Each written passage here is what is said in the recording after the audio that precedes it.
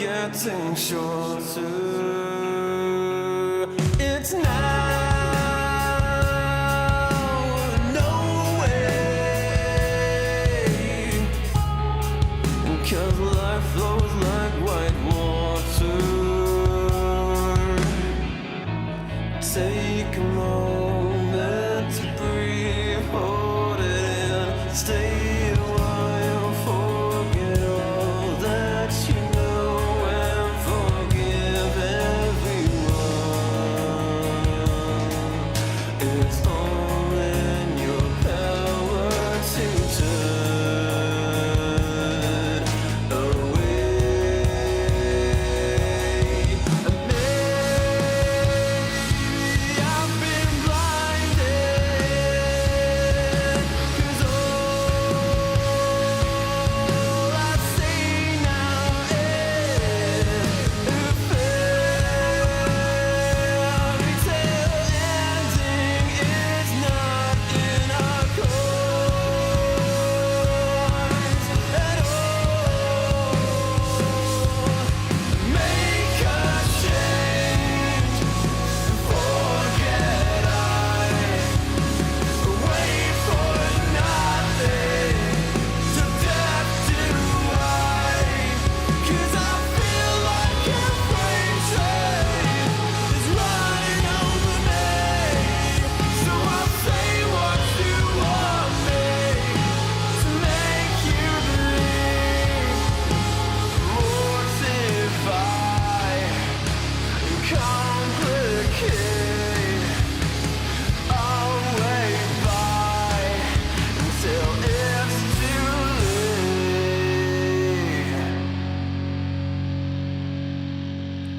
But I think that you know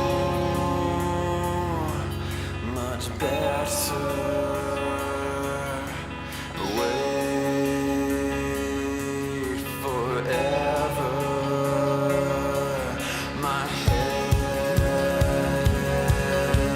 is on straight for once, and you will pay for it.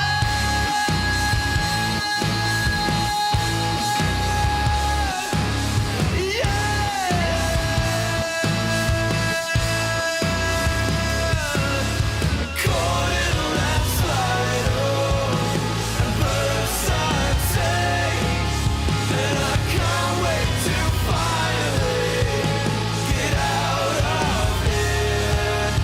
And I feel like a freight train is running over me, 'cause I know like I know everything to make you believe.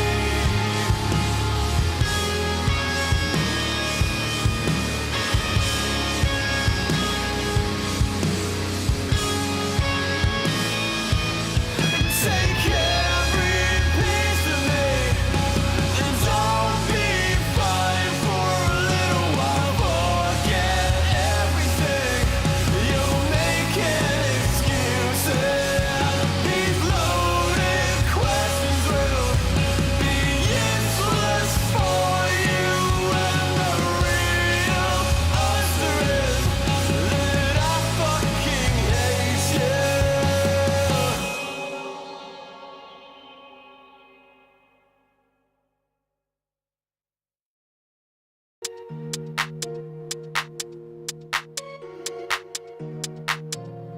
Ich sitz auf meiner Fensterbank, die Nacht zieht vorbei. Ich blicke über den Tellerrand, trinke Sekt auf Eis. Ein Teufel und ein Engel tanzen auf dem Parkett. Vielleicht sind wir unsterblich, müssen nie wieder weg. Ich sitz auf meiner Fensterbank, die Nacht zieht vorbei. Ich blicke über den Tellerrand, trinke Sekt auf Eis. Ein Teufel und ein Engel tanzen auf dem Parkett. Vielleicht sind wir unsterblich, müssen nie wieder weg. Backpack, Kippen und Drinks gegen Tristesse. Großstadtbild, komm mir nicht weg. Kopf fragt, mach kein Pisstest, nein. Ich will nicht auf deine Party gehen. Engel und Teufel tanzen schwanzig. Von deinen Lippen tropft der Chardonnay. Ich küss ihn weg, bevor du schlafen gehst.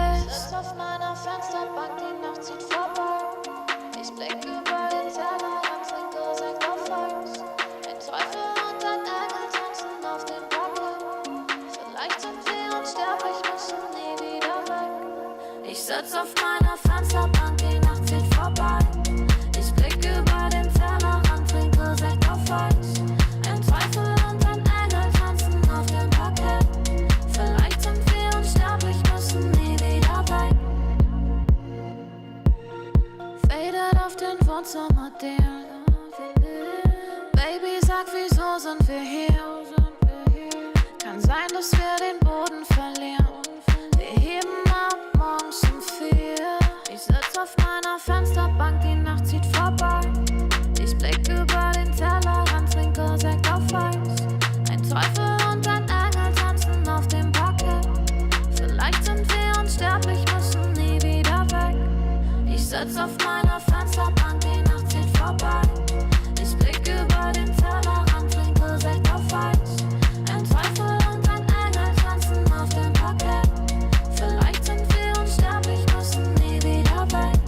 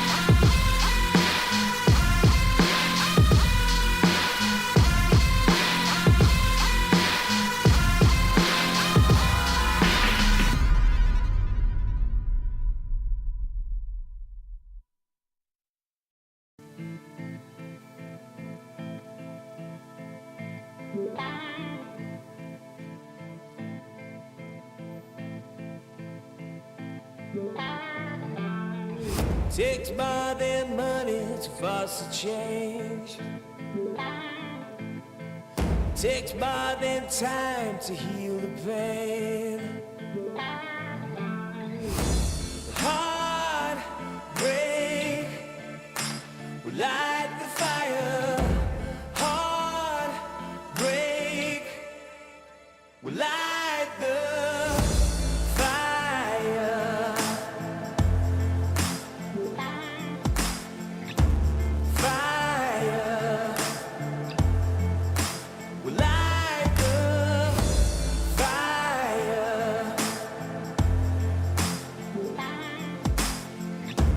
Fire will light the fire.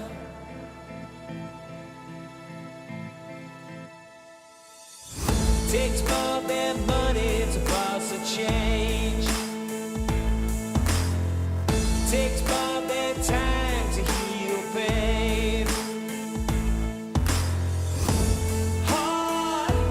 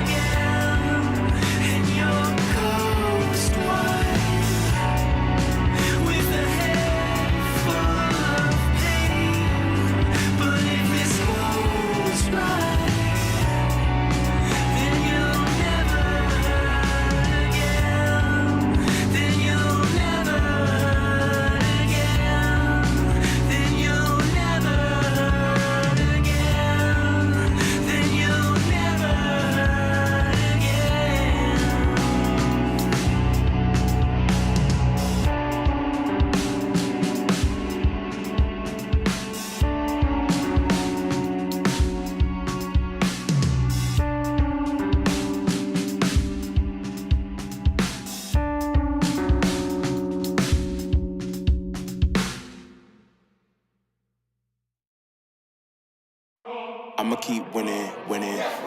I'ma keep winning, winning. Ooh. I'ma keep winning, winning. You can try to save yourself, but you only gon' play yourself. You can try to save yourself, but you only gon' play yourself. You can try to save yourself, but you only gon' play yourself. You can try to save yourself, but you only gon' play yourself. Yeah, you gon' need 100 men, 100 scopes, 100 cans just for you to watch what I'm doing under the sun again. God-given gift, MCs doing the running man. If you want me to get it poppin', may cost 100 pence. Yeah, what I supply is always in demand. The throne is mine, take that. It ain't a high five, got the upper hand. I'm too real, can't fake that. Who you know putting fear in them like this? You a vampire, still suck when you bite this. Lord forgive me for my sins, I'm feeling righteous. But they been next to me to show me I might just. They didn't think I could do it, I had to demonstrate how the flow is so heavenly, keeping demons straight. Who they fooling? I showed them the jig is up again. When I asked them who is the best, they get this to stuttering. Tell them I'ma keep winning, winning. I'ma keep winning, winning. Ooh. I'ma keep winning, winning. You can try to save yourself, but you only gon' play yourself. You can try to save yourself, but you only gon' play yourself. You can try to save yourself, but you only gon' play yourself. You can try to save yourself, but you only gon' play yourself. I came this far, nothing can't stop me now. They knock me down, but they can't count me out. I can't lose, I won't lose. I can't lose, I won't lose. You may wanna save yourself. I think it's best you run away. I won't let you finish. When you came for me, you played yourself. You scream for help. It's a shame that nobody will hit with. No pain, no gain. Watch who you bang with. Make it to the top with the same ones I came with. I shoot my shot, you better know that I'ma never miss. When they coming for me, yeah, I'm gonna tell them this. I'ma keep winning, winning. I'ma keep winning, winning. Ooh. I'ma keep winning, winning. You can try to save yourself, but you only gon' play yourself. You can try to save yourself, but you only gon' play yourself. You can try to save yourself, but you only gon' play yourself. You can try to save yourself, but you only gon' play yourself.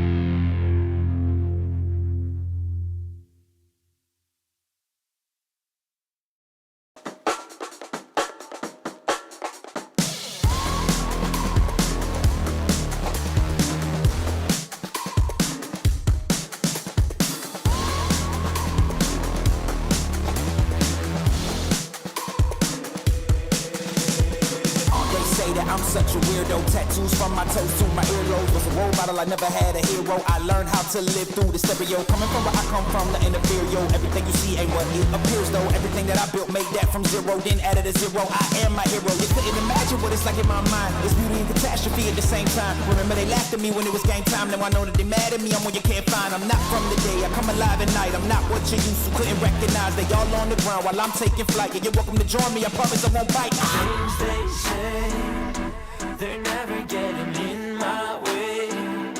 And even if I make mistakes, I will always see them through. Cause I don't wanna play your game. I had enough, I'm burning up so hot I just break your chain. You can never stop what's building up inside of me.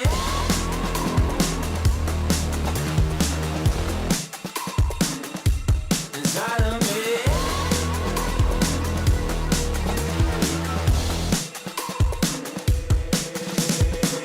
They call me a monster. I guess I don't fit in with the imposters. I'm taking the mask off. Prepare your conscience. Prepare for honest. Cut off all the nonsense. I'm all of your chakra. Wonder who shot you. Go call the doctor. Boom like the chopper. Don't you get chopped up. I'm here to stop you. Whoever wants smoke like a roster, break you off proper. Things they say, they're never getting in my way. And even if I make mistakes, I will always see them through. What's that? Cause I don't wanna play your game. I had enough, I'm burning up so hot I just break your chain. You can never stop what's building up inside of me. Play your game. I had enough, I'm burning up so hot I just break your chain. You can never stop what's building up inside of me. They say that I'm such a weirdo. Tattoos from my toes to my earlobe. Can never stop what's building up inside of me. They say that I'm such a weirdo. Tattoos from my toes to my earlobe. Can never stop what's building up inside of me.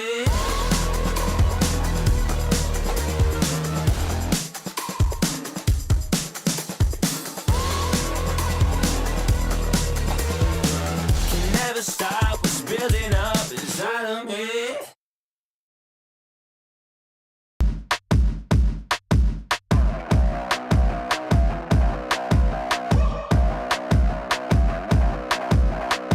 My Uber ride drop me off Fairfax and Beverly. The sneakerheads walking up, they try to talk to me. They say, do I wanna fight? They say, do I wanna go? I say, I'm feeling too high. I say, come on and let's dance. Fly, I don't try.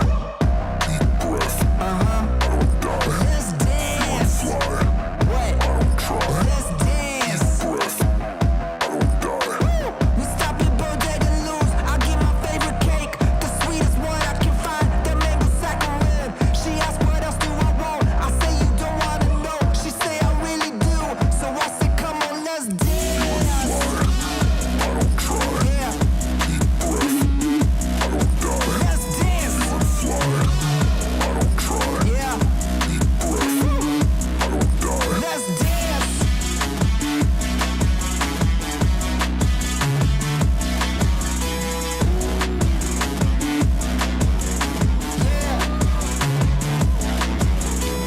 Fairfax and Beverly, Fairfax and Beverly. Come on and dance with me. I speak so cleverly. I step with anyone from 1 to 70. I got this bug in me, so come on, baby, baby, let's dance. Fly, I don't try. Let's dance. Breath, I dance with you. fly, I dance with you. I dance with you. deep breath, I don't die. Come on, dance.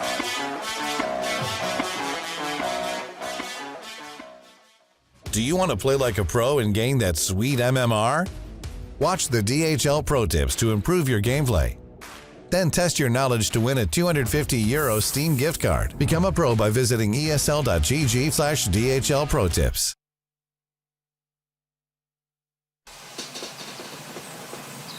You love it, you wear it. Wear your passion. Share your passion. Wherever, whenever. Gaming is a lifestyle. Get your merch at shop.eslgaming.com.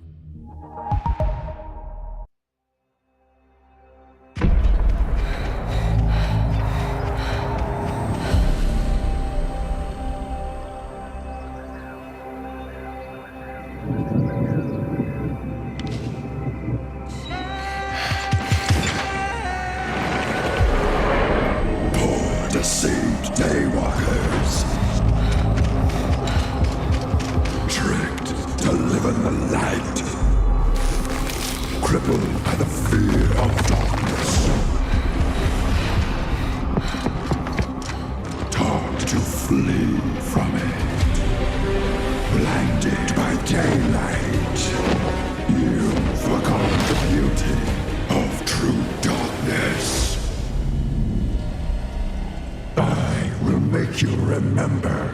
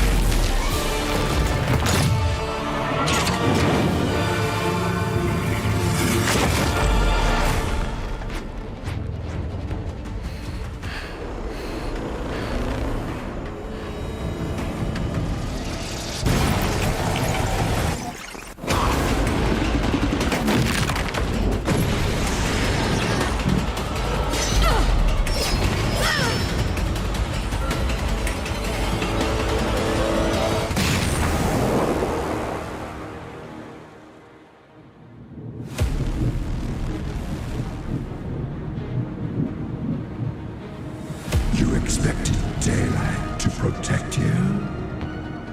Your sun sets. Look into my eyes. I will help you see. I will set you free from the chains of lies and bring you back home. Into the shadows.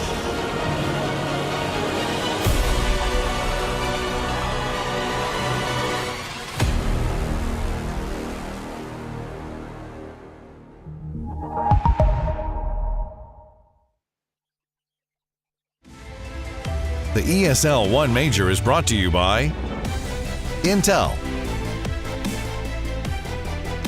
Acer Predator, DHL, and Monster Energy.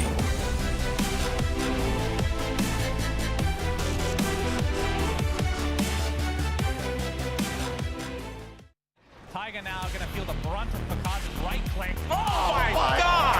Picard! Oh my God! Everybody from OG's dropping like flies. GG's called. EG take it 2-1, and they will continue on at the Berlin Major. I will give it to you if you sing like Nagasira. Quinn desperately jumping in, attempting to finish off Antares. He will get it. Takes out Antares. Ramses also incredibly low in this sort of situation. Ramses going to stand his ground. Because you know the key attacker's coming back in with a combo to set up on a Quinn. Ramses still alive and ready to go for more. Over towards Celery and now towards Tofu as 9 Panthers will get the team wipe and more. Do you want to marry me?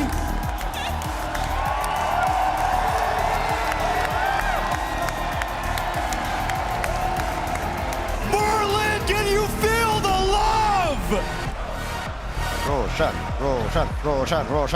He needs that encouragement. He's trying ever so hard. They're going to try and free him. Oh. There you go. He saved him. He saved him and drops down the pit. But why did they do this? Root kind of frees him up. Gaimin Gladiators, they're too far ahead. Durancho pretty much untouchable now on his Terrorblade. Miro tries to poke it back, but they know they can't turn it. GG is called. Gaimin Gladiators with a fantastic game 2.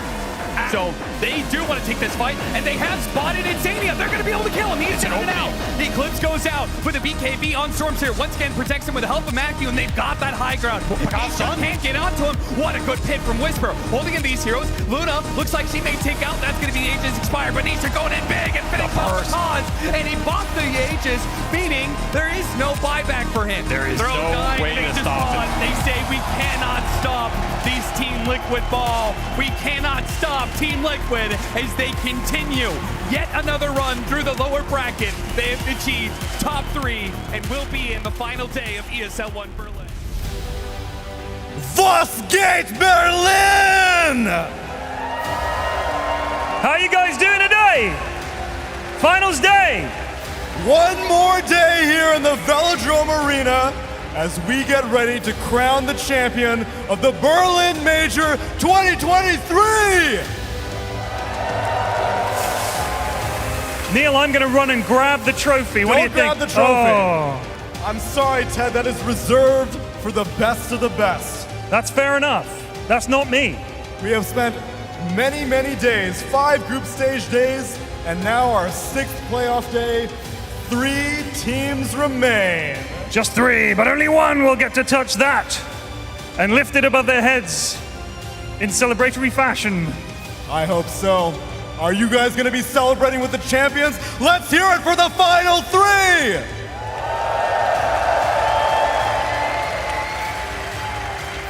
Team Liquid, 9 Pandas, and Gaimin Gladiators are eagerly waiting to perform in front of you.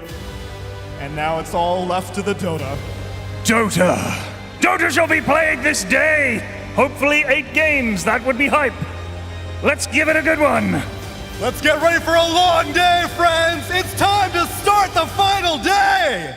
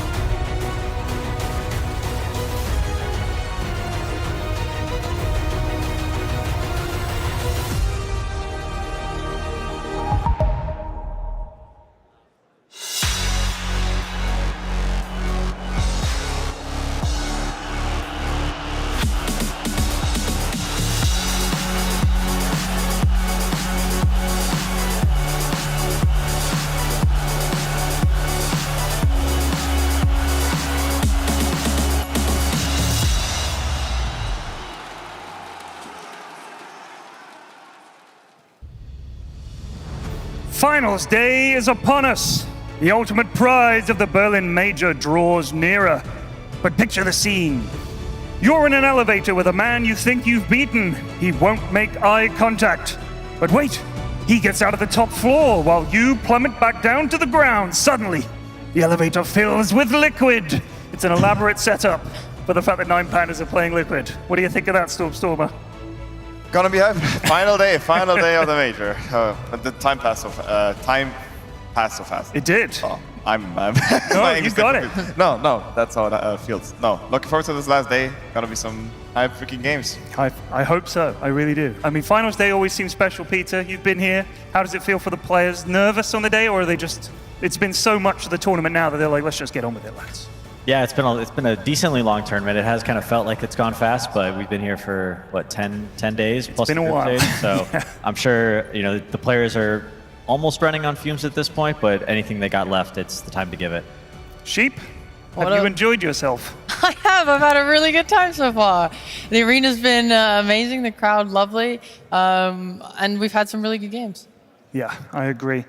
This is about a journey, really, of these 3 teams. From Group A, all from Group A. They were first, second, and third in their group. They actually went 1-1 every time they played each other. How are we going to separate these teams? We're going to have to break these ties somehow. What's it going to take, Stormstormer? I love that research, actually. I didn't know they're all from Group A. I wasn't that good. It's true. That's actually wow. Somebody told me that. I didn't do that research myself. I want to give credit to Lewis. Oh, they're from Group A in the top 3 teams. Yeah. Holy moly. Yeah, no, this is gonna look like a really close series. Like, I've talked to everybody what what the expectations are, who could win.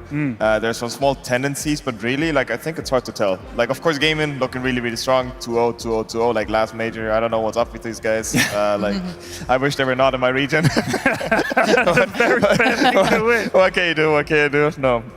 Shout out to Tofu. Well, try and nick some of their players, mate. I think that's what you can do. Do some poaching. Yeah. It doesn't work that way. No. Top teams take your players. That's how it goes.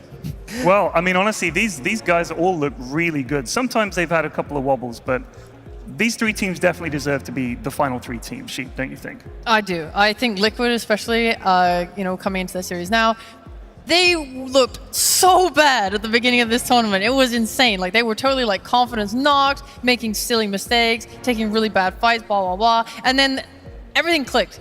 I don't know whether they just had, like, really good team talks, whether their preparation just suddenly made sense to them, but they have come stronger, stronger, stronger. And then watching them yesterday, they're just back to normal. Like, they're looking back to dominating DPC Liquid form earlier this year, looking to win Lima.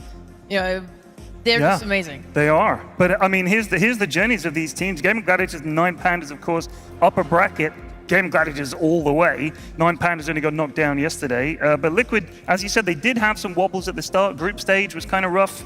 It was pretty close. They just needed a couple of clutch series. Lost to OG, but then they fought their way through. And if we look at their run, they actually only lost 1 game out of the last. I think they 8 wins straight or something. Yeah. They definitely get the most improved award at this event. And I feel like all 3 teams kind of have a different narrative going for them. Gaimin Gladiators is your, undisputed champion. Right. They're the Goliath waiting in the finals, the final boss. Team Liquid, coming from the very first round of the lower bracket, has made it all the way through. And I think most of us are thinking, man, are these guys just going to win the whole thing? Right. And whereas 9 Pandas, they kind of had a bit of a slip up yesterday against Gaimin Glads. They didn't look like maybe they were on the same level as those guys, but they're not out of the tournament yet. They've got one more chance to turn it around. I mean, a lot of people have been talking about them as this sort of dark horse, along with a bunch of other teams. Every team seems to be a dark horse if they're not GG. But 9 Pandas, you mean? Yeah. Because you just said they had a slip-up. I mean, that's true they had a slip-up, but they also looked insanely good first game, right? Like, against Gaimin, they were looking insanely strong. Like, Gaimin, you would imagine this game, they're going to have, like, these top 3 net worth heroes as the laning stage. They look really strong.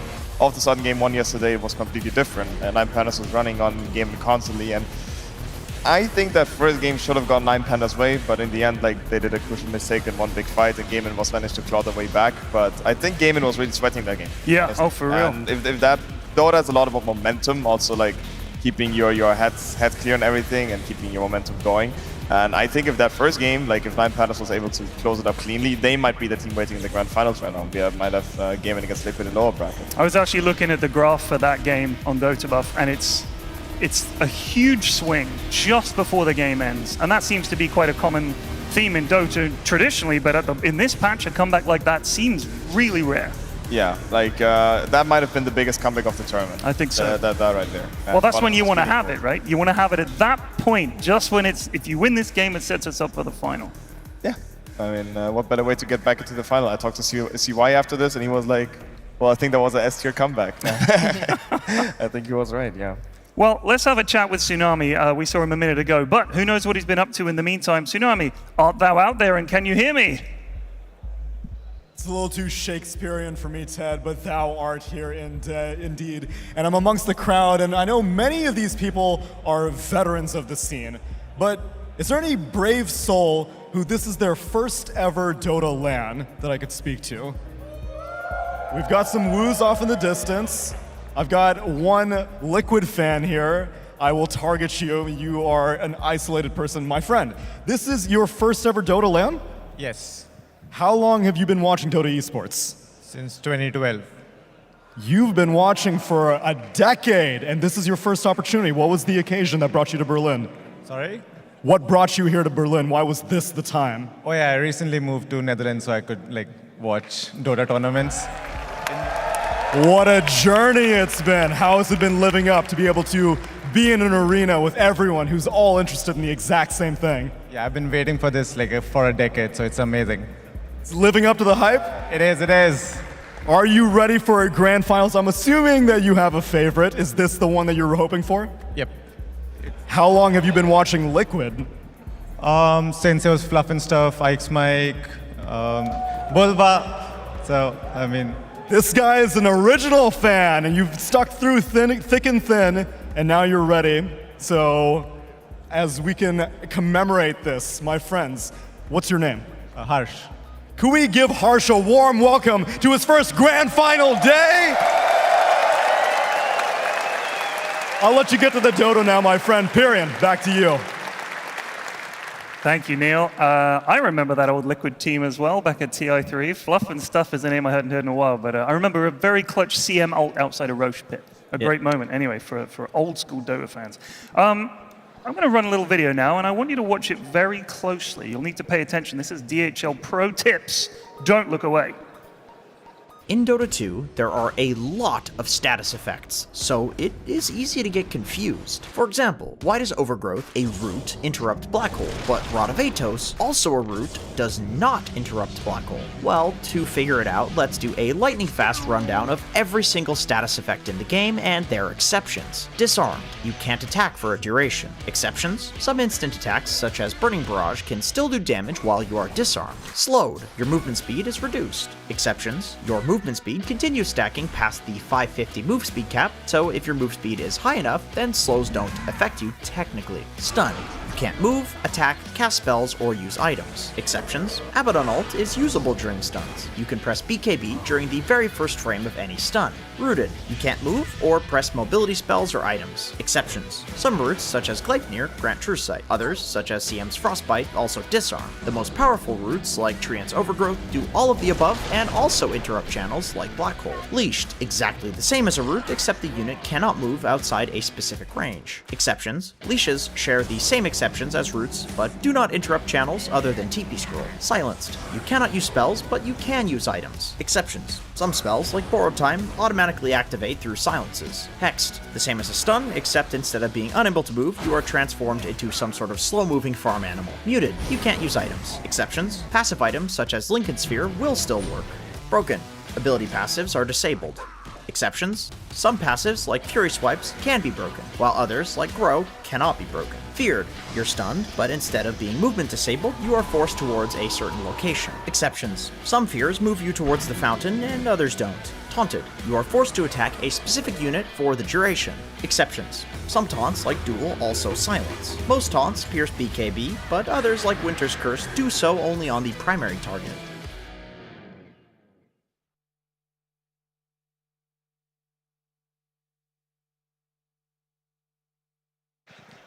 Well, after watching that DHL Pro tip from our beloved Jenkins, you should know which routes interrupt channeled spells. Go to esl.gg/DHL Pro tips and answer the question to win a €200 Steam voucher, or for a chance to win anyway. So, let's have a look at the schedule for today. We'll see what games we've got coming up. We've got, of course, our semi-final, which is 9 Pandas against Liquid, and then the winner of that will play Gaimin Gladiators in the grand final this afternoon. I can't wait. A grand final always feels to me like a sort of celebration of all the hard work that everyone's put in. I think not just the players, of course, but everybody involved in the tournament. And this feels like a great occasion. Two great teams. I mean, one we know, the other two are also great teams. This would be a great final either way. Agreed. And, as much as this is about these players and these teams, these championship Sundays, these grand finals, these majors, TI, it's really about the community and everybody here that is like watching online or came here today to the stadium to watch. This all doesn't really happen or go around without everybody that's a fan of enjoying good Dota. So big shout out to everyone watching. Yeah, give yourselves a round of applause. Why not? Stormer, how do you feel on finals day? I mean, just looking forward to first of all, I'm grateful to be here, even though I didn't qualify to the event, but paddling has been a lot of fun, so I'm just looking forward to cover this next series up. And I think we're going to have some pretty hype matches. I think the stadium's going to be filled. There's a lot of hype fans out there, so ich glaube, es wird geil. Let's go. What? Oh, okay. Well, I'll tell you what. Let's do a little experiment here. Let's find out who here is cheering for, let's say, Gaimin Gladiators. Who here is cheering for 9 Pandas? Who here is cheering for Team Liquid? Wow. So I think the crowd is pretty non-biased. Pretty non-biased crowd. Pretty even crowd.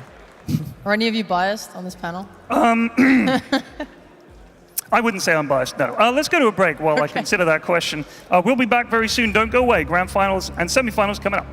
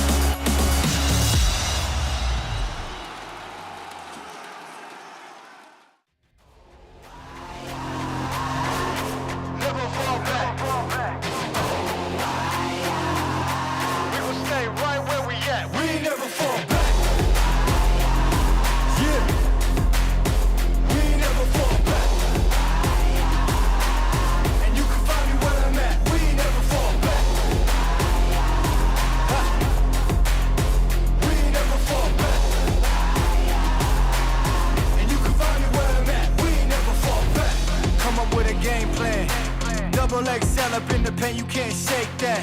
All the way gassed up, full tank, man. Moving too quick, keep the cameras in the playback. Dang, so tell me how you feel with it. You put a lid on it, I ain't got no chill with it. This right here your problem, you gon' have to deal with it. Lay it on the line, high risk, that's the meal ticket. Yeah, we ain't never fall back. Hold our ground where we at. Never fall back. No lies, no facts. We gon' stay right where we at. We ain't never fall back.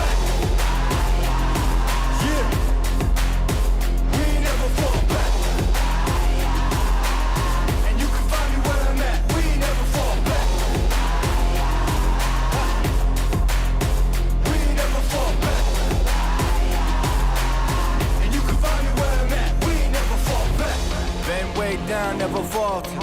Came with the hands out, get them off us. I'm 24/7 in the office.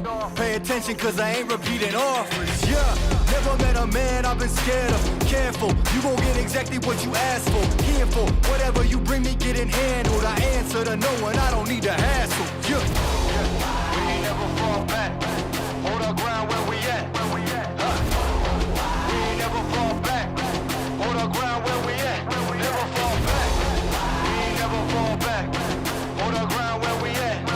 Yeah, no lies, all facts. You can find me right where I'm at. We ain't never fall back. We ain't never fall back. Yeah, we ain't never fall back.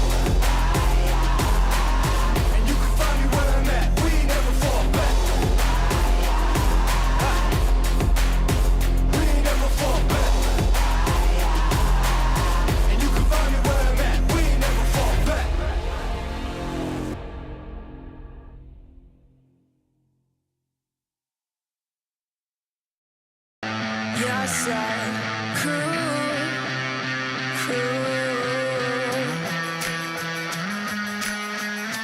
So stick around.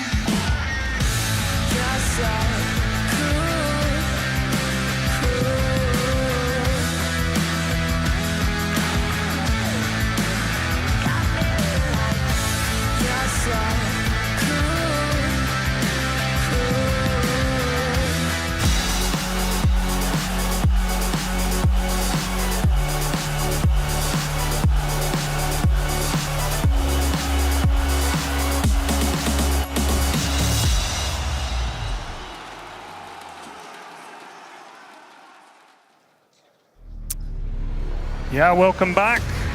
Team Liquid looking very smooth in this lower bracket run of theirs, but 9 Pandas have been upper bracket up until they bumped into GG in a very close series. So this is going to be a tough one for Liquid, maybe the toughest opponent they've had to face so far in this run of theirs. Will 9 Pandas ensure their survival in the tournament and make it to the final, or will Team Liquid continue this imperious march through the lower bracket?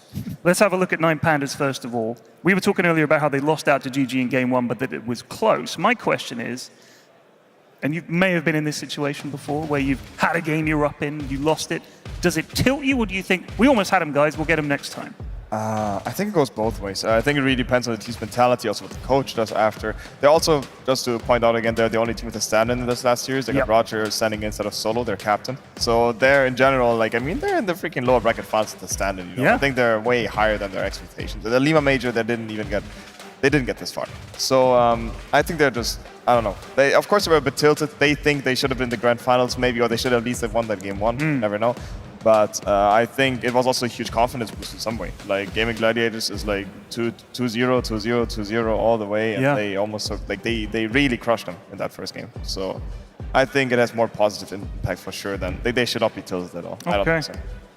Peter, you were going to say something? Yeah, no, it was really well said. I think this team, because they had to stand in, they didn't really have any expectations for themselves, and I think that helped them relax and just kind of gel as like a new team. Hey, let's just do our best, see how far it gets, and it worked out really well.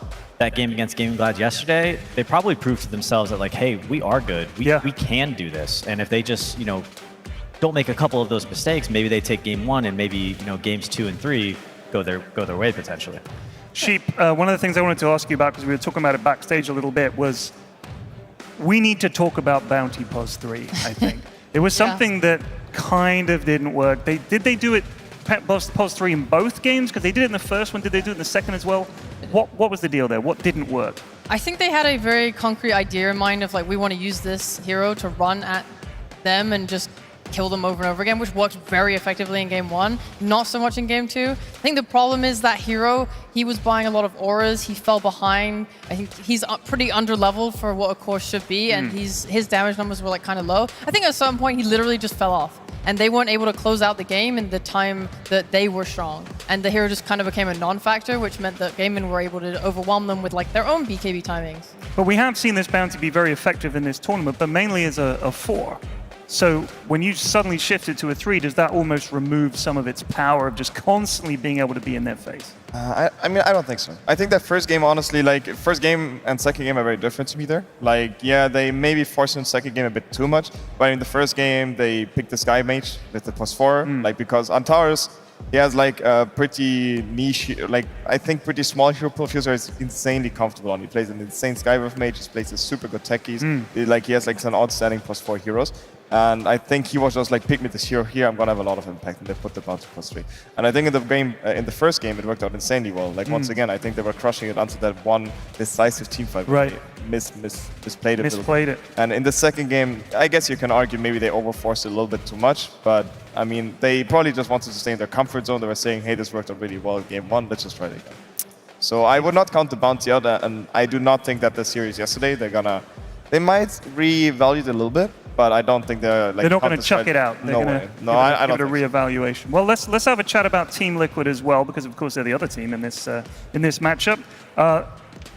They have already qualified to TI through DPC points. We know that. Insani has talked about it a little bit, but we actually got him to talk about that in a little bit more detail. Here we go. Let's have a look at this. If I'm being honest, I don't really think about being the favorite or not being the favorite. I don't even usually think too much about who I'm playing. I feel like you just walk in, you play against your opponent, you try to play your game the best you can, and trust that whatever ideas you're bringing to the table, they're good, they're solid, and they're gonna pull through for you. So I feel like these things they exist outside of it all, and it doesn't really benefit you at all to think about it. It's like when you go look at the groups and you're like, oh, this team needs to win. It's like it doesn't really matter. At the end of the day, all I need to do is go sit down and try to win a game of Dota 2. So usually that's the only things that I try to focus on. The crowd absolutely loves Team Liquid. We want to convince them about what kind of game is going to be happening way early in the morning. So any words out there to everybody here who is here tonight to convince them to come and see you guys kick some ass tomorrow? We're already qualified for TI, so we're trying to play for your entertainment. Hopefully, we'll have some action-packed games tomorrow. I've thought for a second the stage. I think that might have confused a few other people. I think that's interesting because he was like, no, we're just focusing on the game ahead. A little bit contradictory, but I do kind of get where he's coming from, that before every game he's not going and analyzing it. But it must be nice to have that weight off your shoulders. We've made it, lads. We've made it. Now we can go and enjoy ourselves and relax. Peter, do you think that's a good mentality to be in at this point in the season, where you can kind of ease off, or would you rather that you were panicking? I don't even know if I believe him, to be honest. Like, I'm a little skeptical. These guys have finished second place twice to Gaimin Glad first at the Lima Major, second at Dream League, which were kind of the two big tournaments so far this year. I feel like they would want that trophy, right? They want to win, don't they? Yeah, I mean, the rivalry. So in general, what he said, I think, is a very nice feeling. What he said, that like it's one of the best feelings as a player, as a team, to just do your own thing, not care about who you play against, and just play your strategy. That shows that you're confident in what you're doing, and you don't care what the enemy team is doing. You do your preparations in a small way, but that's about it. But I agree, Peter. Probably, like, I mean, they played 2 grand finals against Gaimin. The first one, Lima Major, you can halfway count because they didn't have Boxy. They had a stand-in. Their jab standing in, and Boxy is a crucial part to their team. But the last time, of course, like in the Dream League, they went 3-2. It was insanely close. They could have won that thing. They definitely, like, they will not give up easily. But anyway, we're talking about a series. They first have to get to the upper bracket, right? Indeed. Sheep, let's talk about the early patch for Liquid, because we've basically seen them since the patch dropped. There were definitely some wobbles in their performance early on. At what point do you think they sort of started to settle down, or did you notice, like, okay, I think they're getting the hang of this? Oh, when they won, like when you start winning every game. Probably winning every game. Yeah, they start winning every game. It feels like they know exactly what they want to do in their drafts. Like, you can see like clear patterns. They prioritize this like Beastmaster or Alchemist, and then they build a draft around it. Insania's playing these safe supports every single game, like the Oracle, the Lich, the Silencer, just stuff that will cover Mickey and allow him to have a really good game. Nisha is getting pretty much one of the spirits mid every single game and just making stuff happen on the map. Like, these guys have a very clear game plan. It's clear that they've figured out what they want to do, and it's working for them. So obviously Nisha is going to be up against Kiyotaka in this mid matchup. This kid, Kiyotaka, as people have referred to him, as this young lad, he's come out. Basically, this tournament has sort of been his sort of announcement, I suppose. Maybe he wasn't a secret to some people, but to a lot of people, his Tinker was like blowing people away. Is this an exciting matchup for him to be up against Nisha? Do you think that's a core matchup for this series? I'm a little worried that Nisha might run away with it. I think they cannot let him play Ember Spirit. I feel like he is just on another level on this hero right now, and he makes these little tiny plays that you think maybe they don't have major impact, but they do. And they're the difference makers in this like early to mid game pressure that Liquid was able to get going. Yeah, I mean, the Ember Spirit is looking really strong right now. They definitely have some sort of idea how they want to draft around it, and they think like they have some certain understanding of the hero, how it has like big impact. Like yesterday, we even saw them pick it on 8 on the first stage last pick. So they picked it really, really early, and usually Ember you pick rather late. So yeah, it's also something I considered that maybe Nine Pandas will look more into it. But I wouldn't say that I think the mid matchups in terms of mechanics is pretty even, personally. Lanisha has always been an outstanding mid laner, but also Kiyotaka, of course, like this has been a very strong tournament for him. I got the chance to lane against many times in pub games. He's really on point on his mechanics. So I think in like the individual skill, there's not a too big difference when it comes down to laning and all that stuff. I mean, it's impressive alone that he's getting a respect ban for this Tinker hero, who we don't really see anyone else picking Tinker much. He made it look absolutely overpowered. Sheep, I'd like to ask you a question about your expectations for heroes, because we have seen Doom and Beastmaster seem to be core heroes earlier on in the patch, and now they're making it through to like 4th pick and 3rd pick and stuff like that.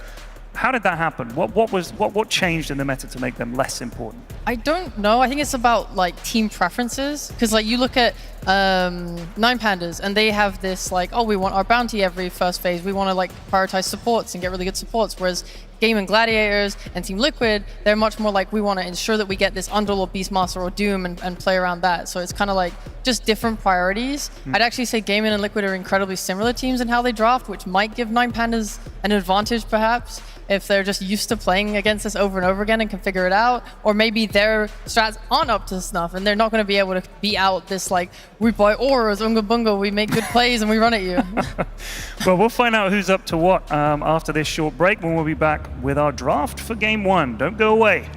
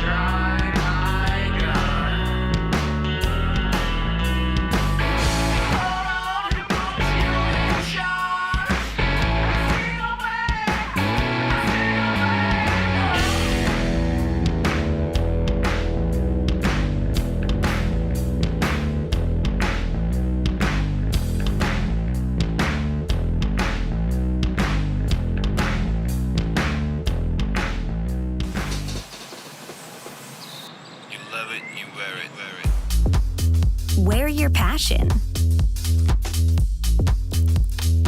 Share your passion. Wherever, whenever. Gaming is a lifestyle. Get your merch at shop.eslgaming.com.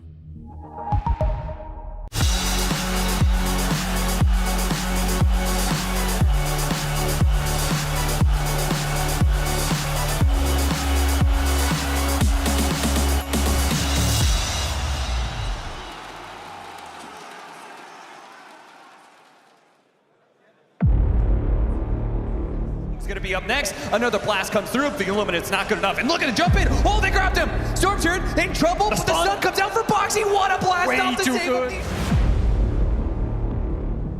We want win tournament, and for this we need anyway win best of 5. And if we have extra game, it is not bad for us.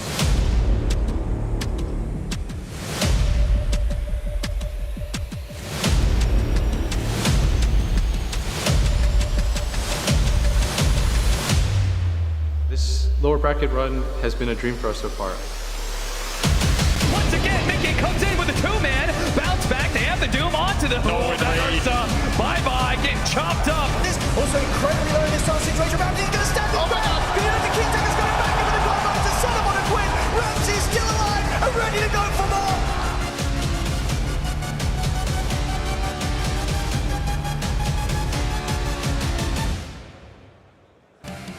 Velodrome Arena.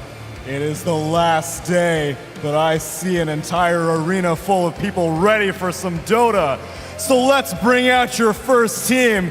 I don't think they're endangered at all, but we will bring in our lower bracket finalists. Please welcome 9 Pandas!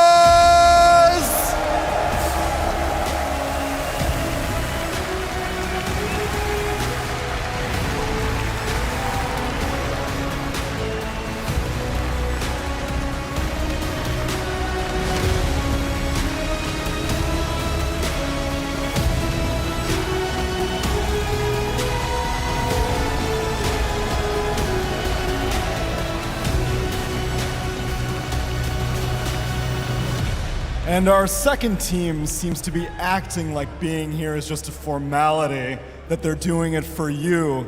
It's up to you guys to prove it to them that there's someone to do it for. So please, a warm welcome for Team Liquid!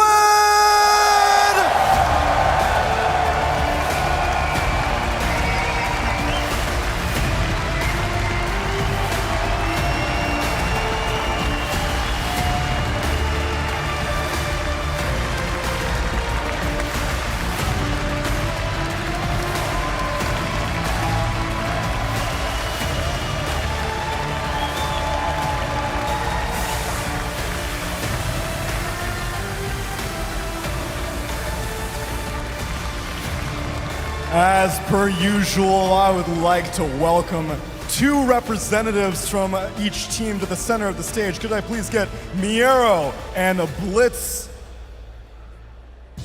Welcome, my friend. Welcome, welcome. People seem very excited. Now, Blitz, Aiden mentioned yesterday during your winner's interview that they're just here for the crowd's entertainment. That's what you're playing Dota for. What's the most entertaining thing that you think is going to happen here? That we lose and Quinn has to play against Ramses again. Miro, do you take charity games? Or are you going to fight for it? I say one thing. Hello world, and we're here to fight against Liquid. They're here to fight, my friends. I would suggest that you guys do the whole MMA thing, but it never works out. So a handshake, you do the fighting on the field. And let's see what fighting is gonna come out of the draft for game number 1. Period in the panel. It's back to you.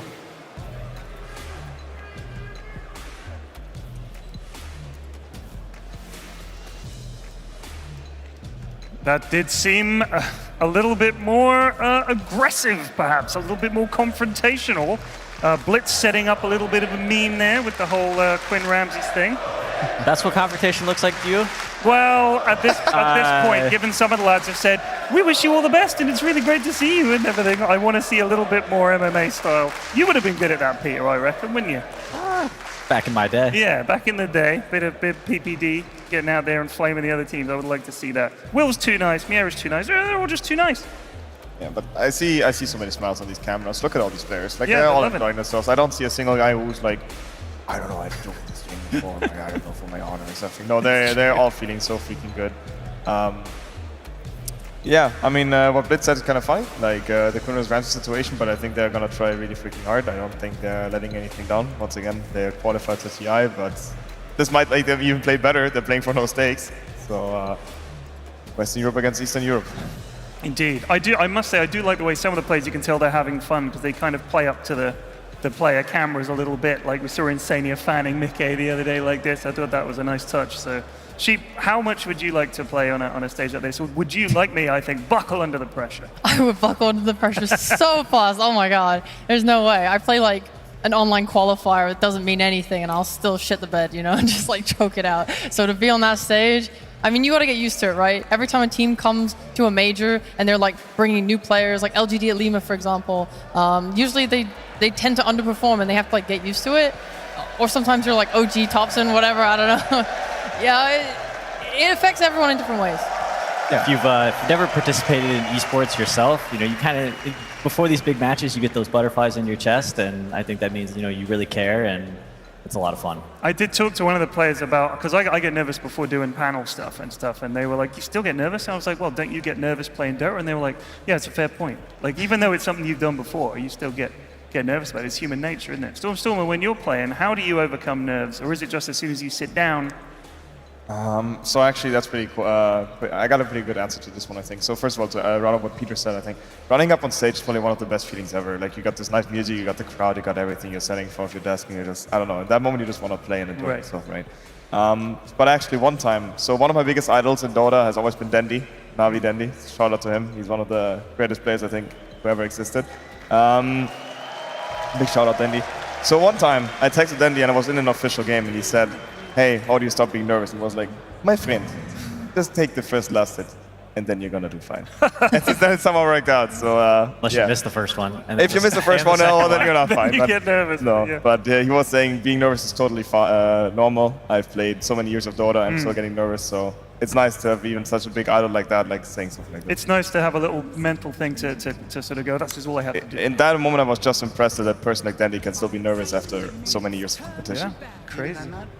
Draft is on. Indeed, and we've seen Kotal and Medusa banned, and Doom, and then what might be next here? What are we thinking? You can hear some small voice lines in the back. We can hear some voice lines. Honestly, I heard I'm Purge. really impressed. Honestly, I'm really impressed. They're spamming voice lines in the draft. That's where you know that they're all in zone, you know. They're serious. Looking good. 3, 4, 5, 6, That's 7, 9. 8. That is 9. Let's go. That is 9 pandas. Well done. Impressive. I think Liquid will ban Alchemist. I don't think they want 9 pandas to get their hand on that hero. Yeah, so 9 pandas as first pick. I think that's pretty good for them, honestly. I think Liquid has been looking at as an insanely strong first pick game in the last years because I think they did not lose with Alchemist, they did not lose with Beastmaster, and they never got Medusa. So their first pick looks insanely strong, but things have switched up.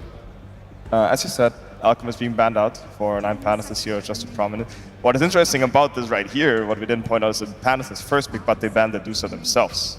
So they were not interested in taking it and also not giving it. It's a big draft disadvantage for them. Many teams would just take that first pick Medusa and use it as we've seen it, to be so OP. But they actually taking a book out of Team Liquid's book, and I'm glad they did this. They're not letting Zai play Doom or Beastmaster, which I think is really important for this series. Zai has just been too comfortable and too successful as heroes this tournament. So they trade offlaners, they get like Underlord +1, do you think? Yeah, but Underlord is kind of, he's a great offlaner. He's really good. They probably will take it. They're both really good, right? But I love this. What's alternatives? Yeah, if they don't take the offlaner right now, then it's probably going to get banned second phase, and they got to go to that next tier of offlaners. Right. They are taking the Monkey King.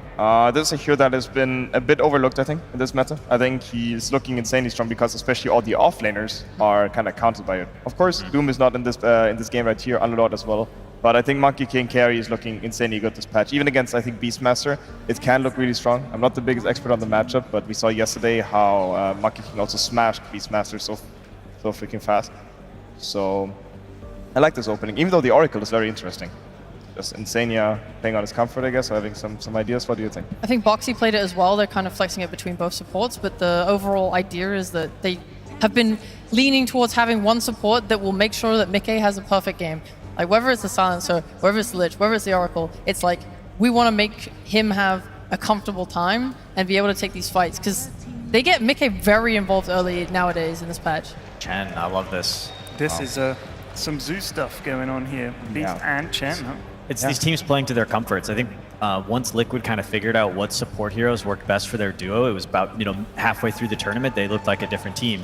Originally we thought, oh, Chen, Ench, Crystal Maiden, these are going to be Wisp, right? These are going to be the popular heroes. But now we see Liquid going for Oracle, Techies, Caudle, and what was the other one? Lich. Lich, yeah. Right? So they've kind of switched up their pool to fit their playstyle, and I think that was a great adaptation. And Nine Pandas is the same way. They're playing to their teammates' strengths. And Roger on this Chen or Enchantress has he's the best Chen or Enchantress at the tournament. I think he's looking really strong. He's a Grandmaster Chen. You could just see the smiles on his face. Like, he just wants to play this hero. He's getting the 8th pick, which means like the last pick in the first stage for this team, which is like a super strong, important pick, and he just takes it. Give me Chen. Get those skelly boys marching again. Yeah. Oracle doesn't deal well with Chen. It's a lot of stuff, and it's good sustain. This hero, it can scale really well out of a 5 position, honestly. It gets all these auras up and gives you so much tankability for your team. So, can go quite crazy. Is that the married couple, or? Congratulations. That's not the, I guess, yeah, just married, not just engaged, huh? Lots of love in the crowd. Herald is also a human. Well. Did you just say well? I said well. I played with quite a few Heralds. And are you a Herald? No, I'm not a Herald. Oh, well, maybe with recalibration I am. If you watch his gameplay, his badge doesn't represent his game. Oh, bless you, Sheep. Yeah, you're worse. Oh, thank you, Sheep. Thank you. Okay, so it's important to note that Liquid will have the pick out of the draft. There's no longer an Underlord for them, and then they banned their own Storm Spirit. Yeah. Popular heroes still in the pool, or I'm looking at these mids, the Void Spirit, the Ember Spirit. Yeah, exactly. That's what Pangolier potentially as well is quite good against summons. Yeah.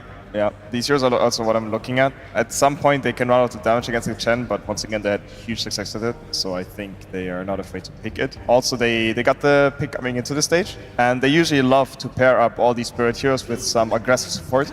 And what they did run was, for example, the Mirana on Boxy. So I can see them, for example, now picking a Mirana in the beginning, seeing what the enemies will double pick, and then just take a casual Spirit hero or something like that for Nisha. You guys were talking about the fact that if they don't pick this offlaner Underlord in the first phase, it's going to get banned out. Now, Nine Pandas are just banning out offlaners. All of Zai's heroes. This is going to narrow Zai's selection down a lot, isn't it? So what choices does he have left? He has to think about Beastmaster and Chen. This was a direction I thought they would go in, is get rid of these early offlaners and make sure that Zai doesn't play that Beast and Doom. And because Liquid didn't take the Underlord, for exactly what you mentioned, now it's gone. Darkseer's gone too. The other heroes he played were Dragon Knight, he played a Necrophos game, and he played a Magnus game, but I would argue those were some of his weakest performances this tournament. Yeah, I mean, there's definitely some just S-tier offlane heroes that seem to be really prominent in this patch, like the Doom, like the Beastmaster, Underlord, Darkseer. So I agree. I love the drafting approach in that regard about the offlaners. I think this is like one of the most critical pools in the game. In general, I still love the Beastmaster first pick. And of course, Team Liquid has to... They will just respond to what Nine Pandas is going to pick, because Nine Pandas has to do the blind pick in the coming stage. They have to either blind pick their carry or their mid lane. There's no flexing around or anything. You know the Beastmaster goes to the off lane. So Liquid has the little bit more relaxed approach. Spec banning Tinker and taking TV. Okay. This means that the Monkey King will be position 4, obviously, or on Nisha. We have seen it on Nisha before. So still some flexibility. TV is looking like an insanely strong hero this meta as well, I feel like.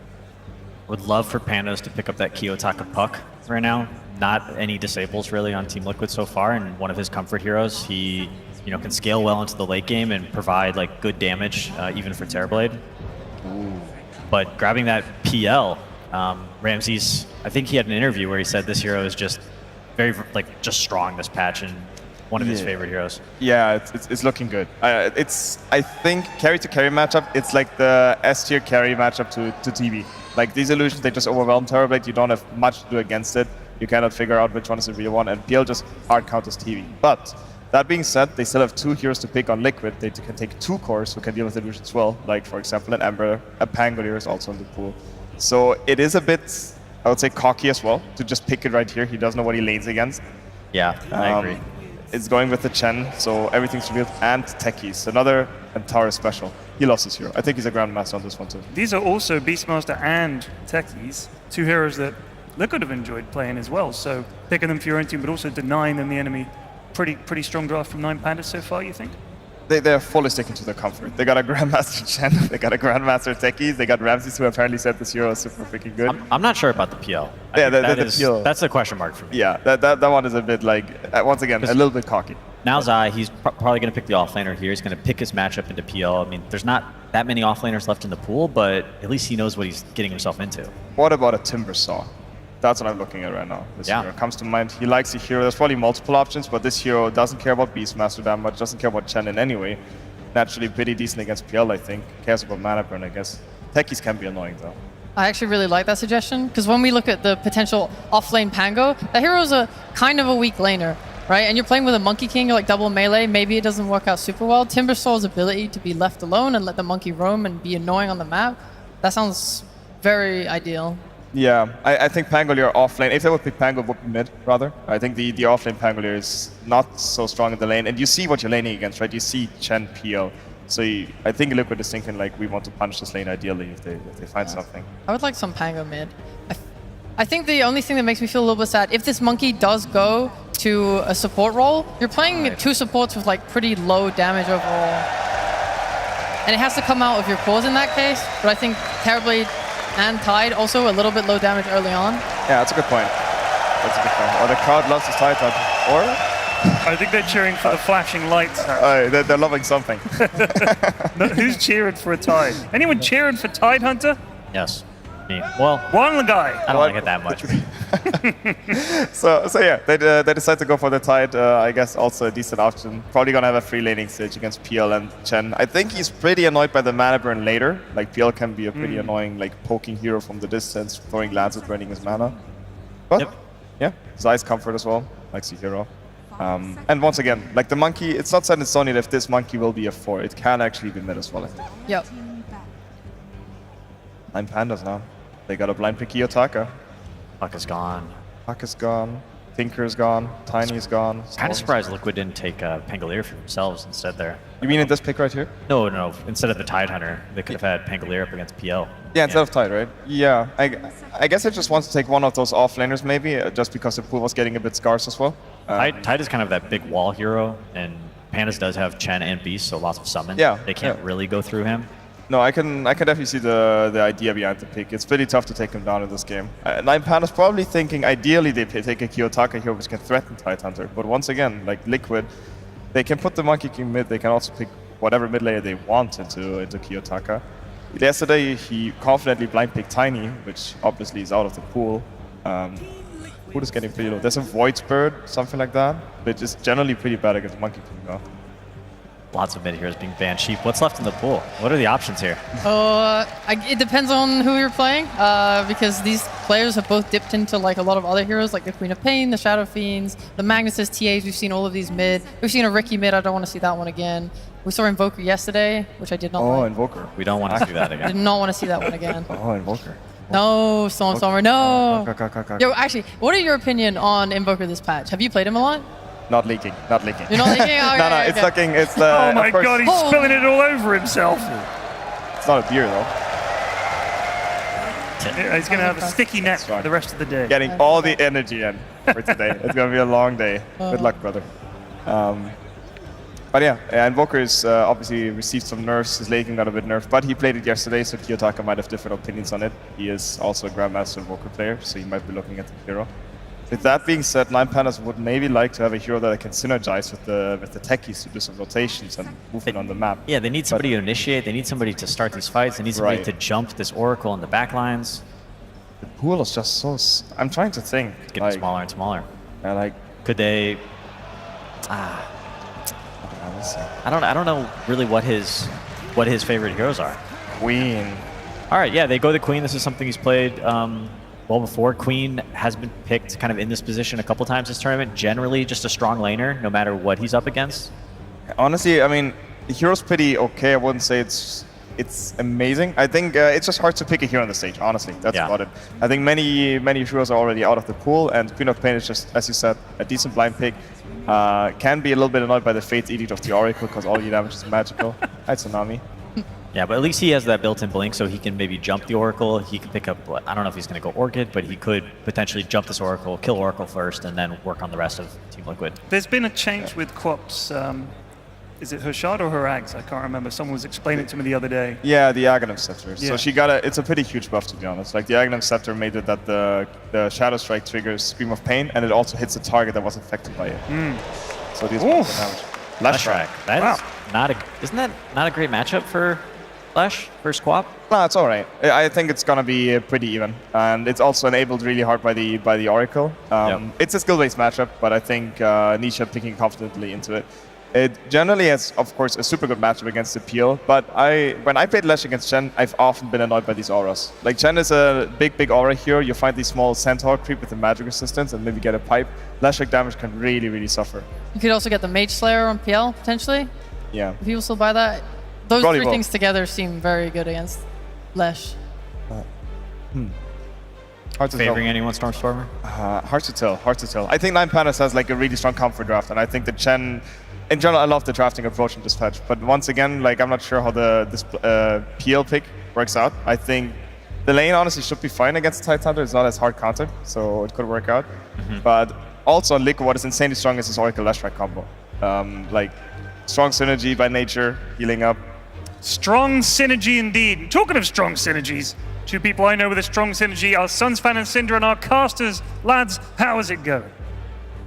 Great. Thank you, Pyrian Flax. How are you doing, good sir? You can't speak to me, so you can't actually answer. Sunsfan here with Cinder in lower bracket finals. Team Liquid versus 9 Pandas on the new patch 8.0, otherwise known as 7.33. B. This is going to be, epic. This is going to be an epic matchup. 9 Pandas have been extremely strong at this tournament, and Team Liquid, we already know their pedigree and whatnot, so your thoughts, good sir? I feel like this draft, the way this developed step by step, I really like what Liquid did to try to solve some of the problems that 9 Panda were throwing at them. The Tide pick for me is really good for a couple of reasons. As the panel talked about, it kept the Monkey King flex until the very end so they could decide which path they wanted to take. And overall, Tide is also a good wall against the Chen army, and the way this hero plays the map, it's also good against Beastmaster. It's one of the heroes you can't really, just roar and kill. So there's a lot of pros for this hero. On top of that, I don't know. I feel like having two good friends as Oracle is really nice. Both Leshrac and Monkey King love to play together with the Oracle, as well as the Terrorblade, who's obviously the carry this game instead of the Monkey. So plenty of ways for Insania to play this game. Now, for the other side, for 9 Pandas, I think in this game you want to play tempo while Ramses is farming. Your other 4 heroes really want to put the pressure on the map. And my big question is, are you going to get through the wall of Tide? Like, this hero is really going to determine the game, I feel like. So maybe you start trialing against this guy. Can you do that with your heroes? Can you pressure him out and give him a bad game? Or we'll see. Yeah, what do you think the reason is we haven't seen a whole lot of Tide in this tournament thus far? There were still a lot of offlane heroes available, as the panel was talking about, so they purposely chose for the Tide relatively early. I don't think we've seen the trio of Chen, Beastmaster, PL very much, which just gives the hero more and more added value. Usually we will see maybe one of these heroes, maybe 2. Let's imagine the PL was a different carry entirely. Then the Tide pick looks a lot worse, but it doesn't necessarily look bad if it's a different carry, but it's just like an S tier pick this game because of the added value that it has. However, worth noting, obviously Tide is pretty susceptible to getting mana burn, and PL will absolutely be going Diffusal. So it's a little bit of you can poke and prod, you can maybe drain his mana, and then you can go from there as Ramses in this game. Yep, that is true. And it feels like that might be how you have to play regardless later on in the game, right? It's a little bit of flanking, playing on angles instead of just brute forcing S5, because you would be brute forcing into Monkey Ring, Tide ult, Lesh. It's hard. So there's not exactly a silver edge carrier per se on 9 Panda's side though, so you have to kind of force it a bit onto the PL. True. Yeah, we'll see what they opt for if it gets to that point. I mean, we've seen...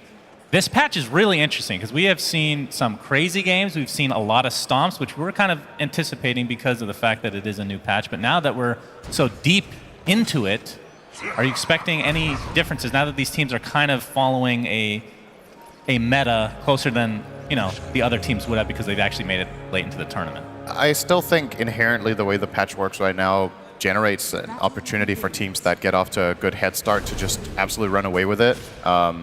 So I would be surprised today if all the games we see are close. I think some of them will be pretty one-sided, and that's going to be because either a team just out-executes in the first 10 minutes in the laning stage, uses the gates better, or because they have a strategic advantage where they've just counterpicked the lanes better.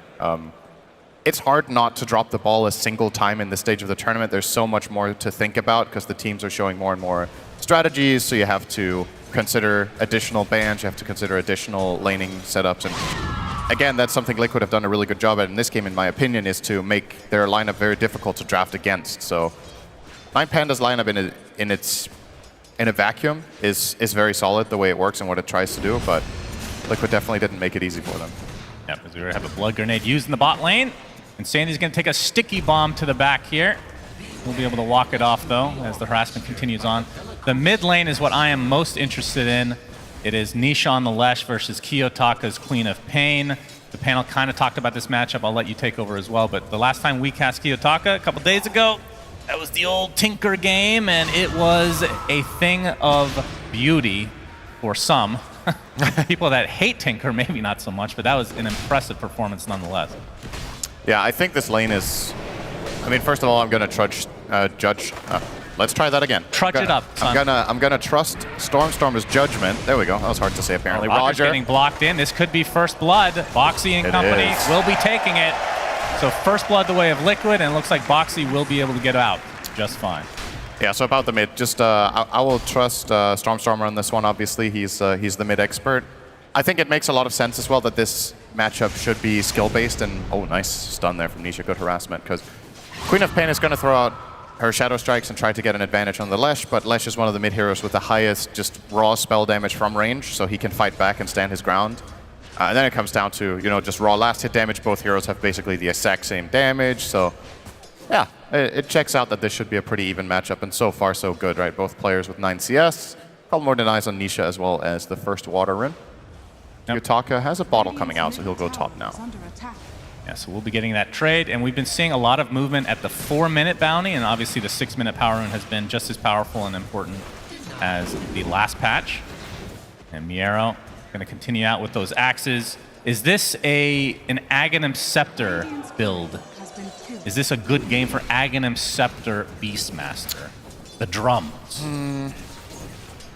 So for now, he's considering Helm of the Dominator. I think the way their lineup works, they want as many auras as possible, right? They want to play with Chen and Beastmaster's auras, so going Dom and then having Chen buy the aura items is probably good. You can probably get drums at some point down the stretch here if this becomes a longer game, but I don't think it should be your go-to plan. So it's still a little bit of a mystery item to me, I'll have to admit. Like, I'm not completely certain when it's truly good. We've seen some games where it's been amazing, and we've seen other games where it's kind of underwhelming. Yep, that is fair. And Ramsey's in the top lane, 11 and 2 CS. Zai in the meantime, 12 and 5, so he's doing quite good. Obviously, Tidehunter against melee heroes in general is going to have a decent time as long as he's able to get these levels. This hero's amazing against PL in lane. The PL just offers nothing against you. You block a lot of the damage with the Kraken Shell, you buy Ring of Health, and you just anchor smash every time he wants to CS. And PL coupled with Chen can't really bully the Tide. If the support was a different kind, maybe you would have a shot at it, but Chen needs to have... Effectively, Chen needs to get a Chain Lightning Harpy. I think that's more or less the only way you bully Tide level 1 and 2. And once Tide gets level 4, even that won't cut it anymore. So you're saying Roger has been very unlucky in getting these creeps. Well, it's part of the game. That's right. They've also blocked the... Wait, did he? He unblocked the small camp himself, but now Tide is going to walk in and body block it, so... Roger will have to explore his options. He'll find a little Centaur. That ain't great. Okay. And now the Kobold camp. Maybe he'll take the healing creep and just... Oh, he'll take the Foreman. Nice to have some move speed, I suppose. And Boxy jumping in, just able to do a little bit of chip damage. 9 Pandas did control the 4-minute water rune, so Kiyotaka able to bottle one, Antares just takes the other, so Nisha a bit starved on the mana department. We can see he does have a half-level advantage in the mid lane. Pretty significant, but there is a full wave now for Kiyotaka to catch up. I think this 6-minute rune is going to be extremely important as Nisha's actually just going to walk back to base. Yeah, if you get the right rune of Queen of Pain and you get level 6 before Lesh, you can absolutely solo kill this hero. I think Kiyotaka will equalize the experience now. If he sets this up well and gets like 2/3 of this wave, if not the whole wave denied, then he will actually have that advantage. Nisha's coming back now, so he only lost 1 creep. He'll be completely fine. And Boxy continuing to harass Roger as Antares. He's going to get caught potentially. Insania and Mickey teaming up. And that's going to be a casual kill for Mickey in his meta form. So second kill for Liquid here in the lower bracket finals of Berlin Major. As Kiyotaka looking... Oh, it's going to take a lot of damage from Boxy right now. The Jingu stacks are stacking up. He's going to be able to blink away, trying to kite him a bit with that Shadow Strike. Applies another one. Trying to dodge it out, but Boxy, he's going to end up falling. Scream of Pain is there, but Nisha's trying to help out as well. Gets the deny. Nope. Kiyotaka ends up netting himself the kill. Just barely off time there for Nisha. Good attempt. Taking full advantage of all things. We were kind of joking about it, but the Kobold move speed aura, he kept... That's true. He actually kept outranging the Monkey King by like 50 range non-stop with that move speed. And very valuable. Nisha now could be in trouble. He is. 6-minute power rune's going to pop. It's going to be in the top, and that means Kiyotaka's going to get that along with the kill. But no Boundless Strike from Boxy. He's able to steal that at the very least, but obviously Nisha dying is not what Liquid would want. Antares falls to Insania. He's made the transition over here as well. But a little too late to save the Lesh. It's a big kill for 9Pandas to find that Lesh rack there. And yeah, sure you don't get the power rune, but he didn't either. I guess Kiyotaka might have to go to base after this wave. Like, he is a little bit exposed if he gets caught by a Monkey King stun into Lesh stun. Does have no bounty rune to take either because Monkey King has cleaned that one up, along with Ramsey's Courier, of all things. 2 juicy range creeps. He needs that XP, surely. Yeah. Gonna stick around a little bit longer. You can see Boxy backstabbing here potentially. He's not sure spotted by the Courier there. Double stack into a triple, it looks like. Boxy will not be blocking it. As a pause. How many, let's start with 9Pandas. How many 9Pandas fans are in the audience today? Okay, all right, not That's bad. more than 9. Yeah, that's decent. And Liquid fans? Liquid? All right. It's relatively even. It's not as polarizing as I thought it would be. That's good to see. People are just cheering for good Dota. That's right. That's what we always want to see. As Boxy making his way over to the bot lane now, and did not use the gates. This is he actually just walked basically the entire way. But we'll be able to go onto the trees, and I think Tower saw him. Bottom, and the axes bring him down to the ground. Don't think they want to commit any further though, as a Fate's Edict is there to protect him. Just the fact that they've spotted him, he's wasted quite a bit of time now. Overall, looking at the CS though, it's looking very good for Liquid. All 3 lanes top CS. So even with these couple of kills going either way, Liquid have accumulated a 1,000 net worth lead, just primarily from raw lane creeps. 50 on the Lesh, 46 on Terrorblade. And a good amount of denies too, which means Miero will be slightly behind in the bot lane. Will get his level 6 soon, and you would imagine that Queen of Pain is going to probably skill her ulti on level 8 in this game, and try to connect to play with the Roar. He's actually going to have to use it defensively. Has to use it. Boxy comes in, the Balance Strike he used only to kill the board, knowing that the kill onto the hero itself was unlikely. So a lot of movement here from Liquid, not ending up netting a kill, but they do force the Roar out. Oh, that's decent. And Kiyotaka, like you talked about, just about to hit level 8.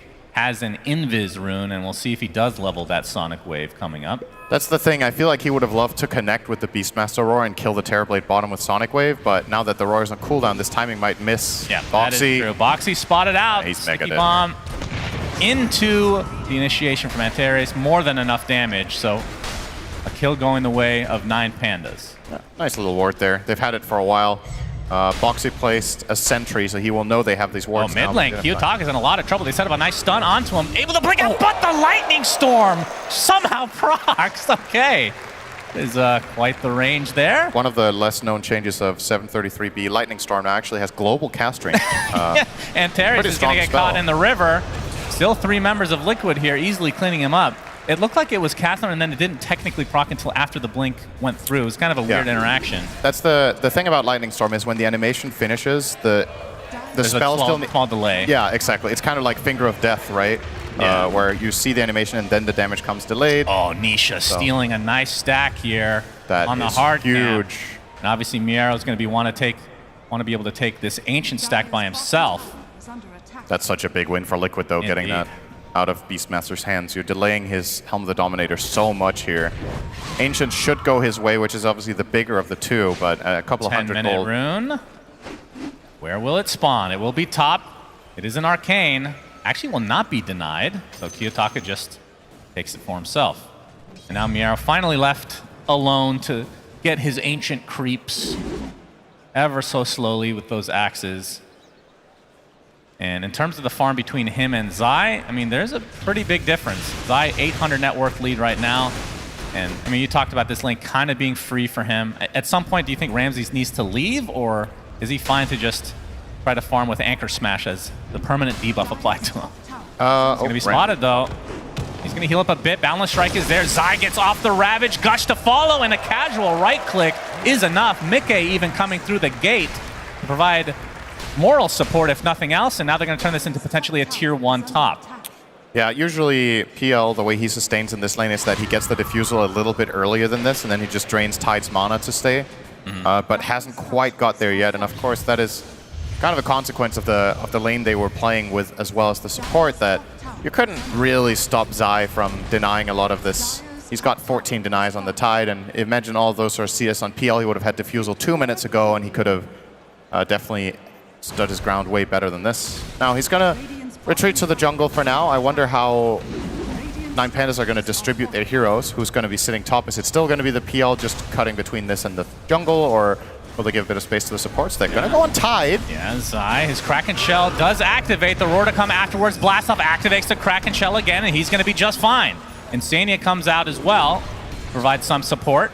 Tide is so good this game. Insania, though, he might be the one in trouble. Has to pop False Promise on himself, Zai. They know that he does not have Ravage, so not as much threat, but Nisha has plenty of time to get over here. Insania does drop 3 members of 9 Pandas onto the tier 1 tower, and Teres, he's going to get one more sticky bomb, but inevitably will fall. Nice Sonic Wave onto 2, and Insania, or Nisha, I should say, dropped by the axes, and Zai thought he was invulnerable, but now he's outnumbered 3 versus 1 as Boxy's going to chop down the tree again. Triple kill for Miero. Boxy gets off one more Boundless Strike, and he will fall shortly after.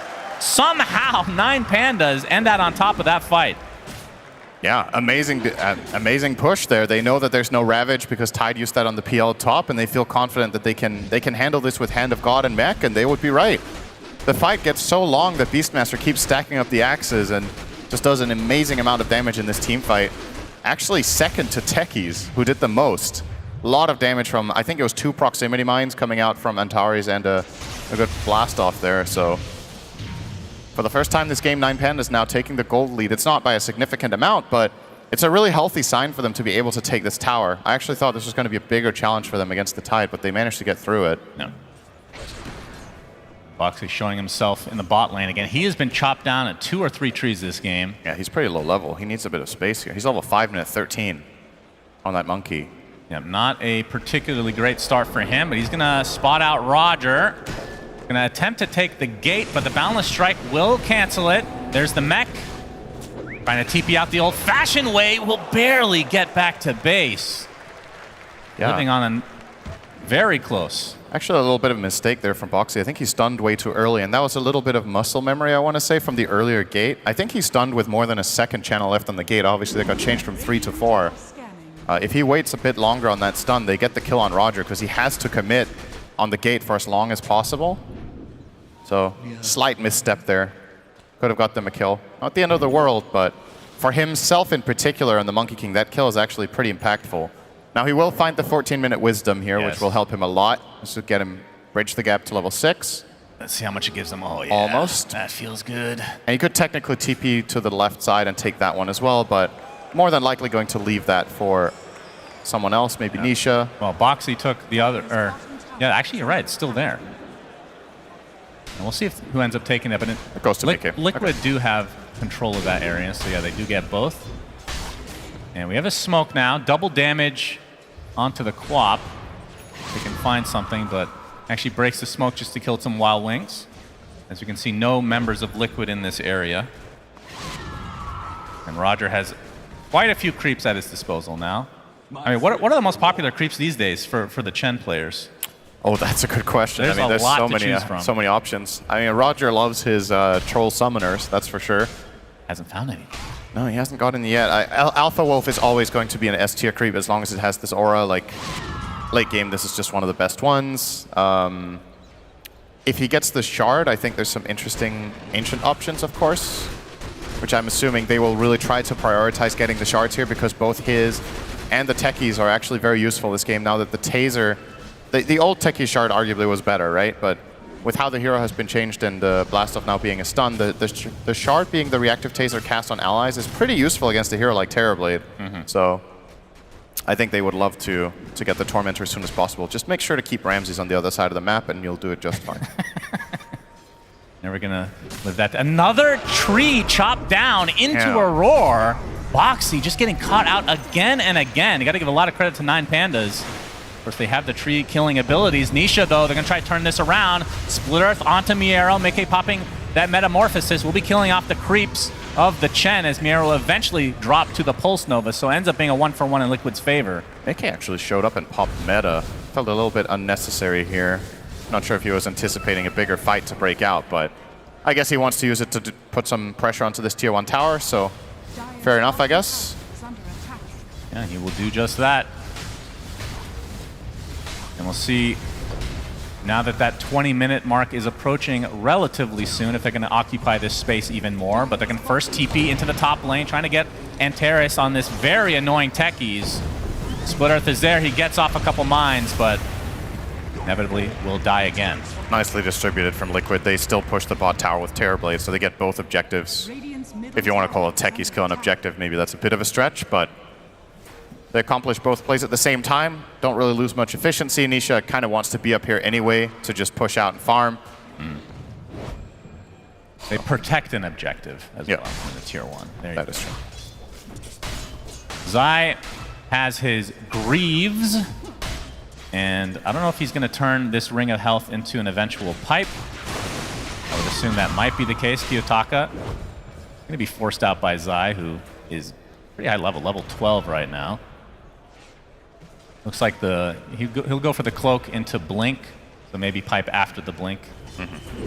Now that is a little bit harder to build without the hood being a component anymore. Their lineup doesn't have that much catch, right? It's the Monkey King stun. And Boxy's game has not been great, and he has level 1 Boundless only. So if Zai can jump in and set things up for his other teammates, that's probably a well worth investment.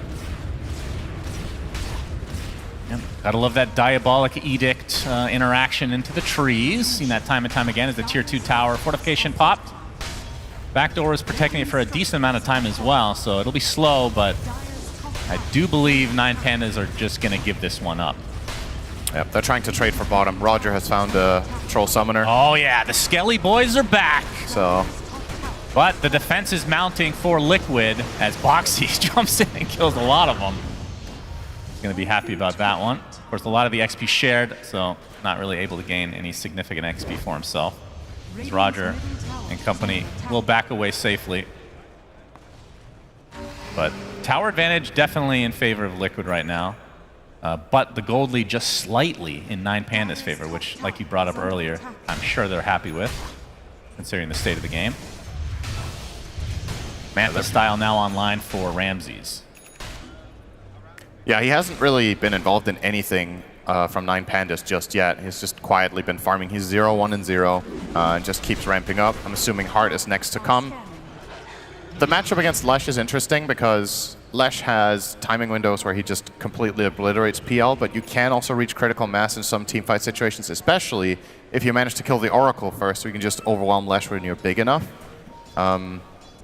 So we'll be curious to see. Boxy, another tree chopped down. My goodness. They are all over this right now. And here's Nisha the problem. Yep. Starts getting drained. Mana's starting to get drained ever so slowly, getting slowed by the sticky bomb. The Triceratops doing some work as well. Pops the Bloodstone. There's the Roar on top, and they're doing so much damage from afar. They don't really have to fully commit. Sonic Wave. False Promise keeping Nisha alive right now, but there's the blast off Ravage to come. Nisha's at full HP as a result of the False Promise, and the rest of 9 Pandas now retreating for the time being. Nisha perpetually slowed, it feels like, as Ramses thinking about going back in. He's going to get stunned out, getting extremely low. Pops that Doppelganger, will find the distance. Now they might just wait out this Mickey Terrorblade Metamorphosis. So when all said and done, that was a 1-for-1. I guess they killed Boxy to start, so 2-for-1. Yeah, the False Promise is a real issue, and it's going to be hard to kill Insania for that. This is obviously a comfort pick from him. He picks it regardless of the meta.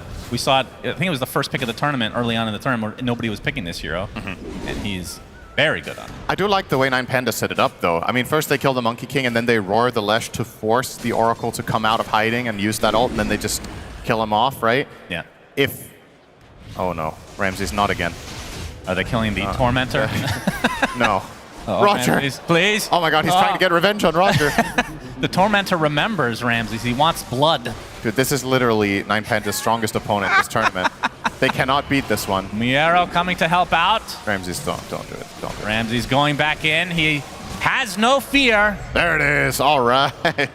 And the shard will be picked up onto Roger. Yeah, that's good. So now he has the ability to take 1 Ancient. Yes. I think I'm a little bit torn between whether you want the Dragon or the Golem. So obviously the Golem aura is really nice, but perhaps some split pushing with the Dragon could also cause trouble for Liquid, who will claim the biggest neutral of them all. That's right. Mr. Roche, he has gone down. Nisha will take the Aegis, one of the best Aegis carriers in the game, of course, on that Lesh. But yeah, from Chen's perspective, Shard, like you said, allowing you to take Ancients now, but also adds that extra level to the creeps. Yep. And now that we're at the 20-minute mark, that means they can be up to level 3, and then at the 30-minute mark, you can max them out at the level 4 abilities, which is only available to Chen.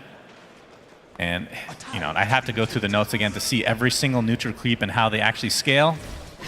I know that the Ancient Granite Golem does scale very well, because the level 1, I think, is the old regular level in terms of how much HP gain you get. Not sure about the Dragon, though. Have to see once he picks an Ancient to go with. Of course, he could still just go with the Skelly boys. They did serve him quite well in the tournament so far. There's the Ancient Granite Golem for Miero.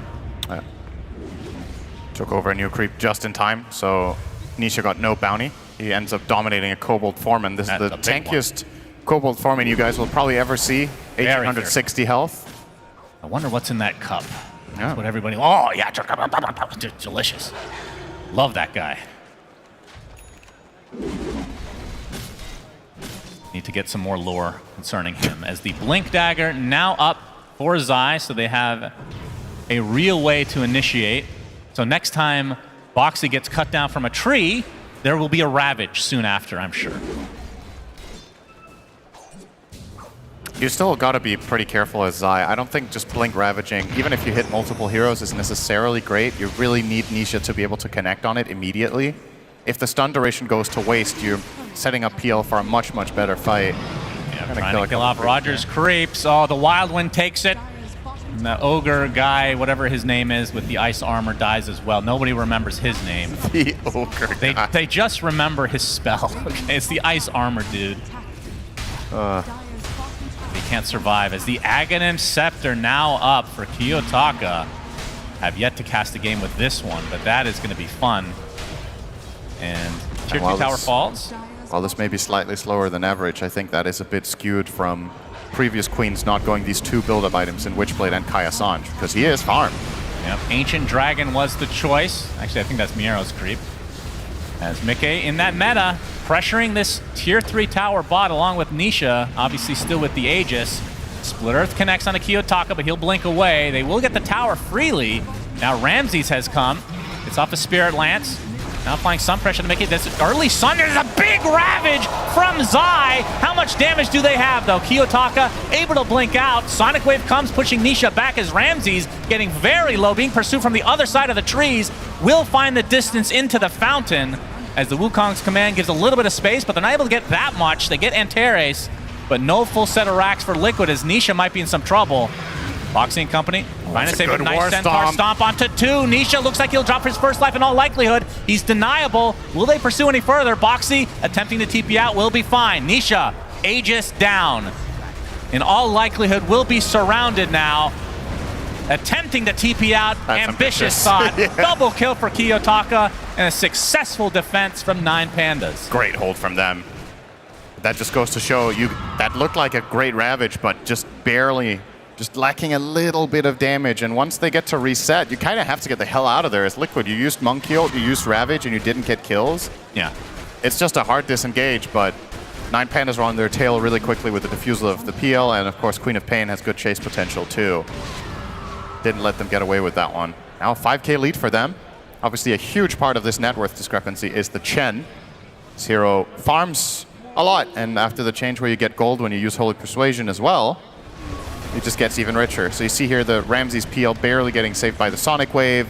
He gets to reset back, and this push is actually over now, but it's really hard to get out for Liquid. They've already used Oracle, there's a Techie's cutting him off on the back, and Nisha's in really deep, so yeah, no Oracle ulti here, and that stomp's just very nice. That was nice. That was beautiful. Queen of Pain damage is pretty nuts too.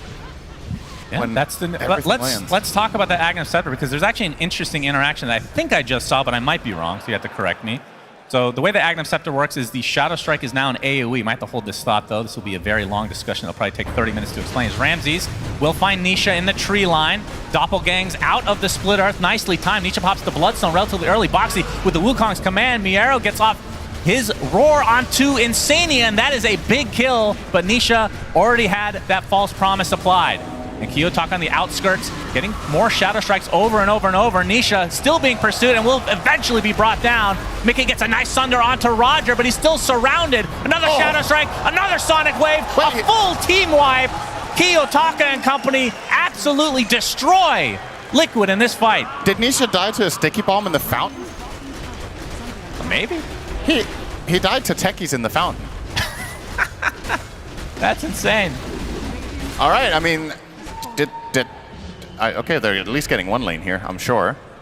You're sure. Yep. 20 seconds on Nisha's spawn timer here. This is a pretty lot of fast creeps. push. Yeah, they're gonna pop that fortification.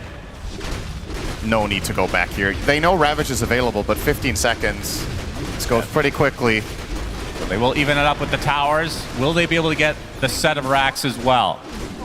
And even if the Terrorblade comes back, you will not have meta. We've seen this so many times with these transformation type heroes. And 9 Pandas. Looks like they want to back. So I was sure they were going to get that. Okay, they got the range tracks, but not the full side. Yeah. Still a huge win for them. That's about a 10,000 gold swing because they stomped that fight. I think, was that a 5-4-0? No, they lost 5 Roger. for 1. Yeah, Roger died. So 5-4-1, they get the tier 3 tower, they get 1 barracks, and now all of a sudden things are ramping up really, really nicely. Yeah. Ramses now with the Mage Slayer. So you wanted to talk about the Queen Eggs. Yeah, okay. I think I know where you're going with this. AoE Shadow Strike, and then when the Shadow Strike ends or is reapplied, it casts Scream of Pain. When it's dispelled via Kraken Shell, what happens? Because I could have sworn I saw Scream of Pain go off. Because if you're reapplying it over and over on the Tidehunter, he's technically hurting his teammates with the Scream of Pain, right? Yeah, I guess the Scream ends when it gets dispelled, right? That's what I'm not 100% sure of. But that is an interesting interaction. You can take advantage of a hero being extremely tanky. So what I thought you were going to say was if you have Shadow Strike on Terrorblade's illusions and they time out. Oh, that. Because then it technically ends as well, right? I have to say I don't know this for a fact. This is I mean, this Axe was a thing in the previous patch, but people bought it very rarely, and we didn't really get to see it have great effect as we do now. Tower's gonna miss that one. Yeah, Boxing TP is on the tree. It's fine. But either way, 9 Pandas able to take advantage of that timing. The high ground defense was successful, and they kind of just flipped this game upside down, and now in a very favorable position. 15k lead at the 29-minute mark. Tormentor still not taken by Liquid, by the way. It's just been sitting there ready to be consumed. That's pretty surprising because I think this is an awesome game for Reign of Destiny. I think you want to get the shard as much as possible when you have Oracle in your team. This spell is generally good, but there's just some games where it's better than others. In this case, Reign of Destiny against PL is pretty nice. You know, it's kind of a cluster game where a lot of things are grouping up all the time, so you get added value. Yeah, that's very surprising. The Monkey King shard not as good this game, but we even saw some cool usages with that yesterday. Yep, I will take back my words. It's not a meme. It's underrated, probably. Not too bad. You wouldn't be sad to get that. But yeah, Reign of Destiny, obviously extremely good. Obviously a nerf version versus the Ags from the prior patch, but I think it went from like, it was like a 40% nerf or something like it. It's still really good. It's amazing. Okay, looks like they remember that the Tormentor exists. They're like, it's 30 minutes, guys. Let's get ready for the Tormentor. Oh, wait, we never killed the first one. Yeah, it's going to be a quick one. I don't know. The Monkey King. It will be Monkey King. Does that thing get angrier as time goes on? The crowd is cheering for something. I know you're confused, Syndrome. Yeah. Oh, Roche. He's back. He's going to be gone on now by 9 Pandas. And you can see Liquid kind of hightailing to this area, but I think it's going to be too late. So this is going to be the not the Aghanim, separate, the Aegis and Cheese, second Roche for 9 Pandas. This is huge for them. The real question is, does Liquid want to fight after the fact? Ramses can play so aggressively now that he has Aegis. There's no risk. This is one of the problems that Tide has until in this stage of the game, until Super League and with Refresh. Okay. Oh, the Ravage from Zai. Do they have the damage? They're going to go for Roger first. Absolutely. He is donezo. Miero, he does get off the roar. Where's that false promise? Finally applied to Nisha, but a big sonic wave comes out from Kiyotaka as Ramsey's trying to finish off everybody on the sideline. Insania getting pretty low. Nisha about to end the false promise. He's fully healed as a result. Zai ends up dropping, though, as Mickey's still in that meta form. 2 have died from 9 Pandas. Ramses, remember, he still has this Aegis. But how much do they want to actually put on him? Looks like they'll get that first life as Boxy attempting to TP out next to the gate. Will not get out, though. More burst damage from Kiyotaka. And the rest of Liquid will have to fall back. That fight actually went a lot better for Liquid than I expected with the start, because keep in mind the PL, you Ravage and you kill off 1 support, but PL in the fight has effectively 2 full health bars afterwards, but they navigated it pretty well. They got off a good false promise and found a couple of kills, and with PL losing this Aegis, I think 9 Pandas would have loved to use this to try to end the game. And now we might end up dragging this one out quite a bit, because as I was going to say, one of Tide's issues in this stage of the game is the hero doesn't fight too well into Aegis, right? Like, Ravage is a really important tool. You often want to use it to kill a key enemy core, but if that core has Aegis, your cooldown is just way too long. And it's a very high commitment spell. You can't just, like, play around it, and yeah, it's tough. So well, that's kind of the issue, is they're running with 2 long cooldown spells in the meta and the Ravage, right? Yeah, so very true. You definitely need to get value when you use these spells, or 9 Pandas are just going to take advantage of you. Yeah, I would say the longest cooldown on the side of 9 Pandas that they kind of rely on is Roar, and that's not very long. It's a minute. I guess the Queen of Pain ult is a little bit longer, but I don't know if you necessarily like have to have that available for a fight. Obviously, you'd like to, but... Did you mention the drums of Slaw? I did not. We have to hold that thought. And we also have the minefield sign. Oh. Techies with the Ags as well. So this is going to be an absolute mess. It's going to be drums of Slom. There's going to be the minefield.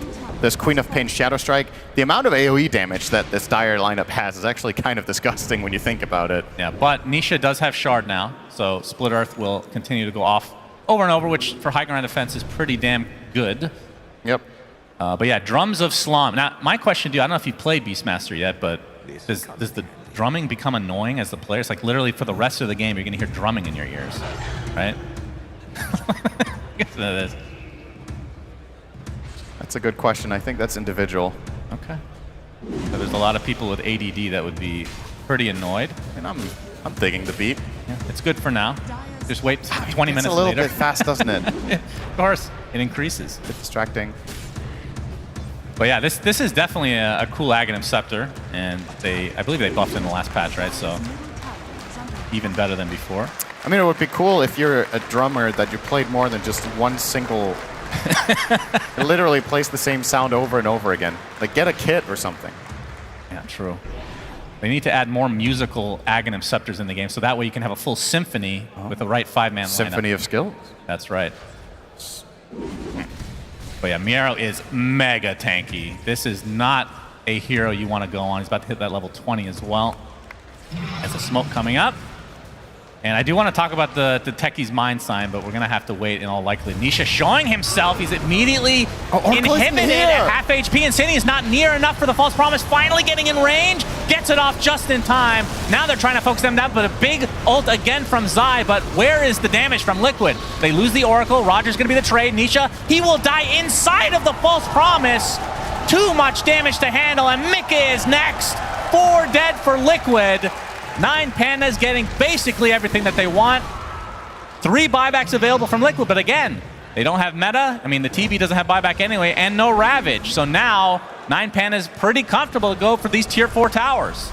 Yeah, so watch this blast off there, slowing down Insania in the back. He does get False Promise off in the end, but Nisha's already almost fully drained of mana, can't really stand his ground, and now this fight is just absolutely over.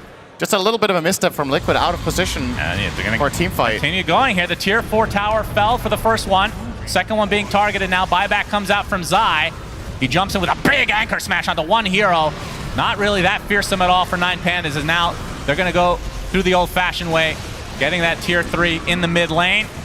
As Zai continuing to just get poked and prodded with these sticky bombs, these shadow strikes, pops the pipe, definitely helping a bit. As Kiyotaka, he can focus now on the tier 4 towers. The rest of his team gets the mid racks. And there's the Techie's Mind Sign, creating a minefield for him that no one from Liquid want to enter. It's a theoretically really good pushing spell, right? Where you do get it placed offensively like that. If Liquid were to take a team boundless fight. strike into, okay, he pops the BKB to avoid the split earth. 2 sets of racks in favor of 9 Pandas. Mickey still with no Metamorphosis. Sonic Wave is going to connect onto both cores for Liquid, but 9 Pandas, they're going to play this disciplined. They forced out at least 1 buyback, I think, onto Zai, if I'm not mistaken. 25k lead now and firm control of this game. Yeah, it's just at this point for 9 Pandas, it's just a matter of don't drop the ball, right? If you play tight, if you don't get caught off guard and you save each other, as they have so far, they should be able to ride this one to a W. And Liquid understand this. They know, okay, we have to kind of catch them by surprise. So they're going to go for an immediate smoke move here and try to see if they can intercept 9 Pandas' full reset. Obviously, Queen of Pain out of mana will have to go all the way back to base, and Liquid trying to get an opening on maybe this Beast. It's just hard. He's a hard kill. I don't know if you can. There's a 9-second BKB now as well on Miero. I feel like your lineup just flat out doesn't kill this hero when he's BKB'd. Even if Terrorblade is laying into him, as long as he's banging the drums, as long as they have all their heals, Greaves. How far we've come. If you told me that you'd be saying this in a cast, banging his drums is going to keep him alive. What a stupid thing to say, but it's very relevant in this game. Terrorize, or Torment, whatever the hell this thing's called. The building is dead. Aghanim Shard goes to the Beastmaster now, so his Hawks will have Dive Bomb, which only roots now, right? 250 damage and a 2-second root. Pretty nifty. Yeah. Could make for an interesting play against the Oracle. Maybe we can catch him off guard and root him as he's coming in to try to save a core, but more likely is just going to be a 5v5 static fight where everything will be cast and the side of 9 Pandas will try to overpower it all. Yeah, we've been seeing this a lot in this patch where one team gets an early advantage. They're able to starve out basically the whole map, and if you're able to do that, you get more Wisdom Runes on average, and of course the bounties in terms of the gold, huge discrepancy. As Kiyotaka just goes straight in, gets that last tier 4, now focusing on the Ancient. Scream of Pain is there, so he'll have that shield rune's gonna get stunned to outright. Zai with a nice Ravage. Kiyotaka at half HP, but able to get off that BKB as the Roar expended just for Mickey. Zai now basically out of mana as Kiyotaka looking for a nice Sonic Wave, clips him, kills out Tidehunter. No buyback at all as Mickey now gets off the Sunder. The False Promise a little bit early. Might have to fall back into the base as this runs out. Nisha will not have that for himself. And the Ancient targeted by all the creeps right now. Boundless Strike is there, but Kiyotaka and company able to finish off Mickey just before he steps into the fountain. Kiyotaka still relatively low, kind of baiting everybody in as the Splitters continue to mount, but they can just focus down to the Ancient, and that is it for game number 1. 9 Pandas, very impressive game number 1. Yeah, great game from them. We talked about pre-game how the deciding factor in this game was going to be how they handled the Tide. They did a good job still finding their farm on the PL. I think that bottom move where they get the tier 1 tower and get 4 kills really set the stage for them to get across one of the most difficult times in this game. And they start getting up all their auras, they start getting tons of AoE teamfight damage through the Queen of Pain, and the PL just had a wonderful time, really, after what could have ended up being a really good Liquid start. They kind of neutralized it. It's kind of weird because Ramses didn't really have to do that much this game, right? Like if you look at his scoreline, 3-1 and 12, Kiyotaka was very active, 13-1 and 9, all over the place, creating so much space. Ramses was super farmed at the end of the game, but he didn't really have to fight that often. He wasn't really pressured much from Liquid, and yeah, just a tough game one for them. And Queen of Pain seems like it seems like kind of sleeper how much damage it's doing. You're not necessarily noticing it, but at the end of this game, 54,000 damage done by the Queen of Pain, and more than any 2 other cores in his team combined. So what a standout game from Kiyotaka here. Yeah, so 9 Pandas take game 1. Can Liquid force a game 3? We'll find out soon. Yes, we will. Thank you, Suns fan. Wow, I really thought Liquid were doing pretty well in that game, and then one bad fight and 9 Pandas just never seemed to stop. Did I miss something? Yeah. I mean, honestly, I think Liquid was doing pretty freaking well in this game, but then they went for this one very confident high ground push, and from there it kind of slipped away. Like, they had this Aegis, they went high ground on the bottom side. I think Hellraiser's got... Oh, I said Hellraiser's got the 9 Pandas. Yeah. 9 Pandas got like 4 or 5 kills in that fight, and completely came back from that. In the end, like, the draft just becomes too strong. You got this Queen of Pain damage kicking in, PL's getting his 4th or 5th item, and all this Chen auras. Yeah, the Lesh really didn't deal with these PL illusions that much. Like, once they had all the aura items, PL kind of was just the boss of this game, and we saw that Terrorblade versus PL matchup. Terrorblade just doesn't really do anything to this hero.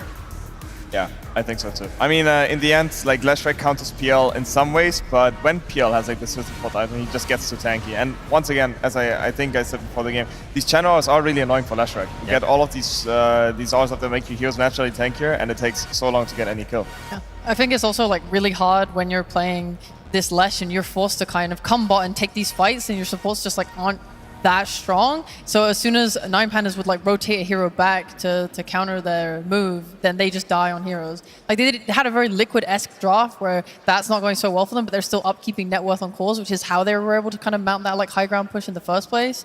But it all falls apart when they make one mistake. Yeah, for sure.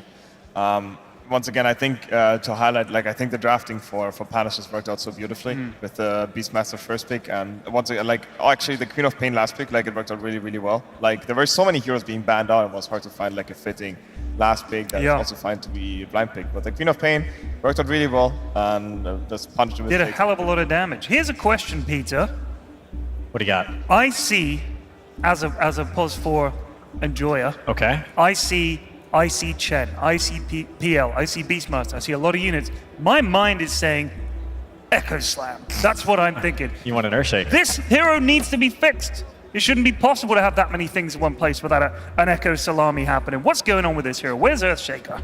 I mean, they could bust it out. I don't think the hero's that poor, but they're sticking to their guns. They're sticking to what's worked for them so far, and that's not a bad strategy. So yeah, better than my strategy. Yeah. Anyway, all right. You want to go backstage and suggest a shaker to them? Yeah. I'll try that, Storm. That sounds like a great idea. All right. DHL Man, portrayed by our beloved Sir Action Slacks, is embroiled in quite the predicament. Let's catch up on the story now.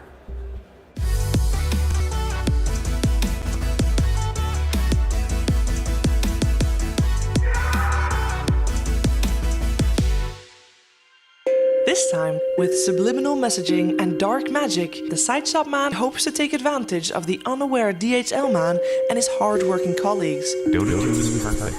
Major does not need to be saved. Nothing's wrong. 40%. It's okay to keep working. It's okay to keep working. Just remember. It's 2 o'clock. Time to get back to work.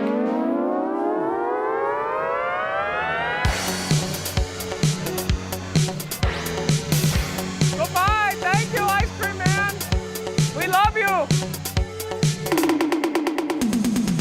It's okay.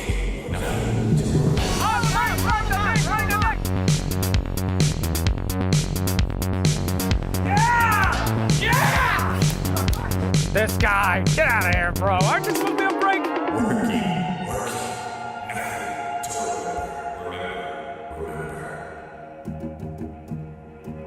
As long as I keep him working in the simulation, he will never be able to stop my plot.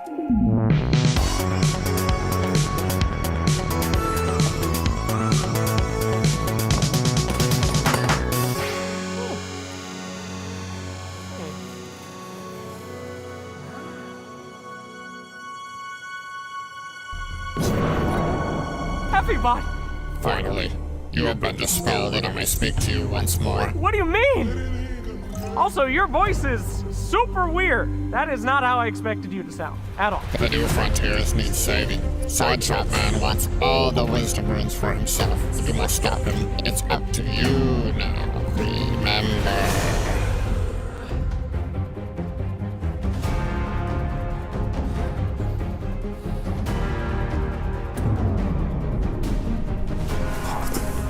Another Steam update.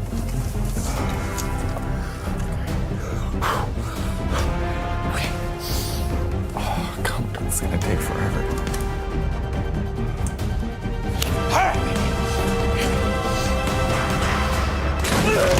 Shit, I thought I locked the door. Okay, this is fine. I just need to get out of here as soon as possible. My glorious plan is still good to go.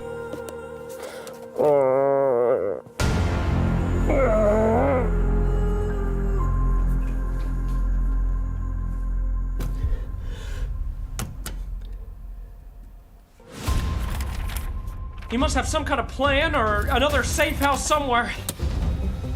I gotta find him. We need to stop him.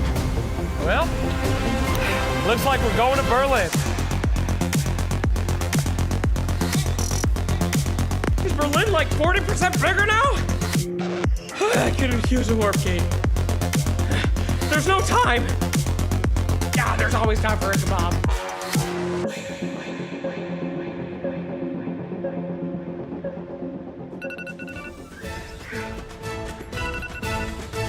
Oh no! I'm too late!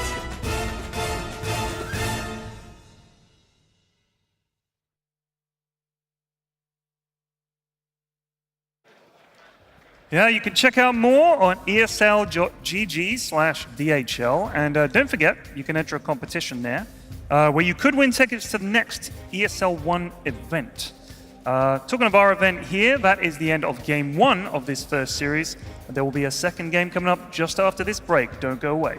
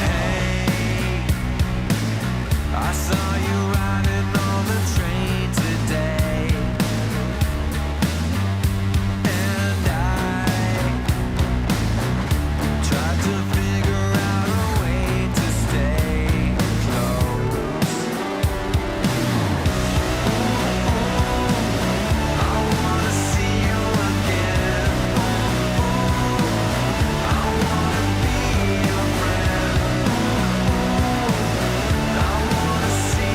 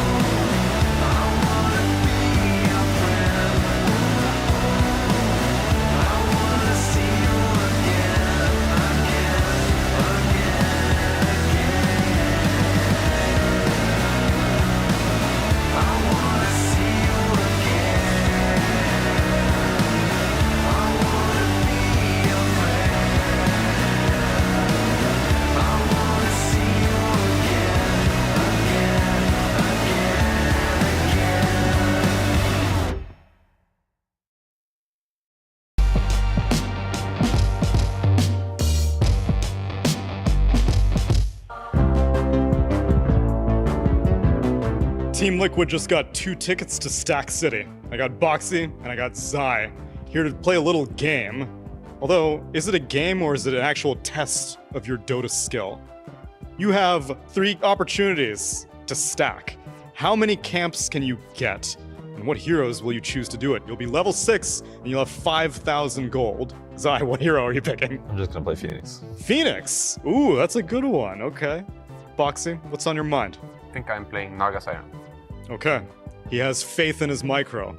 All right, you got 10 seconds. Get ready. He's got his control group set up. He's aggroing. He's pushing. He's doing it. Zai, Icarus diving, Sunray. I fucked up. Okay, I see at least 1 camp stacked for you. I got 1. You got 2. You got 2. 3. Oh no, dude. I could have done better. You got 4. I could have done better with just a range there. The mirror images are out.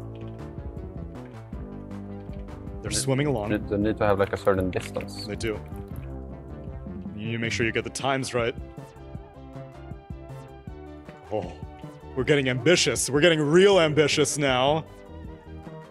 Oh, close, but no cigar. We lost a couple stragglers on the way. You did. As long as 1 creep from the camp remains, then I count it. So that was another. Would you get another 4? No, I just got 2 this time. Boxy. I stacked 1 camp. That was your opportunity for a comeback, Boxy. And I slept the camp, so it wouldn't run back. All right, 52 seconds. Let's go. What do we got? Oh shit.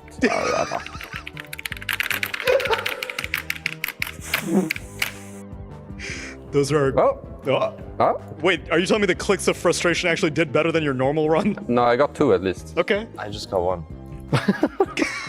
I just did it perfectly. How did you do so good on the first one? I don't know. I got 2 at least. I might have gotten this one. This moment of truth for something that likely does not matter. Did you get the other camp? So I realized the camps have to be in fog so that I can move command there without move commanding on the creeps, like easier. But I warded all my camps. Yeah, I did get it. Okay. So I got 3. Not okay, bad. That was pretty Not good. bad. I guess so. High score for 1 run was 4. High score for you was 3. Pretty close. I'm doing it again. So I have 1 more run. 1 more run? I don't care what he says. Double or nothing? Let's go. This is the 5 campers. I'm feeling it. It's not even No, close. it's not. You didn't even go for the sunray on the other one. You almost had the timing. The thing is, I don't know what happened. This one didn't stack. Wait, what did happen? What just happened? No, I got 0. This one was like so far out. I don't even know what I got. I think maybe... I got 0. I think they blocked it or something. I mean, I think they kind of blocked themselves or something. Or I'm just coping. I don't know. I got But 1. I did it. I got 2. I got 0. You heard it here first. Get ready for Berlin Major Boxy Naga Siren. Coming to you soon. You love it, you wear it. Wear your passion. Share your passion. Wherever, whenever. Gaming is a lifestyle. Get your merch at shop.eslgaming.com.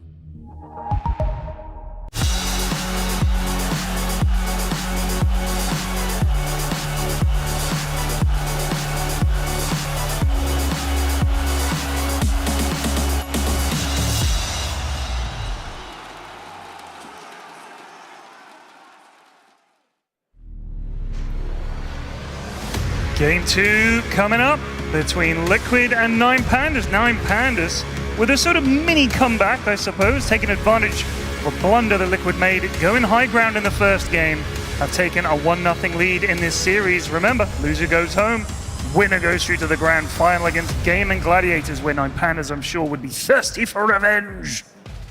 Do you think that's likely? Yeah. What do you think? What do you think they're gonna adapt? Mr. EPD. Well, I think Liquid will probably take first pick themselves, so we'll probably just see a different draft in general. I like what you said. That was also my first impression. You are correct. They have taken first pick. Yeah, and they actually banned Beastmaster themselves, which is very surprising. Oh.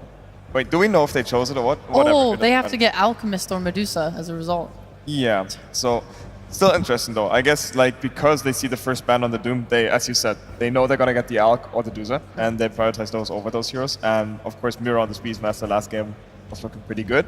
So they're banning their own comfort, but once again, if the other team can also play an SC hero the same way you do, then you might just ban it and not trade it. What would you take, Alchemist or Medusa? Alk or Medusa, that's the next interesting thing is Panda's going to leave both of them in. Because that makes sense. Yeah, they Oh, do. you are correct. So they're leaving both in. So this is really curious. I'm not sure if Liquid got Dusei at this tournament. I'm not sure. I know they've played it twice, I think, at least on Mickey. In the group stage? Or yeah. Okay. Well, their Alchemist is looking insanely strong. I think their last Alchemist has owned every single time. I also think you don't want to give Ramses the Alchemist on the other side, so I feel like it's probably the better pick. 9Pandas hasn't played much Medusa themselves either, but it's risky. You know, you're down a game. Do you want to lose to this snake lady? Yeah, it's not obvious. But you got you know exactly. I think they take the Alchemist because you know that 9Pandas last game had first pick and they banned it. So they are not too keen on this hero themselves. They didn't even take it, wow. And they just ignore it. Yeah, like Medusa completely ignore it. Like, do you take it now as Liquid? That's a funny thing. Bounty TB. Pandas again loving this bounty as a hero. They value it so highly. They could probably just pick a Lich here to protect their Alch. I think that was their previous sort of response to Terrorblade, because they know it's like the best carry matchup against Alchemist. Or they could take Medusa. And they do. Oh my god, he's laughing. look at it. William is laughing so much. Enjoying himself. Stupid hero, what can you do? So this is interesting. So what kind of flexing potential do we have anyway? So 9Pandas, of course, they have the bounty hunter. They can put it on the offlane or the position 4 role. If it is offlane, laning against the Alchemist, I think that would be insanely good for the bounty hunter matchup. But Liquid, of course, they have Deuce and Alchemist. They probably play Alchemist, I would assume, on carry, mid, and Boxy. I would assume. No. We don't need to see any 4 position. Okay, no Alchemist. 4. Okay. They haven't played at this tournament. Mid or before. carry. Okay, they just do carry anyway. Okay. I mean, I think if they do that and the Deucer just goes strict offlane, then I think the bounty under offlane for 9Pandas is going to be really good against it. But we'll see. Yeah. We'll see. We haven't seen Medusa position 5. Could it be a support? We saw it, yeah, right. Who did that? I forgot. Was it EG? There was one team in the lower bracket who actually did Medusa position 5. I don't remember. I don't flexing remember. so much. But that was a crazy game. It was EG. I think it was EG against Talon. Was that the That's right. And that was the like, AM mid and stuff? Yeah, exactly. There was an insane amount of flexing. So it's not the average that you would expect. Liquid banning out Darkseer and Techies, respecting the Techies from Panda's last game. And once again, he's a Grandmaster player on the hero. It makes a lot of sense to ban it out. Darkseer, also a highly contested offlane pick, was banned last year as well. And generally a very strong pick to close out the second stage on Pandas. Meanwhile, Silence banned so far, potentially protecting some... I'm hard to read what this is all about. I guess Silence just being a solid hero that protects some of the mid heroes the Liquid might want to pick. Once again, they have to probably blind pick their mid in this coming up stage. But they could double support as well, actually. No, never mind. I'm talking about an Alchemist User draft. They might just do position 4 and 5 in the second stage. Well, with Liquid, if they want to flex this Medusa to offlane, like I know Zai likes playing it, and he would be happy to. We've seen Tundra play it, and they buy like this phylactery and stuff. They usually pair it with a really strong force support like Bounty. Obviously, they can't take it this game, but if they do want to put it there, I'd like to see some kind of like, I don't know, Monkey? support to just enable. Yeah, maybe. Is it possible that like Roger would play the bounty, or maybe it is just offlane bounty and they have Skywrath, which they've done yesterday twice? I do think both those options are viable. Yeah, for sure. Oh. I think they will. I mean, Miro literally yesterday played 2 games of Bounty Hunter in a row. I think he just really feels the hero. And once again, I think that position 4, he has like 4 or 5 heroes that he's like really, really comfortable on. Yeah. The Techies, the Sky Mage. I'm missing something as well, but like he's like a small hero pool that is really, really, really focused out. Antares? So, yeah, Antares. Skyroth, Techies, Bounty, Rubik, Pugna, and Ench this tournament. Okay. Then the bounties in this pool like really high up as well, I guess. Given that they lost both games yesterday where they picked this bounty, they must really believe in it to be picking it here. Are they just that certain? I think they're certain that he could be laning against Alchemist potentially, and I think that matchup favors the Alchemist much, or favors the Bounty Hunter much more. I think it's insanely good. I can tell. I think Bounty against Alchemist mid is completely unplayable for Alchemist, but I think on the nobody plays Bounty mid really except like Tundra 9. On the offlane should be really good as well. And I think, by the way, why 9Pandas also likes Bounty Hunter is one of Kiyotaka's special heroes, which is the Tinker. And they are one of the rare teams who played, and Tinker Body, of course, being a really strong combo together. And they threatened this this pick to close out this stage or the next stage. Stealing the Oracle. I didn't see this coming. What do you guys think? Well, so I was curious already why Liquid prioritized it so highly last game. Of course, Insane being an insane Oracle, and it did look pretty good. It's like they had good success with it. Like I think this game was still looking pretty good for Liquid for the most part. I'm not sure. Roger Oracle now. I mean, I'm not sure how. If he played yet this tournament, if he's like feeling really comfortable on it, it might just be a deny pick as you said, and might lead into some strong later pick and down the line to synergize with it. It doesn't really provide any lockdown to 9panda's draft yet. They will have to look to pick some sort of lockdown. Shouldn't be too hard though, because they see what Liquid is going to pick in the next 2 picks. Definitely think there's some deny pick going on. Yeah, I think it's definitely a deny. Oracle right. plus Alchemist is a pretty good combo. Yeah. He can heal during his ultimate. It's actually very good. And Liquid stealing the Skywrath Mage. Okay, things are getting a little bit crazy here. That's kind of funny. So, I mean, that has to be position 4, right? That's going to be a boxy Skywrath definitely one of the best position 4s in the patch, I think, right now. So, if you're a Sky player, now's your time to shine. Yeah, looking pretty hot. I'm kind of glad 9pandas didn't take it as well, a little bit, just because when I see the Sky vs Medusa matchup, if it is a core Medusa, like, it does so little damage. At some point, you don't do any damage anymore. Yeah. For sure. Also, Liquid, by the way, they got this Alchemist Medusa. They didn't ban like any hero that's specifically good against the Medusa. There is still, I mean, oh no, I'm saying this in they always pick TB on Pandas. Never mind, missed my thoughts. I was thinking about heroes like Anti-Mage Appeal, but obviously it makes no sense. This TB's already picked up. Yep. But now, Why don't they just play a mid anti-mage? Some Chris Luck anti-mage. like Chris Luck? I think that series is just a very special one. I don't think you get to see that too much. Pangolier. Okay. Pangolier. Okay, that means they're committed to Alchemist on the safe line? Yeah. So Pango mid, so Pandas could potentially take the, you know, if they want a new offlaner, which I feel like they're pretty happy with the bounty. Yeah, I mean, I guess there is the possibility that Alchemist does go +3 on Zai and Duza does go +1 on Mika maybe. So that might be the last flexing. I would be really surprised if really just lock it in. I think that's at least what 9pandas is thinking. But I do think that if they think the Alchemist goes +1 no matter what, that the Bounty Hunter will just match up against it. He did it 2 times yesterday. The question is then what heroes do they take for Antares? Of course, this hero is still... Yeah, right now they're basically decided, like, do they have 2 supports or do they have 2 cores right now? You know, is bounty support or core? Yeah. And so this pick will be very telling. Or actually, I mean, they could also just pick the mid right here. He sees the match on the Pangolier mid. It could be flexed awfully, but realistically, it's just going to be Anisha Pangolier. Like, it's no reason to believe that it goes to any other role, I think. So Pandas could also just pick something casual like an Ember Spirit or a hero that punishes Pangolier a little bit more. Tiny? He likes his tiny. Yeah, he likes his tiny, right? It's not particularly good against the Duza in the end, because once again, I mean, Duza is picked in this draft here and not addressed at all with any mana burn or something like that. Yeah, I was going to ask, like, do you think that they're lacking damage right now to kill Medusa? Yeah. And so do you have to go for something with Diffusal Burn, or do you just go for something, like, overwhelmingly strong? I mean, I'm not sure. This new Duza hero, the mana shield is just too strong. I'm not sure if this hero dies if you don't have any mana burn. Like, I'm not sure if this TV can ever chew through a Duza or anything like that. I feel like you just need to kill everyone else first. And that was certainly what they hinted at in the interviews about, we're not scared of Medusa, we'll just kill everyone else and then worry about Medusa. Whether they can pull that off, of course, remains to be seen, but that seems to be their approach. Batrider. Okay, so this is... I know that Miro plays Batrider too, so this is going to be a flex between Kiyotaka and Miro.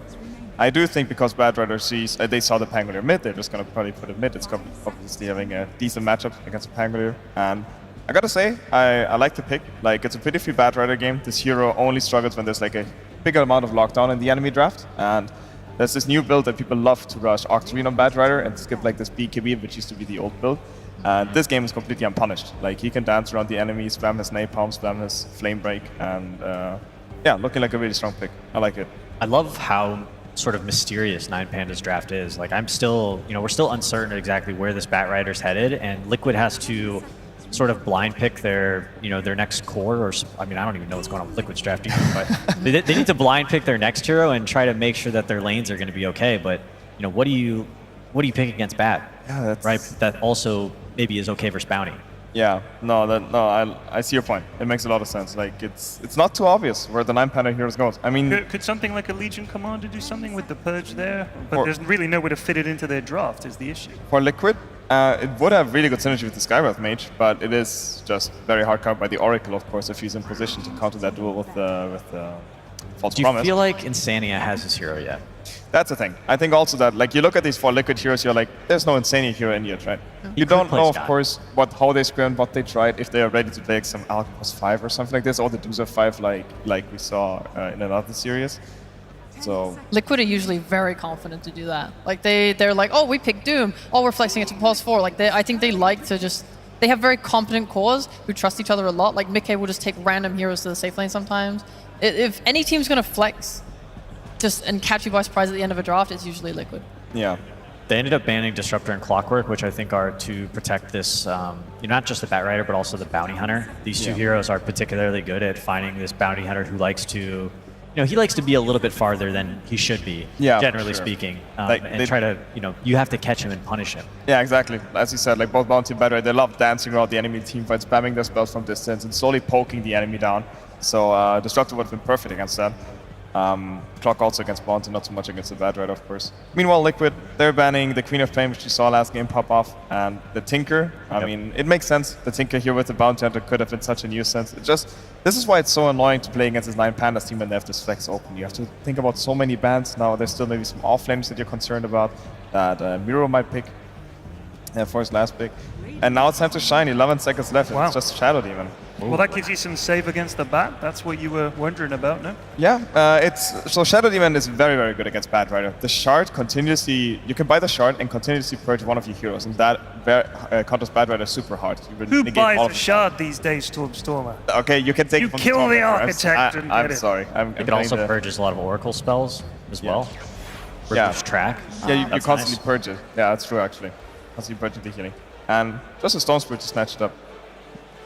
This Storm Spirit is a bit of an issue for these supports. I think it's very easy for 9 Pandas to now start, given Vision by Bat or Bounty Hunter, find Shadow Demon, Skywrath. These heroes will just explode instantly. And they have to save just in case, Storm Spirit gets a little ambitious and, makes a mistake, which these mid players are kind of put into that position. They have to take the risks for their team to try and start these good fights.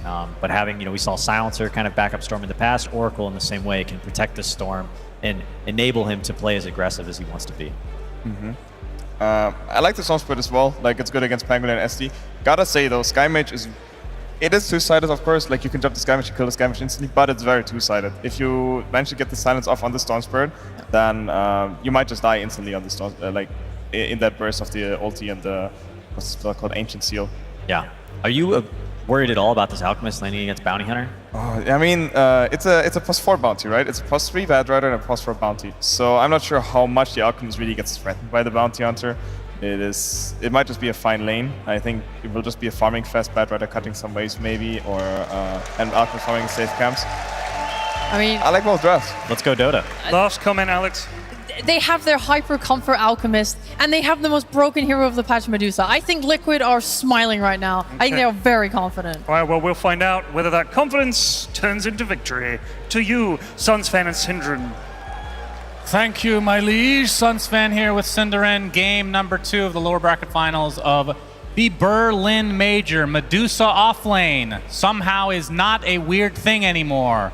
I don't know how this is the real world, Synderen. Your thoughts? I mean, the whole way this first phase developed was just interesting, right? They first picked Alchemist, and then they still ended up getting a phase closing Medusa, which obviously, have to keep in mind, is kind of telegraphed. Yeah, we've seen support Medusa played by one team here or there, but for the most part, this hero has been a core, and I gotta say, I kind of like what 9 Pandas are bringing to the table here to try to deal with this lineup. You and I, we've cast some Bounty Hunter games, especially from EG, that turn into absolute stomps, and I feel like Antares has some really good friends this game. He can play with Bat, he can play with the Storm, he can go through the gates and find impact in the other lane because that's an Oracle that has a root there together with Terrorblade meta. Agreed. And for Liquid, I think a lot of what you need to be looking for here is how much can Boxy get done on the Skywrath. It's their only real silence against the Storm last pick.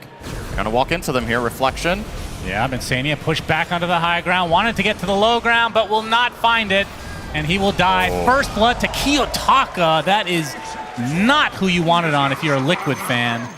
That is the dream start for 9 Pandas. There's no one they would rather have this on than the Storm. We already established it's a good Storm game, so if he starts popping off, could be trouble for Liquid. And there's actually a kind of niche interaction I'm curious to see if we get to see him play here. Now with the change to Fate's Edict, there could be some plays where you can Fate's Edict the Storm and then he jumps in, right?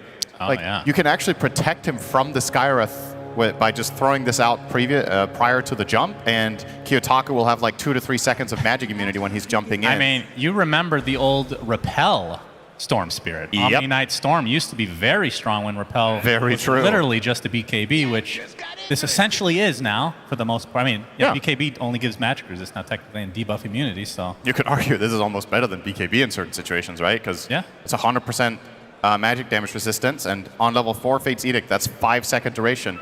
You do have a Dispel, though, on Liquid, which is an X factor in that. You have Demonic Purge, but you need to be able to get the cast animation off. You need to be in position as the Shadow Demon. And, you know, as much as we talk about it, maybe we'll not even see the Edict used in that way. I'm just curious to see if Pandas try to make use of that change in that way.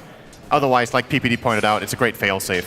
If you go a bit too deep on Storm, as long as you have mana to reposition, your Oracle's going to get you home safe.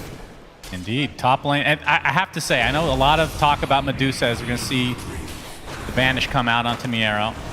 I think the most underrated hero has been Bounty Hunter this entire patch. I would He has been so impactful in basically every single game. Full concoction onto Miero.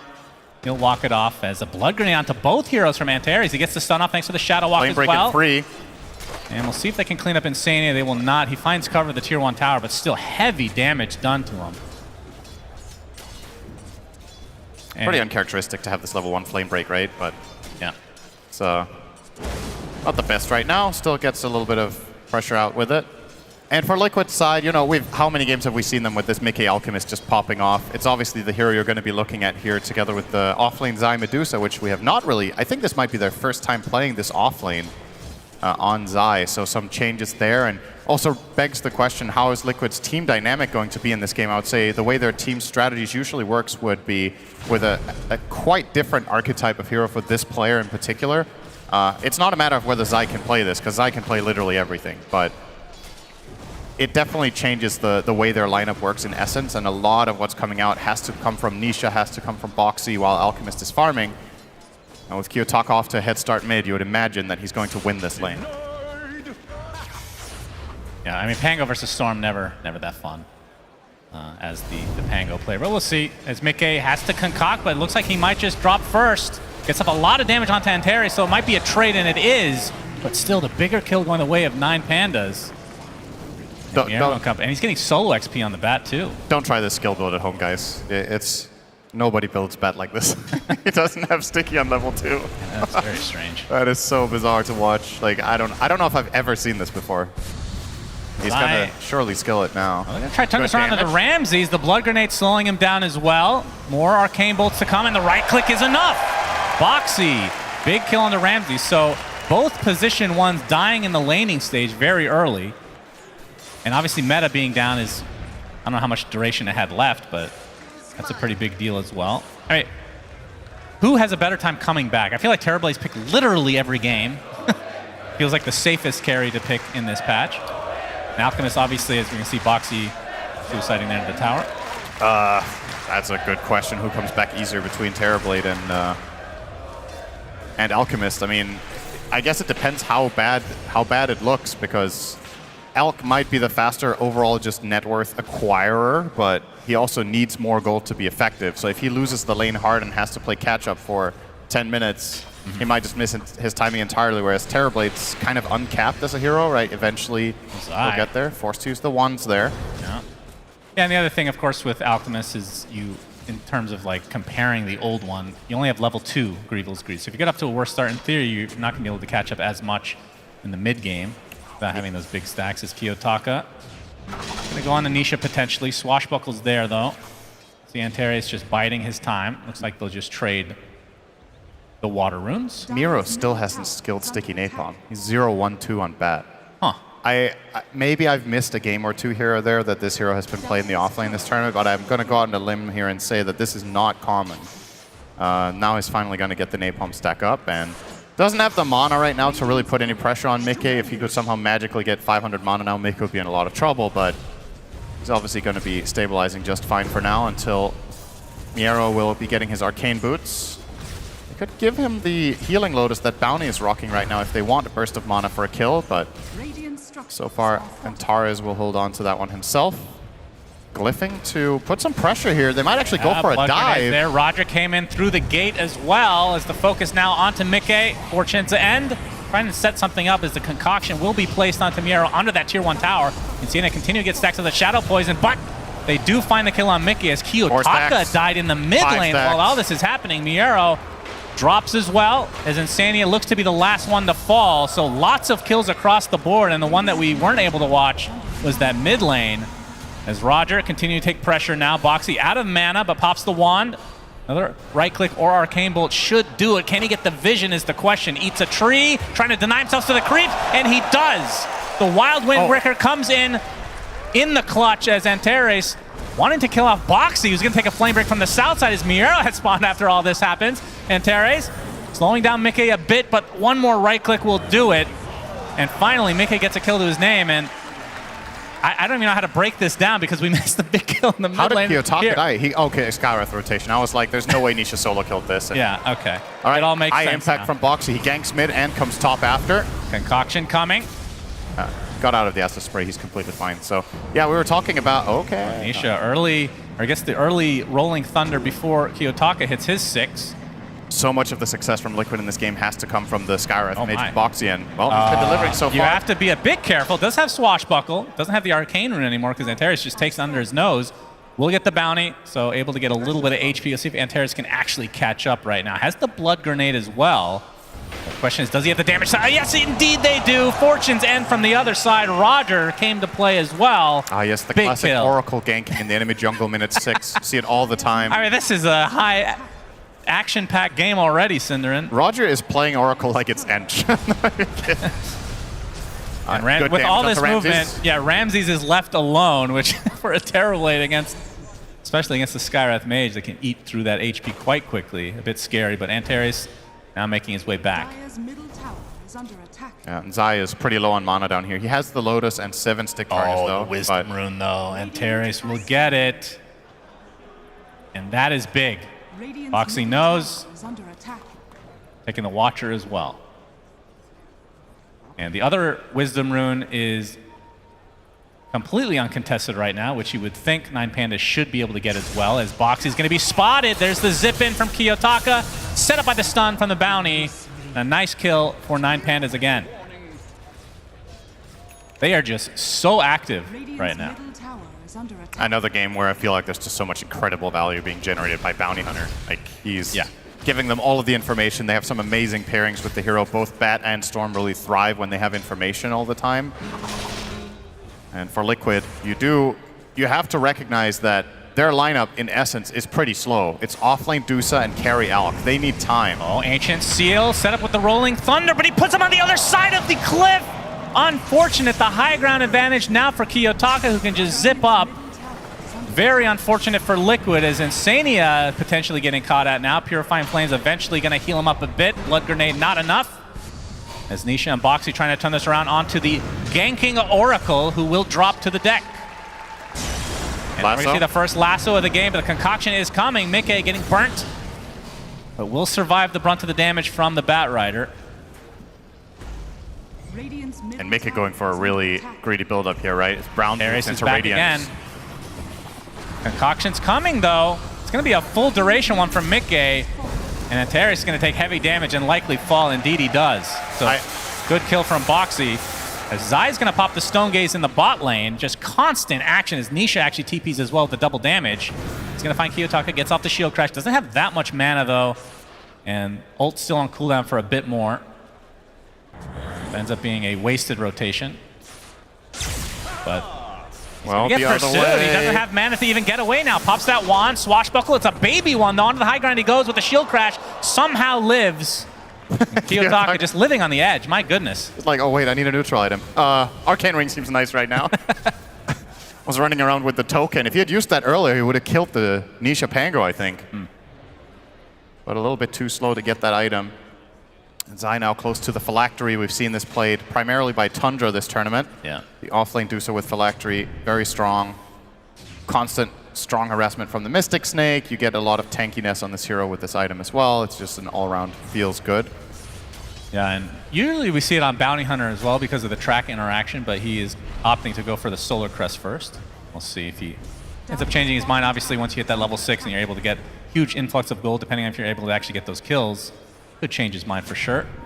Insania, they're going to spot the bounty.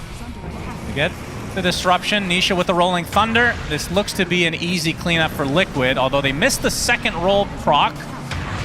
But Roger actually trying to help out, so they might find 2 kills instead of 1, as Antares actually walks away, so Roger will be the one to fall instead. Yeah, Kiyotaka not interested in getting involved there. Understandable. Oh, another. Drops the shield rune. And Terry's just being a constant annoyance. We'll take the Ancient Seal, but obviously no Mystic Flare to kill him during the TP. Kiyotaka will get gone on a bit by Nisha. Will zip away, though. And while all this is happening, Mika is farming up a Storm here. He has 4 points in Acid Spray, just farmed a double camp combo, if you will, in the top half. Miero can't really dive him, doesn't have enough mana right now to go for a kill. Get a Lotus Flower, that will help. Nisha initiated on by Kiyotaka. They have the stun after the fact from Antares with the Fortune's End as well. Swashbuckle gives him a little bit of distance. Ancient Seal onto Kiyotaka, but he has enough mana for that last zip and right click. Down goes Nisha. Big kill for 9 Pandas. That was actually pretty close to not finding it. As Nisha looks okay with the idea of dying there, apparently. I guess I could have died worse. Yeah, it could have been worse. Could have died another time. Zai putting pressure bot. Looks to be getting this tier 1 tower. The side of 9 Pandas not interested in defending this, so Zai with the phylactery. Going to be approaching his seemingly nice boxy. Just a casual power steal. Yapzor cosplay there. Yeah, pretty much. Shout out to him. Bailiff Discord on the way for Zai. Big zipping on the Mikke, who's out of mana as well. He has the Sacred Relic. A TP is coming to try to save him, but that's going to disruption at the last moment, but you'd think he's still dead. Indeed he is, and Insania might be going down as well. This is going to be a track kill now, and this is where it starts to get a bit scary for Liquid, but they're going to rotate in. Kiyotaka going to take the brunt of the damage from Nisha. Gets off the stun with the Rolling Thunder, connecting onto 2. Another zip will avoid it, but no, gets stunned again. Do they have the damage to actually finish him off? False promise on the Kiyotaka. He will likely live as a result. Gets the stun onto Boxy. They're going to clean that one up pretty easily. And Teres, they don't have the vision for him. Miero just TP's out. Kiyotaka, though, he doesn't have that much mana. Zip away, attempting to TP out, and he will. Really important for him that Pango still doesn't have that diffusal. Makes such a huge difference in this fight that Nisha has gone for a build that leads to a slow diffusal blade. He went Treads and Orb of Corrosion in this matchup, so still needs about 1,000 gold to get to that key item. Mid lane, he might get Lasso. They're thinking about it, but with Boxy's presence, thinking, oh, okay, Boxy just barely getting the kill on Antares there. Another Fortune's End. Okay, they're actually going to dispel the shield crash, which zip in from Kiyotaka. They still have the Lasso, but there's the disruption from Insania. Lasso, let's see if they actually want to use it. Finally they do, and they have the damage. It's actually a very easy kill on Nisha, but Mystic Flare into Miero. This will be a nice kill for Liquid. They need something out of this. They will get him. Boxy falls shortly after the Roger, though. It's Kiyotaka looking to clean everything up. Zai now left in a 1v2, but it is a Medusa. So do they have the damage to go through all of this mana shield? They're right-clicking him, not doing that much. Another Mystic Snake is coming up with that Phylactery in tow, but they drain his mana pretty nicely. Stone Gaze up in 2 seconds. They won't even bother trying. Jesus. This still has a 20. Look at Zai's face. Like, yeah, I'm just playing Medusa. He still had 21s, so they weren't actually even close. Yeah. I think he got a 3-hero Snake, so he got so much mana back there, and yeah. I mean, he stays alive, but Medusa's curse in a situation like this obviously doesn't really pose too much of a kill threat. Insania gets the dust off. You can see Antares trying to get the second Wisdom Rune. Won't find it, though. They were ready for that one. Indeed. They come with numbers. And it's going to take them a while. Swashbuckle not really doing that much damage, and Insania nets himself the kill. But just the fact that they have to bring all these heroes for a bounty hunter, this is something that you will never hear me say ever again, because I've said the opposite all the other times, Cinderin. This hero right now is, in my opinion, so much more effective as a support. It is insane the amount of space that he creates. Why would you never say that again? Because I always prefer cores on every hero, if you remember. That doesn't mean you think they're more effective, it just means you love to play core. Just shut up. Yeah, okay. Okay, basically an even game, though, in terms of the net worth. Slight lead for 9 Pandas. Of course, this is against an Alchemist. It's an Alchemist versus a bounty support, right? Yep. So you're going to see a trade-off of gold. Going to be a bit deceiving. Yeah, overall, I would say being still in a gold lead 15 minutes in is a good look for 9 Pandas, though. And also curious to see, because our frame of reference for offlane Medusa has been Tundra pick this hero and win in 20 minutes, right? Yes. How does this hero work when the game is even and you get to that point and you have these matchups. I'm curious to see if Zai can find this dominant impact that we saw from Tundra, because they definitely have not been off to the kind of starts that we've seen from Tundra. And a lot of those were also Bounty Medusa, right? Bounty was with the Medusa in lane and they were just crushing. Yeah, that is fair. And Terry's going to get caught out. Dust is upon him. He's fine. Not going to go any further, though. So Diffusal finally online for Nisha. And he's still tracked up. And then Terry's getting close to that Solar Crest. And the real question is, I was going to ask if Terrorblade was going to go for Diffusal, because we have been seeing that quite a bit. They're going to go for it. A big kill. Kiyotaka focusing now on Mickey with Roger's help. Mickey's going to get some TP support, healing up, and nice disruption. Looks like they won't be able to finish the job. Instead, Roger will take a tumble. And they lose the Bat Rider on the other side as well. So Liquid cleaning up in this last couple minutes. Big TP from Insania. Very, very important for Liquid to save their Alk there. That would have been such a huge kill. I guess in the midst of all this chaos, though, we haven't really talked much about Terrorblade. There's one of those in the game, too. Because he's in every single game. Ramses is just farming, and I believe his Manta is now complete. Are you surprised he did not go Diffusal? Because we've seen it even in games not against Medusa. They don't really have any other hero that can buy it. They just don't care. I actually, this might sound weird because he's against Dusa. I like the fact that he didn't buy it, because I think the job of Terrorblade this game is to counter Alk, not to counter Dusa. I think he should just itemize to be absolutely stupidly tanky with stats and just stand his ground and deliver, rather than look to assassinate Dusa's mana shield. It's an offlane Dusa. It's unlikely that Zai will become like a carry with this build. He'll do some meaningful damage, but it's still going to be the Alk that is your primary issue. Okay, he's going Ags after Veil now. Yeah. It's a very interesting build. So you're going to have, is that still the same Mystic Snake Petrifies? Yeah. Very interesting. Guess there's some decent synergy there with the Alk. Yeah, well, Swashbuckle does physical damage, right? So that's the damage amp for that as well. That's pretty cool. Kiyotaka, Ancient Seal into Mystic. My goodness. Liquid find the damage easily. Had no protection. Completely alone in the top half, gets spotted out by a ward. Now, the question is, are you reliant on the Oracle the whole game, or do you need to, I mean, you're going to have to buy a BKB, I assume, at some point, or some sort of a Dispel, I would assume.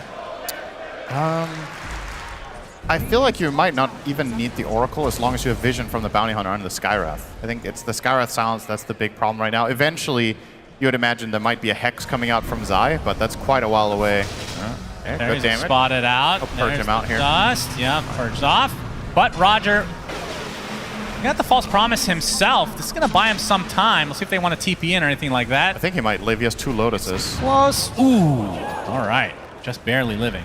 Well, if you want to die, don't use a healing Lotus next time. Zai, he gets initiated on by Kiyotaka. Still has that Stone Gaze, but can't use it because he's lassoed up at half mana. Finally, the Stone Gaze goes off, but now that he's out of mana, very little HP to work with.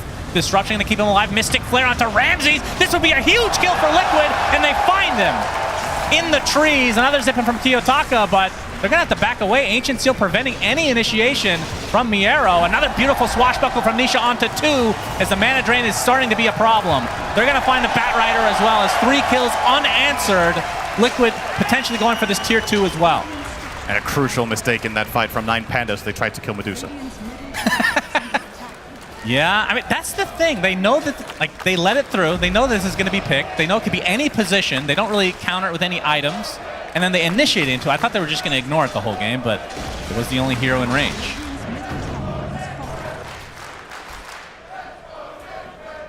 So now a 5K lead for Liquid. Again, they do have an Alchemist. I don't know what that means exactly, but it means they're getting a lot of gold. They are. Yeah. And I feel like the kills have definitely slowed down a bit for 9 Pandas since the track has been online, actually. They haven't found as many as they did pre-track. I feel like he got so many kills level 4 as a Bounty Hunter, but Liquid have been doing a nice job of avoiding him. It does seem to be where Bounty Hunter finds the most impact in the games that we've seen, is those first 10 minutes. You can really feel his presence in the laning stage a lot more than you used to, but after that, the Ancient Seal and a death again for Kiyotaka. Nice setup from Liquid by the gate. They've done a really good job with the Skywrath and Shadow Demon, both saving and setting up kills with and against the Storm. Mika will stun himself on the Tormentor. I'm not really sure what that was all about. track. Momentum number 1. So I say track, but now Shadow Walk will be available for Antares to use on allies with the shard. All right, you be on the lookout for that. Okay. Yeah, as we've seen in this tournament, it's been used once. I'm sure it's been used. We've noticed it once. We've noticed it once. It hasn't been one of the most impactful shards for the most part. I feel like it's good, though. There's no way. Yeah, I would agree. The opposite side, Liquid will take the shard here as well. The Shadow Demon one would be really good this game against the Bat Rider and the track, and they will get it. Okay. So now Demonic Cleanse available for Insania. 150 mana cost spell, 7 seconds, constantly cleanses. So that will help them a lot against Sticky Napalm, against the Bat Rider track, and it even heals. Yep, okay, Lasso on to Nisha. They have the lockdown, they have the damage. 9 is a good setup. Finally, Kiyotaka has some help up here. He's been on an island for quite a while, get killed twice up here. This time they bring the numbers and they find the big pick the other way. Don't think they can really do damage to this tower. Terrorblade is still farming up.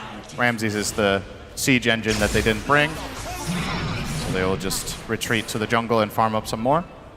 Despite this good fight from Liquid mid, this still feels like a very even game. Alchemist was the big winner in it, of course. He's close now to AC. Be on the lookout for that. That's a Kiyotaka, long deep zip. jump. They want to kill Boxy. The Ancient Seal has been such an issue for Kiyotaka. He will get it off, but dies shortly after. Another good pickup from 9 although they lose Miero as Insania. Getting credit for that one. Kiyotaka very low mana. Does have to be careful. The Shadow Poison not giving the vision for Insania. I might see him now. Yeah, they're going to walk very close. The tree is planted by Kiyotaka. Shadow Poison, did that spot him? They're pinging it out, and now they know. The attempted zip TP. Oh, the Aghanim Scepter! It stuns him! And now Kiyotaka, out of mana, gets whipped into oblivion, looking for a deny on these pathetic mud golems, but will not find it. Nisha, in the meantime, getting off his Rolling Thunder. Kiyotaka definitely did not account for that. Aghanim Scepter Medusa. Goodness gracious. I love the tree plant too. Like, Insania finds him, he's like, uh-oh. Puts down a tree, it just gets poisoned anyway. Good kill for Liquid. Keeping ahead. Yeah, and with that death, basically, Nisha and Kiyotaka are essentially even on net worth, which obviously from a Storm's perspective, feel like you need to be ahead of the Pango. Pretty cool Zai stat there, by the way. Uh-oh. And Terrace is dead. Nisha gets credit for that one. Onto the high ground, Mikke and Boxy go to the Radiant jungle. And Roche is available, and it's on the Radiant side. Another 2 minutes until night. Yep. Good minus armor from the Alk. Not sure if they have a Solar Crest. Oh, they do. Onto Boxy. Solar Crest, definitely an item that has been getting more and more popular as this patch progresses. So this Roche looks to be a freebie for Liquid. Do they give the Aegis to Mikke or Nisha is the question. Or Zai. Just kidding. Come on now. Even in games with Karen Medusa, you saw them not give the Aegis to the Medusa. Yeah, indeed. It'll be Nisha, so Liquid maybe not resigned to go high ground at any point during this Aegis because Pango's not exactly the hero to do that. And Mikke can still complete this eventual 6-item full slotted build. I love the dagger that Zai's queuing up. I think it's really cool this game. He recognizes that he's mega tanky on the Dusa, so his job is going to be just flat out jumping in using Stone Gaze to force defensive cooldowns, and then his teammates can pile on them. It's like a really good idea here. Yeah. Force them to look at you. That hideous face. Not Zai, of course. He's quite beautiful. Yeah. The Medusa. It's probably the reason he has barely played this hero. It's very ironic for this guy. Yeah, it definitely does not scream Zai when you see Medusa. But adding more to his very large hero pool, I have to say. Yep. Of course, I don't think offlane Medusa will be a thing after the next patch. Just throwing it out there. Probably not what Valve intended. But teams are letting it through. Like, this could just be a ban. I feel like they should buff it for like 1 hour just to see the community feedback. Yeah, like micro patch. Yeah, that's the only patch change. Medusa Mounted Shield blocks more damage. Oh, more damage. Yeah. Okay. Good. Yeah, just for an hour. You know, see the community outcry. What the I mean, hell? if you do that, then it does force the teams to actually ban it instead of continuing to let it through. Fair. But of course, 9pandas, they are the team that has beat Medusa time and time again. I mean, they did let it through in a previous series in the playoffs, and they did lose. Yeah, I think they're 3-1 against it right now. Yeah, they've lost at Storm least jump. once. Okay, Insania is a great target, but a Rolling Thunder comes in. Ancient Seal to follow. Concoction on top of Kiyotaka, but the False Promise keeping him alive. Ramsey's just right-clicking Mickey, and there's the lasso to contain the Alchemist. Down goes Mickey. Big kill for 9pandas, but they lose their Storm Spirit. Swashbuckle onto the high ground for Nisha. Another Ancient Seal, beautifully done, keeping this Bat Rider at bay. As Miero, he's going to get gone on again as Nisha actually blinks in to try to finish the job, and he'll do so successfully. Ramsey is strong. Yeah, he is untouched. This Medusa completely untouched and ignored, as the Aegis was finally consumed, and Roger will be brought down by Boxy eventually. Double kill for him. So 3 for 2, as 3 cores total die, more so on the 9panda side though. Liquid are doing a really good job at mitigating Kiyotaka's impact in this game. That's another good jump on him. And sure, he does get Oracle ultied, but Roger wasn't able to use any more defensive spells and keep him alive, so even though he Storm jumps out and TPs to base, he dies with False Promise in the fountain. He could have somehow stayed alive there after killing Shadow Demon. That would have been really good, but he didn't even kill SD. He actually had to leave him on 1% health, get out, and then SD died to other residual damage later. But that is the hero you have to kill. I mean, from Liquid side, you have to kill the Oracle, right? So yeah, Oracle and Storm are your #1 priority. Get rid of these heroes in the fights, and then you can stabilize after. And it's pretty straightforward for 9pandas as well. You can clearly tell that they're on support hunt. All right, Blink Dagger from Boxy, not going to save him in the end. Very dead. Track kill the way of 9pandas. Completely alone in that bottom area. Let's keep in mind that, I mean, this is a patch where kills already give a lot of gold. You're giving a level 2 track kill over to 3 heroes as well. That one might actually have been level 1. I think he just leveled up, so. But still, it is a big part of why 9pandas aren't further behind. And honestly, this net worth gap between Terrorblade and Alchemist, I don't think it's big enough. That's not big at all. Like, this is 2.5k minute 27. I mean, they went head-to-head in that fight. I mean, there's a little help from supports. Yeah. It's not live. Alk is never going to win with this net worth. Terrorblade just ripping him a new one. Not a chance. So you're really reliant as Liquid once again on the supports. You're reliant on Pango doing a good job with disarms and handling the Storm so that your Alk can get to have some sort of a foothold in the fights. Mika will now pick up what seems to be a Basher. It is indeed. Despite, I mean, you can max out his inventory at this point, and I still think he loses to Terrorblade in a one-on-one, so Dota doesn't work like that. Mickey should itemize to kill the Terrorblade's team, and then he needs to rely on the supports, Medusa, and to some extent Pango, handling the Terrorblade later. Well, Tormentor should spawn relatively soon, as the Daedalus looks to be next from Ramsey's side. And I believe the Aghanim Scepter, yeah, for Nisha has been completed, so Swashbuckle every time you shield crash, and he has the 15 talent, of course, to synergize. And the only thing that really counters it is Lasso, kind of, but it's kind of awkward as well to use it on a Rolling Thunder, but you might find the opportunity could be effective. If Terrorblade gets to lay into this Pango and he doesn't have shield crash stacks, he could die very fast.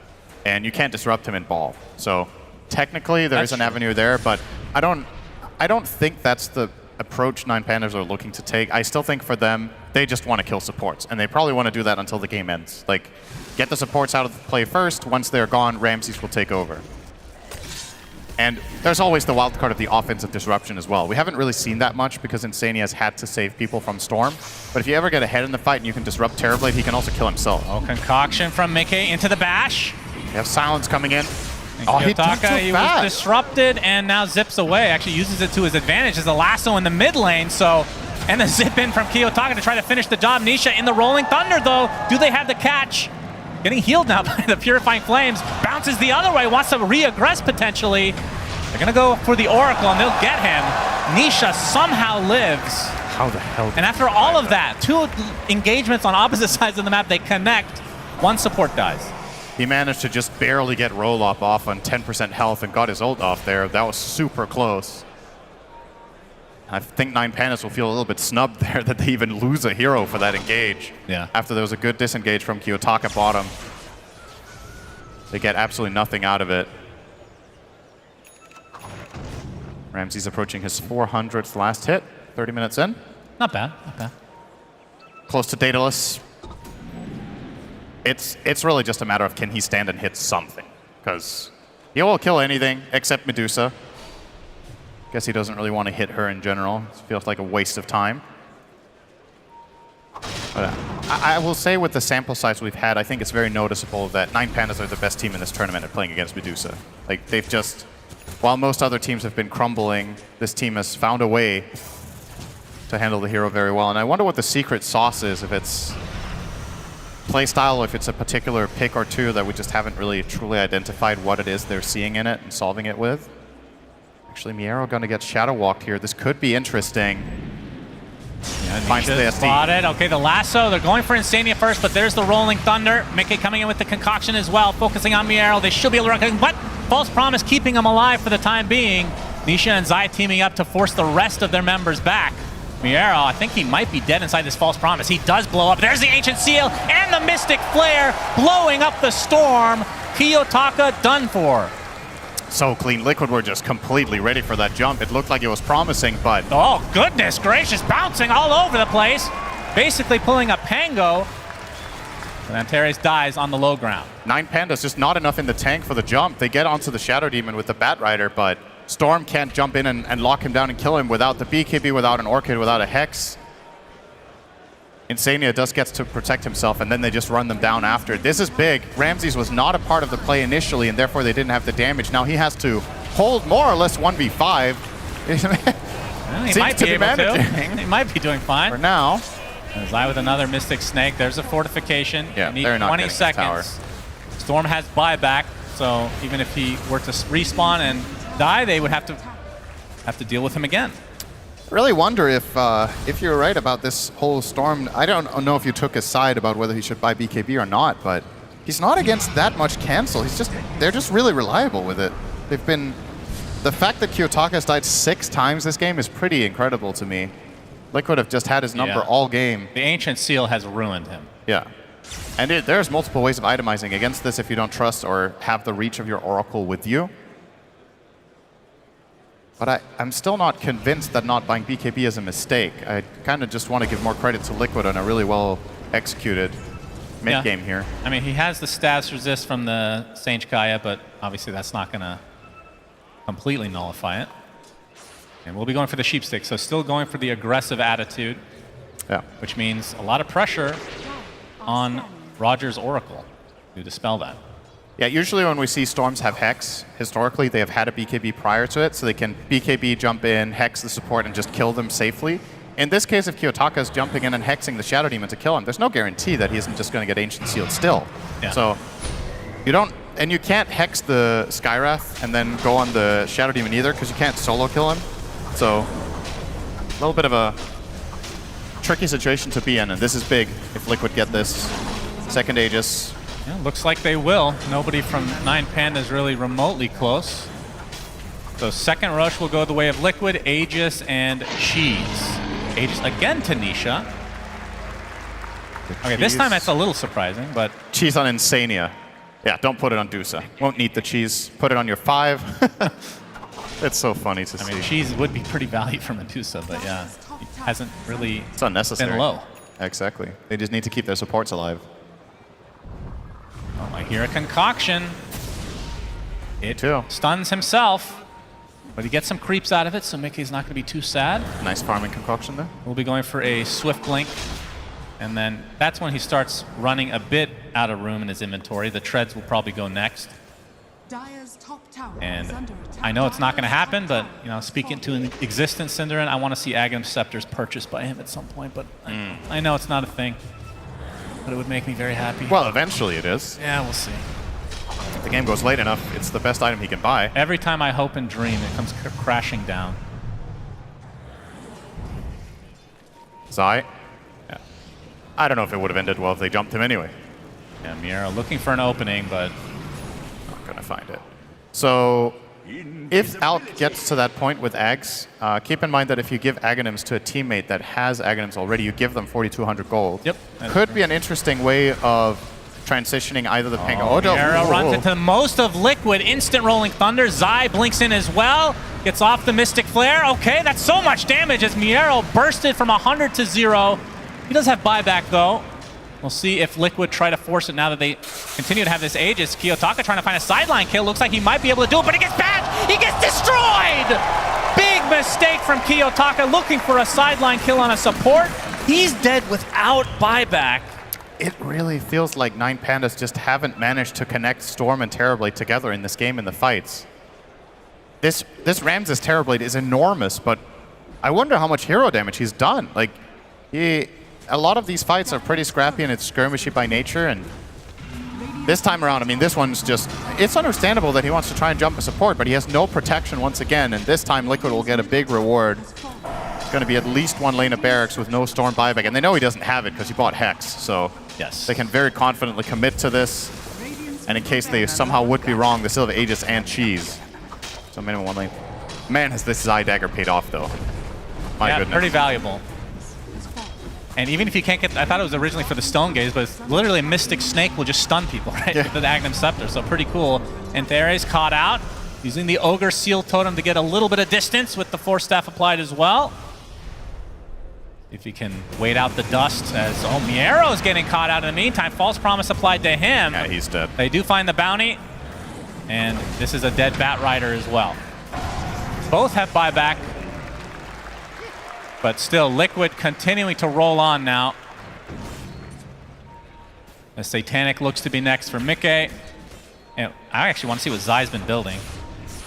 He has 5.3k. He's getting We're going Sheep next. Yeah, so that's going to be another problem for Storm, and he is identifying the issue here. Kiyotaka's like, okay, screw it, then I'll buy BKB.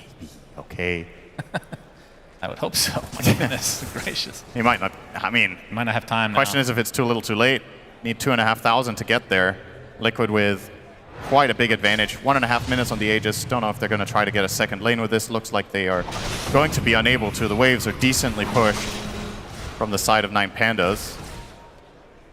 I mean, one aspect of getting a late BKB that is value is it obviously will be a lot longer than the other BKBs in the game that have already used their duration, but... Roger! Ogre Seal Totem saves another soul. How does this happen every game to this team? They just did it last game too. I don't know. Like, it's just it's like, is this you can't do it with two people. Is this in their contract? Like every game you have to go and make things exciting at the Tormentor? You would think they would learn by now whether they can or can't do it as two people, but they seem to find a way of making it spicy every time. Yeah, they need to add the Tormentor into the client so you can use it in demo mode, so you can just practice fighting this building. The new target dummy. Yeah, that's pretty good. Why not? Liquid gonna go for the high ground here. 30 seconds on Aegis, so Pango will be exposed for it. Okay, they're actually just gonna slow push here with Medusa Illusions. They don't hit very hard. Yeah, but they are very tanky. That is true. Step by step. Look at these things. Gracious. All right, well, if they do that another 50 times, they'll get a ranged barracks. So they have all the time in the world. I guess so. Obviously, the Aegis is one thing you do have to keep in mind, which is expiring, which is why the smoke is now activated on 9Pandas. Yeah, Terrorblade is more or less maxed out. You can still get Ags, but Ramses is enormous. Yeah, but now we're starting to see the offensive disruption take over these TB illusions and let them work for you. And this feels like this is going to be the name of the game for Liquid. It's just Kite TB. They've done such a good job at mitigating Ramses' impact relative to net worth so far, and if they can keep that up. Zai. The initiation with Trickster's Cloak into Mystic Snake. I mean, it's so free to play like this. It's got to be fun, right? Yeah, and he's got the shard now as well, actually, so it will reflect a Mystic Snake. Every time Bounty tracks, he throws a snake out. All right, 9Pandas have done their research. They're bringing more heroes. Good job. Roger still taking damage. Oh my God! Not again! Not again! He gets tipped by Ramses. Oh, you'd love to see it. Oh! You'd love to see it. That Tormentor hates him. Oh my God. Who got the shard? Bat Rider. Okay. Oh. So that is the Sticky Napalm. Flaming Lesson no longer disarms you, and every second attack applies a stack. Not particularly great with his build. We've seen some core bats go for this shard together with Witchblade in the past, and ultimately even more attack speed, but it's not really set up to utilize the shard particularly well right now with the items that he has. Oh, Miero, blinks in, but he is spotted by Insania. And it's time to get out. Yeah, he's already disarmed and he's going to get stunned now. Mikke has the Abyssal Blade as well. If he wants to continue the lockdown, he will. And easy kill. The Very save from Roger not there. He was in the fountain for some reason. Who knows? The Tormentor strikes again. There could be any reason why he wasn't there to save his back. Zai's in. Let's go. All right. The offlane Medusa is now hitting your tower. Not scared of anything. Let's see how much damage he's taking. Okay, they're starting to drain his mana very slightly. And the poke onto the buildings. And Tere's continuing out with the tracks. Gonna glyph this. Yeah. A little bit surprising considering they don't have a tower there. And their Storm Spirit dies again alone. Boxy has been destroying him all game. No buyback at all. There's the offensive disruption onto Ramses. His creations turn against him. Zai with the Stone Gaze, having a little bit of space. There's Miero getting off a nice lasso. No disruption to save him, but they have the stun lock as Ramses already at half HP. Gets a nice thunder on the Mikke. This will be a pretty nice kill for him, but he is taking so much damage. Bashed into oblivion. 3 dead for 9 Pandas. GG's. Liquid tie it up 1-1. And it really feels like the absolutely most important thing in this game, not to beat a dead horse, but they never got any value out of their Terrorblade, and Liquid just shut down Storm so much. Looked like the side of 9 Pandas were very reliant on playing around this 4-man skirmish in reality in the mid game with their heroes and just letting TB farm, but Liquid had so many responses ready. They kept punishing them. Zai ends the game deathless, 2-0 and 20 on the Medusa. Shocker. Absolutely unbelievable. Yeah, it was an entertaining game. I feel like I can't help but feel a little bit disappointed that we didn't get to see 9 Pandas, you know, get an actual team fight. It almost felt like this Terrorblade was quiet for the vast majority of the game. Well, okay, quickly have so a look at Ramses farmed out of his mind. Kiyotaka was dying left, right, and center because you didn't go BKB. Still did the most hero damage, actually, on the Terrorblade. That is surprising. Surprising, yeah. But not by a lot. And considering his net worth, this also, I mean, you want more value out of this. So they got outplayed, fair and square. Indeed. Liquid tie it 1-1. What's going to happen in game number 3? Stay tuned and find out soon. Well, you get all the heroes you want, lots of strong ones, and you win the game. Apparently that's as easy as Dota is. Yep. Liquid did what they wanted, Stormstormer. Yeah, I mean, basically 9 Pandas decided to play against Alchemist and Duza, and this is what you get for it, I guess, in this patch. I mean, yeah, this game, I mean, it just slowly but surely slipped out of their hands, I feel like. At some point you could see how, like, they went as 3 or 4 heroes on the Duza on the mid lane, and then, like, they realize they can't kill her, they tip him, and they're like, okay, whatever, we're getting out again. Yeah, I think Alchemist, or sorry, I was going to talk about Alchemist, but yeah, I think Liquid showed the strength of this hero, even though the early game was pretty even, or maybe even a little 9 Pandas favored. This hero just farms way too much of the map, he gets way too much gold from it, and his timings are just too strong. The Tormentor is like their mortal nemesis. It's already nice, you know. I don't know what's happening. It's like the cherry on top of it in the end, you know. You already played a 34 or 38-minute game, the game's already looking pretty harsh. You go for the Stormwind and you die, you see some smiles from Roger, I mean, what else can you ask? What can you do? I must say, I do love it when you see these teams playing with a smile on their face. Yeah. Because, you know, obviously we're at the point now where they could get knocked out just before the final, but they can still enjoy stuff like that. That's good, solid pro Dota, I'd say.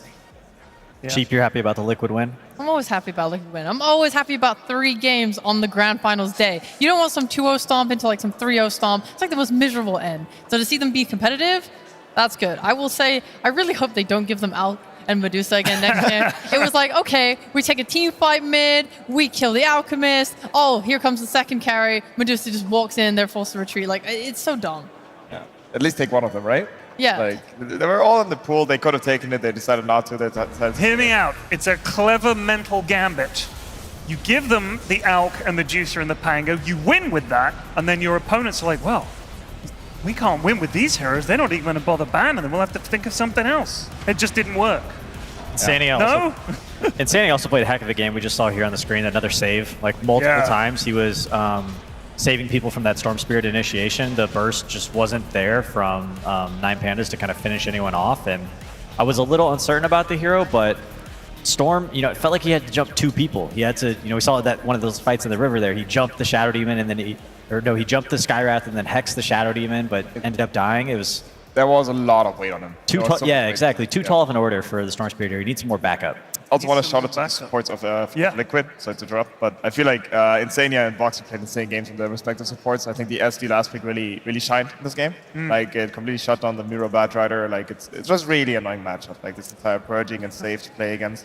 Very tough. Very tough. Sheep, I know you had a head-to-head you wanted to pick. What have you got for us? All right, I wanted to talk about Roger Boxy. I wanted to talk about the Oracle and Skywrath because they both bought Blinks this game. And I thought it was cool in like the ways that they bought them for, right? You have a Storm Spirit who has the weight of the world on his shoulders. As a result, he's going for no save items, no Yules, no BKB. He's getting this Hex.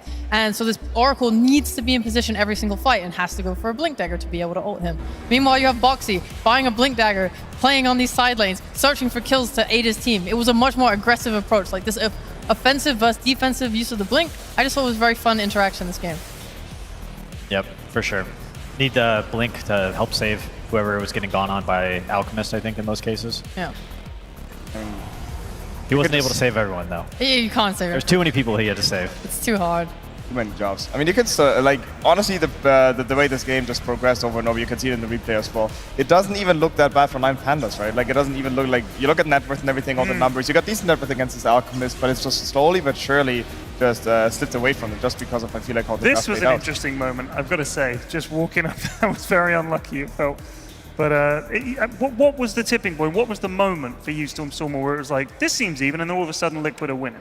I mean, honestly, I couldn't picture out one big moment. I mean, I guess the first moment that like they got this one team fight on Liquid and got like a couple of kills, then you could feel like it was slowly slipping away. Yeah. Because before, like, you look at the net with the Terror Blades and like Kiyotaka and everybody's like keeping up pretty well.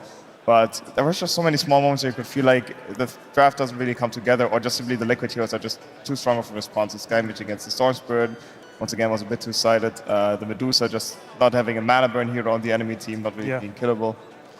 There's so much farm on the map. Everyone is able to just kind of farm all the time. In the previous patches, sometimes you'd be waiting for the camps to respawn. In the current patch, there's a lot of camps that just go unfarmed. And Alchemist and Doom, these 2 gold manipulation heroes, really take advantage of being able to farm the whole time. So Alchemist is farming the top side of the map, and then he's like, oh, here comes the enemy. I'm going to go to the bottom side where, Boxy has triple stacked Ancients for me. And there was kind of this mid-game lull there where there wasn't a lot of action, maybe a couple skirmishes here and there, but all of a sudden Alchemist is 6k net worth over Terrorblade, and people pick this Terrorblade for this reflection and long-range damage to reflect the Radiance, but Alchemist doesn't care. He just kills everyone anyways. That's a very good point about the camps. Yeah. Like, the map just being so big and having so many camps is really fitting for those 2 heroes. A big map, just like our big arena. Can we find a tsunami out there somewhere? Neil, where are you? I'm just standing next to the trophy right now, trying to gauge the temperature, get the vibes. Guys, we got a 3-game series on our hands. How you feeling about it?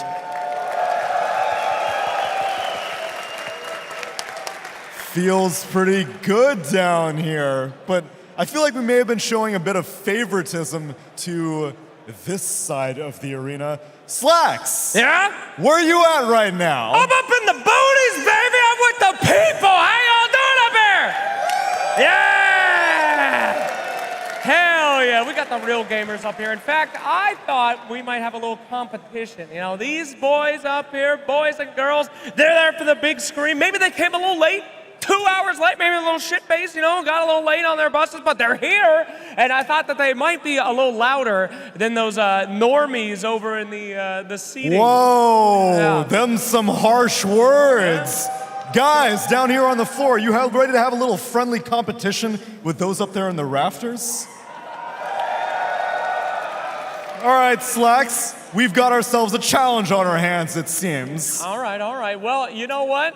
I'd feel good if we were first. Now, my friends up here in the rafters, all right? Yeah, I know you've been watching them with their big beer pitchers and pretzels down there, getting their autographs. This is our chance, all right? So on 3, I want you to give us all the power we have so that they know their place, which is under us, below us. Are you ready? 1, 2, 3, give it go!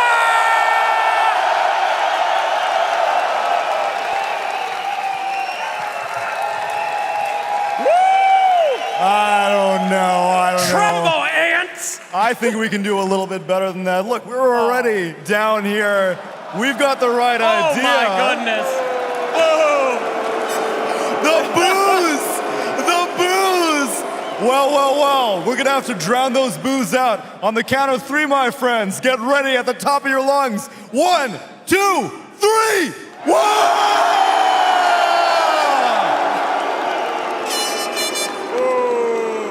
Oh, is Moo playing again? This is great. Where's he at? No.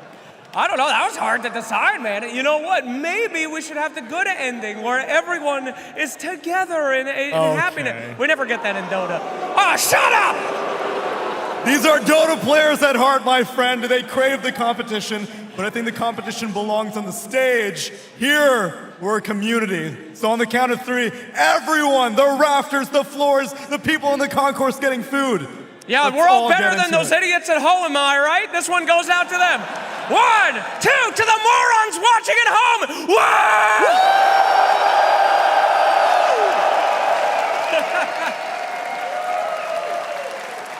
Thank you very much, Velodrome Arena. Now get ready for Game 3 of the lower bracket finals. Period in the panel. Back to you.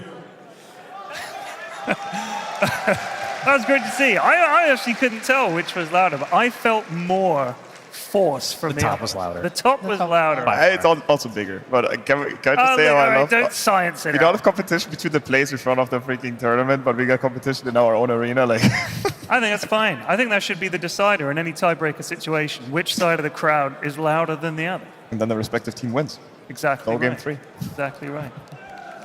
Anyone got anything they want to get off their chest? No. No? No, nothing. Very curious to see who's going to have first pick this game.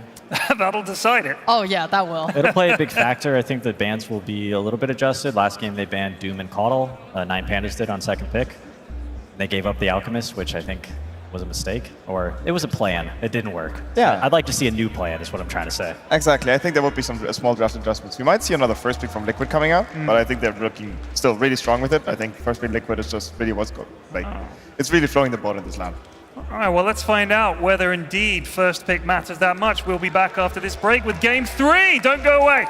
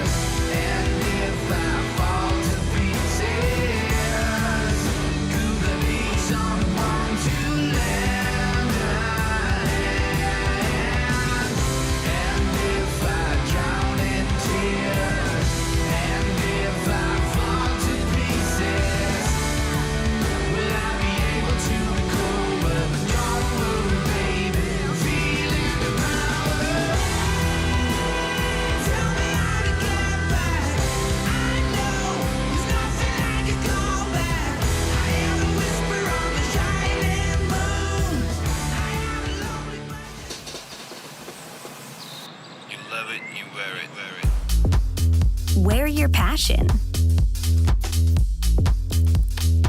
Share your passion. Wherever, whenever. Gaming is a lifestyle. Get your merch at shop.eslgaming.com.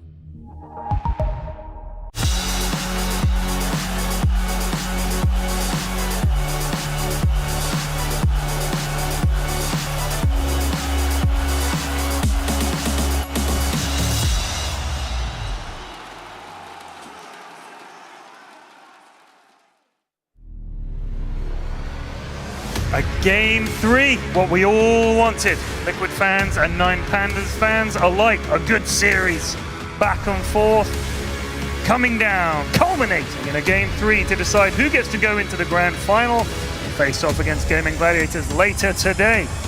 The other team will of course finish in 3rd place, healthy DPC points all round, but the glory goes to the victor alone, Storm.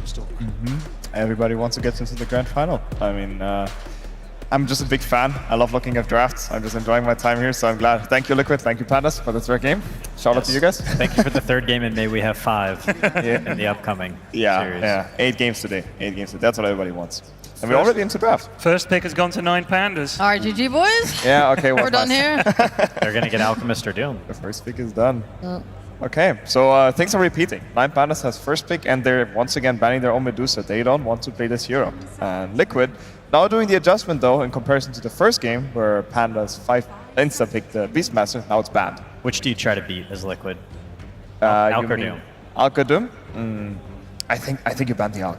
Yeah. I think this hero is just too good. I agree. And you also mentioned Ramsey's Alchemist is like instantly comfortable on it. I think Doom, of course, is also very strong, but I just think this Alchemist hero is just the #1 ranking after Medusa, or with the Medusa. Nobody knows.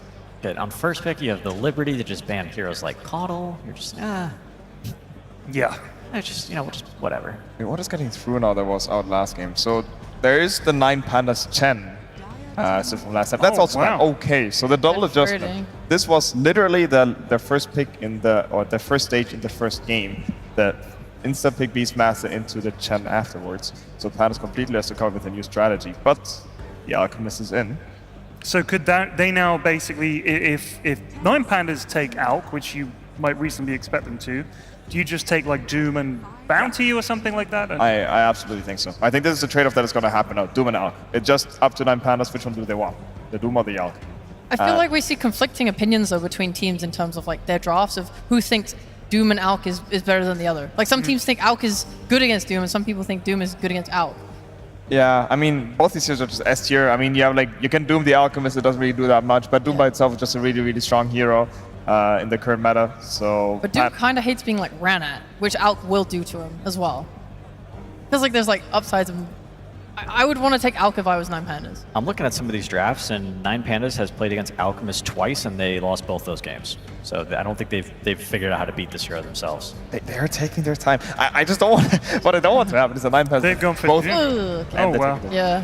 Liquid instantly taking the Alk and AA. Ooh. Instantly pop. This, okay, that was the fastest 4 picks that I've seen ever after 1 minute of reserve time. Okay. So, Alchemist with the AA. This AA is probably also a block pick because AA, of course, was counter the Alchemist. Yes. Pandas immediately responding with the TV, which they also did last game. So Ramses is saying, hey, I think this hero pick could have worked out. We just have to do small adjustments. We also got first pick now. Give me this hero again. So he's really comfortable in this carry matchup. TB's very good against Ancient Apparition. You can Sunder, even if you're hit with that AA ult. Yeah, you don't care. Probably one of the few healing mechanics that works through the Ice Blast. Correct. You favoring either side here? How do you feel about these openers? I mean, in general, I tend in this tournament to favor the Alchemist, and I think Liquid. Am I wrong about this? But did Liquid ever lose to the Alchemist in this tournament? Is it like the 100% win rate hero or something? I'll set the computer to work on that. Computer, calculate. They lost with it. They've lost. They lost with it? Okay. There you go. Computer says they've lost. But they did have a Muerta on their team as well, which that hero's had marginal results. Yeah, that's true. And he fell off quite a bit. Second stage is looking similar as always. Team Liquid is not giving Pandas the techies anymore, and the bounty being banned. 2 Antares heroes that he's been played both last games. I'm assuming they'll probably want to pick Skywrath on 9 Pandas. I really like that hero with the Doom. I think it makes his lane very easy, and it gives you a free setup already. Like this Blink Doom with Infernal Blade, Hoof Stomp potentially. It's just a very easy way to get pickoffs with Skywrath. Can I just ask quickly, might we see something like a Pugna Storm? We've seen that quite a bit, or is that not likely? Yeah, no, I was about to mention something like that. The Pugna Storm is still in the pool that is looking really good for 9 Pandas. It's a very strong combo pick. And of course, Kiyotaka is very comfortable on the Storm Spirit. The Enchantress would have been the second option, which I think would have been really good for Antares against the AA. But Io, Liquid going with the Io, this can lead into a lot of picks, of course, following up. There was Lesh from the last game, not particularly good against the Terrorblade though. There might be Anisha Storm Spirit. They love that combo absolutely on Liquid. Wisp has fallen out of priority a little bit for teams at this tournament, but I do think it's one of the best supports up against Doom. One, because Wisp has lots of healing, but also Wisp could just relocate somebody who's in trouble and doomed out of the fight. Very good kiting hero. Cheap reading the draft. Once again. I feel like Antares is always, he has like a pattern, you know? He wants to give me bounty, give me Sky, or give me Techies, and he gets one of those three. No Pugna, but we do see the Storm along with the Skywrath coming out. I'm told that Liquid have 4 wins and 3 losses with Alchemist. Oh, okay. Okay, that one was way off. Then I just had it in my brain because of all these last games that looked so strong that I felt like they've been winning a lot of games. It's been, almost half a week since they lost. Yeah, I mean, they've been running quite smoothly through the lower bracket, right? Yes. 9 Pandas. Okay, Storm Spirit Gaimin. Stealing the Storm Spirit. What are you reading at? Just one of those signs, sorry. You guys carry on being professionals. Okay, I'm staying professional. So I love the Storm Spirit pick. Once again, hard to counter, and obviously the denied pick, I think Liquid would have instantly picked it up if they could have gotten their hands on it. They've been looking insanely good with the Io and the Storm Nisha. Nisha Storm, rather. But now, of course, I need a replacement. They're definitely going to pick the mid laner here, probably. They could just go for something like a Leshrac, because it synergizes really well with the Io. And it has a pretty good laning stage against the Storm Spirit. I feel like Nisha's really been favoring spirits, so between Void Spirit and Ember Spirit is usually his hero of choice. They've agreed on something, I believe. Oh, he's smiling. Ooh, that's so good. Look at him, he's smiling. He loves it. He loves it. Oh, that's hype as hell. I mean, this Lone Druid has been such a good counter to Storm Spirit for so long. It's such a good pick. This hero is very good against spirits, man. This hero is very good. And it's one of those picks, he clicks on it and he just knows the crowd is going to love it. You can see he's why is it so good? I love it, just for the hero counters. You playing into these roots as Storm Spirit is so difficult. But also, I'm looking at Liquid's lineup. You don't have stuns on your supports. You're not looking to go and make highly mobile plays. They've made their Death Ball much stronger by having a Lone Druid. Lone Druid out, these guys can just go and take towers and take objectives and do whatever they want on the map together with all this healing. Gotcha. So what is 9 Pandas missing? What is there another support they can get to give them a better chance? I guess they're kind of missing teamfight control. If they do want to be able to fight into Liquid's ball, it's a little bit hard. They're very pick-off focused right now, it feels like. Still a Disruptor in the pool. Exactly, Disruptor comes to mind, but I'm almost certain it will get banned. It's just a way to put hero. Oracle being banned first, okay. The Disruptor I still love. It's also good with the Glimpse against the Relocate. Good for Storm Spirit as well. What about something new? You guys got any off-the-wall ideas? Take a try here. Some new heroes. Crazy. This Io. I'm thinking about both heroes quite a bit. I mean, Liquid is also getting still has to pick an Io combination for me as well, but of course, first of all, I need to see what Pandas is going to pick. Besides Disruptor, what else is in there that Roger could play? Yeah, there's no Ench, there's no Chen, there's no Bounty. He has played Nyx, but I'm not sure it fits here. Yeah, it's not particularly good against Liquid heroes, I think. I think it's been a pretty loosey hero overall, Nyx, oddly enough. There's just something casual like a Crystal Maiden or something. It has been it has been looking pretty decent this tournament. It has offensive potential in the laning stage with Terrorblade to lane together. Maybe like a Phoenix or a Phoenix? Yeah, I was gonna go along the same lines. I was thinking you could still potentially go Pugna because even though you're playing into AA and the healing's not as effective, it's if you can still. He's not always going to be AAO'd. You can still play around it, give your Storm loads of mana, let him make plays. Spam decrep on the bear. Yeah, exactly. That seems really nice. And being able to pick these supports off and just make your Storm enabled to do that is going to make your fights much easier. Yeah, I don't mind it. I mean, if the Storms are together, it has a lot of merit to it. The Disruptor stays in the pool. Really, I think Roger has quite some options. As you mentioned, the Pugna, maybe the Disruptor still you managed on Peter. Yeah. Yeah, Disruptor stays in the pool. Yeah, I like this one almost the most, I think. If you catch this Lone Druid off guard with a Static Storm on it before he gets his true form off, he will almost certainly always die. And once again, the glimpse against the IO. Actually, quite surprising this hero still in the pool. Oh, 5 seconds left. Elder. Oh my Witch Doctor. Oh my god, such fast picks. The Insania Redemption arc. What is going on? Wait, no, this is not Insania. No, it's IO Witch Doctor. Holy shit. Okay. It's IO Witch Doctor. Oh, that was such a fast pick. Fun drafts. Oh That's so hard. This is going to be a good game 3, hopefully. Fingers crossed. I hope I didn't just jinx it. No, you didn't. Do you guys know how this plays, this matchup in the offlane?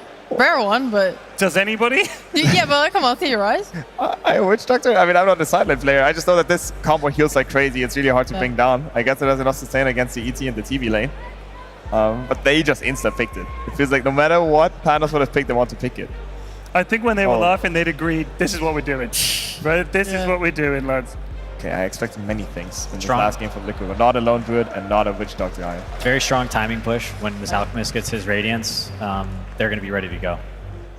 On the Alchemist? Yeah, on Team Liquid. You know, they've got the Wisp heals, they've got Witch Doctor heals, they've got Lone Druid Bear to siege buildings. They can finish this thing quick, potentially. Yeah. Well, I guess we'll find out. Will Lone Druid be a plague on 9 Pandas' houses? Or will the 5 Bears of 9 Pandas be able to turn around and push Liquid back into the sea? I don't know where that's going, but we'll see if Sunsfan and Synderen can figure it out. Over to you, lads. Great segue as always, Pyrian Flax, the best in the business. Sunsfan here with Synderen. Lower bracket finals, game number 3. Winner of this faces off against Gaimin Gladiators in the grand finals. Liquid showing some huge testicles with that Witch Doctor last pick, Synderen. We've seen it before in a different form, I guess. I think it was a carry, if I'm not mistaken. It was really weird. They have some major healing / pushing strat. They have a timing.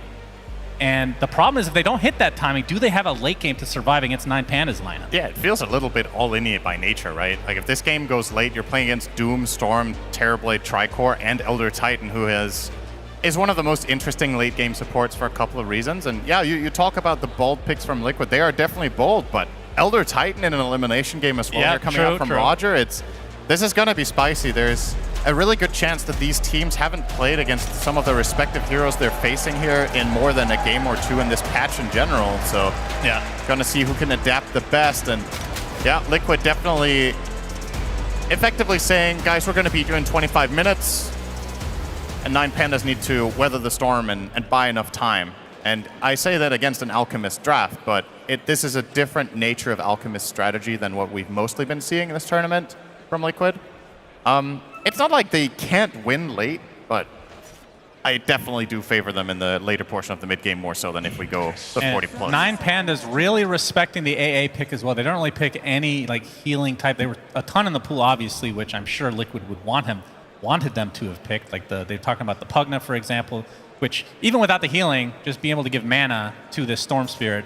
No mana battery this time around. The Elder Titan, kind of an unknown. A lot of times you pick this against the Terrorblade, but the Terrorblade's on your team. So only time will tell how this does. But I mean, it is a good push, anti-push hero, the Elder Titan, because of the way that the Astral Spirit Echo Stomp into Earth Splitter works.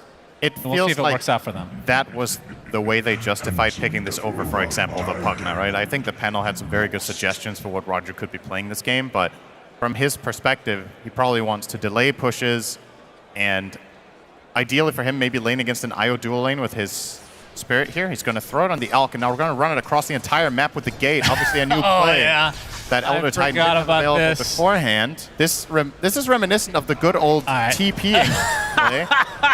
All right, will it go through any camps? There's Wonder no where Roche Elder there Titan anymore. is, guys. He could be anywhere. Okay, he gets it through these two as well. This is going to hurt. Yeah, he has 63 damage right now, in addition to his base, just beating the shit out of Zai. Holy crap. That is cool. They have heals, though. They do. Heals for days. They certainly do. But he forces them out for the time being. Insania getting a little bit low on the bot lane. This is a game, an elimination game. Man, both teams really thinking outside the box. Yeah, Roger's going to have to use his Salve, but with a very uncharacteristic starting build here. Salve plus 6 tangos, excuse me. Not really common to see that nowadays, and it feels like he has a plan here. He's like, I'm going to be trading regen with you guys for as long as I possibly can in this lane to give Terrorblade a good start. I mean, so far so good, I suppose. All right. This is pretty happy. Let's talk about the Witch Doctor, okay? Typically a support. Off lane this game, obviously we've talked about the healing synergy between the Witch Doctor, the IO, and you have the anti-heal from the AA, and then just the general push from the Lone Druid Alk. Is this a good Witch Doctor game as core? As First Blood, okay, Oh, they're both Insania dying, gets it maybe. in the bot lane. Close And call. Teres, one more right click. Double kill for an Ancient Apparition position 5. He did go Chilling Touch level 1, so he was harassing right off the bat. How in the world is this lane getting a double kill? That is an incredible start from Liquid that you definitely could not have expected. That Doom Sky will be killed by a level 1 AA plus Alk lane. Maybe Insania did get level 2 just before it, potentially, but yeah, as far as Witch Doctor goes, I don't know. I think, again, this strategy is not so much about the individual heroes, it's about the combination of everything they're bringing together, because I look over the side of 9Pandas, and I feel like there's a completely unanswered Storm Spirit in this game. Insania will be on the Fairy receiving Fire end this keeps time. them alive a little bit longer. I mean, another thing to think about with the lineups that they have, Witch Doctor, Maledict against Terrorblade is insanely good, especially when you can't heal with AA. So that is something maybe we can look forward to. But yeah, definitely out of the box, which you love to see regardless of who you're rooting for. But I think the timing window is the big thing, right? Like I cannot personally see this lineup surviving super late game against what 9Pandas have. So they were level 2. Okay, I was like, there's no way they die level 1, and they didn't. So, but even level 2 getting a double kill in that lane is unexpected, to be fair. Yeah. Miro has found himself the Chain Lightning Harpy. Can't spam this too much or he runs out of mana in this lane. I had the pleasure another day of playing against an offlane Caudal Doom, where the Doom found Chain Lightning, and he Chain Lightning for 5 minutes straight. It was awful, but he can't do that this game. That's right. You can do it for a bit with Arcane Boots, but you will eventually run dry, at the very least. Seeing Nisha putting on some good pressure here. Kiyotaka's holding his own, though. The panel was talking about this being a good lane for Lone Druid. Concoction. And it's actually going to proc the Cold Feet, so nice combo coming out. And Terry's staying alive with that wand. Going to get slowed by the Ice Vortex, which does damage now, of course. And Insania with his 3rd kill of the game. Mika laughing there because Insania did everything he could to give him the kill. And then, oh wait, Skywrath had a lot more heals than we expected. And he still gets the kill in the end, so it was all for nothing. Might as well have killed him right away. It happens. Yeah. As we're going to see a bottle refill in the mid lane for Kiyotaka. Was not able to get the water rune top. A lot of denies on Ramses as well. Worth keeping an eye on this top lane. 13 denies for Terrorblade. Should be building a very significant experience advantage here, as a matter of fact. Almost level 4 to the level 3 of Witch Doctor. So he will definitely be That's having okay. a good Witch time. Doctor's used to being a support anyways. And Terry's going to take a full concoction from Mickey. And that's on top of the Ice Vortex. Yeah, the damage is just overwhelming. If they can just get that catch, it's an easy kill. I wonder if, I'm assuming there wasn't a change. You can still Sunder while Ice Blasted, right? It hasn't been changed into being a heal. I think so, although I haven't seen an interaction. The reason I was wondering it was when we saw the pick order from Liquid, right? They picked Alk AA together. Yeah. And they haven't been protecting their Alk against AA in general this tournament. So it almost seemed like they were protecting themselves against Terrorblade, but I think you can still Sunder. I'm not sure. When you're Ice Blasted. If you can't, it's suddenly a very different matchup. Oh, Cask won't bounce again onto Ramses, so he will be A-okay. Gets the reflection on Io and looks hilarious with that cosmetic. Concoction from Mickey. He's getting pursued, though. Blood Grenade, Echo Stomp is there as well. He gets it off in time, so will not stun himself. Meanwhile, Ramses getting chased. The Alk will die in the bot lane. Ramses still being pursued around the trees, trying to block with his illusions. Boxing now taking heavy damage, but the Cask is there. Blood Grenade going to slow them down as more rotations from 9Pandas, trying to turn this around onto Zai. Ramses still sticking around, facing off against these two basically support heroes. Echo Stomp connects. I can't get over this Witch Doctor. I had the Benny Hill theme playing in my head when they started running around the trees there, but yep, nobody's gonna die. Apparently not. A lot of heals, as we've said. Oh, they're full health again. Okay, oh, maybe I he take will it back. die. He might die. Cask does not bounce again onto Antares. Will be pursued again through the trees. Can they find the vision? And yes, just barely Boxy with that last right click. This lane is so stupid. Oh, and it's been so for a while, but we haven't really seen any team playing at this tournament until now. Liquid pulling out a little bit of a pocket strategy here in the deciding game. And the reason I call it that is the lone trade as well. Ramses has to be careful. Ice Vortex is there, able to get out, but now he's getting gone on by Boxy and his spirits. One more will do it, make it a right click for Insania, who is destroying on this ancient apparition. See if he can afford 2 rapiers this game as well. We'll get there, The old Hurricane Pike Divine Rapier AA, always a classic. Oh, they're losing 2 towers minute 7. This is really, really bad news for 9Pandas. They're actually getting run over currently. It looked fine for a bit in the lane, but... Misha, he gets off his true form, so he's going to get tanky again. Fine. Now, the bear still pounds on Kiyotaka, but no point in Ancient Seal. Roger will steal the Wisdom Rune. Yep. So at least something going their way, but Liquid with a huge lead already. Yeah, Boxy's got his spirits ready to go, just can't get... Okay, he's going to get both with the Stomp. High fives the tower. They still know where he is, and you have to think eventually he will go down. And that last right click, okay, not able to get denied. That was actually pretty damn close. So Insania, continuing his rampage throughout this game, now has the 5th kill to his name. And with these Arcane Boots, he's just running with boxes. A classic ganking duo. AA, IO, roaming. Yeah. We will remember this forever. Dota is an interesting game. Sometimes stuff that never works just works. That's what a terrible quote, but I'm glad that it was you that said it. It's a famous one from Abraham Lincoln, as a matter of fact. Yes. Very good. 4K lead for Liquid. Kiyotaka and Roger, they are smoked up. It's gonna pop. Nisha doesn't have true form this time, but he does have Boxy to link up with him. Is it gonna be enough to keep him alive? Looks like that is a big no. So big kill from 9Pandas, trying to punish this Liquid lineup. Still a little bit more mana for Kiyotaka, but not enough to actually get the kill on the Boxy. Now links up with his partner Insania. And Miero, he's top net worth on his team right now. My question to you is this, he actually is going Midas, as we'll talk about that in just a moment. Mickey gets the concoction, attempting the TP out. It's going to be close. They get him. Has to make the walk of shame. And now we can talk about the hand of Midas. How greedy is that against this lineup from Liquid that obviously is timing based and they want to push? Yeah, there's 2 ways of looking at it, right? One is, I'm going to go Midas and we're going to survive through it and then we'll beat them on greed. And the other one is, uh-oh, we're going to be in trouble. I have to buy Crimson Guard to stall and defend the towers. And he believes they can pull this greed off. I think it's a bold choice. I would have also personally liked to see a Crimson first, and then you can actually go back for the Midas if you need to. Crimson Guard obviously amazing against Lone Druid's tower push by blocking on the tower itself. Especially when he comes in with Overcharge. You get so much attack speed but no additional damage, so the block is full value. And this is going to take some time. Obviously the Midas will be completed in 250 and then needs to get a full Vit booster plus the build-up. So I don't think we're looking at anything sub 15 Crimson here for Miero the way this is going so far. See if it comes back to bite them. Yep, I mean, we'll know pretty soon because this lineup, like we said, will not last forever, I would think. Stealing the stack here, Liquid. Yep, that is nice for Liquid. Roger, he's going to run into this.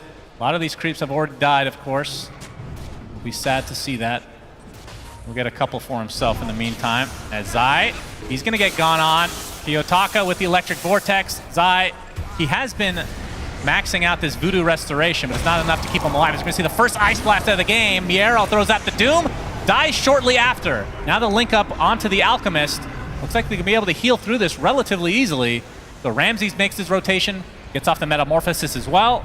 All for naught, it seems. Kiyotaka will find the best neutral item in the game on Storm relative to tier. We'll get the Fairy Trinket. Incredible on this hero. Spell damage and mana cost reduction is outstanding for the Storm. Yeah, Liquid getting another kill there onto the Doom, slowing down Miero further. He does have the Midas, but yeah, I would have loved to even be close-ish to a Crimson at this point. If he was having a great game, he would absolutely have the Vanguard on top of the Midas. So Zai's win rate was 76% on Witch Doctor, which is 6th for him. His Concoction popped. Looking for Roger, looking for the Echo Stomp, but he is not going to find it. He will go to the grave. Another kill for Liquid. Reload. Question is, can they get more? Antares. Oh, AA Blast coming. Looks like it'll connect onto him. Zai is here. He's going to get Ancient Sealed, though. So Antares should be able to walk this off, but the Concoction is for the Doom, and there's the first Death Ward of the game, doing massive damage. Miero is dead. I think I'm not sure if Concoction, he's not done yet. Mickey going deep into the base already at 11.5 minutes. Will not find the Skywrath. Linked up now by Boxy. Echo Stomp from Roger. They're going to get punished for this. Electric Vortex Kiyotaka, but Mickey getting healed so much between Boxy and Zai. Can they actually dive this far and get away with it? Under the tier 3 tower, down goes Roger. Kiyotaka, he's out of mana now. The spirits are coming for him. One more right click should do it. Finding the distance with that last sip. He's gonna die as well. What the hell is going on? Miero right outside his fountain. He just Is this Dota? 12 minutes in and you're diving. A blast is coming. Oh my he's goodness. dead. And Tars is gonna burn. And he died. 12 minutes in, 9K lead for Liquid. Now, again, we were expecting them to do well early, maybe not this well. How long can it last? How long is the window open as Mickey got that huge burst of heal there? Oh, it's open a lot longer after this because they're going to be closing in on their next key items. They got the mech on the IO. Lone Druid is looking to push mid now as well, closing in on Deso. There is a real possibility that Liquid could end this game sub 20 because, I mean, I still need to see what Terrorblade's going to offer. Another situation here where Liquid are effectively diving the deepest you've ever seen, and Ramses is nowhere to be seen. He doesn't even have a TP. He's just stuck up top, playing on his own, farming. And it feels like, I mean, I understand you want to do this as Terrorblade, but your team is kind of desperate for help at this point. How long can you actually play this way before you're forced to join up? Miero is not going to go Vanguard, or rather he is for now, but he's not going to turn it into... No, he's not even getting Here, there. Vessel looks He's like. going straight Vessel. Wow. They need to solve this healing problem. That's true. That is true. But the problem is, I mean, I guess you use it on whoever's linked up. Yeah. Or the IO. But still, there's going to be heals coming out from the Witch Doctor. And, I mean, he did end up going for the Midas first, so we'll see if that pays off. Obviously not yet. And it seems like the reason Liquid opened... Is it possible that they opened Alk AA because they wanted the strategy from the beginning of the game, right? It's like... It is possible this was a complete pocket strat from Yeah, it could have been, but you can't guarantee that the IO doesn't get banned, and I think that's the most crucial part of this strategy. But maybe you're like, no team would expect you to pick IO when your other support is AA, right? True. So I guess it's pretty concealed. And also from their cameras, it looked like they were agreeing, all right, guys, let's pull this strat off. And that was second phase, right? So well, plus you know that... Maybe it wasn't fully planned. You know that the enemy will not be picking IO because you have an AA. Yes. So that kind of denies that to some degree. Absolutely. I mean, you don't truly... We've seen AA. I mean, we've seen it, but it's dissuaded heavily. Yeah, absolutely. And, okay, he did finish the van. Man, he's going back and forth. Oh, I guess he's going to take that apart. He's going to disassemble it, yeah. Okay. All right, so Liquid, 9K lead. And, I mean, a hero or a person we haven't talked about very much is Nisha, which is playing this Lone Druid, of course. The Mask of Madness. It almost seems like they could have had anything at this point, right? Well, the bear does help with the pushing. No, that is the initiation coming from 9 Pandas. They get a very important kill on a Mickey, but there's a relocate. Zai is linked up, gets off the Death Ward as well, but it's not enough for a kill. Every one of these kills for 9 Pandas is super important. It's just about buying time and stemming the bleeding, getting there. If they weren't this far behind, if this game was somewhat even in gold right now, they would be pretty happy, but... Yeah, now that Deso's online for Nisha's Bear, another tier 2 tower falls, and that's actually, I didn't realize they got the bottom one. So every tier 2 tower is dead for the side of 9 Pandas. Yep. And we'll see and again. They've taken none themselves. So there's a lot of dead gold on the map, right? True. Technically. True. But yeah, this Dire lineup is not likely to go and knock on the tower anytime soon. They're going to be scared of AA ult and relocate. And considering how much map control they have, and considering they have the global presence of the IO, I would be shocked if Liquid don't try to take the Tormentor from 9 Panda's side first. Absolutely would be a good idea. First, Roche. Yep. Pretty damn early Roche, but with the Bear, you are afforded this, and the infinite healing coming out from the side of Liquid. Looks like Mjolnir will be next for the Bear. What is on Zai right now? He has... Okay, he actually did go Holy Locket, so even more healing, and Pipe will be next. Yep. Just all in on this push strat. Absolutely all in. Which is, at the same time, also a little bit daunting, right? It could be scary. If you go too far 1 or 2 times, you don't have much to fall back on with this strategy. So really need to keep the execution up as they have so far. Saw the 9k gold lead just a moment ago. It's down to 6. So 9 Pandas did end up getting that bot tower with the Siege Wave plus Doom. Actually, no play was made from Team Liquid. A bit of a slower Roche, but Liquid do claim it, which will aid in their, I assume, will be high ground push very shortly. And the anti-healing is starting to come out. Miero has the Vessel. No charges, though, but if he wants to, he could just go and die and get one in this patch. Don't know if that's... Go stand around the Tormentor just like Roger does all the time. Oh, yeah, they could do that together. Nice. The Roger and Ramsey special. And Ramsey's almost has Scotty, so more in the way. That anti-heal. So the tools are starting to come out. Question is, can Liquid just finish this more or less here and now, or what are you waiting for? Is it the Alk BKB? Probably. Once you have this, just go high ground, I suppose. It's I feel like you don't want to wait around, but you still got to be a little bit wary of how you approach the fights. Keep in mind, it's only a level 1 natural order, but this is something we shouldn't overlook. Yeah. The magic resistance reduction helps Storm and Skywrath a ton in killing off cores. Even the Doom gets some significant help from that too with the Scorched Earth damage. Well, we got the zip in Ancient Seal. Even used the Earth Splitter, but no connection from the side of 9 Pandas. Kiyotaka has to use basically the rest of his mana just to get away. And Terry's getting chased by this fearsome bear. Will drop as a result, and now Liquid will likely poke the high ground, and this poke will be very aggressive, let's say. Fortification popped. The creeps are going to survive the glyph. And now that there is the Echo Stomp, but there's no Earth Splitter, so no massive combo potential from 9 Pandas for the foreseeable future. Of course, Echo Stomp is quite annoying to deal in, to go into. They will get this tower pretty much free, but now the entirety of 9 Pandas are alive. What is their response? Do they give this up and just delay it for the second racks, or will they actually fight? The Bear's just going to get these buildings all by himself. Fortification popped to delay this a little bit longer.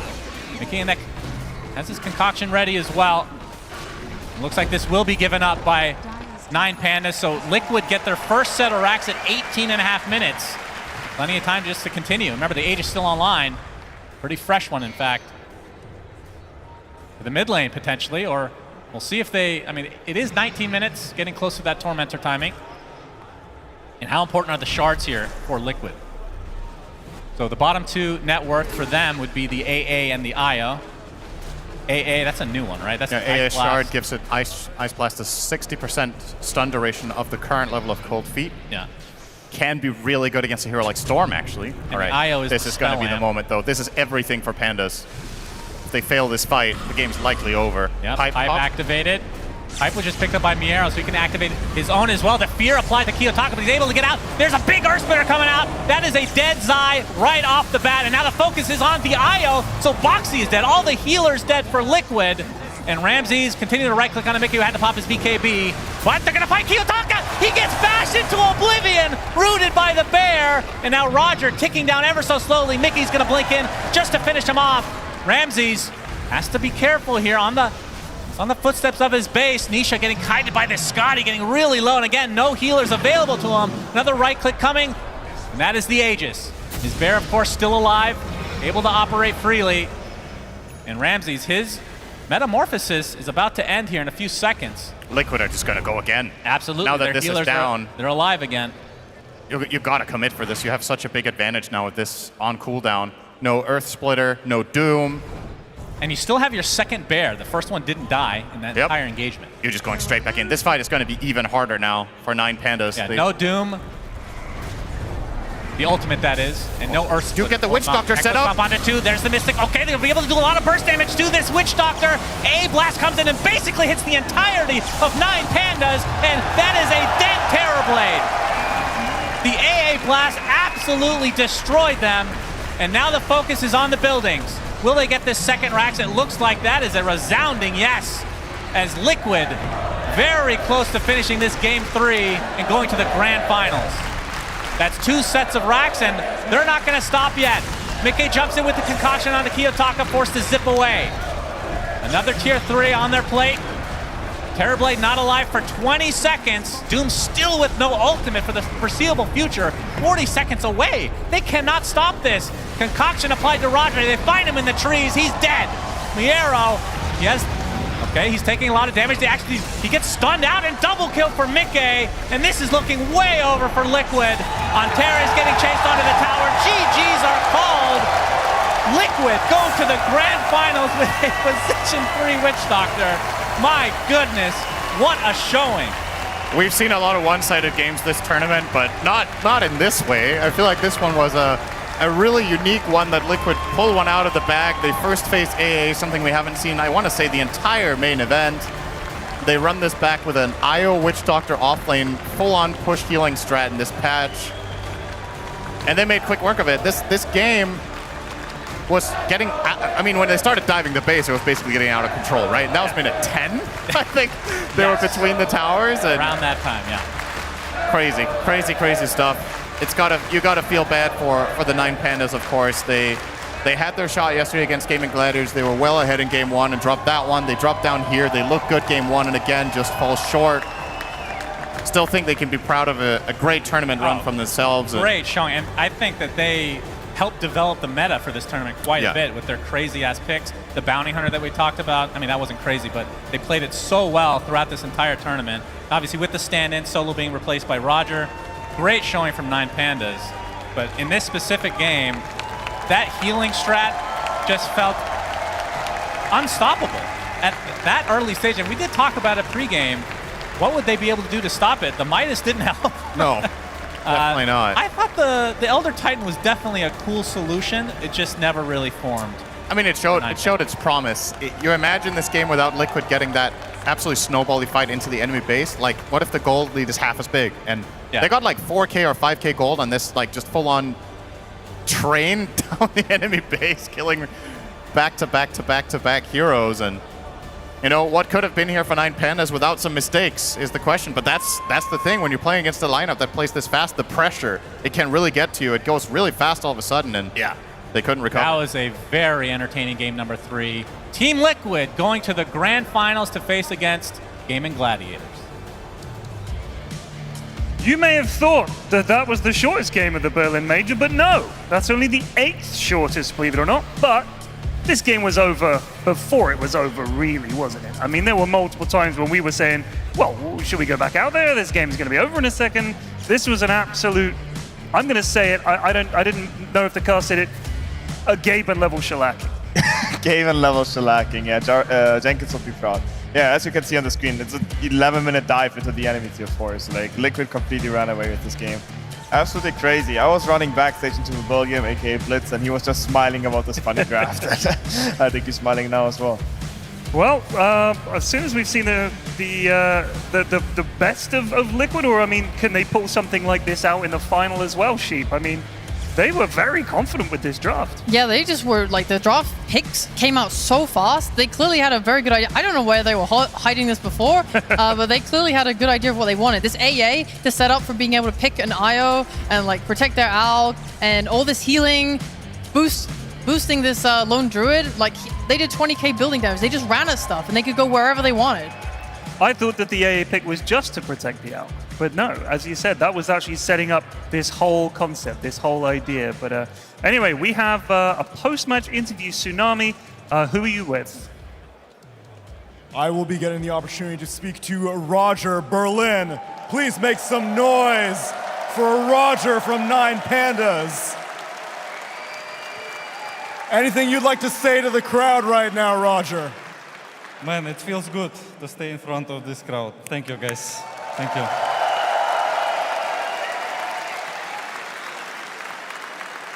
Now I hear you're looking for a team, Roger.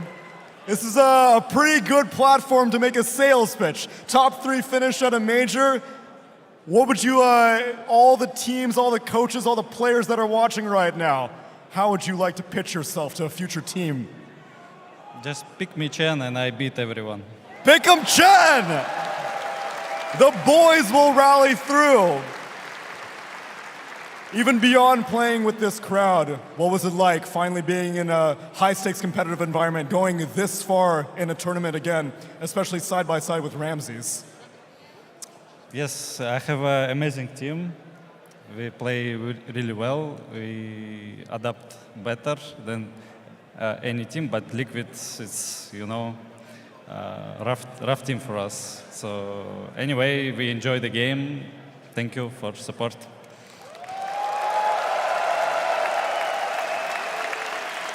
And if you did have to give Liquid some advice against Gaimin Gladiators in this grand final, anything come to mind? Insania should play Chen and easy win. I think we found the secret to success. Roger, a pleasure having you for this event. One more time, please, Berlin, for the 9 Pandas and Roger.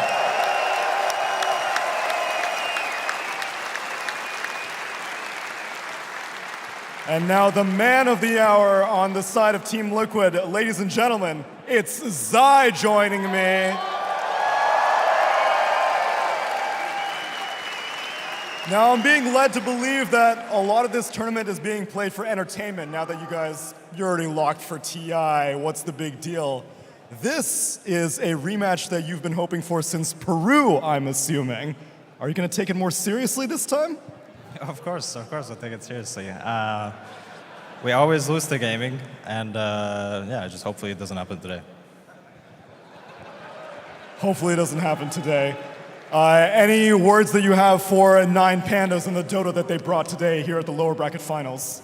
I mean, we got absolutely smashed the first game. I think it was, yeah, we got outplayed and outdrafted, and you know, credits to them. I think we adjusted well for game 2 and 3, but super good team, and I think if they had the full roster, kind of like us in Lima, I'm sure they would be even better. So yeah. And in game 2 this draft, we had Blitz come by, and he said that you explicitly requested that you wanted to play Medusa. And was this a very devil may care attitude thing? Because I know even during Dream League, we were perusing your pro tracker, seeing that Medusa was kind of a thing for you. You even had the Crimson Witness for it. You finally got to play it. How did it feel? I mean, I played it a bunch last patch, towards the end of the patch, because I was so bored of everything. I just started playing Deuce often, and it was not good. Like, it just wasn't good. But then all of a sudden, Deuce like changed, and all of a sudden it is viable. So I guess I had the prep kind of done already. So it's fun. It's fun here. Yeah. And now one last time as you prepare for grand finals, is there anything that you'd like to say for the legions of fans here in the Velodrome Arena? No, just appreciate all of you. The Let's Go Liquid chants are amazing, and hopefully we'll bring our A game, and hopefully you bring the energy as well for mid-stage.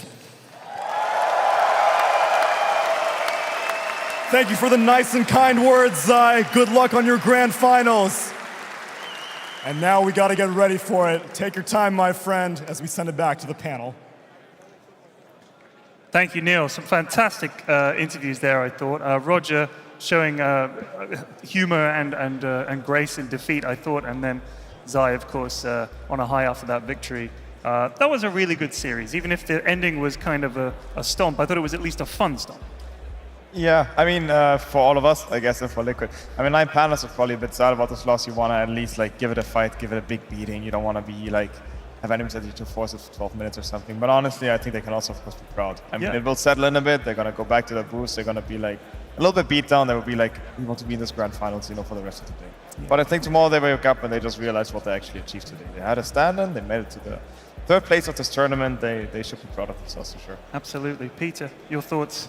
Yeah, very decisive game 3. Very rarely do we see how such like a creative draft like hit this super early game timing. This was really fun to watch, and I think Liquid obviously proved themselves as the better team today. Are they going to have enough to take on Gaming Glads? I think that's a great storyline going into the finals here. If they have creative, cool, if they've got any more tricks up their sleeve, this is obviously the time to bust them out. I would love to see some more entertaining strategies from them with this last pick Witch Doctor and Lone Druid mid from Zai was awesome to see. They looked great. Sheep, Game Gladiators obviously watching that series. How do they ban against Liquid now? Because when you show you've got some extra strats you can pull out, it does make it harder, doesn't it? I don't think Gaimin should panic or anything. The way that they've been drafting and playing, picking their heroes, it's very much just like so much comfort with like sprinkles of the current meta. So I think if they just stick to their guns and play good Dota, they should be fine, or at least, you know, they should make it incredibly competitive. Have you guys all enjoyed the Berlin Major? I know this is my last panel. I think this is the last panel for you guys at the event here. Have you had a lot of fun, Stormer? Yeah, for sure. I mean, I came here only for paddling and enjoying my time here. I got the chance to paddle on all 3 days, and it's been actually always with you. Yep. It was a fun time. Apologies for that, but yes, always with me. Yeah, good team.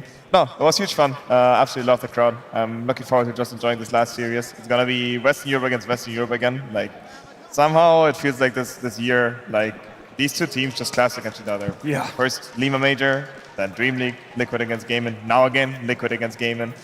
If honestly, if Gaimin now again do this 2-0, 2-0, 2-0, 3-0 run, then I don't know. Like, are you guys ready to beat them in the DPC? We already prepared backstage. Okay, We're already perfect. on the case. Peter, have you enjoyed yourself? Yeah, it's been fantastic. I haven't been in Dota for, I don't know, basically 2 or 3 years since COVID kind of shut things down for a while, and it's been awesome to come out here and participate in this whole Dota world again, see all of my old friends, and yeah, I look forward to maybe doing it again sometime soon. Sheep? Yeah. Have you had fun? I have, thank you, Ted. I've had a great time. It's been so fun being in front of a European audience. I've been absolutely amazing, and the games have been hype, and now we get European Grand Finals. So I'm all here for it. Thank you for having me.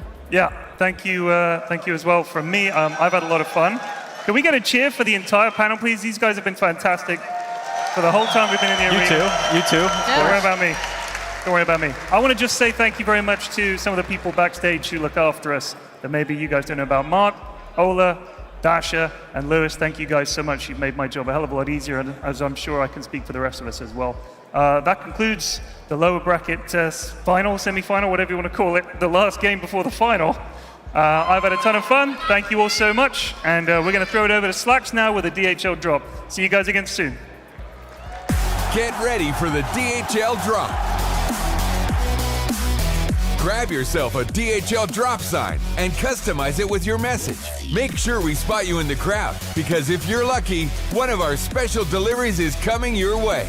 And for all of you watching at home, type DHL drop in the Twitch chat for a chance to win a €150 gift voucher. What an incredible series, and what an incredible panel. Thank you again, Beery and Flax, and everybody else part of that. But the time has come to make it about you, my wonderful people in the crowd. Hello, hello. It is time for the DHL drop yet again. If you don't know what's happening here, you got your signs. Hopefully you wrote some creative stuff on them. Whoever wrote the most creative things gets the coveted box. If you kind of tried a little bit, I'll throw a mask at you, or a beautiful sock. Ha! All right, you okay, sir? Is that a good? Nice. He loved it. All right, fantastic. So let's go ahead and see those signs and who gets the coveted box. Wait for it. Easy for the Witch Doctor game. Impressive. Good job. Good job. I will give you the coveted black sock. There you are. Very rare. Very rare. What do we have here? Any position 5 Chads? No. Here's 50 masks. Enjoy that. Sorry. All right, I showered for this. There's a free sock. Well done. What an inspiration to the people. Sir Sexy Flex. Oh, flattery will get you everywhere. Here's some stickers. Let's go Liquid Moist. I like that. Beer Lin Major. Very creative, yes. You can have some faces and a sticker. Well done, sticker fam. You need to get more beer, though. Make a promise to me, all right? There we go. Medusa 3. How I Met Your Brood Mother. That's real good. All right, you're in my top. You're in my top right now. Look at Medusa. Oh, no. Don't put that one on camera, folks. That's you get the Sheaver of shame right there. That's a no-no. No-no. Slacks plus win range. That's funny. It's a lot of love. Real funny. You get no sock. Your punishment is 1,000 purge faces. Sorry. So sorry. Go Dendy. Only 2K, but at least I have a girlfriend. Nice job. You got nothing else. Fantastic. All right, just have a seat right over there and let the smart people work. Techies, very good. Hello, this is Gabe Newell. Thanks for playing Dota 2 with a picture of Gabe. This is a long one. That is very good. Okay, hold on. Yeah, AA is Babe. Slacks, let's get those racks or jungle stacks. Can I get a DHL pack? Well, you know, gamer's not that creative, but I'll give you a sock. Thank you very much. Here's your sock. Selling mayonnaise is greater than Celimene. Agree. Roshan is legendary. In real life, ogres.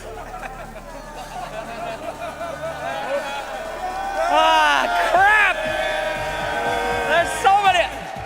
All right, you're my. Let me take one more look, but this is pretty damn good. This is pretty damn good. Animals don't belong in captivity. Free Roshan. Oh, he's free. I told my wife I'm on a work trip. I'll give you a mask, my friend, and some stickers for that one. May you hide as good as possible. Naisha! That's a good one. And the Berlin. Okay, I'm sorry, guys. I have to give it to the ogres. Ogres! Well done! Oh my goodness gracious! Absolutely fantastic. Don't want beat fun. All right, guys, I'm gonna give you the box. Put your sign down. You win. Here is your coveted box.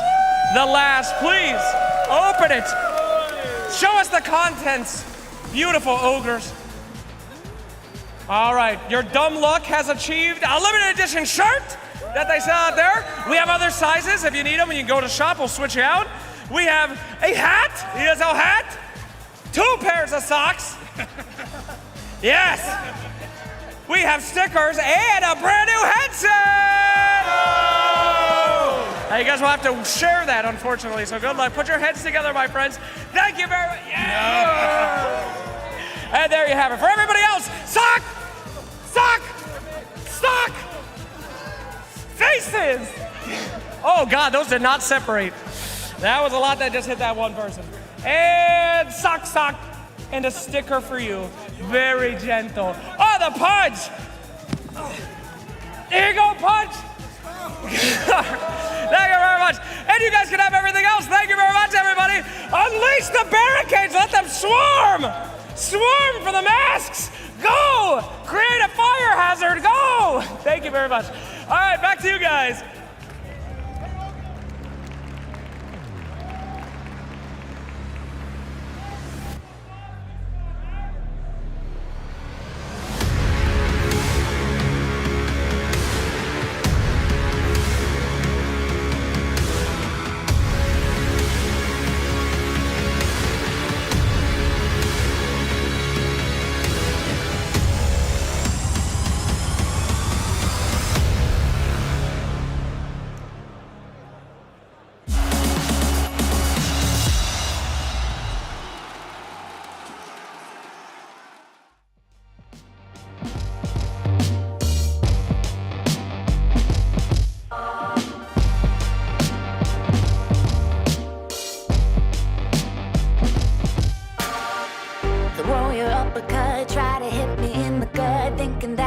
react. You whispering my name, thinking I won't be the same. Turn fiction into fact. See what you didn't know, bruises that'll never show, slipping on your every jab. So tighten up your fist, step into the ring with this. I hope your mama's got your back. First round, you thought you would've knocked me down. Fifth round, bleeding out the side of your mouth. Final round, holding the sound of my name in the crowd. You didn't bust. Oh, oh, oh, oh. You didn't bust. Oh, oh, oh, oh, oh. Just 'cause I took a break, you're making a huge mistake, thinking you can take the throne. Look at you trembling, step into the lion's den. Bet you wish you stayed at home. Begging for mercy underneath your breath when I ain't even sweating yet. My legend's written in the stone, yeah. Your crying age in defeat is now your only friend. Even your mama's gotta know. First round, you thought you would've knocked me down. Fifth round, bleeding out the side of your mouth. Final round, holding the sound of my name in the crowd. You didn't bust. Oh, oh, oh.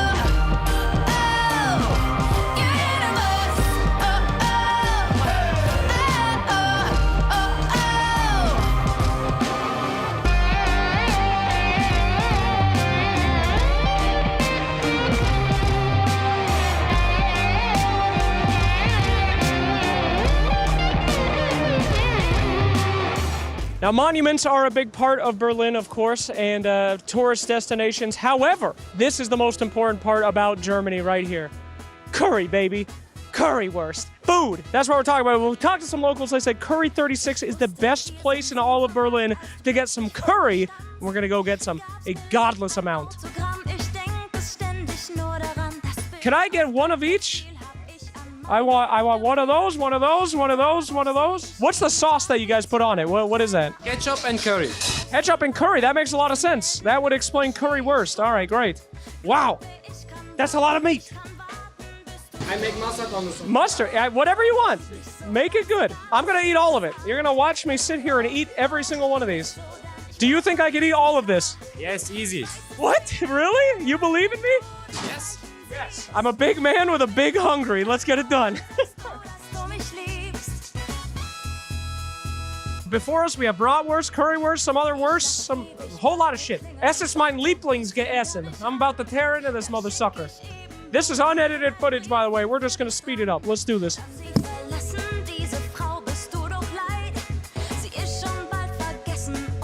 Oh my god, it's actually the best currywurst I've ever had. The mustard is spicy. I wasn't ready for it. Very zesty. Oh, I still got water.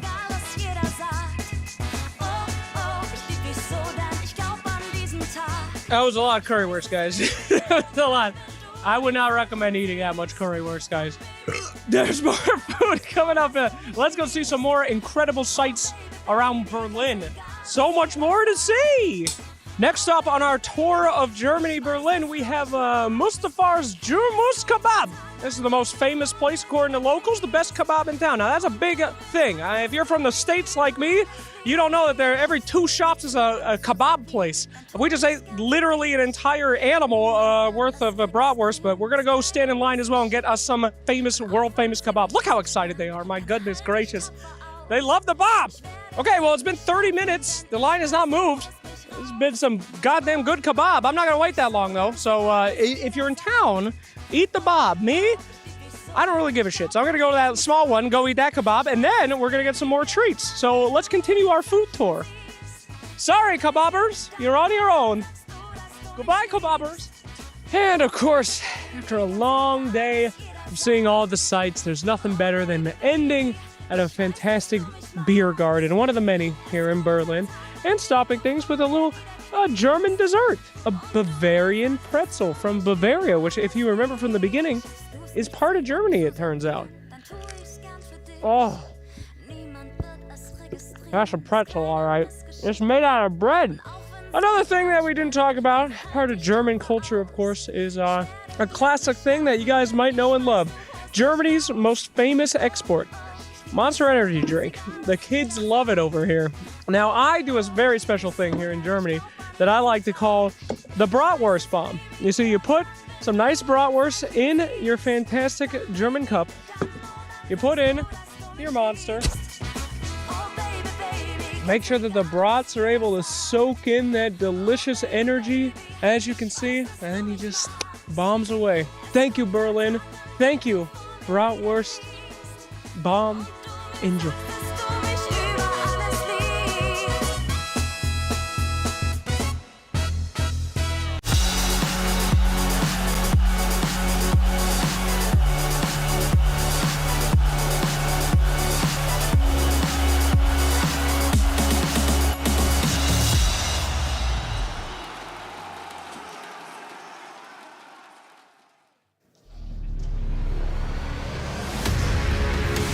It is grand finals time in the Velodrome Arena. The Berlin Major will have its champion crowned by the end of this series. We have Gaimin Gladiators and Team Liquid, and they are ready to go at it again, because this is a rematch of the last 2 Tier 1 finals that we've seen.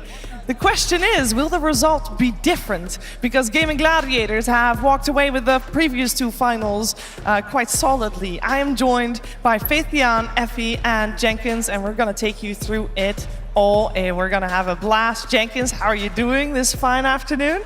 I'm good. We're gonna try to take the crowd through this one, but I don't know, it's hard. These are 2 of the most dominant teams in Dota history. Like you mentioned, this is the first time in history that the last 3 Tier 1 tournaments have been the exact same grand finals. So these teams are just like insanely powerful. Yeah, this is a grudge match for Liquid at this point. They have a lot to prove. GG just seem to be their kryptonite. They keep knocking them down. So I think everyone here is excited to see how this one will play out. Yeah, Faithbian, Gaimin Gladiators and Team Liquid, did you expect them in the grand finals? It is a rematch after all. Yeah, I can't wait to see Liquid win this game. All right, I want they have a revenge. Yeah. All right, let's see if we can crown a different champion compared to the previous major in Lima, of course. When it was the Lima major, Gaimin Gladiators, they did not drop a single game, Jenkins. That was incredible. Yeah, they didn't. So they are on a 7 major playoff win streak. And not only that, but their match score is 15-0. They have not lost a single game in a major playoff. So if you want to talk about one of the most dominant teams in Dota history, when they have the pressure on, when they're in front of a crowd, this is at least a team that enters into the conversation, and this might be the #1 team very soon, depending on how this goes. 100% win rate also for a playoffs coach. TY has joined the Dota 2 professional scene just this season. Has not lost a single playoff series, which is incredible. Faithbian, have you ever heard of a coach that has just not lost any series with this team? No, it's very rare to see. Yeah. Incredibly rare to see, Effie. Yeah, CY's great. It feels like he was just the final piece of the puzzle that GG needed. He's a really interesting kind of guy because he tends to lead by example, or that's what he told us. He is focused on lifestyle stuff as well as gameplay stuff. Like, he makes them go to the gym, he doesn't allow them to drink on any of the days, and he makes sure to be really involved in the drafting process while also giving them the creativity and the space to have their own ideas. He makes them sleep too. That's important. Most Dota players, when they're on LAN, they're like, sleep is for the weak. I gotta study. No, not CY's. Like, you guys need to be tip-top shape. And it works. On top of that, they have the least amount of games played. They came through the upper bracket, so they've had a lot of rest getting here today. I want to talk a little bit about the Dota style that we've seen them play, Faithbian. What could you tell us about that? About GG? About the Dota style that we've seen coming out from Gaimin Gladiators. I noticed recently the most peak hero is Terrorblade and Medusa. Most of games their carry is these 2 heroes. And these are very late game heroes, and for Gaimin, Dracho is a skilled player, and they just focus to build a farming to Dracho, and he can carry the game with these 2 heroes. Yeah, I agree entirely. The rest of the 4 players on GG play around, and they've built around Dyrachyo so well, who is a very polarizing carry himself. Right? There are a lot of Dyrachyo deaths that we like to joke about, but he's the type of player, even though he does have the aggressive late game farming role, he isn't shy to join fights early game. He often does some crazy moves. Like yesterday, I remember him soloing the enemy Tormentor as TA and almost feeding, but luckily Celery was there to bust him out and die for him. But just having a carry who's not afraid to go for the big plays has really worked for GG. Yeah, Gaimin Gladiators, we've heard a lot about them already this entire tournament. We've been calling them the best team in the world due to the championships they've won so far already. Let's learn a little bit more about them right now. Gaimin Gladiators, best team in the world right now. I think everyone agrees. You have to just expect this team to be the favorites for the event. Everyone had really high expectations for them going into this after they won Dream League and Lima Major. We knew coming in that they would be one of the powerhouses, but they've adapted the best to the patch, and I'm not really sure why. I don't think anybody knows why, because nobody understands this freaking patch to begin with. He's going top. Don't let him run free. Bonk, bonk, bonk. He's pooping everywhere. No, wait. Hey, he's come back. Roshan, what you doing? You see them continue to pick comfort heroes from the last patch, things that worked well for them, but also they're slowly working in new heroes. And they're going to get the information now. We'll see if they can jump anyone. They're going to go for Ace. He's got Helm of Overlord. They're not killing him. Oh, God. And now they're running. As EG, they look for the fight, but they very quickly decide that they didn't want to look for this at all. They're having to split up and run. Picard gets left behind. They're all going to die. Panda as well is caught. A final ult. This team has been and will be on the rise for some time. I think Quinn fits in perfectly. Giving some NA love to the EU region, and he's kind of been, I think, the player of the year. They've got the sentry down already. He's trying to get the angle. Back lines. He's going to go for Quinn instead. They focus their efforts on towards the Ember first. He's tanky, but they can't kill him. Quinn's perfectly fine. Derecho is able to pop the stone gaze. He's going to be able to freeze the two of them here. Mickey trying to focus towards this Medusa, but outside of the Vendetta hitting the mana burn that they want to get onto him, he's pretty much untouchable.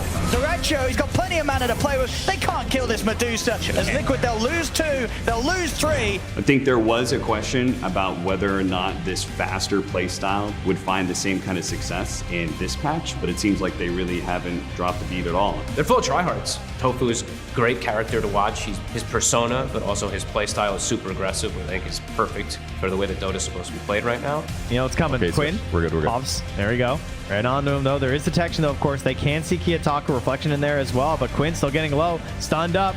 This will be the Aegis. If they can finish him, they don't want to commit hard because they know it's just the Aegis. And instead, Quick is off another round of spells. The egg goes down to the little shredder. I really think this team is defined through their offlaner. I think Ace is a guy who has come up, commanded a new role. They really play around him. These other players that other people were like, oh, his time on Secret, this is going to be it.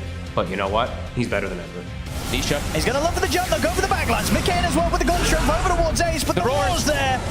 Mickey in trouble. Derecho trying to move in front of him with the stone gaze. Mickey turns, ends up getting frozen anyway by the stone gaze, and Mickey's gone. They got the Vendetta hit. They can have the mana at Derecho, but they've lost Mickey, they've lost Zai, they've lost Insania, and they've lost the game. GG is called. They have Celery as well, and then they have the Madman. They have Derecho. The Celery's got the tether, dude.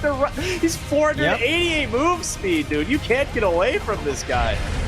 Now they've managed to catch Monet, and Rage gets forced right away. He drops the Remnant, but Monet's on the run, and Quinn with the Rolling Thunder here to join the fight. He managed to get on top. The Ursa will lock him down long enough here for Derecho to finish him off. Astral steps into the base, but are they going to stop? Absolutely not. No way. Gaimin Gladiators. They're a force to be reckoned with. They have the champion's mentality. I absolutely expect to see them in the grand finals.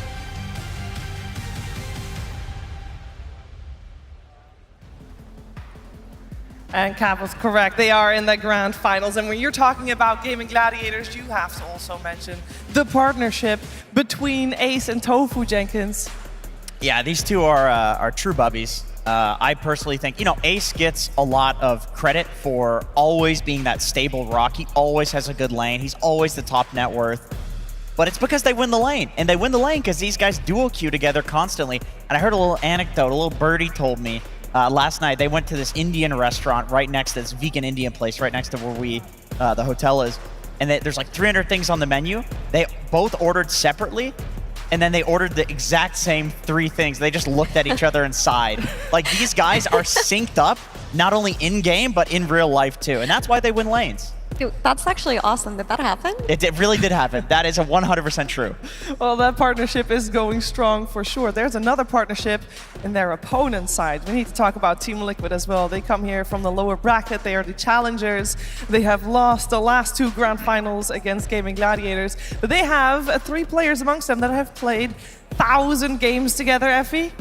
Yes, Insane. Mike, Boxy, and Insania have reached 1,000 LAN games together, so not even online, which is pretty crazy numbers for a trio. You usually hear about these duos like XXS and Bavoco have been playing together forever, but these trios are a lot more rare. And it's really showing in Liquid's playstyle and how comfortable and how well they read each other. Yeah, and when looking at Team Liquid as well, we saw them in the group stage as Faith Beyond, and it didn't look too good, but eventually they were able to level up, and we saw them this morning, and they looked incredible. How do you explain such a change coming from them? After group stage, they become very stable. They pick solid heroes, and they are doing very good. And at this morning, we see a different Liquid. They suddenly pick something like offlane Medusa, offlane Witch Doctor. They just suddenly become like, I want to enjoy Dota. I don't buy auras. And I don't know why that suddenly makes they seem so amazing. Yeah. Yeah, we heard Zai talk yesterday that he's like, oh, these auras buyers, that's not for me. I don't like it that much. But it seems like there's still so much to discover on this patch. Yeah. Absolutely. Now, there's also There is also Zai that is drafting Effie. We need to talk about this because he didn't draft until after TI. He had to. There was no choice. Yeah, there is a big hole in Liquid after Matu left, obviously, because he took that position upon himself, and they needed somebody to step in with Blitz, of course, and do that draft analysis, do the drafting. And Zai, even though it wasn't his most comfortable position to fill in, has done it so perfectly. Liquid's drafts have been so on point. They've been setting traps. They've been giving away heroes that look wildly absurd a lot of the times, but then they counter it so well. So Zai has especially grown the most in the last year of all Liquid players. And he's got a massive heroes pool to choose from. Yeah, I think it goes back to what Faith Beyond was saying. Like, these guys are, I don't want to say playing for fun, but there's less pressure for them playing, at least near the end of the tournament. They have picked over 60 heroes. They're the first team to hit that 60 mark on this new patch, so they have the most diverse hero pool, and I think it just comes from a combination of what both of you guys are saying. Now, there is a reason why Team Liquid might be a little bit more relaxed this morning, because they have already set their ticket to TI. They are guaranteed going to the international. Gaimin Gladiators is very likely, guys, come on, they got 1,190 points, which is very likely to make it, but mathematically there's still some variations possible. But of course that plays a big part, and when speaking about the international, we have a message from our friends at Valve.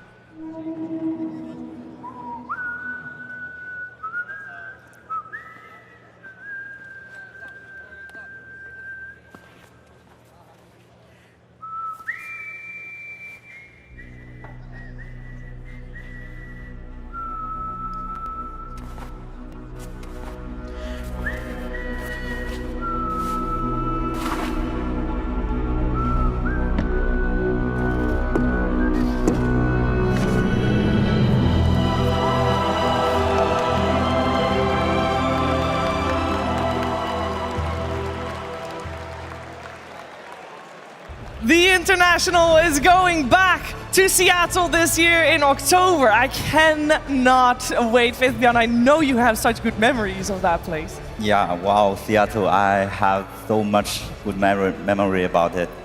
At TSX, we lived in a quiet, beautiful small town, and we have so much different kind and delicious food there. And these things also an important part of a tournament. And also Key Arena, it's fantastic. It's very historical and glory. I still remember the audience shouting for us. Yeah, and I can definitely say, as a player, when you play in it, you will feel a lot because they have so many TI played in there. So I think it's definitely be amazing. It will be indeed, Effie. Looking forward to it. Oh God, I'm so excited. And hearing that made me a little emotional because I've never been to Key Arena TI as a talent, but I have gone as a spectator 2 times. And I have so many fond memories in the grass outside of the arena too, not just inside. There's like this beautiful park outside where they have this big screen and people just lay down in the grass. They have picnics and they just watch Dota, and everyone around you is a Dota fan, and people just mingle and they're laughing and they're enjoying themselves. So this is just so exciting to hear. Yeah, I hope it will be in the Key Arena. Yeah, I mean, I guess technically they just said Seattle. Yes, who knows? Oh, is it not? I don't know. I'm not sure. I watched it with you. Yeah, that's actually the first time we've seen that. Yeah, I mean, same for me. I've never like worked at the TI for, you know, when it's in Seattle. I only went there as a fan. It was some of like my best experiences ever in my whole life. Just excitement in the crowd. I did TI4, TI5. TI5 was there, right? Yeah. So it's yeah, that'll be nostalgic and historic. Dota's like not that old. You know, video games are pretty new, but it still feels like ancient history we're going back to, which is really cool. I think nostalgic is the right word. There's, as Faith Beyond said, there's been so many internationals in Seattle that it will be so good to go back there and feel the vibe. I don't know how else to call it, that vibe that is something special for sure. To get there, we know Team Liquid will get there. Gaimin Gladiators, maybe they can get a couple of extra points under their belt here with this grand finals as well. And it is about that time to get this grand finals started off in style. So we'll see you soon after a quick break. Do not go anywhere.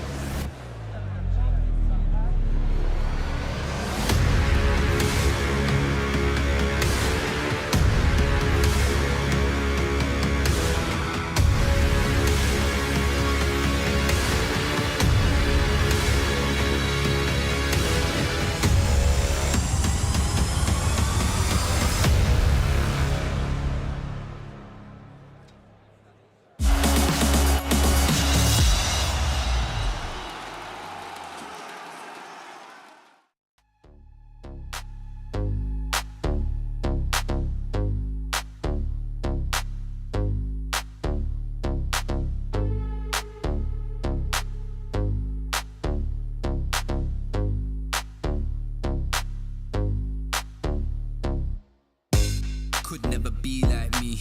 Flow so hot, but the jewels I see. Never think much of a fool I see. Them type of man we are school and teach. Fresh to death, head to toe. Smell the best fresh cologne. Finesse the best freshest clothes. I dress the best, yes you know. I'm that guy. Pose for the photo, never been shy. Drips in a chokehold and I got vibe. Wardrobe looking so cold, put it on ice. Yeah, I'm that guy. Pose for the photo, never been shy. Drips in a chokehold and I got vibe. Wardrobe looking so cold, put it on ice, ice.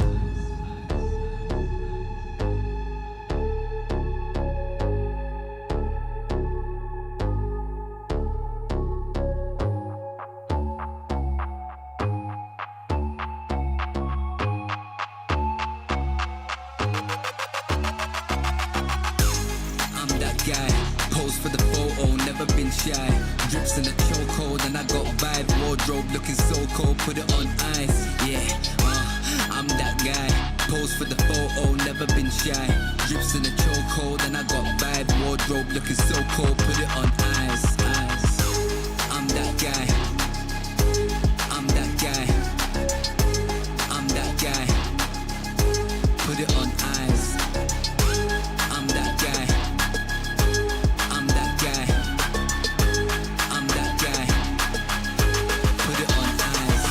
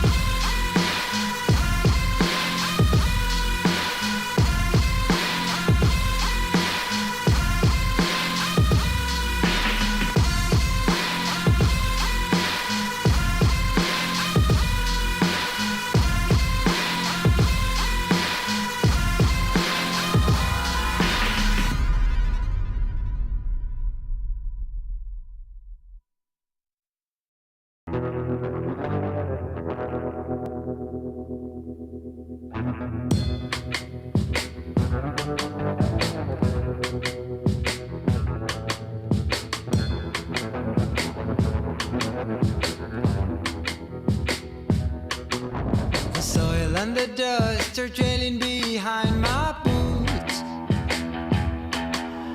Blown by the wind, showed me a piece of my past. The soil and the dust is where we go. 6 feet under, whatever your uniform says. The smell of the dust is sticking onto my clothes. Burns my throat, sent shivers down my spine. The smell of the dust makes us just the same. What makes us different is just a bullet away. No pride, but shame. No pride can bring the corpse from the graveyard. May the souls rest in peace up above. Some say we'll follow.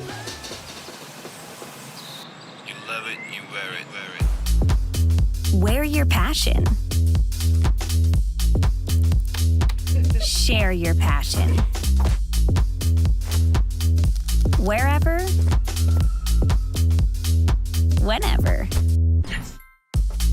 Gaming is a lifestyle. Get your merch at shop.eslgaming.com.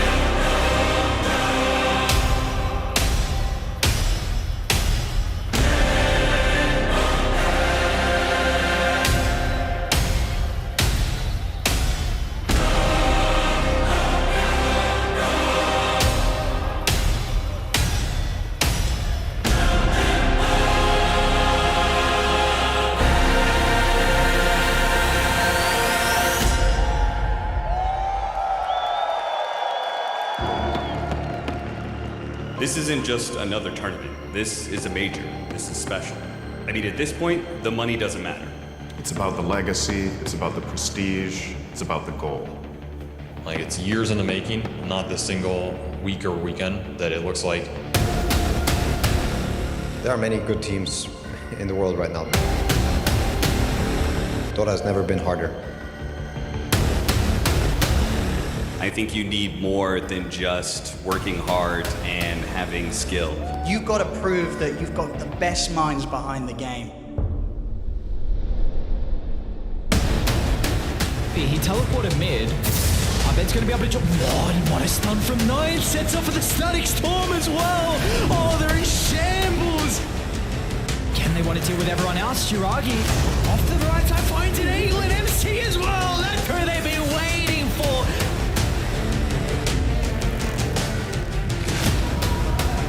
Oh my goodness! They see everybody.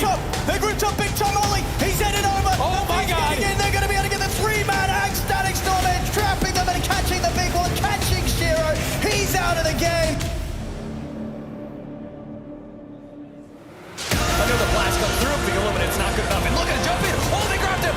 Stormshirt in trouble! The sun comes out for Boxy, what a blast off the table! Isha going for one more grab before he zips on out of there! Taiga now gonna feel the brunt of Pakalu's right click. Oh my God! Quinn, he's gonna get him with another jump. Gets over to Ramsey. Oh God! Ramsey is gone! Out for 70 seconds. Another one to be found. Miro also out of luck. There's triple kill for Duracho. Triple kill for Ace.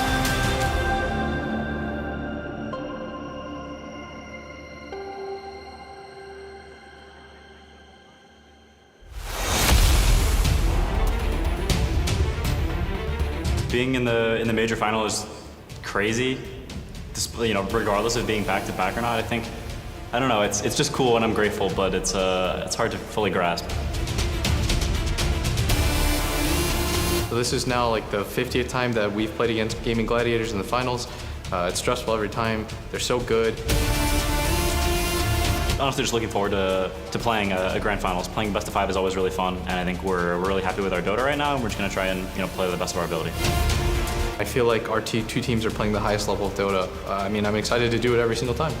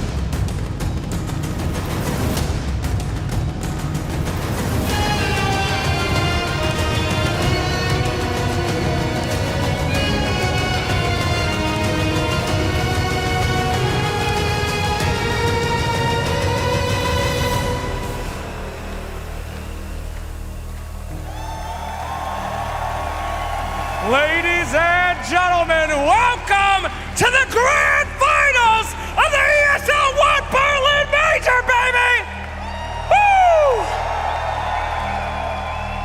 It's been a long time coming, my friends, but we have finally found the two top teams of the entire tournament that are gonna fight head-to-head. Light versus darkness. Liquid versus Gaimin. Who is ready to see this match?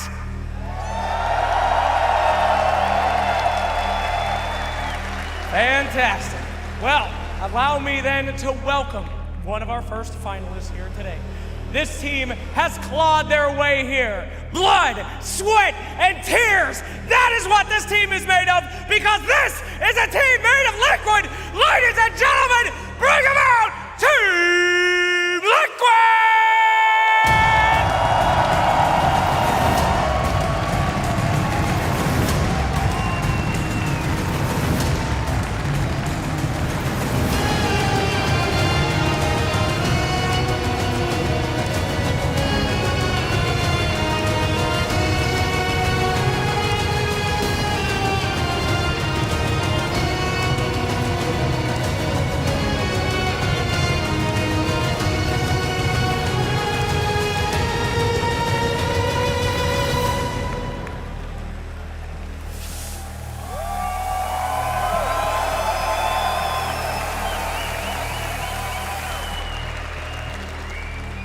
And their opponents, the undisputed best team in Dota. They can't stop winning. Last event, this event, nobody seems to break them. But tonight, we'll find out if somebody can. Put your hands together for Gaimin Gladiators!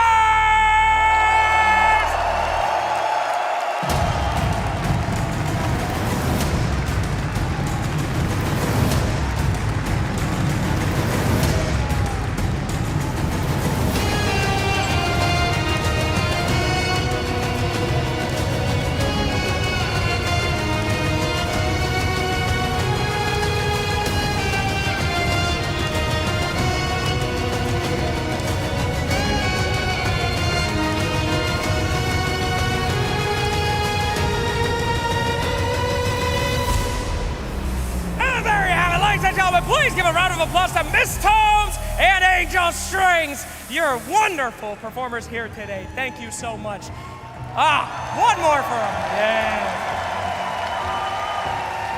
Thank you so much.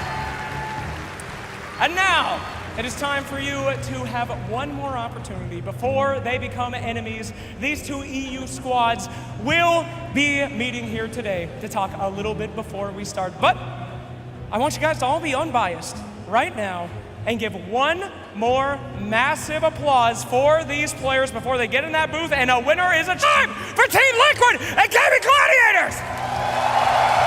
That is what I am talking about, my friends! All right, if I could please have a last word from each one of the teams. Coaches, please, right this way, one more word. Blitz, this is it. It's been a long journey. No one's ever beat this man. How you feeling? Amazing. I think this is going to be a pretty easy 3-0 one way or another. So, you know, I have stuff to do. I'm pretty tired. I just want this over with as fast as possible. So, you know, you guys can start packing up whenever you feel like. You know, hold our bags. It's all good. Damn. Those are some fighting words right there, my friend. How you feeling? I'm feeling good. I'm about to be feeling better very soon. Damn! All right! Ladies and gentlemen, let's get these teams to walk across, shake some hands, and get this match a-rolling! Give it up for these teams one more time as they enter their booths!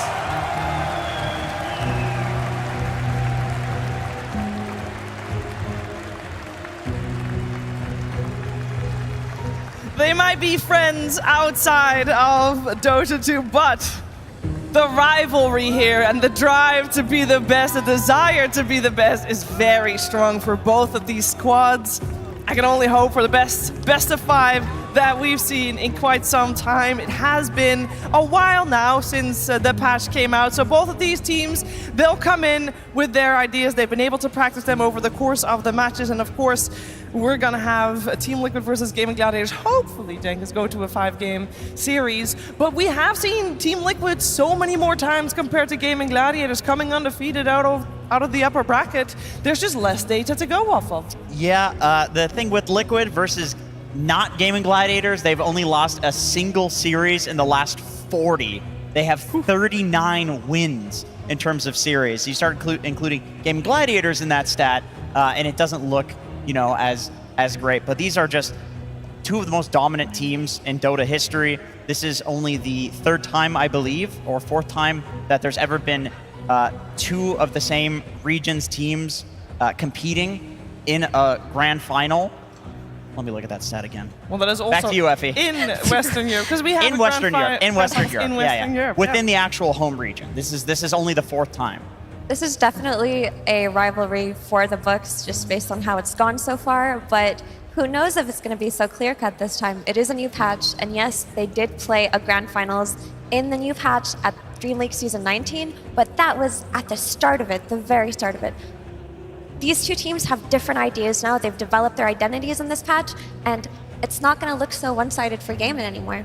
Yeah, and Gaimin might be preparing yesterday. They were probably preparing yesterday for Team Liquid, but then we saw the Team Liquid of this morning, and that was looking incredibly different from what we've seen the whole week through. What can you learn from that? Like, how can you prepare for a team that can pull everything out of the closet?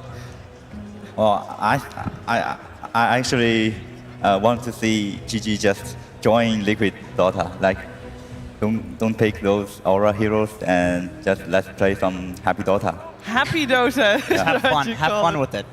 Yeah. I mean, the last grand final we saw between these two had pretty much everything in it, right? There were a couple of like 20-minute stomps. There were a couple of 60-minute games. There was some drama. There was Holy Locket dropping. There was all sorts of just crazy stuff going on in that grand final. So I would expect, especially with how these teams have progressed through this tournament, like Faith Beyond is saying, Liquid looking like they're just having fun, picking over 60 heroes. Like, we're going to see some crazy stuff, man. We're in for a treat. There's also a little bit of an idea exchange going on, right? We just saw Liquid win with the IO Witch Doctor, which is a Gaimin staple. I mean, if they busted out against them, that would be hilarious. That would be something to behold indeed. Now, we've talked a lot about these two teams in the past like half an hour or so, but there's two players we have not touched upon. And normally they get talked about a lot. It's one of them is the man on your screen right there. It's Nisha and Quinn. This mid lane matchup is exceptional every single time, Jenkins, they deliver. Although recently it's been Quinn on the winning side of that. Yeah, Nisha in an interview said that he's bored when he plays against Quinn because he just farms too much. They just sit there and like the only thing that Nisha can really do is sit there and farm because, you know, Quinn, he's trying to micromanage every single little CS. He's fortifying the creep wave for that single range creep. Like, both of these guys think so much about the little mechanics of the mid lane. We saw Nisha the other day using the Ember Spirit Remnant to Remnant through, grab the shield rune, go back to the top rune, hit a chains, and then the arrow comes in. And it was just like one of the craziest plays that I've ever seen. So both of these mid laners, not only do they think a lot about the mid lane, they're also both in like peak form right now. Yeah, I feel like Nisha is more of an instinctual player. When you watch him, you feel like it's just pure instinct, raw skill, right? Whereas with Quinn, it's just the accumulation of all of his hard work over the years. He has practiced every mid matchup time and time again. He's grinded every hero in the mid lane, and he has thought of every nuance. So it's a very interesting take to the role. Two different players, but they both play it so well. What do you feel about the mid matchup of these two, Faith Beyond? It's gonna be great, and it's in another grand final, and grand final is always different. From my personal perspective, I feel as a player, when you're in grand final, you will always feel more emotions, no matter it is nervous or excited or calm, you will just feel more. So yeah. And with the big difference of it being a best of 5 versus a best of 3, how does that impact a player? It's a best of 5 instead of a best of 3, of course, in the grand finals. Yeah, so you have you maybe have more things need to prepare, and you can have more adjust during the game, and it is very important for a best of 5. Do you think exhaustion plays a role in the best of 5? Do you think teams get tired out? Especially for teams from lower bracket, because they already played a BO3. Yeah, it's a very tough thing. It is a very tough thing to play. Potentially 8 games in a row. Indeed, they went the distance, of course. They did. In the lower bracket. But I know a couple people that don't get tired. I know one person in particular that never, ever gets tired. Sir Action Slugs, where art thou? Hey, everybody, I'm down here on the ground floor. What do you got here? What is this? Is it a burger, my boy? You want it? You want it? Of course I want it. I'm not going to take your burger, though, bro. Jesus. Anyway. I have one extra. Just a little. I'm not going to take your fry. Here, I'll just take this, and then you can have the rest of it. So, we made it time for the grand event. I got to eat. How you doing? Can you walk us through this? Tell us the positives and negatives of Liquid and gaming, if you could. Sorry, what? Tell us about this game. You have so much fucking food in your mouth. Shut up! I can't hear you. Tell me about Gaming, Gladiators, and Liquid. What makes these guys deserve to be in the grand finals? Liquid, they have been reaping the lower bracket. They will win this game for sure. So yeah, and Gaimin Gladiators has been so strong the last couple of months. So. Oh my God, you're so right, dude. Final, right? What do you mean? Is this the final? So? How drunk are you? Yeah, this is the final, dude. I'm not drunk. I'm hungry. All right, well, you have a good one. Thank you, sir. Thank you very much. All right, look. Daywalker. I have to go on my nose. Sorry about that. How you doing, boss? I'm feeling great, thanks. How are you? I'm good. Who do you think is going to win this match? I think I'm sorry. Gaming Gladiator, but I don't think it will be a 3-0. You don't think it's going to be a 3-0? Anybody in here think that we're going to get our full BO5? Yeah! Baby! Sounds good. Thank you, sir. And Daywalker Night Stalker, well done. Oh, God, the burger's in my goddamn nose. Woo! Happy birthday. Shout out to B-Shit. Shout out to B-Shit. Shout out to you, B-Shit. Happy birthday, B-God B-Shit. That's great. Condolences to our friend B-Shit. Thank you so much. Let's go Liquid. Oh, dude, this is open already. You got the Roni? What? Thanks, man. All right, what do we got over here? Any weaves in the chat? Get away from me. What? We want 5! We want 5! We want 5! We want 5! Okay, well, most people do. That's good. What do we got over here? Is this a guild banner from Dota 2? Yes, best guild on Dota.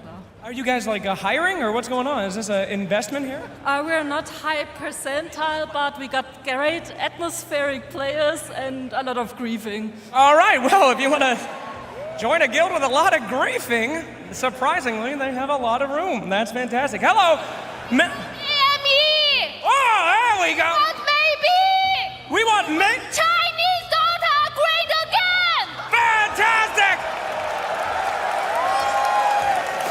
Man, we love Chinese Dota too. We want it to be great again. Not today, though, unfortunate. Shame.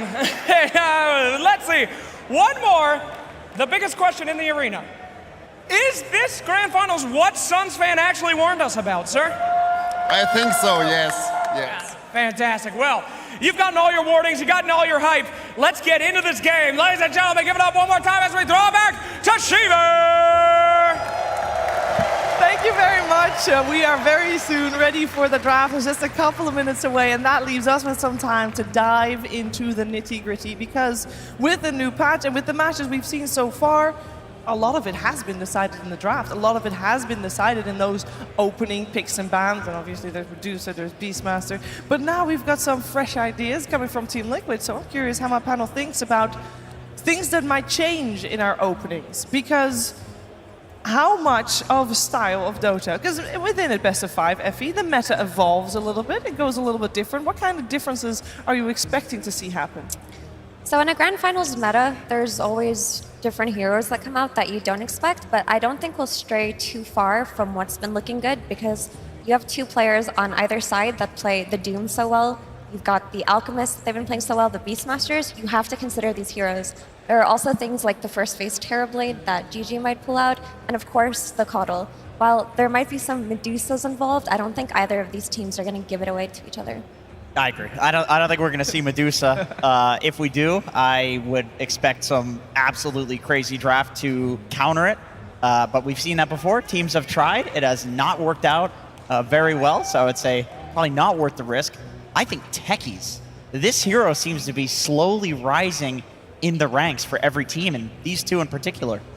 Are we going to see Techies? That's a question. I would say yes, at least in one of these games. But we're going to find out what we're going to see because it is draft time here in the Velodrome Arena. The two teams have loaded into the match and we're ready to draft the heroes and see what is coming towards us. We got Team Liquid on the Dire side with first pick, and then we have Gaimin Gladiators, Radiant side, and second pick. We already see the Beastmaster removed by themselves, by the way. Normally they try to have a chance to pick it up if they are first pick, but potentially having something else in mind.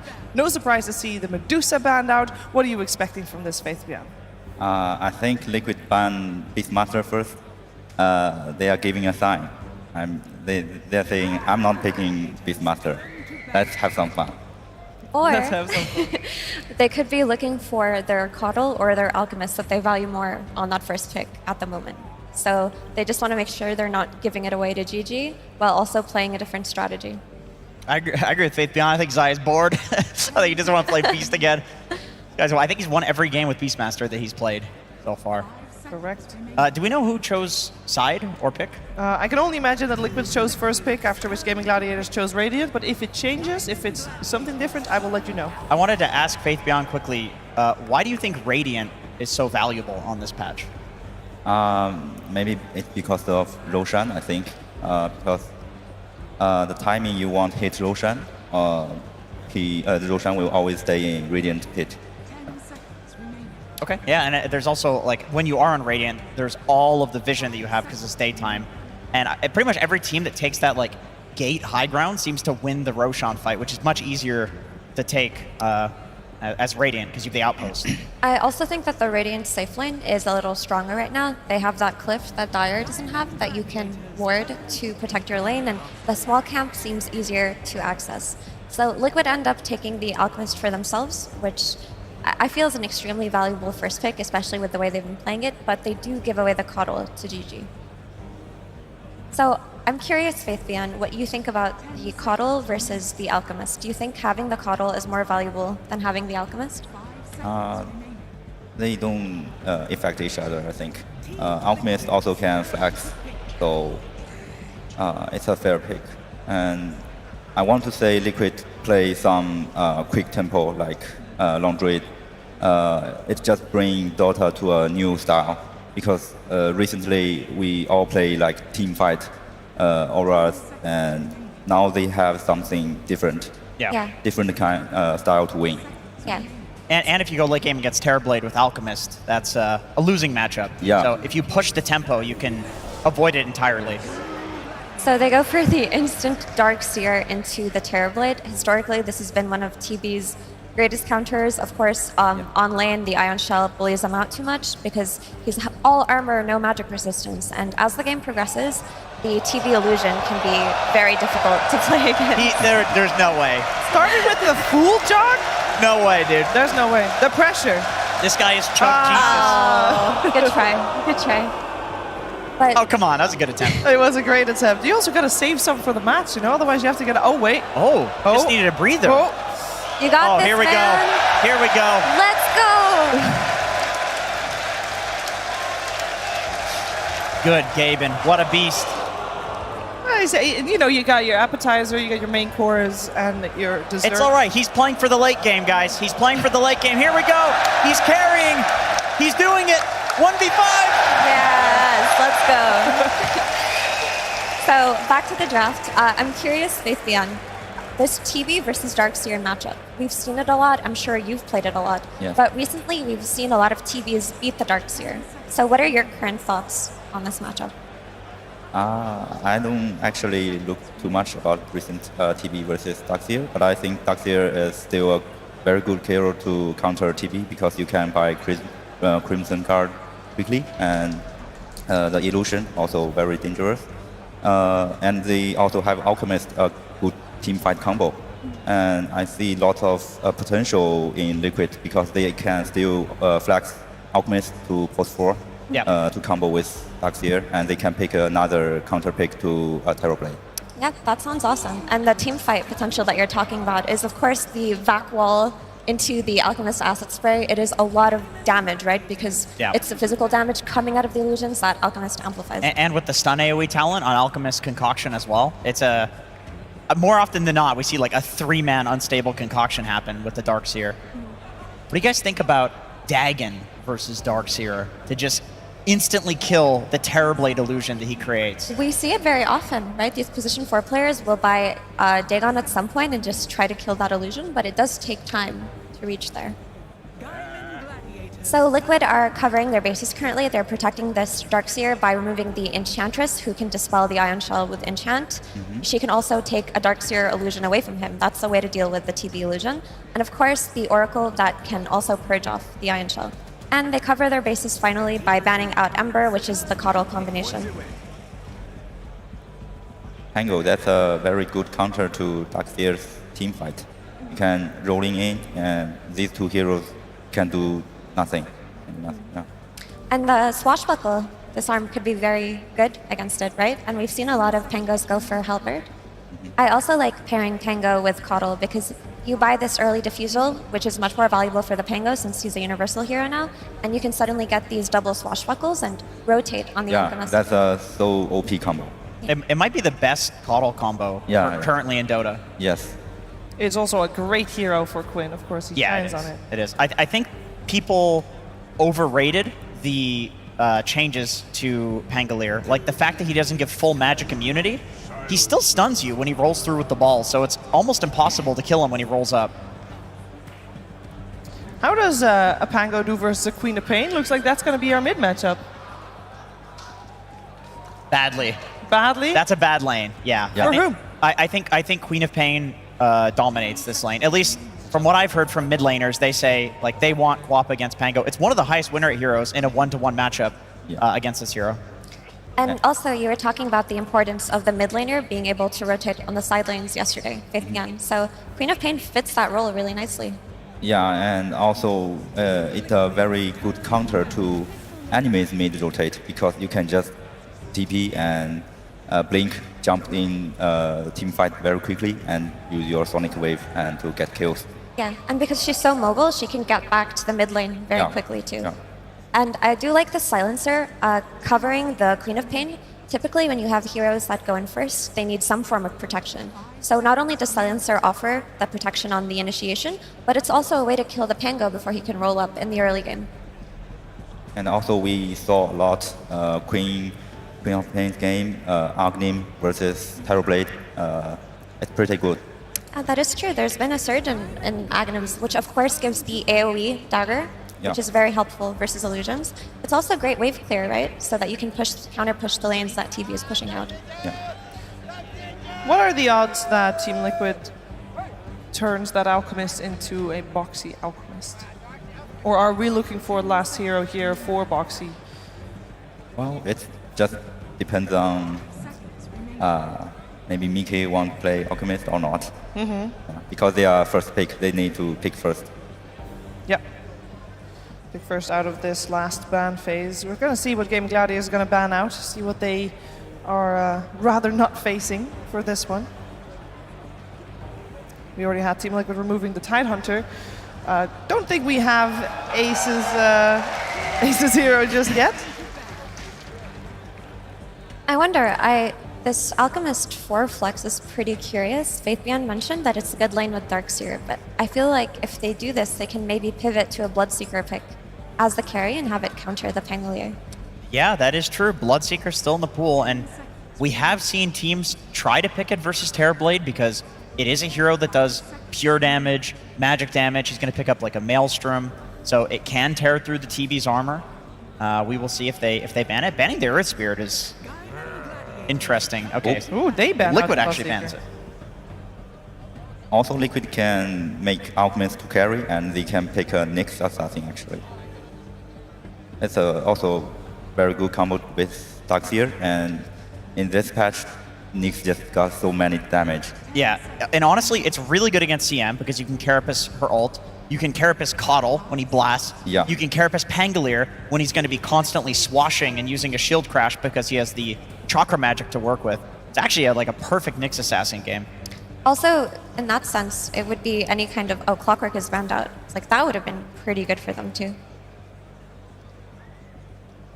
Let's see what they go for here. It can't be the typical boxy ranged 4. I just don't feel like it could fit into this draft that nicely, especially when you have this Darkseer. Let's see. They are talking. They're talking to Boxy. I think it's a post 4. Yeah, his call to make here. I think Nyx is perfect. Next Assassin would be a good choice. And we have seen Boxy perform on that before, and it looked really good. And literally every other melee hero that he plays Fair. in this tournament is banned out. So it's only the Nyx Assassin that's there's left. Tusk, but that's kind of a dead hero Yeah. right now. Tusk is dead. Why do you think Tusk died?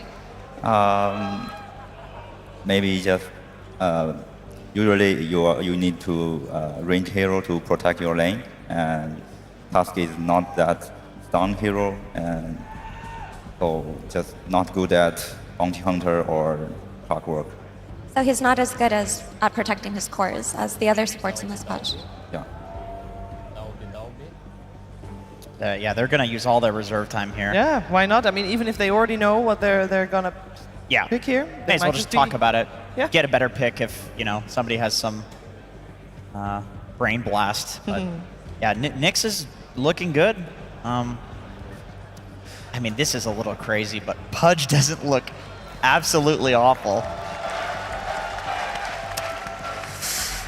You know what? I wouldn't mind the Fudge. Against Coddle Honestly, CM, you know? I wouldn't mind the Fudge either. Nyx does seem more solid, but they could also be discussing the potential Alchemist flex that Faithbian mentioned at the start of the Yeah, draft. that's true. Oh my god! Oh my god, they actually did it. All right, Holy and shit. elaborate more as to why this hero Oh my fits god, in dude. this situation. I'm so happy. Holy shit. I mean, number one, Boxy is just one of my favorite Pudges in the world to watch. They can still do the Alchemist 4 flex, but it's really good against CM and Coddle. They're both very squishy heroes. You can bite the Pango while he's rolling as well. You can bite him when he's starting to roll. It's good against Terrorblade because you're all magic damage, pure damage. You can bite him, he can't get his Sunder off. I mean, I don't know how good this hero is, but if there's a Pudge game to play this hero, it's this one. To be honest, the heroes look better. Now that you're playing with a Darkseer, he's going to make you stronger. He can surge you in and you can just dismember, right? You don't even have to rely entirely Yeah. on the hook. Yep. And do you prefer to see it as a core or in the hands of Boxy? Because earlier, of course, this tournament, we saw save from the position 4. I think it's a way better 4. I think it's a way better 4. They really nerfed the Aghanim Scepter. I feel like I'm dreaming right now. I can't believe they just last picked Pudge in the grand finals. So what ace hero now do you think can play against this Pudge, Faithian? It's not look so good, but I like it. I love like it? Yeah, because we all also pick Pudge in grand final. So another hero that Ace has played is the Magnus. Oh, there it is. Oh, Magnus. Yeah. So this is the only one that was left in the pool of the heroes that Gaimin have played alongside the Ogre, but I don't think Ogre is dependable enough to put in this situation. But the Magnus offers them displacement, right? They can try to isolate the Alchemist from his team. It gives them team fight, but again, I have to ask you, do you think it's enough? Yeah, it's a pretty good counter initiation in this game. You can go in with rolling and Magnus just sit back. And how hard do you think it is for Magnus to play versus Silencer, who can counter your initiation with a global? Yeah, it's okay. You can get grief, so it's okay. Jenkins, do you have a favorite? I mean, do we even need to of ask? course. I'm just going to pick Liquid. I'm not even going to analyze the draft. I'm just going to pick Liquid. Yeah, same for me. Yeah. I want the Pudge show. Okay, I'm gonna say Gaimin because I love me some Duraccio Terrorblade. I don't know if he's gonna be godly or gonna be a complete failure, but I'm excited to just watch it happen. Okay, and if they are gonna do well, who's gonna do the best? Like, is Is it going to be Dairatio that has to shine here, or do you want to see Quinn pop off more on the mid lane at the start? Who's going to set the tempo? It's going to be the Coddle plus the Pango, of course. This is your tempo setting lineup. I saw Liquid play it once and it got countered by the enemy team dodging their smokes, but if on this diffusal timing, Gaimin can play a very aggressive game, can connect their smokes, then they have a really good shot at stopping this Alchemist. And if the Pudge is doing well, Jenkins, are we going to see Boxy rotate a lot, or is it just going to be his lane that he's crushing? I think so, dude. Imagine this big fat guy going through a portal with an Ion Shell on, showing up your Crystal Maiden lane, just trying to run away, 270 move speed or whatever it is. This man's going to be a serial killer on the map, bro. He's going to go around killing everyone. Yeah. Killing everyone. You think the Pudge is, it's actually a good pick? Fits? Yeah. Yeah? You can just go through the gate and with Darkseer's skill and just run through the enemy. And eat them. Yeah. Eat them. Smiles on everybody's faces here. We're going to find out who takes the first game of this best of 5 grand finals. And we're going to listen to the wonderful voices of OD Pixel and Notail. Thank you very much, Shira, and hello, Berlin. Cannot wait for this one. Another fantastic grand finals I'm sure we're going to have in our hands here between Gaimin Gladiators and Team Liquid once again. And already with this first game draft, we're getting some fun here. Some crowd pleasers, if you will, here with this final pick from Liquid, bringing out the Boxy Pudge. Is it going to be a hit or a miss here in this game one? Because we've seen in the past, Liquid, they do struggle with Gaimin Gladiators. Do you like this opening to this best of 5 that they've decided to approach them with? I think the magic is in the air. I think we have cool storylines. Gaimin Gladiator seems to be unstoppable, but yet Liquid has a huge momentum coming from the lower bracket. And I think Zai is really feeling it, like not just as a drafter or with the ideas, but also in the game. Yeah, I think the drafts are quite even, as in both teams have plays. I really like what Liquid have, as in if I had to choose, I think I would choose Liquid myself. But at the same time, I'm really surprised with the last pick, Mag. They chose to ban Tide over Magnus. But there's a lot of synergy between Pango, Mag that we've seen before. I mean, it's incredible. If you ever get to this Aghanims and Power with the Swashbuckle and like the AoE threat that you get, plus one of the few offlaners that really buff this TB damage. We don't really see Venge drafts anymore. Not many people get like some type of right-click buff for the meta form, but Mag and Power still works, still super solid. So I'm surprised that they got this as the last pick, and I think it was looking a bit weird before that for them, but yeah, I say that, but yeah, Gaimin Gladiators, they can't lose. It's up to Liquid. I want to see them challenge, the guys who came from upper bracket all the way. Yeah, well, I feel the magic in a way. I think this is going to be a really good series. There's not going to be a three-way stomp. I'll be surprised if that was the case. Yeah, I really hope so. As we get into the action here of this first game, cannot wait to see what these two teams have in store for us. And also, just sort of from Gaimin Gladiators side, I think the way they responded to Liquid's lineup, so many times we've seen Liquid slap out this Alchemist pick nice and early in the draft. They're super strong with it. We've seen a lot of teams try a lot of different approaches against this hero right now that seems to be incredibly powerful in this patch. Ooh, we got some level 1 we might get some going on. Indeed, some first blood action. Both teams up with the smoke. They have 3 blood grenades split out on 3 different heroes on Gaimin, and they have the numbers advantage for this fight. Ooh, this is going to be really weird after the creep spawn. How are Liquid going to get around with the heroes? I mean, there's the portal, but Nisha is... If he decides to sort of walk back to mid via this high ground area, could be in for a nasty surprise if Gaimin Gladiators hang around. Drawing on the map by Boxy. Feeling that something might be up.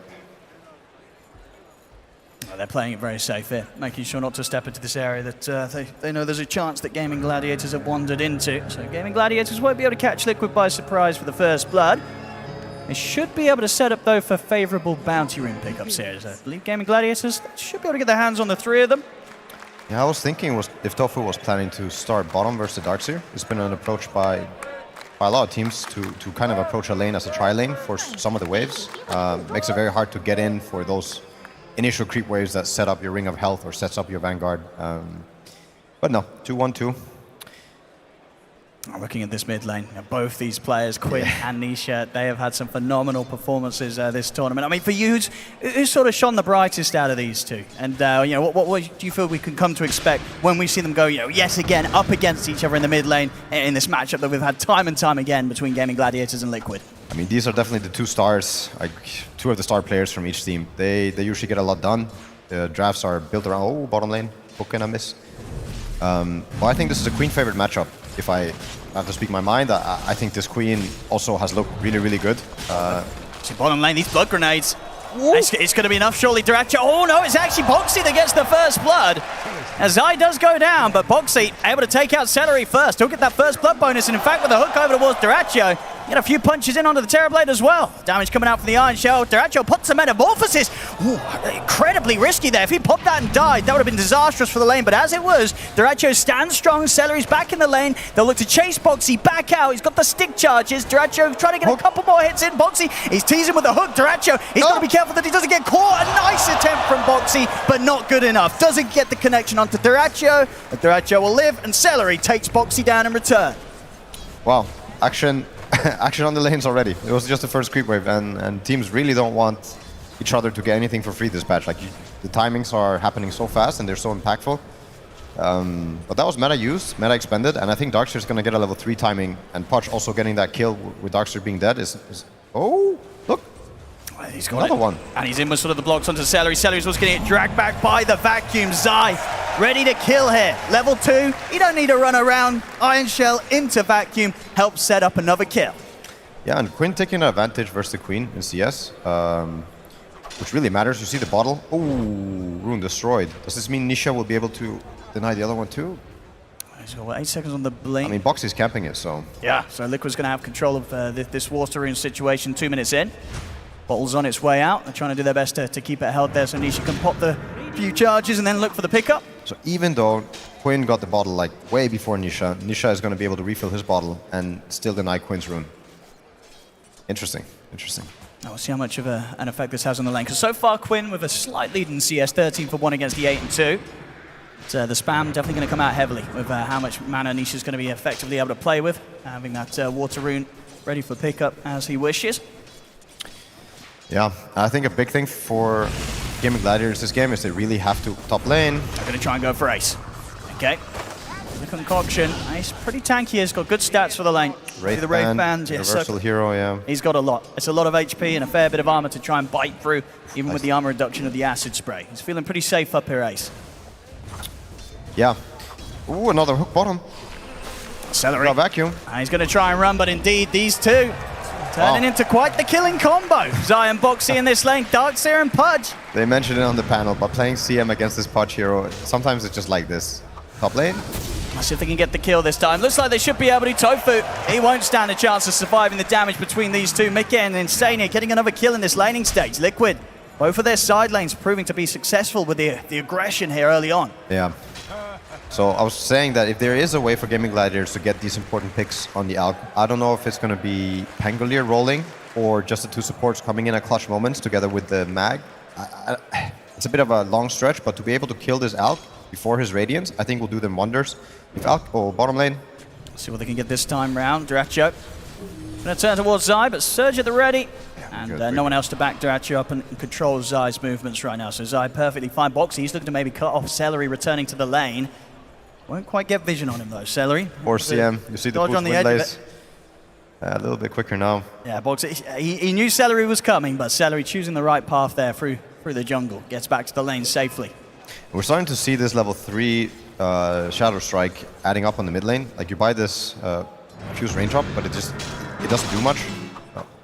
Just the nature of the Shadow Strike, right? Every time you click one, you can kind of take half a raindrop away. Bottom lane, Duracho does get caught by the hook and run down by the rot. Not quite enough to kill him. Vacuum, poor old Celery.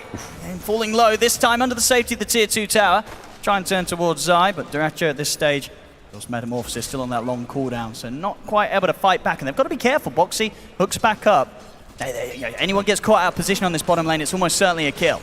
Darkseer low on mana. I mean, this is one of those resource lanes where once the top lane. So if they can get some action here, they're diving in for Ace. Concoction underneath the tower, they'll find another. Oh my god. So they'll get Mickey knocked back under the tower, but he's got the stick charges at the ready. He'll manage to walk this one off. Liquid getting these kills, and getting these stacks. Insane already up to a +4 here on the end with those couple of kills that he's been involved in up top, just 5 minutes in.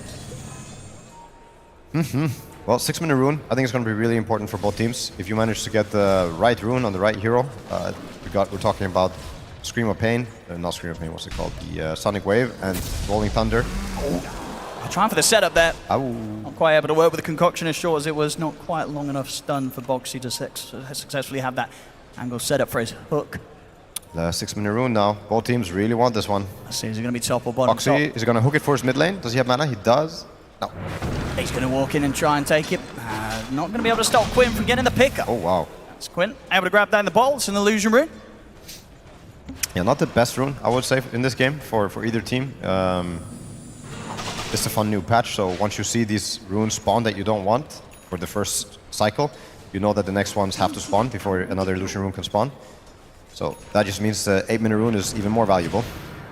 A lot of focus now being put around this mid. Boxy's looking for the hook. He's going to be able to find onto Quinn. Quinn's hit the 6 though. Rolling Thunder's already. In fact, Quinn is nearly able to turn it around. Goes towards Nisha. He's going to think about diving in for more. See if he can get the angle for another connection. He can. Swashbuckle comes through. It's not enough to kill Nisha off as Nisha will survive. He can turn and he can take down Quinn here with the backup of Insania and Boxy.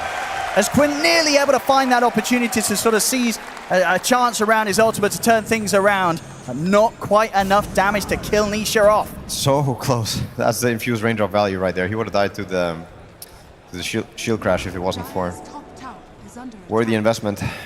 Celery trying to steal the rune, but too little too late. Instead, he tanks a lot from the creeps. See if Zai can continue to chase. Surge is up. Celery. Oh! He tried to block his path. Celery's out of there at least. Zai won't be able to continue to chase. All this distraction sort of taking the focus away from Durachio's having a fine old time hitting the creeps. Of course, Mickey, with that Grievous Grease, still having a bit of an edge. Very likely this Alchemist will hit a solid timing on this Radiant. Good lane. That's where the focus continues to be here from Liquid. Boxy and Insania, they hang around this point of the map and make sure that Gaimin Gladiators, they've got to really think twice about who they send over towards this mid lane. Liquid, they're just on the hunt for kills right now, and they're getting them. 7 for 2.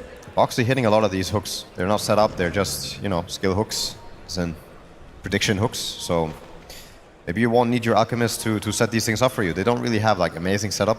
Of course, having a Shadow Strike Aghanim's Queen might set up a lot of easy hooks on slow heroes, but for now, it doesn't seem like he needs any of it. They want to go and try and go for top. Mickey's just popped the Chemical Rage. He's still got a bit of a decent duration on him. With this wall down, Liquid know what's coming over here. So yeah. Quinn, not going to be able to find anything with this movement. Look at this new jungle for Alk. It's you have to go really deep if you want to get an angle on him. Bottom lane. Pretty much all 3 lanes not really feeling a safe part of the map for Gaimin Gladiators.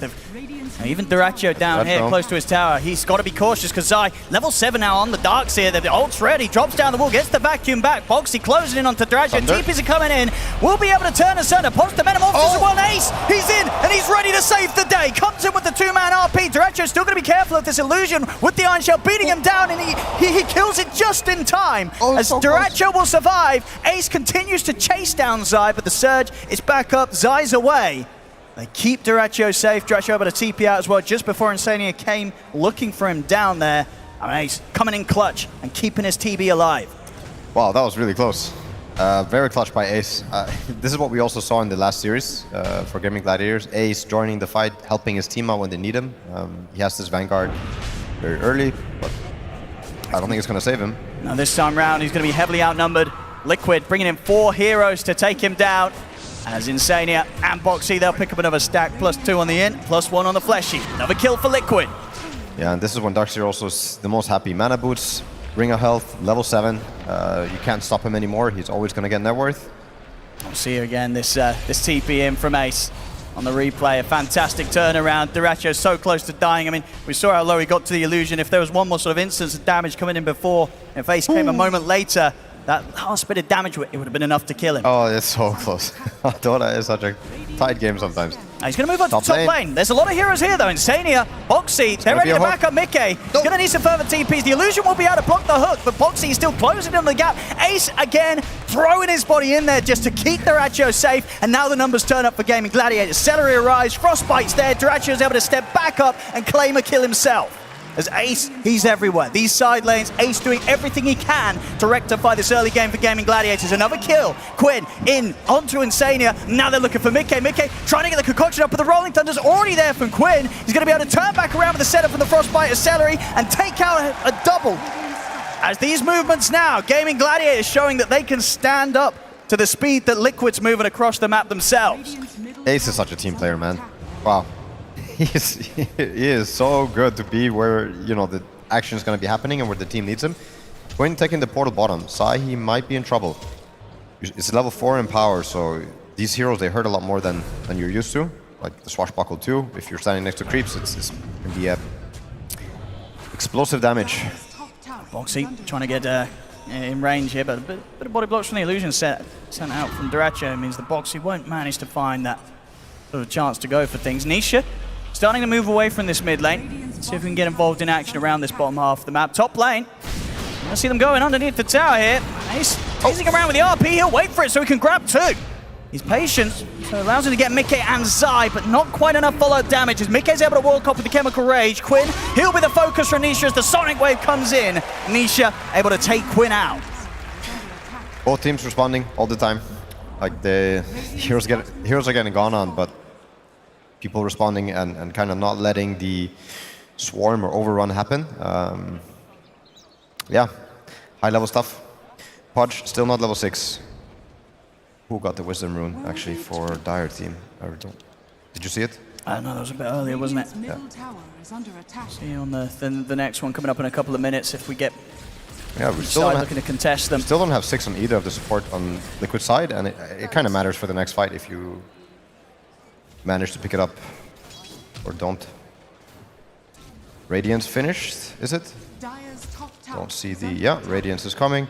I think the big timing for Queen of Pain this game is going to be the Aghanims, is what we've seen in the last couple of Queen games, that this item is probably the best build on her right now. And once you get that Aghs, the AoE and teamfight potential just skyrockets. And we're already seeing sort of how many team fights we're getting in this first 12 minutes. Both teams turning up. And when you consider sort of like the carries that both squads have in this sort of match, when there's this amount of chaos, is there a certain lineup, certain cores that kind of revel more off the back of this? Like, who feels better with the start going as it has been so far? So it's not the fastest Radiance that we've seen. It's not the fastest Alk game that we've seen, but it's still very good.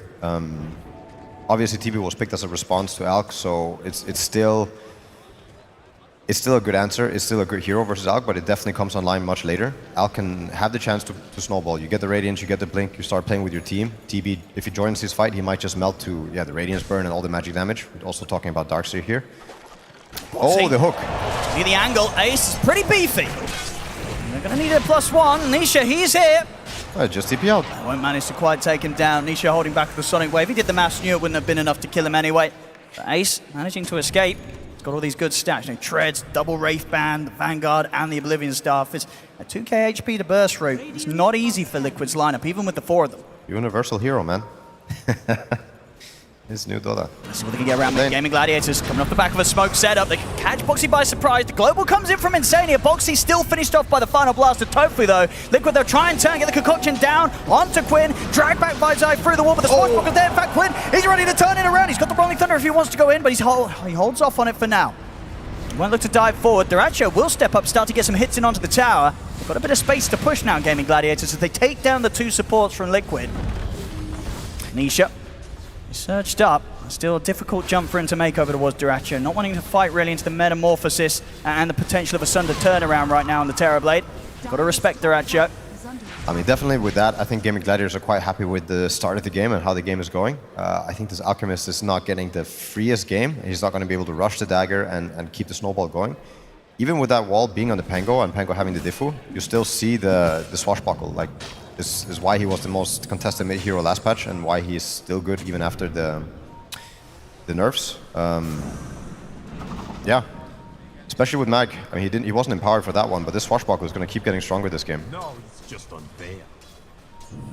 They have to be very aware of where Quinn steps out, proudly showing himself on that bottom lane, knowing that Liquid will not want to come anywhere near the Pangolier right now. I think what they're really hoping to get is this BKB on Alk, maybe finish the Greaves on the Darkseer. I also think it's a great Crimson game. Like, if you manage to get Crimson versus TP Pango, you're going to be able to potentially survive and do these turnarounds. There might be timings that could come also from the Pudge Shard. I know we haven't seen a lot of the Pudge support. We saw it on Save a bit, but now we're in the Grand Final. We have this Alchemist stun set up, but also we have the ability to kind of save people from RP. You don't have to hook them, you can also just eat them. And I think with the Queen buying this Aghanims into Shivas, I think they can outscale them, like, later on as well. Even though we're I forgot to mention Pango in power, but also with the Coddle Chakra. That's high potential. Mid lane. I mean, another catch him. Ooh, Boxy! Dragging Nisha out of the way just in case there was going to be another spell thrown his distance. And I mean, another connection would have killed him. Boxy proving that yeah, he can make the saves happen with the hook alone. This is pre, of course, getting the potential with the dismember. Looks like he'll die for his efforts. Does stick around in the mid lane. Gaimin Gladiators, they're not happy with the fact that he pulled Nisha out to safety, so they'll push in, take him out. Now, let's see if they can try and catch anything else here. Mickey and Insania on the retreat. Quinn comes in with a swashbuckle, immediately wipes out half of Insania's HP. Pushing Liquid back. They'll be able to take control of this area for now. Farm up a quick double stack.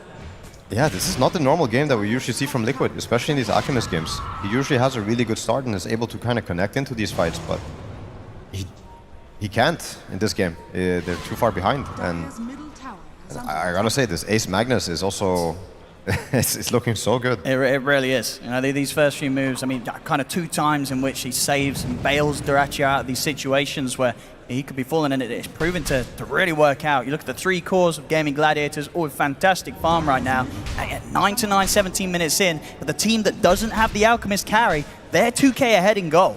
So Gaimin Gladiators, they're going to be feeling pretty happy about this one. And as you say, you know, Mickey, even though he's ahead, he's just not as ahead as they usually are when they get this out first pick, Liquid. I'm curious what's going on in Gaimin Gladiator's head. Like, you keep getting this engagement, it keeps going well for you. Yep. I think part of it is you don't have the BKB on the Alk, you don't have the Greaves, the Crimson, and maybe more of the tankability items built on Liquid yet. There's also Roche spawning in 3 minutes. I wonder if they're trying to set up for the Roche, or if they're really just focused on, you know, keeping up the pressure. Let's fight now, let's not give them anything. BKB is finished, so if Liquid choose to fight back, I think they have a pretty good timing to do it. One thing they've got to watch out for is this new pickup from Ace. He has his Blink Dagger done. Ooh. So they've got that solid jump. Of course, ways to respond, whether it be the global coming out to just put a stop to any follow-up. As we have seen, you know, he'll be very quick with the global Insania, so I'm sure he'll be prepared. But any situation he gets jumped on as well, it's going to be tough for Liquid to deal with at this point of the game, with how early Gaimin Gladiators are getting this team fight, this jump online. Let's see. I think Liquid want this fight. I think they're ready for it. It's going to be global as well. Ace, he's going to try and go for Boxy.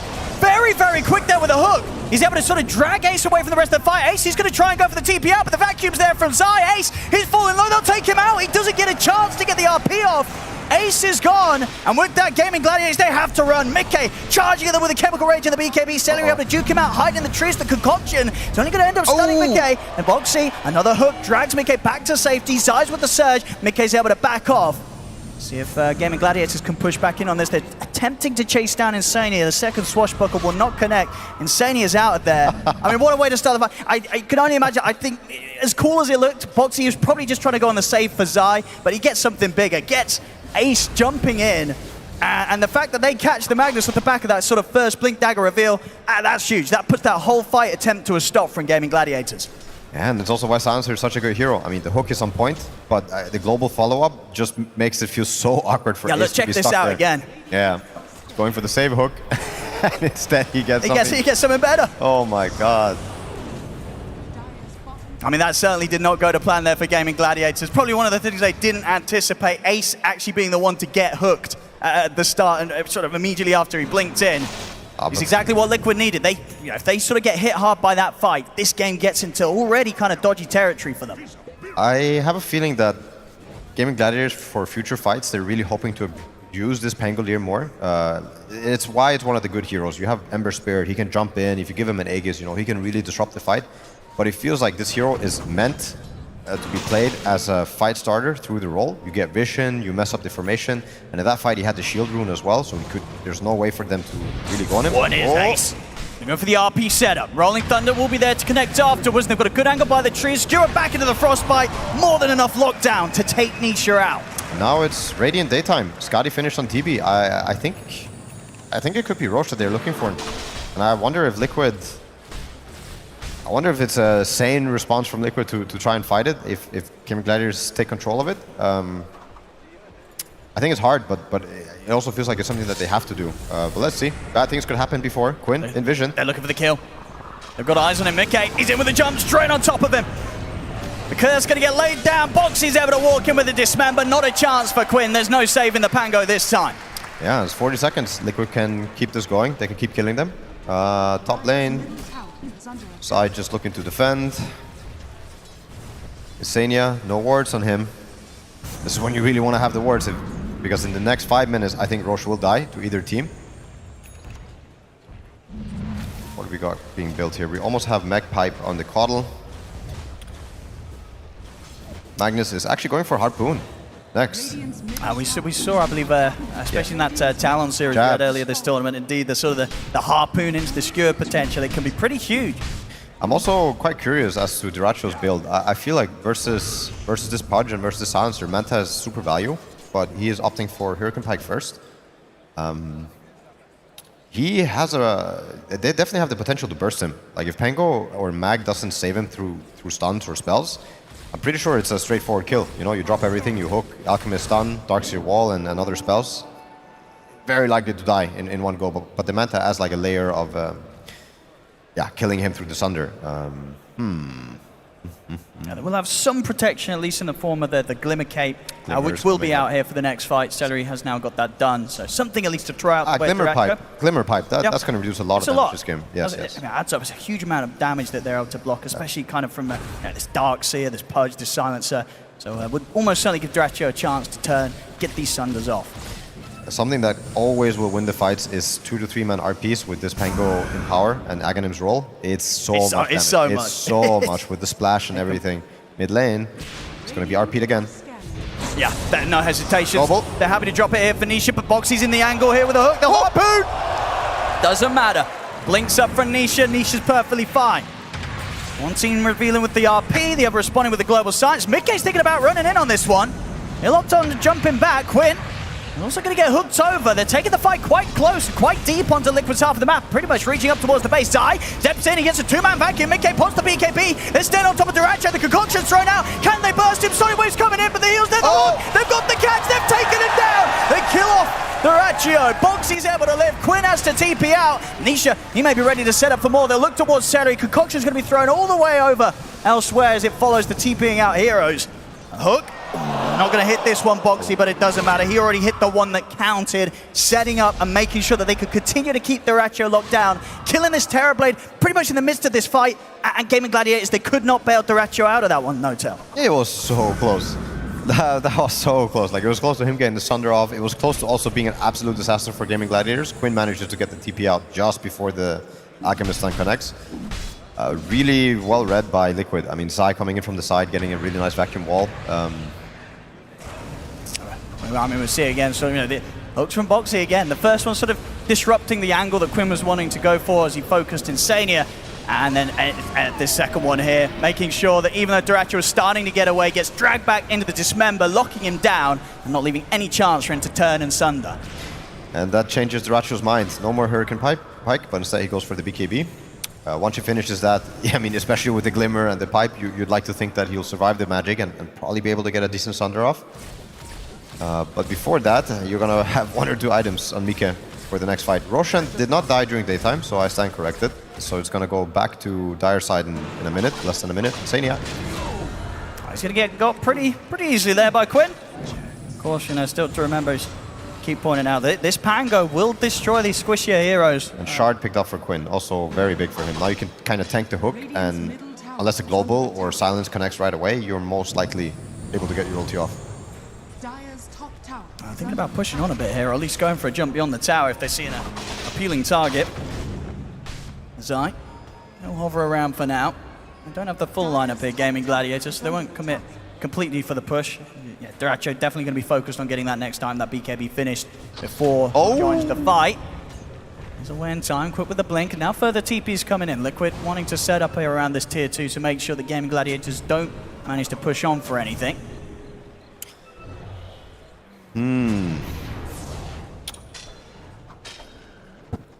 Nice. I mean, can Gaimin Gladiators go for Roche? I mean, both of these teams, are you sort of needing to find a fight first? You know, who feels more confident walking into the pit, knowing that the other 5 are still alive? And what we talked about the other day with the buybacks and the outpost, I feel there should be a timing for the team that controls the outpost where the Roche is at, that allows them to approach the whole Roche, but also the fight in a way where you can start it, and if they come, you accept the fight, and whoever has buyback is going to open up the fight. It could be Silencer, it could be Pudge, it could even be one of the cores. And yeah, you accept that I'll most likely die, but for the greater good. Instead, Gladiators seem to just be taking it. They're going to go straight in. I think that they'll be late. They'll be way late. Liquid, you can tell that they've figured something out. They're TPing over and smoking up, but they're taking this down pretty quickly, Gaming Gladiators. As Liquid looking unlikely to close this gap. Gaming Gladiators, they'll get this Roche for free, take the Aegis on Quinn, and now they're more than happy to go for some action. Liquid's got to be careful. Gaming Gladiators, they're ready to fight. They've got the Aegis on Quinn. Of course, they've got this BKB Duracho. They're strong. Liquid, they're going to try and fight though. Mickey, he's going to get in with the vacuum. The four-man stun there. The follow-up from Mickey. Not enough to immediately kill off any cores though. They take Tofu down. See if they can get anything bigger. They try and chase for Quinn. Quinn turns with a swashbuckle. Still has the rolling thunder ready to play. The illusion is beating Quinn down low. He'll now pop the ult, box it with a hook to try and get Mickey back to safety. Get him away from this BKB Metamorphosized Terrorblade. Liquid, they'll be able to retreat. A good opening to the fight there, only results in the 1 kill, but doesn't cost Liquid any casualties themselves. They kill off Tofu, they get out. But definitely a sign of potentially things to come there. If they can continue to hit these sort of 4-man vacuums into concoctions, yeah, Gladiators, they've got to be careful. I mean, if you get 4-man concoctions like that throughout the game, I don't see any way for you to lose. That was really impressive, but only nets you a coddle kill. I thought it was going to be, an absolute disaster. On the bright side, you get the BKB expended. Aegis is delayed for a minute. We'll see it again. I mean, a glorious display from Liquid here with this jump. The 4-man vacuum in a concoction, and as it was, even with the global coming out, they're able to bail out there. Celery gets away with the glimmer. I believe sort of pipe mech were popped on the way out as well. If that global doesn't hit before the mag blink RP, I also think they turned really hard on Gaming Gladiator. Like that would have been a Darkson and Alk dead. Absolutely, yeah. That is the one thing, both teams. They've both got the wombo combo, whether it's the mag or the Darkseer. Even if you're not the team jumping first, you've got to be so prepared for the follow-up coming in return. It really feels like they're running into this damage issue now on Liquid that they can't burst, and they are going to lose the long fight. The potential that comes out from this Pango mag TB is much higher than anything Liquid can produce.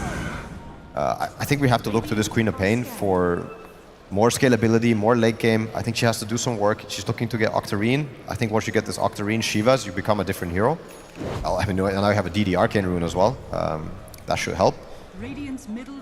Yeah, it's either you get these 4-man vacuum Alk stuns and some Queen of Pain AoE.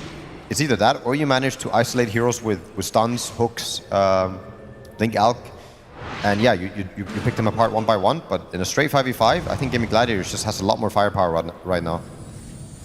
You can certainly feel it with the way that they're moving. Straight down to the bottom lane. They're ready to continue to push for these objectives around the remainder of this Aegis time. He's still 2.5 minutes to play with for Quinn. The Retro looking for an angle. Get a free Risten rune if he looks up a bit. Oh, he will actually. Not quite been able to get that 28-minute one level, yet. Level 3 Sunder now. Nice. That is a nice one. I am the carry. I take everything. Wonderful. Oh, the shot. They want to fight this. There's the jump here from Quinn. He'll start things off. The global comes out just in time to stop Ace from being able to get the blink skewer off onto Nisha. Nisha able to blink away. Quinn's going to chase on forward. Stands his ground on top of him, but with the buffs coming out, Nisha's perfectly fine. And Mickey, he's considering getting in on this. He's cooking up the concoction. Jumps in. They're going to go towards Quinn. Quinn, he's up to the high ground this time. A 2-man vacuum. The Sonic Wave not actually catching either of them, I don't think. There's Quinn and Celery are able to split. Mickey, he's got to find his target. He'll look over towards Ace. Ace gets the controller to Insania. There's the RP as well from Ace. Locking out both Insania and Mickey as the two of them will fall. Ace securing the team fight here for Gaming Gladiators. If they could try and push for more, Duracha, Hurricane piking aggressively in, looking up to the high ground. Quinn, he's diving up towards the tier 3, he's trying for more. He's got to be careful himself, starting to fall low, still has the safety of the Aegis. Gaming Gladiators, they'll settle for the tower on top of the 2 quick kills they got there. And you see the power of the roll in, even though it looks so awkward. Quinn almost dying to the Axe Queen of Pain, didn't think of it. Is it gonna, yeah, wow, what? Did you see that? It deals damage through his shield crash. The roll-up. Oh, through the roll-up, yeah. I mean, it was, just the 50%, right? It's the 50%. Just get the 50%. It was much more than that. Oh, he has a talent, right? On the... No, that's level 20, so he's not level 20 yet. That just looked like so much damage. Way more than okay. I mean, what an item. You're killing people in the backline because they also forget how... I mean, yeah, if Quinn didn't go for the roll-up there, the full damage might have actually ended him. So, yeah. Quinn having to keep his cool, get out alive. That's probably going to take a while. I think he hit like 3 people standing around the TV before. Nobody was paying attention. I mean, so the overall fight, sort of what you said Liquid have to watch out for, this sort of whole move where Liquid going with his vacuum and then suddenly Ace, that kind of focused around this Magnus, he gets off a good RP. Yeah, decent. I don't even think it has to be great at this point. There's so much firepower mid lane. I'm going to lead in onto Duracho. He's a hard kill. He's got both the BKB and the Manta to play with. He'll step back. With the Frostbite, on to Mickey, but they won't want to push into this one, Gaming Gladiators. They can sense that Liquid's fully set up themselves to fight this. Gaming Gladiators don't want to give it to them. Ace playing so well, though, this game. We'll see where he goes next with his build. 2,300 gold on him right now. I mean, anything that you feel would really add to the way that Ace is playing these fights? I mean, with the Harpoon build, I want to say the Refresher eventually. I wonder if you're looking at something that helps enable RP more, like it could be the Etherlens, Octarine. You could potentially buy some type of team item, like a Lotus or Linken's, but it makes no sense this game. So I imagine he's going to keep building on the RP and his own tech ability. He's doing exactly that, yeah. Wants to make sure he can get that set up, get that surprise jump. I mean, at this point, I think all you need is decent RPs. Like even solo RPs on the Queen or the Alk, if it leads into guaranteed kill, is more than enough to set you up for success. I still think Liquid, they need to somehow approach this differently and play more on people being alone. Top lane. They're going to try and go for Quinn. Zai dropping the wall for this, but Quinn's already out with the Rolling Thunder. Very and backup's in. Ace not going to be able to get the skewer off this time onto Boxy. Boxy will be saved. But yeah, Liquid, they've got to find something. You know, they're going to sense that Duracho, he's keeping up in farm, of course. You know, a little thanks here to the Empower. You know, keeping on par with the farm that Mickey's getting on an Alchemist. You know, his Terrorblade is massive. And the AK lead, Gaming Gladiators, they feel great right now.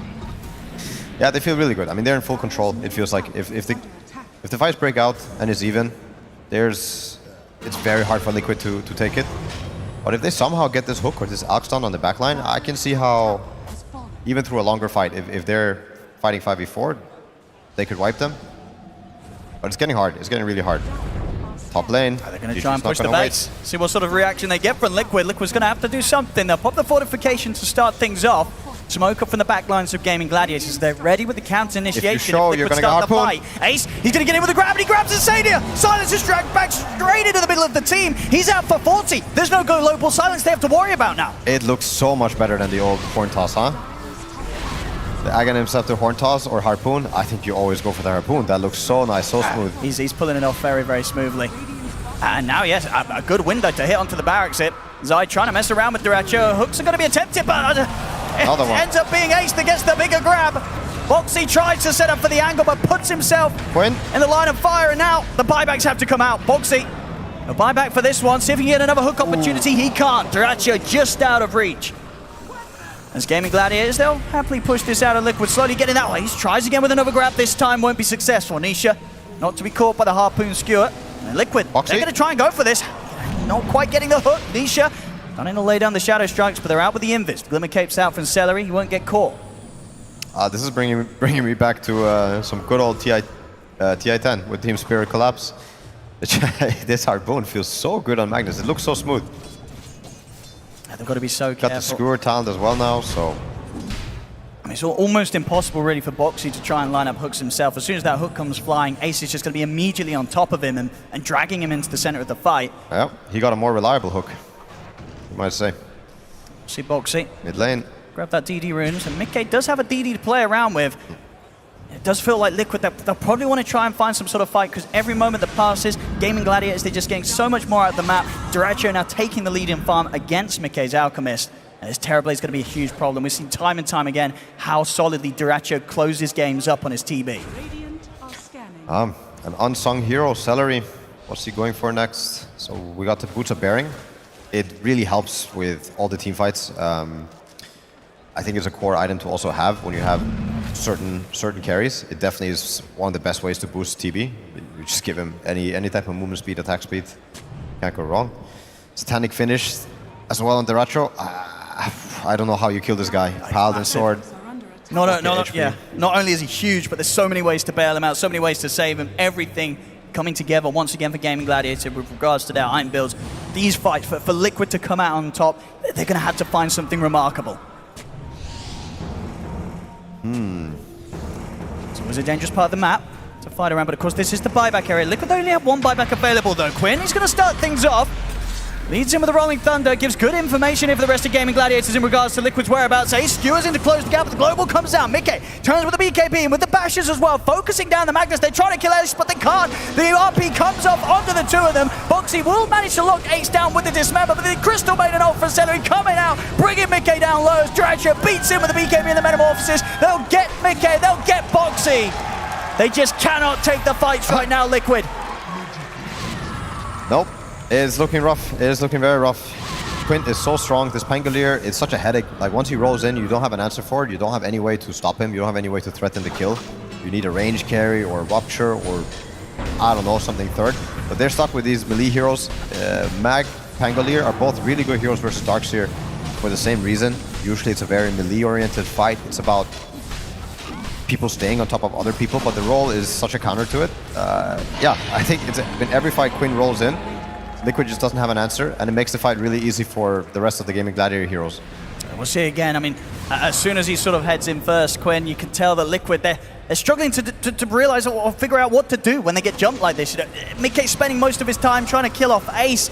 It's just not happening right now. Ace is too tanky to take down, and Mickey, as this Alchemist, he's starting to fall behind. He just doesn't have the lead this game that he needs to be able to carry. It's getting into almost impossible territory now for Liquid. They're 17k down. Gaming Gladiators with the Aegis and Cheese.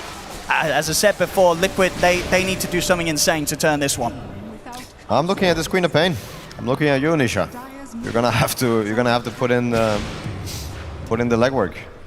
If you get the shard and you get Shivas and somehow you manage to win one fight and you get like a 10k gold swing, I think Liquid might hit some really cool timings. But yeah, it's now or never. I think GG is looking to take all three sides. I think so. If nothing else stops them. They're going to feel pretty strong off the back of this push. Metamorphosis up in a second. RP's back up in 5.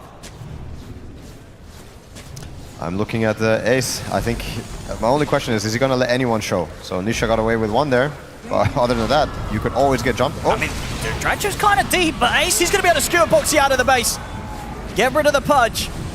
And that top rack's not going to stand a chance at all. Gaming Gladiators, they clean up the first set. BKB expended. This TB hits for 400 per hit. No crit. No kappa. Mid-wave's coming in. So Gaming Gladiators, they can stick around. 30 seconds without Boxy. Liquid, they've barely been able to push them back as a 5-man. Now just down to 4. What can they do? Nisha's going to get caught. Ace! He's in with a skewer back. The Global Silence comes out in return from Insania. Gives Nisha the safety to blink away, but Taracho, he's still able to get the reach in here with the range off the Metamorphosis. Nisha's out. Buys back immediately. As Gaming Gladiators, they're onto the second set of racks. The fortification comes out. Boxy's going to be back up in 5. Uh-oh. Another one. Oh. Nearly catches Mickey there. Mickey, lucky to be as quick as he was there with the blink reaction. Nearly gets caught by a skewer. You see the Boxy's going to try for the hook, but there's going to be a creep wave right in front of him. He's not going to get it. As the racks, they're getting taken out. The range racks is gone.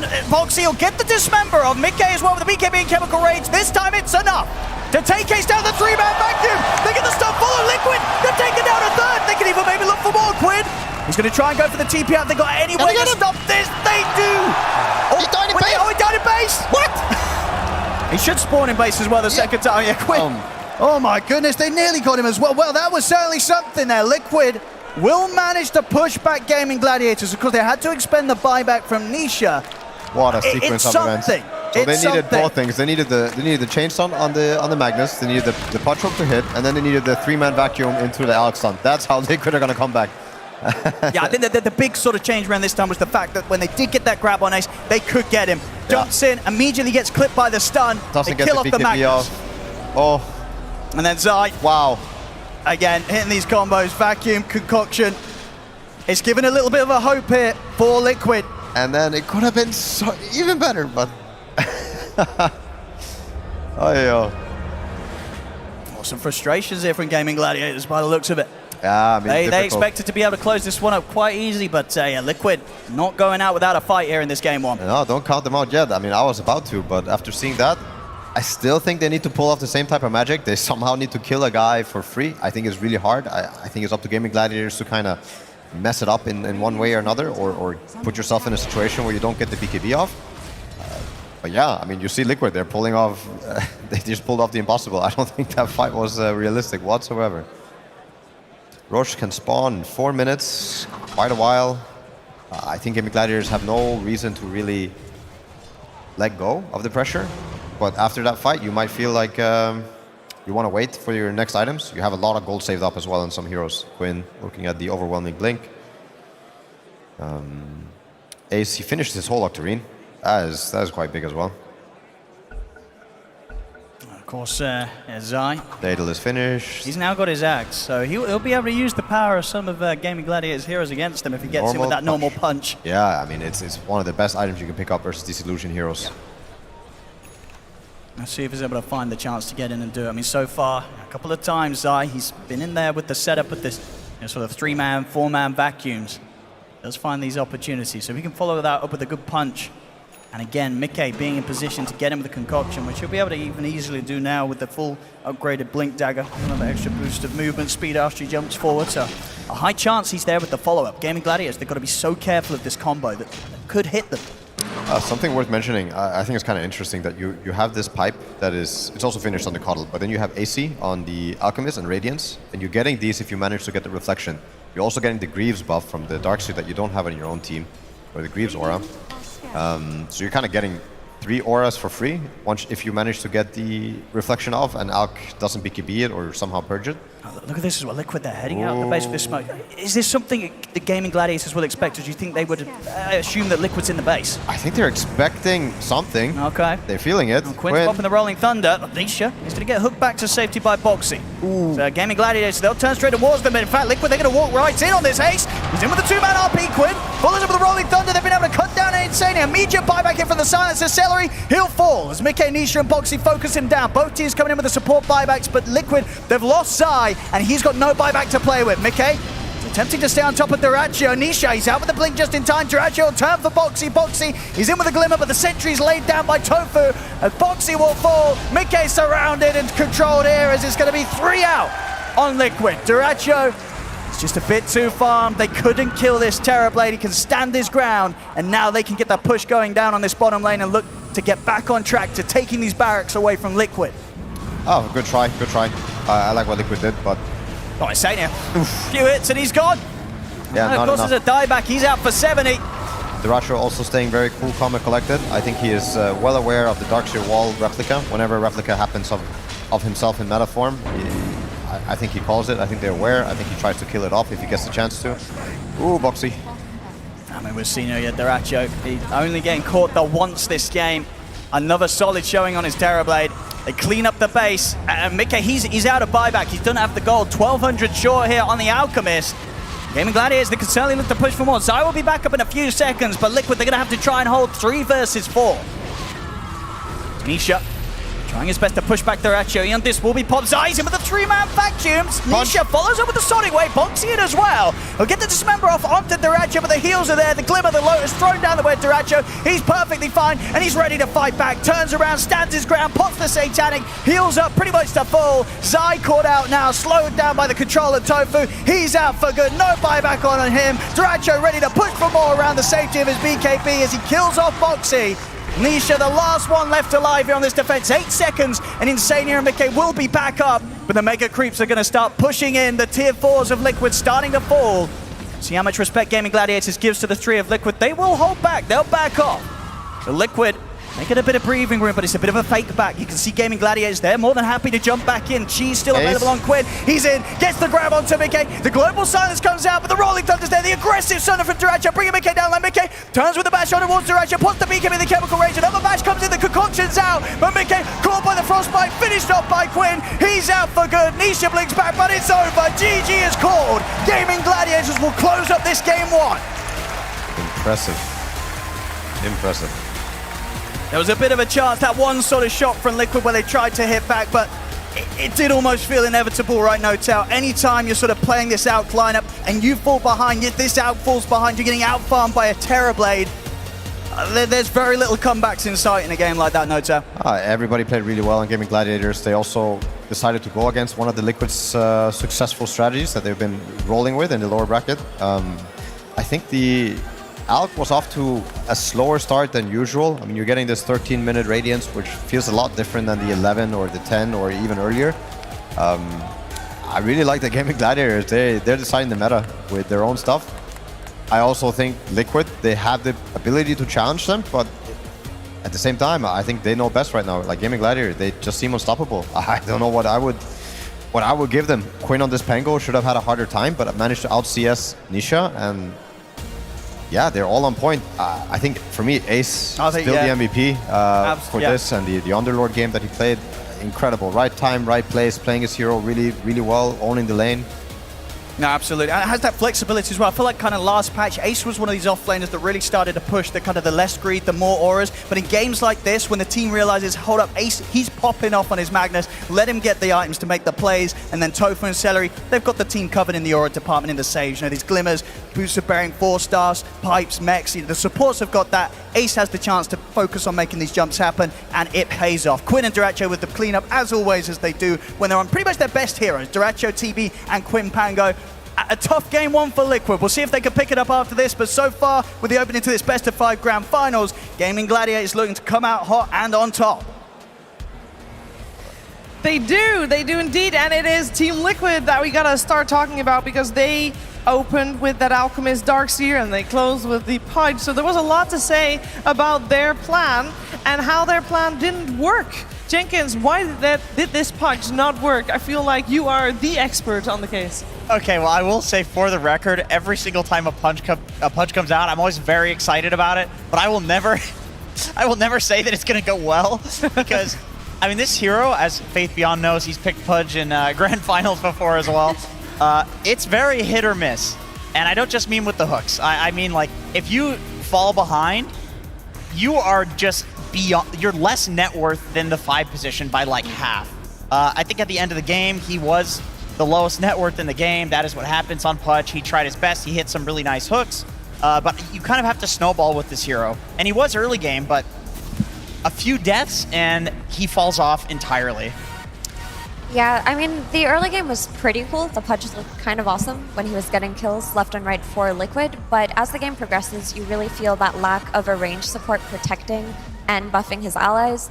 The first Tormentor shard for Liquid unfortunately went to the Silencer, which is not something they were looking for. They wanted it on the Pudge, and that kind of put a dent in their plan. Suddenly you have this kind of melee hero waddling around, whereas on the side of GG, you have this Coddle who bought auras, who bought a Lotus, who bought the Pipe, who allowed the Magnus to go for this really awesome Blink, Harpoon, Octarine core build that allowed him to play the game so well on Ace. What did you make of this game? What are your thoughts, Faith Beyond? Well, for Pudge, it's just too easy in this aura patch. You hook someone and you're dead. It's just too easy. And for gaming, I think their draft, their lineup just too solid. They have Koto plus Pango to pressure the map, and they have Terrorblade to secure the late game, and they have Magnus for counter initiation. So they're just too solid, hard to beat. Hard to beat, and we thought the mid lane might be the difference maker, that Nisha would, on his Queen of Pain, beat Quinn and set the tempo. And we can take a look at the head-to-head stats for those two players, because, yes, it did go quite well for Nisha at the start, but as we can see here, Effie, there's quite a stark difference on impact later on. I mean, when you're talking about this Pango Coddle, especially when they hit that diffusal timing that we mentioned, suddenly you have this kill threat on the map with only 2 heroes, allowing the rest of your heroes to play opposite sides of the map. And we saw Quinn get all of these picks in the early mid-game with the help of the Coddle. That's something like a Queen of Pain couldn't do. She was dependent on the rotations to the side lanes for the game to go well, and any kind of impact that would come out afterwards would be dependent on how well Liquid's team fight went.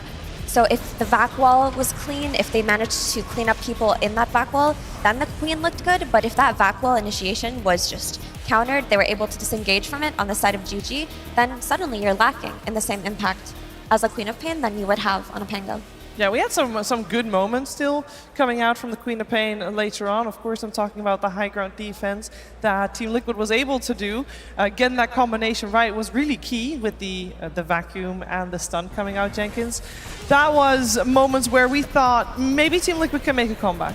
It was very beautiful Dota, and it was just like a pure outskill in that moment, just synergy between the players. But I think it goes back to what Faith Beyond was saying during the draft. If you're picking Alchemist first, and you intend to put it as a carry, and you know the Terrorblade is going to come out, you got to up the tempo, because we saw how hard the late game was for Liquid, even hitting a combo like that. In most situations, it's like, okay, game is over. That was good enough that they've made the comeback. Not against Terrorblade when you have Alchemist. But to that point, I would really like to highlight and shout out Ace. Because when they did up the tempo on that Terrorblade, there was this beautiful TP in into RP save that Ace had in the early game, where Darachi was able to walk it off and they were able to get kills. He had a couple of plays like that early game, which really enabled his team. And then later on, as the walls were coming out and there was this Darkseer Terrorblade illusion, he was skewering it away from his team. I don't know if you noticed, but he was skewering illusions away. And because of his Octarine core, a few seconds later, he was able to skewer back an enemy. So Ace played a really perfect support game, even though he was the offlaner. Yeah, and we heard Notil say that if you're gonna give an MVP to anyone at that game, it would have been Ace. If it wasn't Ace, Faith Beyond, who would you give the MVP to? Boxy. Boxy? I knew he was gonna say that. I knew he was gonna say that. Oh, really, I respect them because for a pro player, you always want to win. The most important thing is to winning the game. So it's not that easy to just have fun on grand final. And it doesn't mean they don't want to win. They really believe this is a good idea and they go for it. So I respect them. Respect, indeed. We're going to find out if they can find a strategy in game number 2. Of course, that works. Before we do that, though, before we check in with game number 2, we're going to check in with Slacks. Hello again, Shiver. Yes, I have found him once more. Ladies and gentlemen, give it up for the Gladiator from Gaming Gladiators. Welcome back on the screen again. You are the pseudo-mascot of the team, correct? Yeah, correct, very correct. So what do you think about this stompy game 1, my friend? I think that the boys have got an insane amount of momentum at the moment, and I don't see them slipping up. And the reason I know that is because they've been doing absolute damage lately. Damage, baby! Absolutely. Fantastic. Oh, one guy screamed damage. Thank you very much, There we back go. there. Fantastic. So I have to ask, do you think the team's more excited about the series, trading some games, or do they just want to stomp this bad boy out as soon as possible? I mean, I know they never want to slip up, ever. They never want to lose any games, so yes, they want to get the 3-0. But for anyone that's here watching, I know we want to see a more exciting series. So if they do slip up, at least it's fun for you guys. But I don't want that personally. I can hear that. Now, what's up with Celery, by the way? The guy looks like he is getting just tired. He has been grinding and grinding. The picture of him right now, barely got it. The poor guy looks like he hasn't slept in days. What are you doing to him? Personally, I'm not doing anything to him, but I know he's been taking very good care of his health and fitness, as well as grinding the Dota. So shout out to him, lots of respect for that. Absolutely. You're not making him work out? He's doing it all by himself. Oh my God, I do not recommend that, guys. If you want to play Dota, do not work out, okay? You're gonna end up, no, even though they're in the grand finals, of course, do not, actually, Blitz is in the grand final. Oh my God, should I start working out? That's not good news. Okay, whatever, nah, screw it, too lazy. All right, anything out there to say to the Gaming Gladiators fans that are looking for that 3-0? You wanna hype them up? I'll give you the microphone, I trust you. Go ahead, take the moment. Everyone here that's supporting GG, I want to hear you get screaming, let's go GG!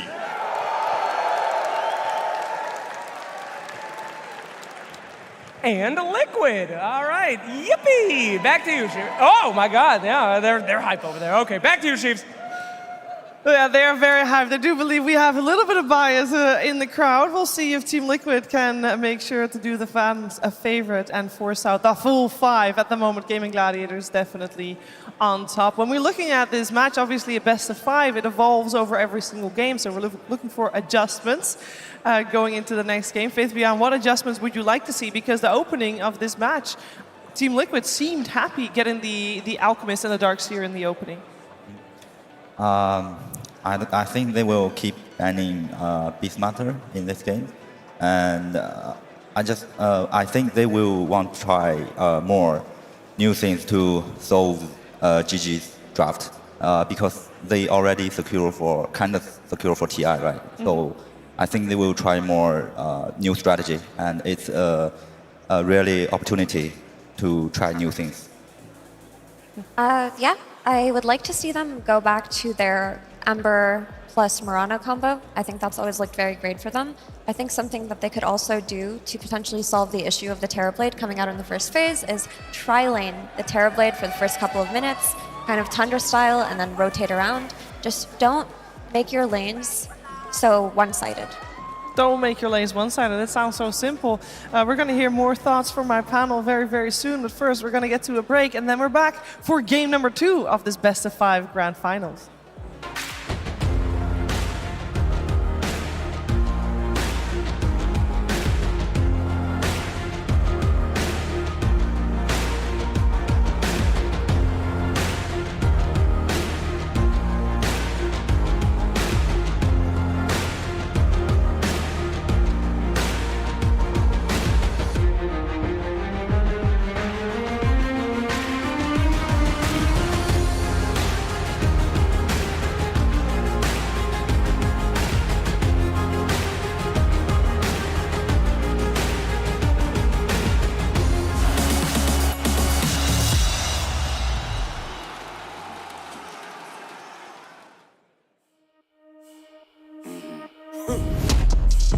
Body trippy, yeah, we come in, yes, they're back.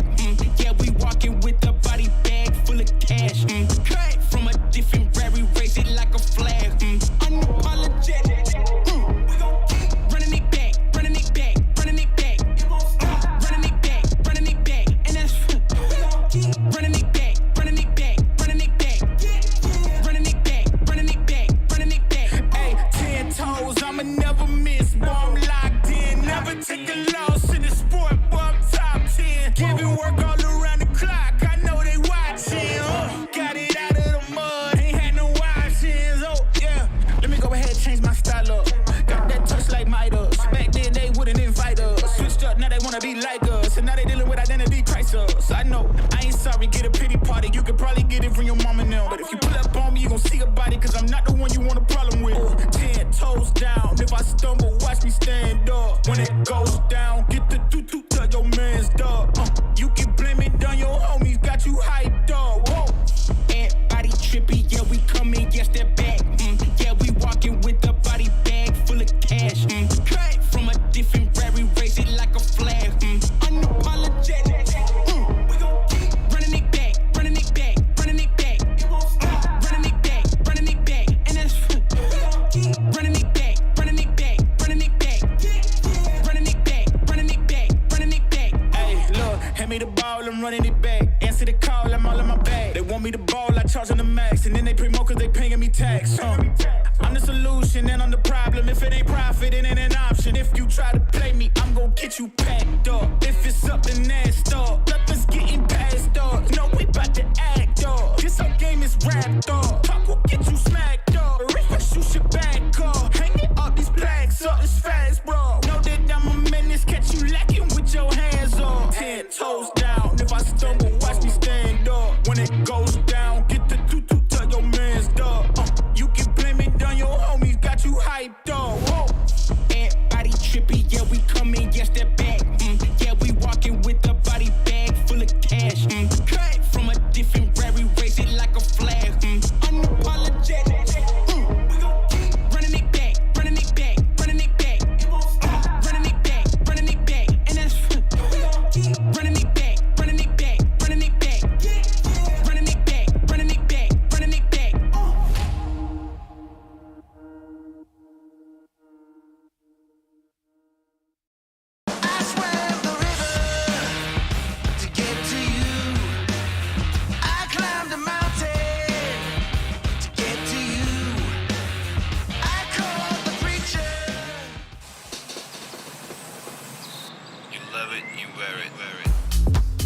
Wear your passion.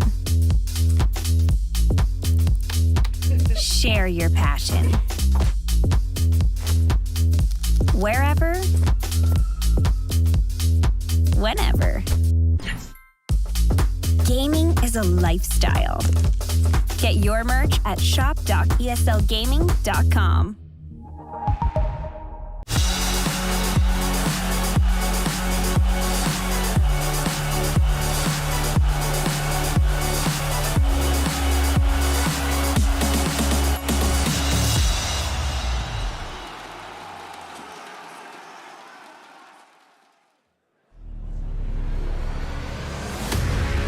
The Berlin Major Grand Finals continue. Gaming Gladiators 1 game up against Team Liquid. Will Team Liquid be able to strike back? We're gonna find out. We are moments away from the draft of the second game. And something that I find is interesting, Gaming Gladiators, the last time they had priority, which was yesterday in the upper bracket finals, they choose Radiant. And they did the same thing right here, which is unusual because normally the teams, they choose pick priorities. So we recently have people choosing first pick. But it was Radiant that Gaming Gladiators chose, and therefore Team Liquid can choose first pick, which means we have the exact same setup for a game that we just had, Faith Beyond. It often happens on teams who win a lot because they have enough confidence and they have prepared for both first pick and second pick, so they don't care about pick, so they pick Radiant. I think it, yeah. There's also been a big difference here on Liquid. Instead of dealing with the Terrorblade in-game by tri-laning or something of the sort, they take it out.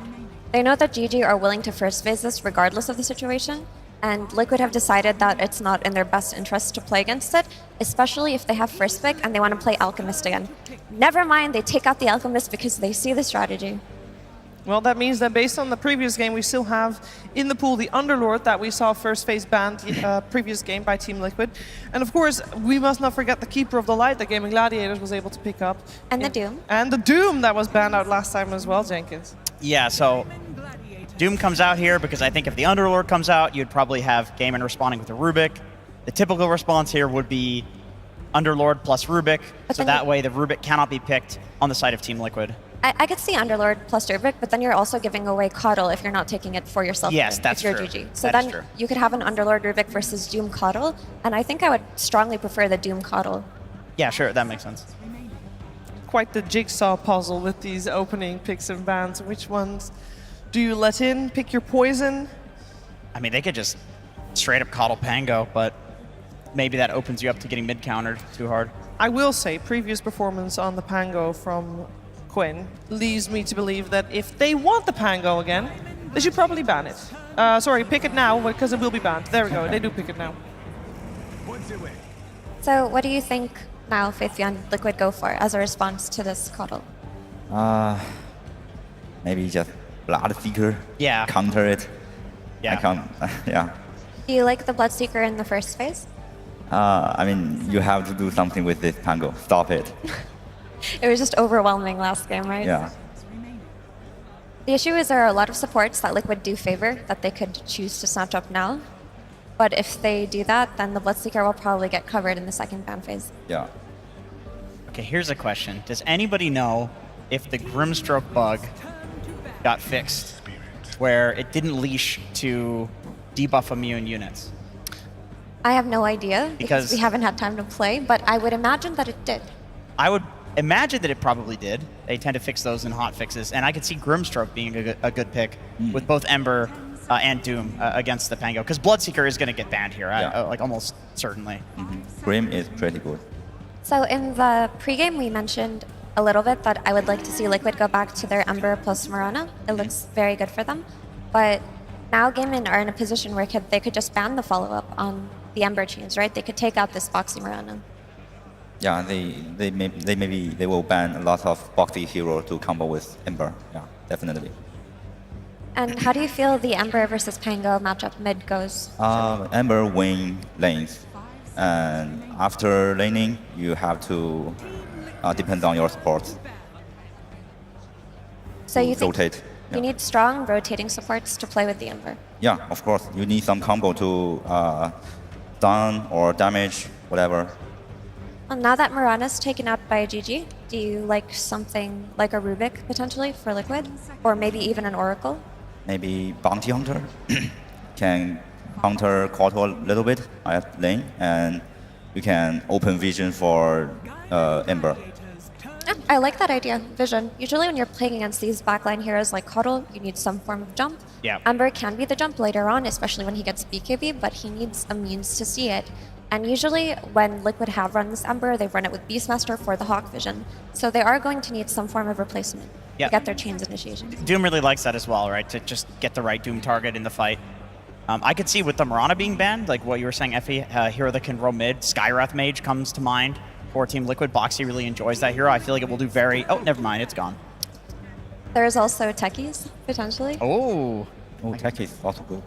But also, if this Rubik is not addressed or taken by Liquid, then GG. I don't see why GG just wouldn't pick it up for Tofu. Or Celery, even. They've both played it very well. I mean, it's a Doom counter. It's a strong hero. It's a hero you don't want to give away. Yeah.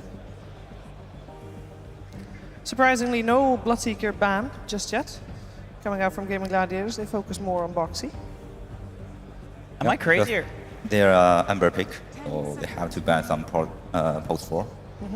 These second phase Liquid bans all look targeted to me. Like, they don't look like anything really regarding this draft, other than these are just some of Gaimin's favorite heroes, and then Underlord is like overpowered.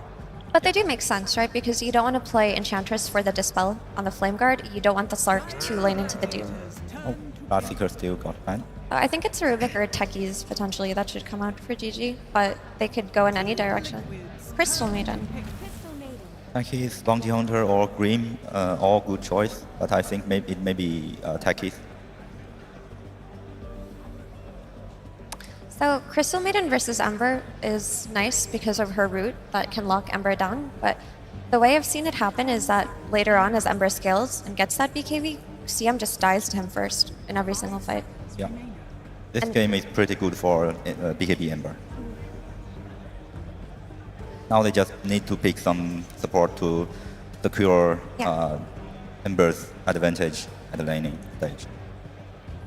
And ideally something that provides vision, right? I mean, Monkey King could still be in the picture for Boxy if they want that vision providing support, if they're not looking at the Bounty Hunter.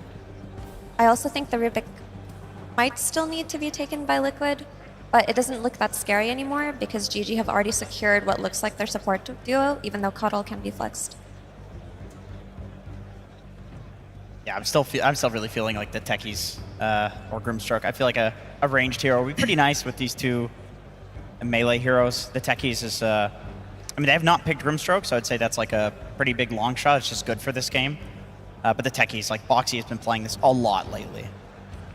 I think maybe they can pick Oracle plus, Techies. Okay. Oracle is still in the pool, but that's not necessarily something that provides vision. Then you can look to provide it from your carry potentially later on, but there are a few carries that fit that bill, right? It's got to be Monkey King in that case. I want to say Oracle plus some melee post 4, but now it's Techies. I don't think Oracle is good. So now that they have this Doom, Faithian, that you've talked about a lot yesterday, you talked about how teams have to slow down heroes like this that outfarm them. When you look at GG's draft, do you think this is enough tempo to shut down the Doom? Yeah, definitely, because Crystal Maiden is a strong laning hero, and Porto and Pango, they can just run to Doom over and over again. Yeah.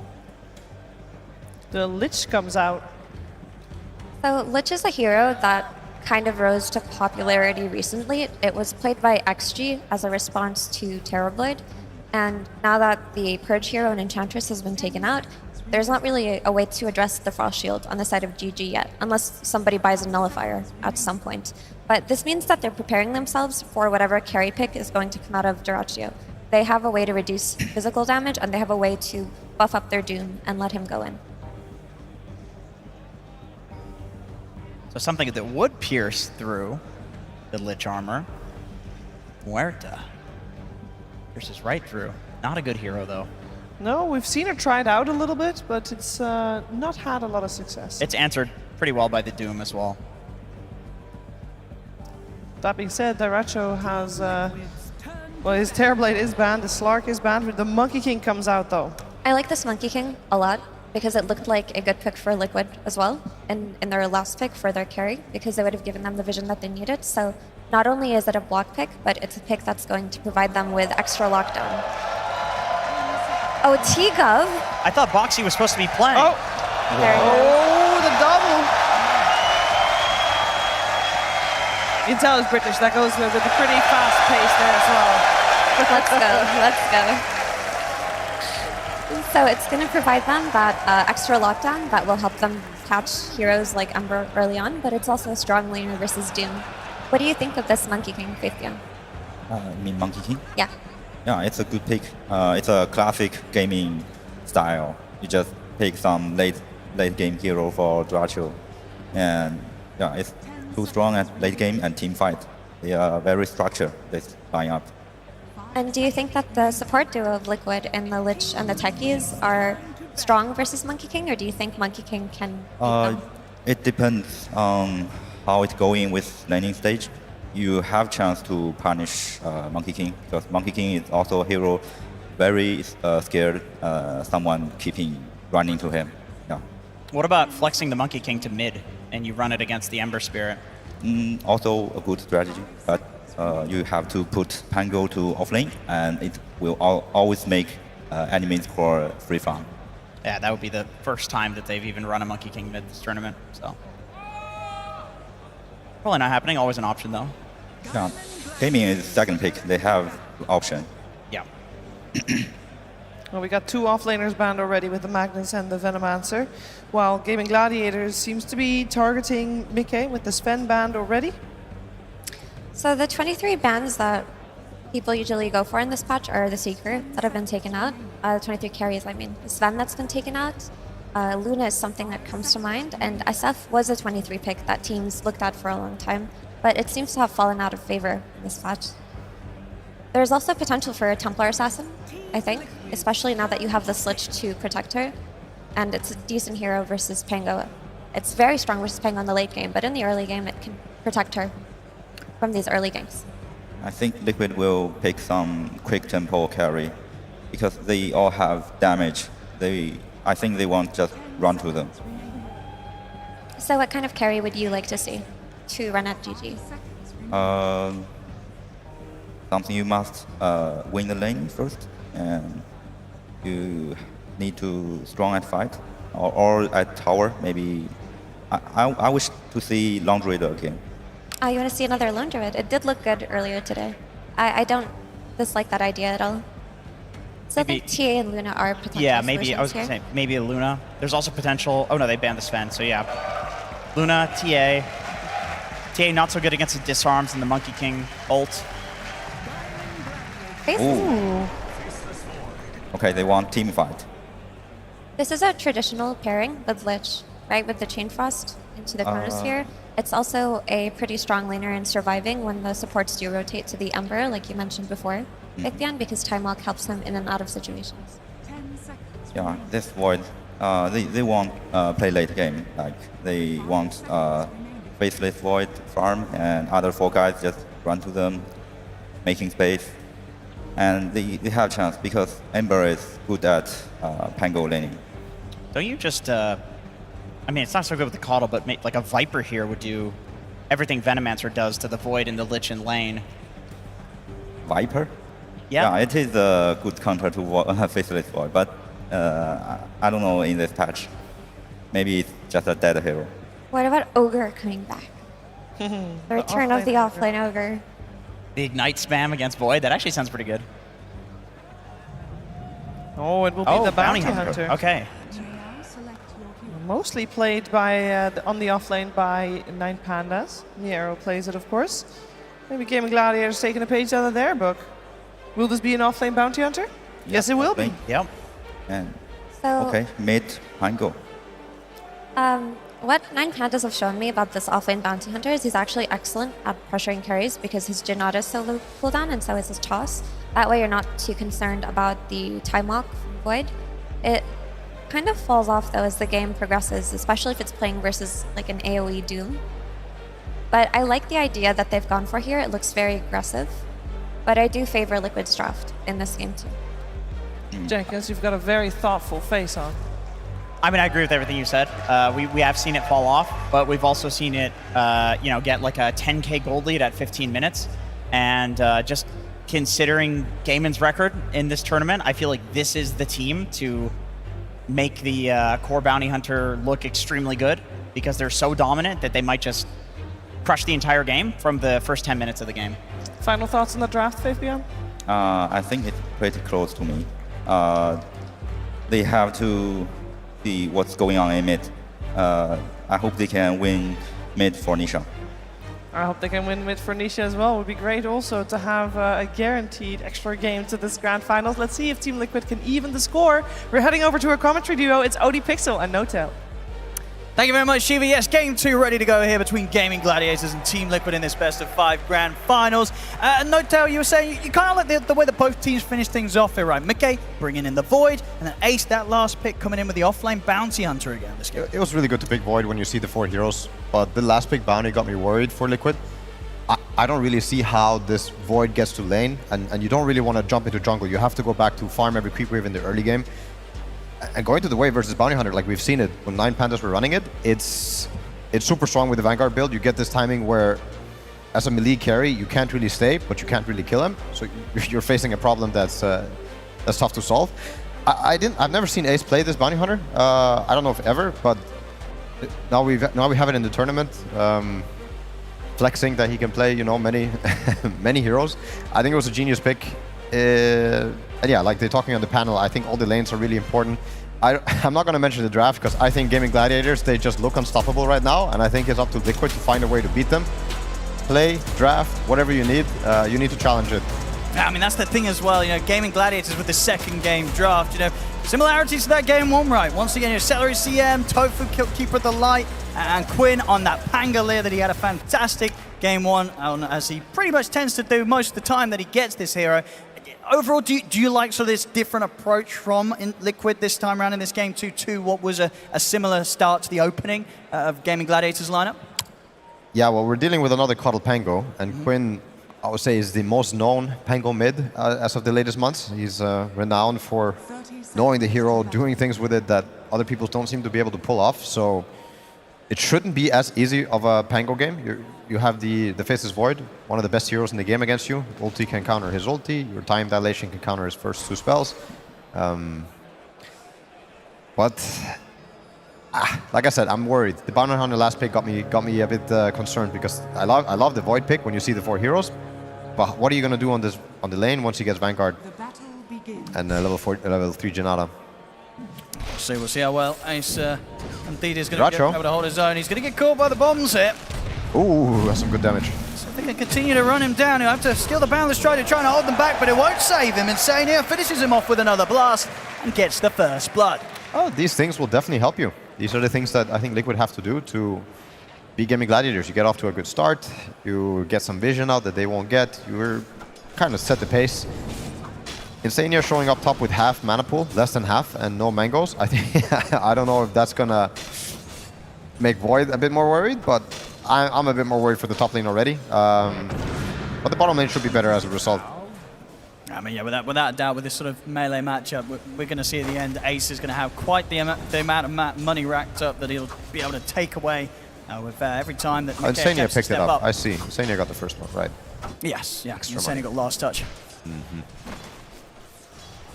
But yeah, Boxy pulling out the techies. I think he's the best techies player of the tournament with the most success. Really knows how to push things to the limit. For some reason, he seems like the hardest techies to kill. The way he uses Taser and Suicide and positions himself on the map, he has a really good understanding. I wonder if other techies players are starting to copy him more so. Boxy, he is fine. I mean, how does sort of this bottom lane go down? You know, you've got the Monkey King up against the Doom. Does Dyrachyo feel pretty safe down here? Should be pretty easy farm to get, or does the addition of the techies make things a bit risky first? CM Monkey is a really strong lane, one of the strongest lanes in the game. You play against certain melee heroes, you can end up shoving them out. We've seen it versus the Underlord, where the Underlord can't show up anymore. He can't enter the lane. But I think it's a lot to do with the creep that you get. No Devour skill yet. But once you get, I think it was Zai who got the Ice Ogre creep. An early Vanguard in one of the games. And that stuff looks Boxy. Ace in, he finds the opportunity to jump forward and take out Celery. Oh my god, this patch, we've seen it so many times. Heroes trading with each other, range heroes, and I think I see it all the time with techies. You trade your way down, and then all of a sudden the mine into Suicide. It's hard to calculate, I guess, when you're 60% HP, and that means you're dead. Now, it hasn't been sort of the funnest of lanes, really, for Celery. We saw what last game Liquid were able to kill him off quite a few times, that CM. So could be sort of a similar start. Obviously, didn't matter in the long run for Gaming Gladiators, those early deaths, as things started to fall together very nicely in the mid game. I mean, overall as well, with Liquid's draft this time and having things like the Doom and the Void, you know, 2 heroes with very long cooldown ultimates, is that something that the Gaming Gladiators have the lineup to kind of punish in a game like this? Yeah, I mean, they have a really fast lineup. I think if Bounty Hunter gets off to a good start, he's a low cooldown hero and can keep the pressure going. And the same thing with Monkey. You're not relying on Wukong when you're in certain advantages. Pangolier, Coddle, obviously, you have timings when you get Diffu and high-level Chakra. You can also just play off the back of that non-stop. So yes, the long cooldowns, always you can try to punish. They have a good lineup for it, but the one thing that they don't really have is this objective taking. So if the game is stable, I don't think they're threatening Roche and they're not threatening tower pushes. All they can really do is run a bottom lane. The Boundless is going to set up for Dyrachyo to build up the Jingu stacks. And Boxy, he'll get punished this time.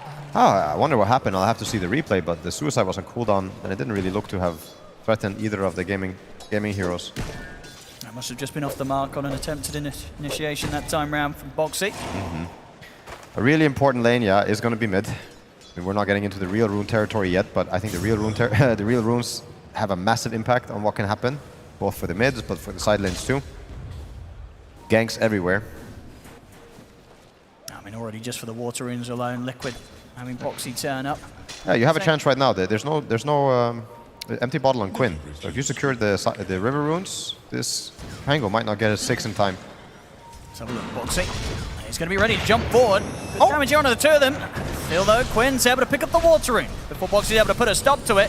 See if they can take down Tofu, but the stick charges are ready. One more instance of damage will be enough to bring Boxy down if Quinn can find it. Boxy's trying to heal up with the salve. The swashbuckle's back up and ready. Quinn gets the kill. Nisha, he's got a lot to play with there as he's in on top of Quinn. And Senya stepping back over Quinn. See if there's going to be enough heal from Tofu to bail him out of this. He's starting a bottle charge up. I'll buff him up with the Chakra Magic, and with the cooldowns coming back into play, Nisha knows he can't chase Quinn any further. Quinn will be saved.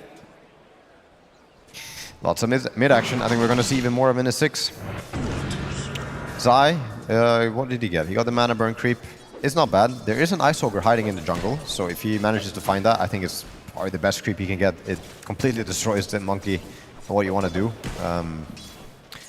I think it's also very good versus the Bounty and the Pangolier, so you could choose to keep it for a while.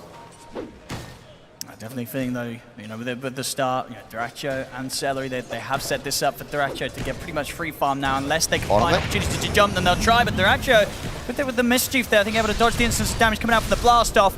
With that, able to step back. Insania has headed across though, due to the twin gates. And that 3rd hero will manage to be enough to take it down Dyrachyo. It's such a nice dodge, but it's not enough. Insania coming in from behind. That's the portal getting into play again.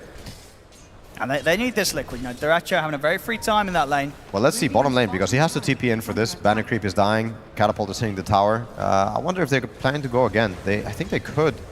Boxy has all his spells up again. Insania. Sai is just a bit low. No, too low. Too low for comfort. Boxy. 6 minutes. He's got somewhere to be. You know, he can't afford to hang around this bottom lane any longer. Has to make sure that they can set up for favorable conditions around this 6-minute power route. It's also starting to happen top. Mika can't trade with the Bounty Hunter. There's no point hitting back. Let's see what it's going to be. It's going to be down bottom. Celery is able to get in and deny it. And Nisha not able to get the refuel, get the pickup. And Invis rune is out of the game. One of the less important runes of the game. I think Illu is actually quite good this game for both teams. You have silences, you have chains, you have CM spells, track that's going to come up. So yeah, 8-minute rune, even more important.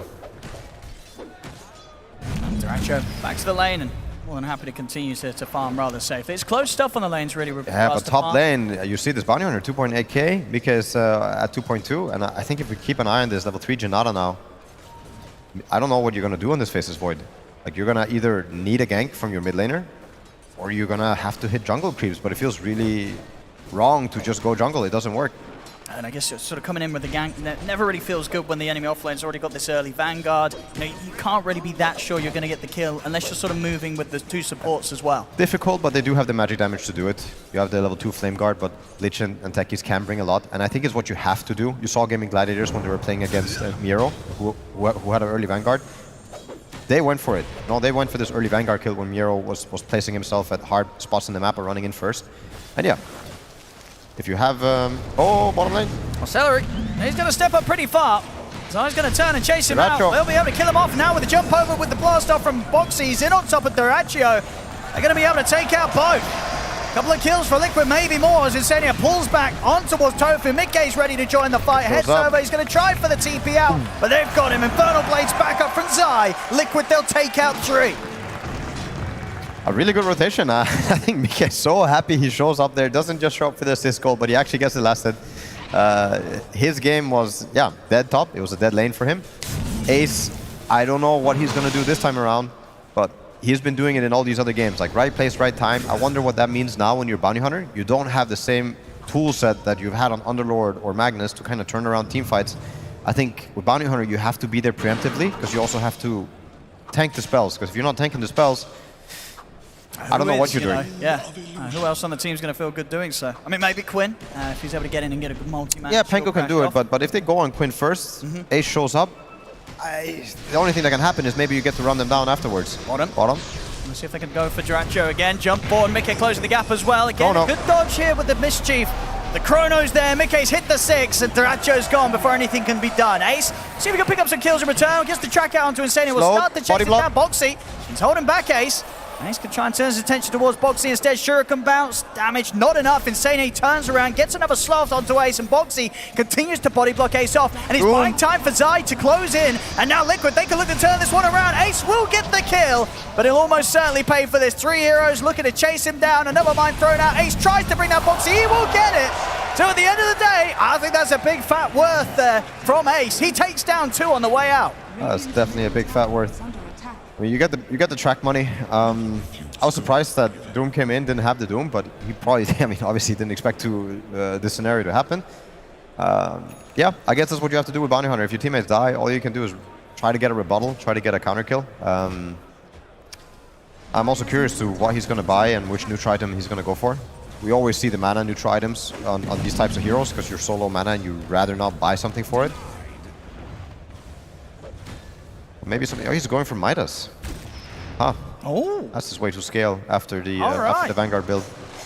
I mean, yeah, he wants the money, Ace, this game on his bounty. Definitely an interesting approach, but one I'm always down to see play out. The question is if it will. I mean, what do you think sort of causing him to have this sort of approach this game, going for the greed, going for the farm? I think it's a very smart approach. It's also something that Seb used to do a lot on certain heroes. When you're winning the early game, but you have a really hard time. Oh, Tofu. Nice dodge here with the mine. Boxy I can remember. The blast off. Quinn's going to attempt to help out. He's in with the rolling thunder, but it's put to his top by Insania with the pullback. They've got the chains as well. Quinn, he's falling low. Finally able to get the ult up and another sleight of fist. He's going to go for it. He's going to go for it. He's going to be able to get out. He's going to try and jump with the remnant, but again, the swashbuckles back up in time. Quinn won't get caught. Celery, on the other hand, though, will be left behind. Nisha, with that arcane rune and the high up time of the sleight of fist, claims the 2 kills. Oh, that's such a good rune. I don't remember what the last rune was, but I think there's still DD remaining. Maybe DD and Illusion. Yeah, I think there was it was Invis into Illusion into Arcane. Okay, so we got the DD and the Shield coming up, which are both really, really good. Especially for the Ember, if Ember can get the DD. Mika, back to top lane versus level 4 Janata. Yeah.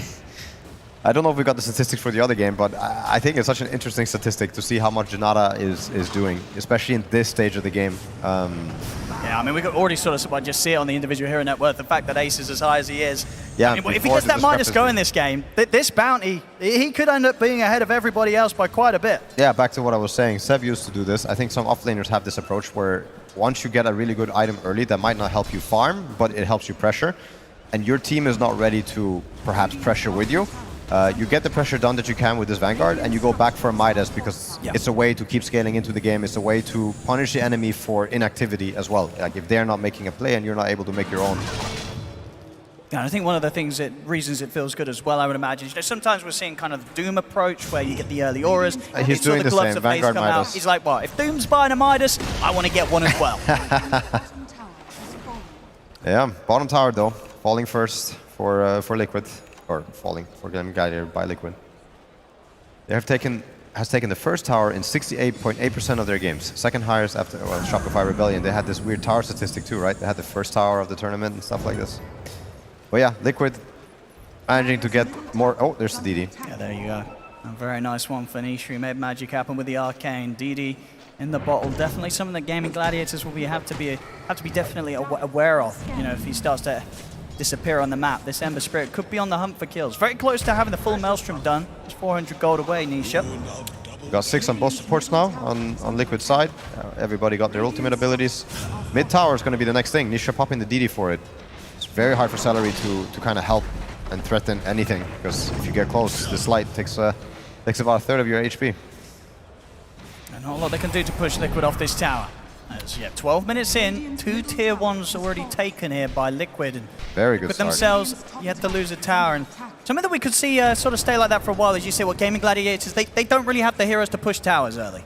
They don't have the heroes to push towers. The only thing that they can really do is fight back or start the fights themselves. And I think if Liquid want to respond and they're in a good position, they always have it in them to take the fight top lane. We're going to try and set up for this. Okay, ooh, nice Chrono. Drop it. Chrono and the Chain Frost, the bounces, most of them heading over towards the creeps, so not enough damage to kill Ace off. Boxy jumps in to put an end to Celery.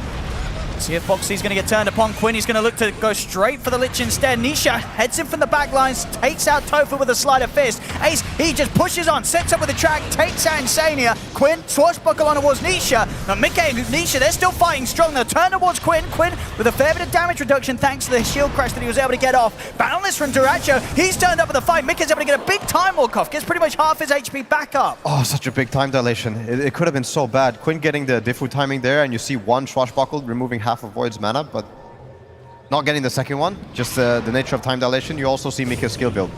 Oh, we're not done. He wants to try and go for more, but Ace has Quinn and Celery by his side. I mean, we are certainly seeing Ace just sort of with this Vanguard alone. Not an easy hero to kill. They're dropping these Chronos, these Chain Frost, albeit, as I said, the bounces weren't ideal, a lot being tanked by the creeps. They didn't even really come close to killing Ace. No casino for Insania today. Nice. But you see the skill build on the Void. I think it's very smart. I don't think it's the go-to. People can choose to skill this hero differently, but this is definitely the fighting build. The one that, the enemies are going on us, or I need to join the fights, I need to be there. This is how you help the most. Level 4 time dilation, and you could see it in that fight, both for the bounty and for the Pangolier. There we go, they want to fight Liquid. They've got the Doom ready to play around. See if Zai can close in. They won't need to drop an ult for this one. They just close in onto Tofu. Gandalf. Nisha picks it up. Top lane. Now with the Maelstrom. Tofu was able to pick up the mech. Did a complete all the way out. Again, he's doing great with the dodges and the blast off damage, but he's still very, very dead. Oh, Boxy's so good with the taser. The way he pulls it off, he stands on top of the mine. I think he tries to bait the right click on him to protect the proximity mine. And once you hit him once, on purpose or not, then you're disarmed for, how long is it, level 1? 2.4 seconds, which just allows the proximities to keep going off. Ace... No. I mean, again, Ace feels pretty invincible. He's more than happy to poke at Liquid wherever he gets the opportunity. He knows it's going to take a lot from Liquid if they want to try and... Here's the coddle. No more mana. If they can chase. He's got enough full low mid case, got enough for one more time walk. Just enough. Duelist Glove. Is that a new Faces Void item? Yeah, but it's a nice bit of damage, right? And if you start, you get a Chrono, you catch some heroes, get an extra bit of attack speed easily. Yeah. Not bad, not bad. Tumblr story on Lich. I really like seeing like the progression of some of these neutral items. I really like when I see the shovel. Oh, Tofu.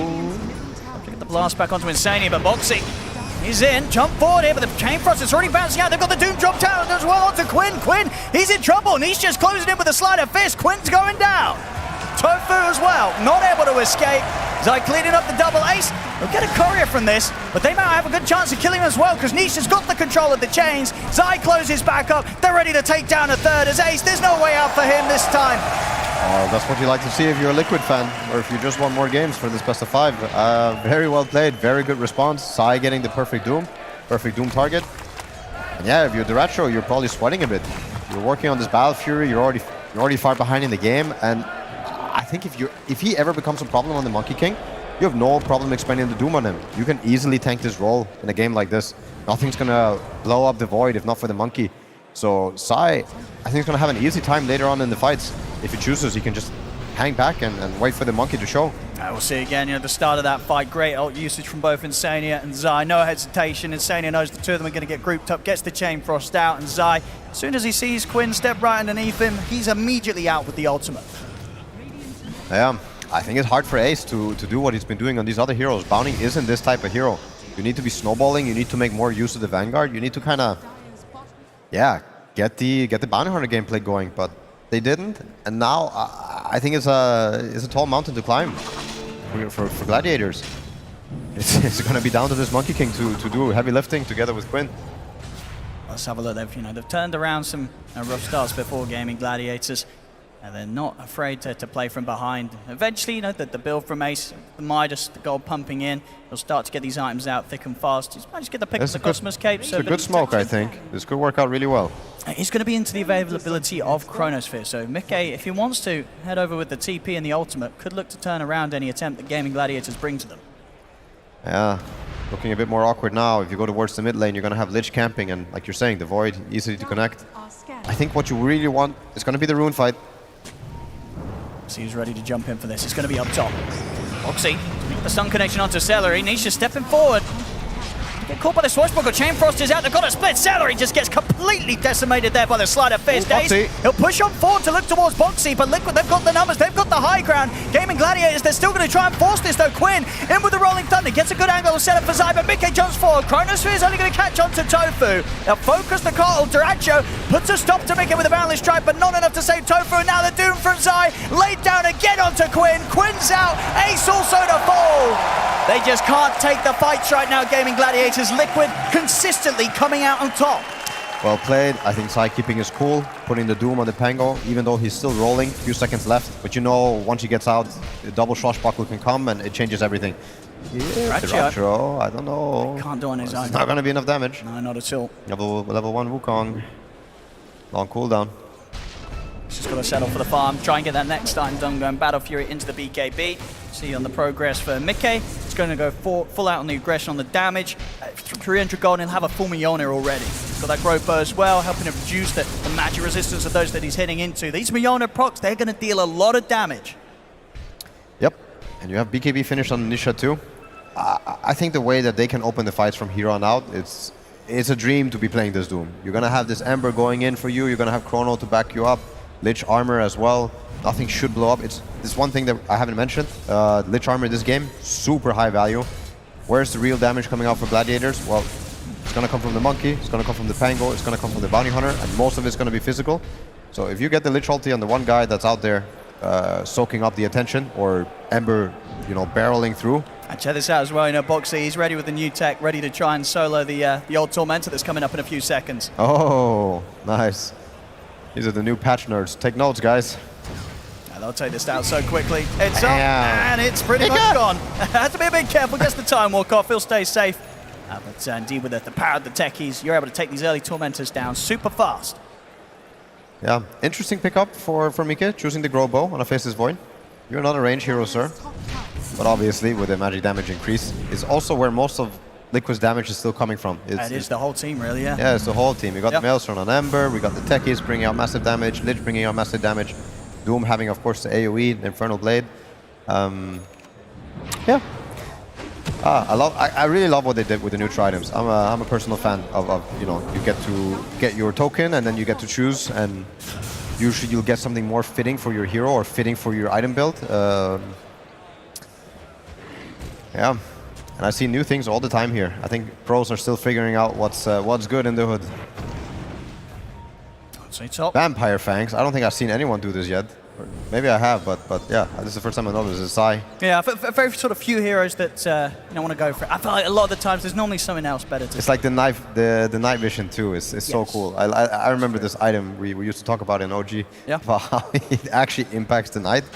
And it's one of the best things you can have on Doom is night vision. So I think Sai is thinking about that too. That means there's always that solid chance to kind of get the precast Doom off right if you see a hero on the edge. And they're of the fight ready dire, to so jump. they're like the night team now. Pull in on the night time. I mean, it can make a difference, especially around those Roshans that end up on that top half of the map. Over the triangle ace. He's going to get caught.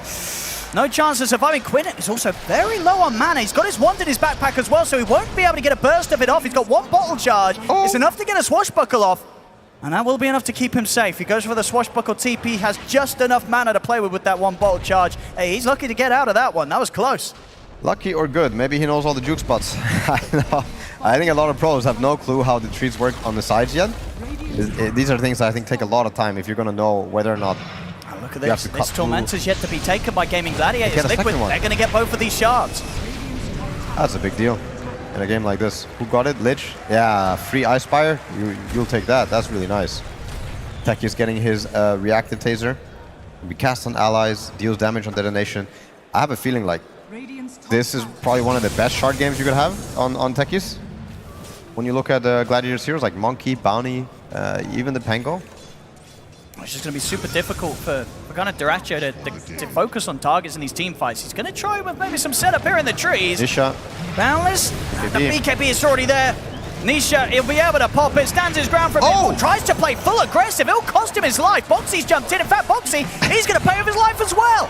Man, Nisha, I love that tip. He chooses to stand his ground rather than opting to escape. And that is quite the pickup there for Dyrachyo. How do you tip like this? You have no idea if somebody's coming from the fog about to kill you again. You know that the Ember died. The Techies is still there in your Wukong, and you. Yeah. I mean, I think Dyrachyo did not expect that kill to be handed to him, but it certainly was. Well. They're going to need a few And more. another one here, track kill. Track money. Ace and Quinn, they run down Insania. Yeah, you've got to be careful of your Liquid. Even though they have the sort of lead 22-8, 10k advantage, kills like this, they hurt. I mean, Nisha playing aggressive, hadn't got any defensive remnants laid down before he gets caught here, and opts to sort of stand his ground, play aggressive with the remnants, leaves him no escape. Gossamer's Cape. Automatically dodge an attack from an enemy hero. Bounty Hunter's choice of item. I wonder if that works. I mean, it should work on the Sleight of Fist, right? It should, right? Yeah, yeah, towards so. the 6 of them. Yeah. So yeah, it's all these things adding up now. Ace, the pipe done, 2k gold in the bank as well. You know, as expected with this Midas build, he's keeping up in farm. Oh, did you see that? Oh my god. He's out. Let's have a look. And there you, I mean, you're bang on with how sort of rare we've seen the Vampire Fangs. The second least purchase out of the tier 2 neutrals, Vampire Fangs. Nice. They're catching this time. They've got another sentry down. As I say, it's pretty beefy with the pipe, but not beefy enough to survive this. Nice Spire laid down as well. No chance of walking away. Down to all the slows. Boxy's already trying to see if he can set up Fonta Tofu as well. He's going to try with the blast off. Won't get lucky with it. Still able to find the vision to lay down a mine. I mean, Nisha's got this arcane rune. He can play pretty aggressive. And this time I think he's going to get away with it. Walks up, chases out Tofu. Tofu will pop the mech. He's going to have another slight change in a second. Nisha gets the kill and easily gets out. Oh my god, Nisha is one of the most annoying players to play against, I think. If you're playing the support and this guy just spends an arcane rune and chases you into the base, can't help but feel that it's a little bit personal. I'll be able to get back on with the push now, Liquid. A tier 2 tower in the bottom lane, not going to be held onto by Gaimin Gladiators. Yeah. I want to believe Liquid are going to take this to a 1-1. Celery. It's going to get found there. Probably... Oh, you'll drop the doom for that. He's like, nah, that's personal. you ain't getting away, bro. Celery will be able to spend up his money, which he had a lot. I mean, rare situation, took 25 minutes in. Celery, he's walking around with 3,000 gold cash in his pocket. Did buy up the Solar Crest before he goes down. Yeah. What are we looking at on the Monkey King? He's going for the Echo Saber into Basher. It's going to help threaten the Void. It's going to help threaten the Ember once you get there. I think you're going to have a massive damage issue coming up, but mid lane. I'll drop the ults here for Ace. They don't want to allow this bounty to keep on farming. He'll survive the Chronosphere, but he won't survive the follow-up. Dyrachyo's here to watch from the trees. See if he wants to fight around his BKB and Wukong. It's Liquid, they're aware that Gaimin Gladiators may still try and set something up in return with the fact that Liquid's already dropped the Chrono and the Chain Frost, so they'll back off in the tier 2 for now. They have the Aghanims in the Pango, and if they play with the Chakra from Coddle, I do think that they still have a lot in them if the Lich Armor isn't there and they manage to get the right stun on, let's say, Mike or Ember. I do think they can blow them up.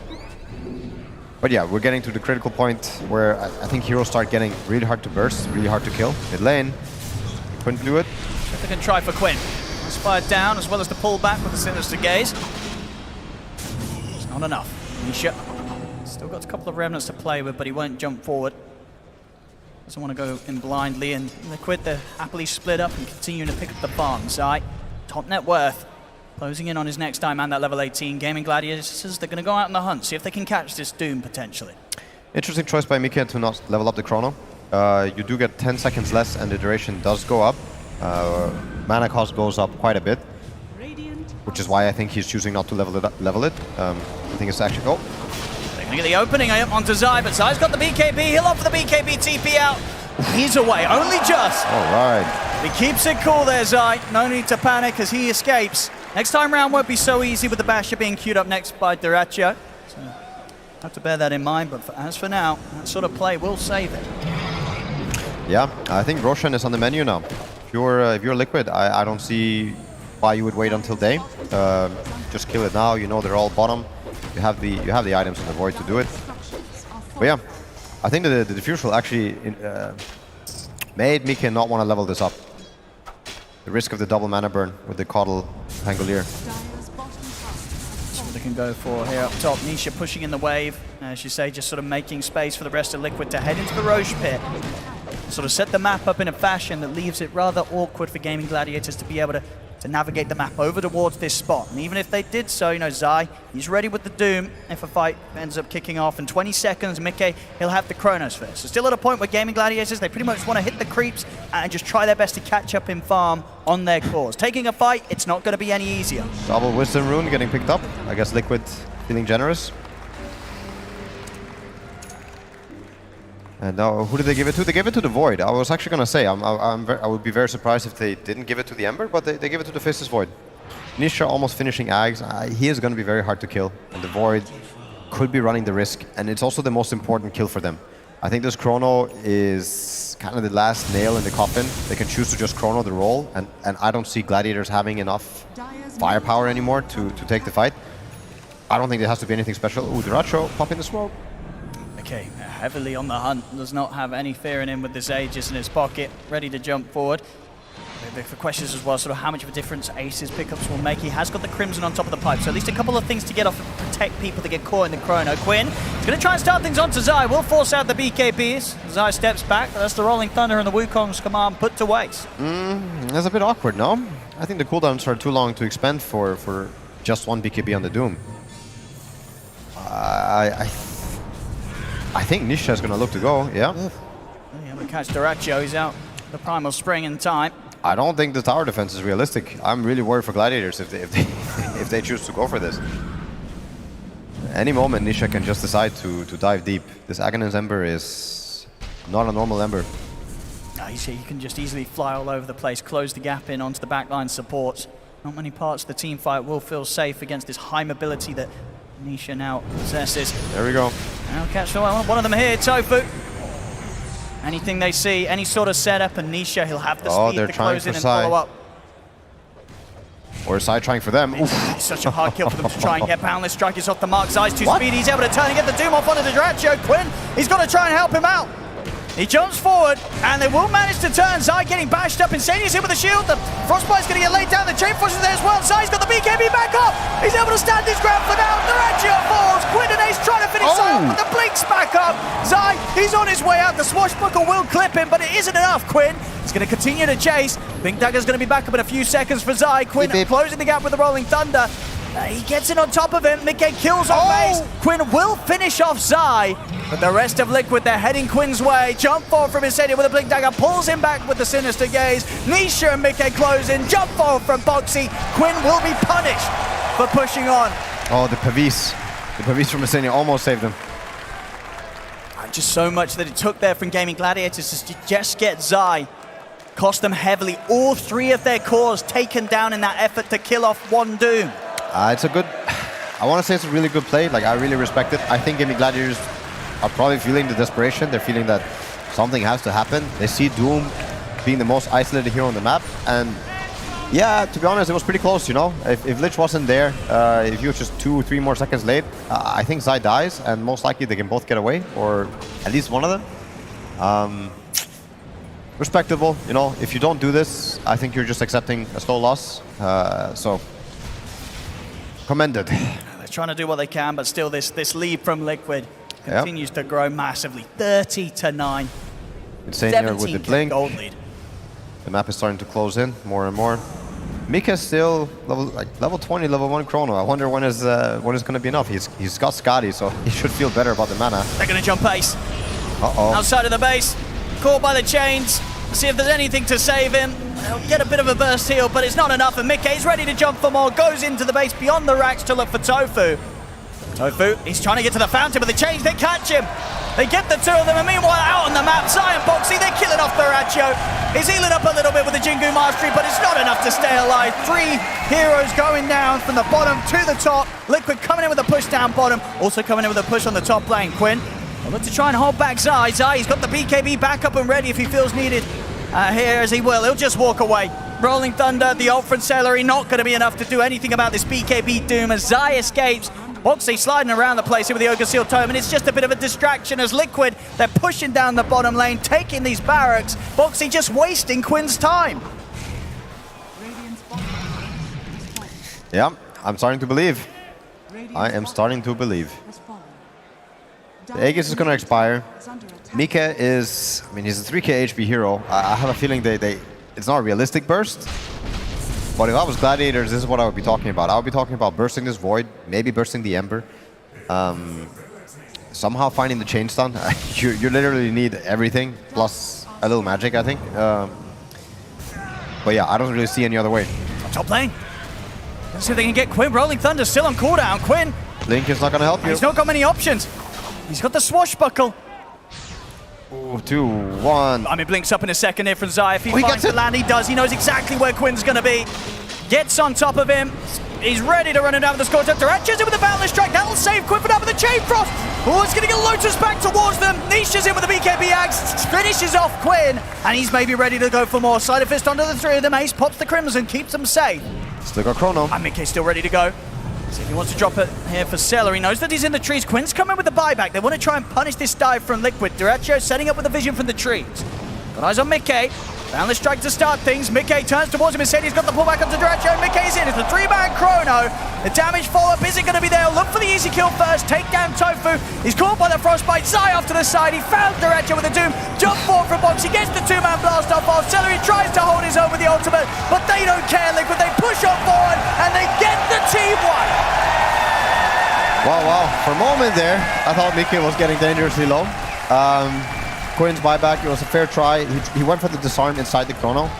Maybe if he gets it, it could look a little bit different. But yeah, Liquid's lead is now 30k. It's tremendous. It's an insane advantage now. It's very hard for this bounty hunter to get anything done. Yeah, not many teams could come back from a spot like this. Liquid up to the base, ready to take some of these barracks. Full Octarine for Ember getting delivered. Not bad, not bad. These fights, it's just been too much for them. Gaimin Gladiators, they tried to sort of go down the farm route with this Midas Bounty Hunter on Ace. This game has just not worked out. They haven't managed to sort of piece together the items that they need to hold back Liquid. Thrachio getting constantly bullied. Liquid around these ultimates, around Zai on his Doom. I mean, Zai 8-1 and 16. It's just been too much. I mean, that bottom duo, the two of them, right, Zai and Boxy, they've just been a nightmare for Gaimin Gladiators this game. Yeah, I can't help but go back to the Bounty Hunter versus Doom matchup. What you do for your team, what kind of items it is that you're buying. Like this Doom offering the Greaves, offering a Doom, now he's offering also Shivas. But it's more like the damage, the skill set, the Infernal Blade, the Scorched Earth. Compared to what the Bounty Hunter does in most of these fights, yeah, I mean, it's night and day. Bounty Hunter probably gets a 600, 700, 800 damage in, whereas Doom can get thousands. Yeah, it was a good pick though, when on paper. It was a good pick for the lanes. Right now, this is the time that Doom shines and Bounty doesn't. DD Ember. Or Void. And Nisha. Probably Void. One creep away from the level 25 as well, Nisha. See if he wants to play with the extra Slight Fist, lean into the DD, or We're just go for ending. the Remnants. He's already going to find Tofu. Tofu is away in time. And Quinn will use the Rolling Thunder to try and go for Nisha, but the BKB's out for Nisha. Meanwhile, over in the river, Ace gets taken down by Mickey and Zai. Chrono, Quinn, 6 he's got to seconds. back off now. The BKB's there for Nisha. The Linker's popped on Quinn. In the middle, Celery's ult immediately put to a stop. There Two it is. dead. The Chrono's there for Mickey. Nisha swings across the back lines with the DD, and the Slider Fist cuts through them. Quinn's out for 70, no buyback. Thrachio's caught by the Doom. He's out for good as well. This one looking well and truly over, and there it is. GG is called. Liquid will hit back so damn hard in this game too. Wow, they bleed. The Gladiators bleed. Very nice to see. As in, I want the best of 5. I'm, of course, just interested in a good Dota, and I'm really happy that we're seeing good Dota right now. Really happy to see that even with last pick in a Bounty Hunter game, when it looks like you might have a landing issue, that, yeah, Liquid, they're not phased. 9-0-17 for Mika. Wow. Yeah, I mean, absolutely. Just popping off on sort of all fronts. You know, as you say, Mike doesn't die at all. Zai only dies the once. Nisha only dies the once. I mean, this time round, it really felt there was no hope for Gaimin Gladiators. I mean, how much do you put this down to the draft? You know, why did this fall apart so quickly and so irreparably? Well, I think it's the first time we see Gladiators kind of run this type of lineup where we see the Underlord, we see the Magnus, Ace showing up to the team fight, Ace kind of being there at the right place, the right time to turn a fight, to react to a play. But with Bounty Hunter, it's a different game. You have to be the initiators. You have to make this Vanguard timing work for you. You have to push it. And I don't know if that's the position that they'd like to be in. Oh, well, there we go, ladies and gentlemen. Whatever happens from now on, we know there'll be no 3-0 today, as now the series stands 1-1 between Liquid and Gaimin Gladiators. They can bleed indeed. It's Team Liquid that take game 2. We are tied in this best of 5 grand finals, and I'm joined by Jenkins, Effie, and Faith Beyond. I would love to hear your thoughts on this match because it looked very one-sided. Yeah, the Liquid performance in this game is so pog. Every player is playing so good. I think MVP is Lich because he rotates to mid. He rotates to bottom to kill the Monkey King at early game, and usually you need bring your mid player to do that. And he did it by himself, and that makes Ember Spirit can keep standing middle and just pressure Pango a lot, and they just doing so good. Yeah. Liquid played an exceptional game. Every single one of their players had standout performances. The tri-lane that happened at some point in this game where they brought down the Lich and the Faceless Void to play with Zai on that Doom. We talked earlier about how they need to pressure Dyrachyo and make sure he doesn't feel comfortable in these games, especially after his last Terrorblade performance, and they did that and then some. GG had no answer to the Frost Shield that was coming out. They were just able to dive over and over again, and Void was happy to sit there on that bottom lane for 2 minutes before he went back top to farm. So the way that they distributed the lanes was genius. This is what we wanted to see from them in this game too. Yeah, I agree with Effie and also with Mr. Beyond. This game was extremely pog, and all the naysayers that were like, oh, this is an easy 3-0 for Gaimin Gladiators. Have you been watching Liquid? This is not the first time that they've lost the first game in a series, and they get pissed. They come back with a vengeance, and they change things up. They're willing to make these adjustments for the reasons that we talked about already. You know, they're guaranteed TI. They're like, all right, here's the time to test stuff out. Here's the time to not feel the pressure. Insania rotating through the portals, it's like, yeah, you know, that's always risky to make rotations like that. You show up and you fail and you've lost 2 lanes, but they worked out beautifully for him. Yeah, and outside of that, I really just do want to talk about Zai's exceptional performance here. There were so many moments where he was just on the edge of death and he managed to get out, where he just made these plays by himself, going for this Doom on the Monkey King, get out until the Pango chases him away, but then the rest of his team gets the return kill. Like, it was really incredible to watch. And outside of that, Mike came in with so many clutch chronos throughout this game. And between this Doom and this Void, both of them were handling the cores on GG. You have the Doom handling the Monkey King and the Void handling the Pango, and I loved that concept. It was a beautiful draft, executed very well. Of course, we saw, for the first time in a while, we've seen Quinn's Pango lose. Normally he's on the winning side of that equation. Previous game, we gave the MVP to Ace on Gaimin Gladiators. Faith Beyond, the honor is yours. On Team Liquid, who's the MVP? This game? Yep. Lich for sure. He just secured 2 lanes. Yeah. If he didn't kill Monkey King will destroy Doom, and they can bring Bounty Hunter to bottom because Bounty Hunter wanted to help his teammate, so he TP bottom and they screwed up. Yeah, I feel like we don't give enough credit to the position 5s normally, Effie. That is true. I mean, they do get underlooked often, but I think even the supports on Liquid are always looking exceptional. I would have to give my personal MVP to the Doom. I just think that he did so many clutch plays, so many clutch TPs out, and he forced 2 or 3 failed Wukongs in the mid game. When you're forcing this Monkey King to ult and they don't get anything out of it, already GG have no way to play into Liquid's draft. So I have to commend him for that. Now, I do want to point out that at some point, of course, this game gets out of control in favor of Team Liquid. Jenkins, was there at any point a gameplay for Gaimin Gladiators that you feel like they had a shot to make a comeback? I mean, with BH, there's always a shot to make a comeback. You win one fight and get a few kills. They're all track kills, and then all of a sudden the game looks completely different. But the issue with BH is that when you do end up falling behind, it's not a hero that can farm creep waves very quickly.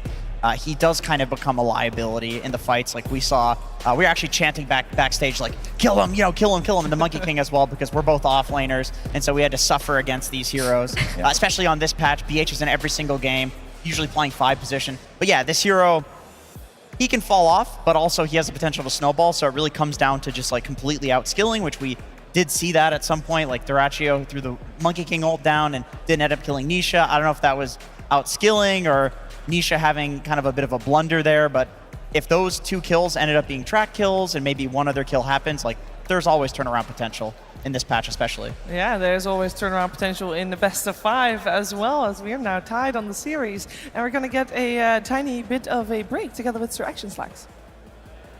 Hello, my friends. It is I in the crowd here in the Berlin Major. You guys still awake? You having a good time still? Yes, there we have it. In fact, I have a man. Now, this man has been sitting here every single day, right in this seat. First guy in, first guy out. And look at his beautiful shirt. 20 years of Dota and the memories.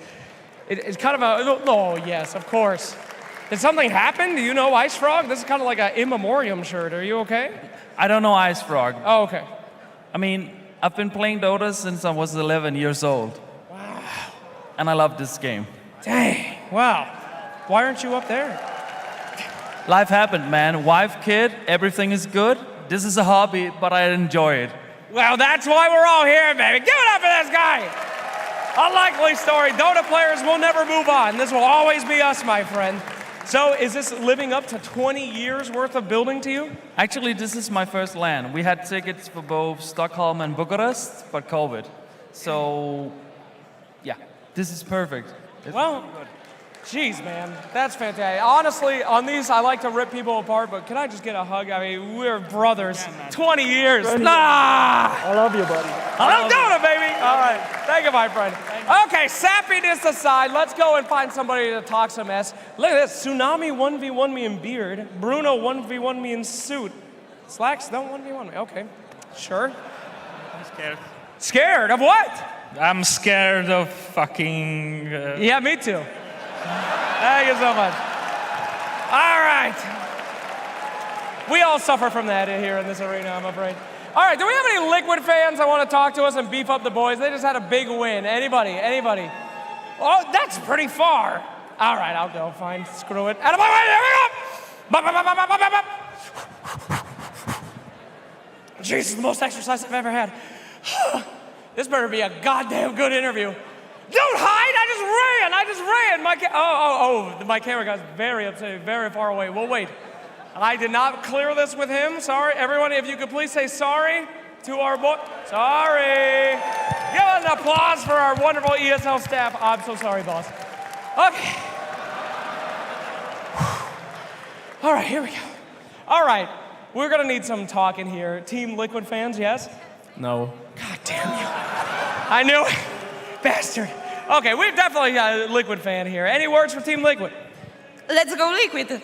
Let's go Liquid, all right. Now, we have a classic saying here. Everyone's saying that GG, they've bled. You know the classic saying, correct?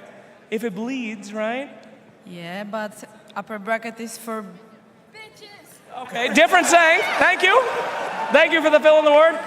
I was hoping that we could get, if it bleeds, we can kill it from you guys, Don't worry about it. The translation problem, no problem. Everything's good here. All right, fantastic. You look like you're hype. Can you send us out for Team Liquid? One more cheer? Let's go Liquid. Oh, hold on. Give me one more time. They didn't hear you. Let's go Liquid! Well, everyone's definitely excited that this is not a 3-0, and we'll send it back to you guys for some more Dota. I can't wait for more Dota, but we will have to wait a little bit because we're going to a quick break, and when we're back, it is time for the third game of this best of 5 grand finals. We'll see you soon.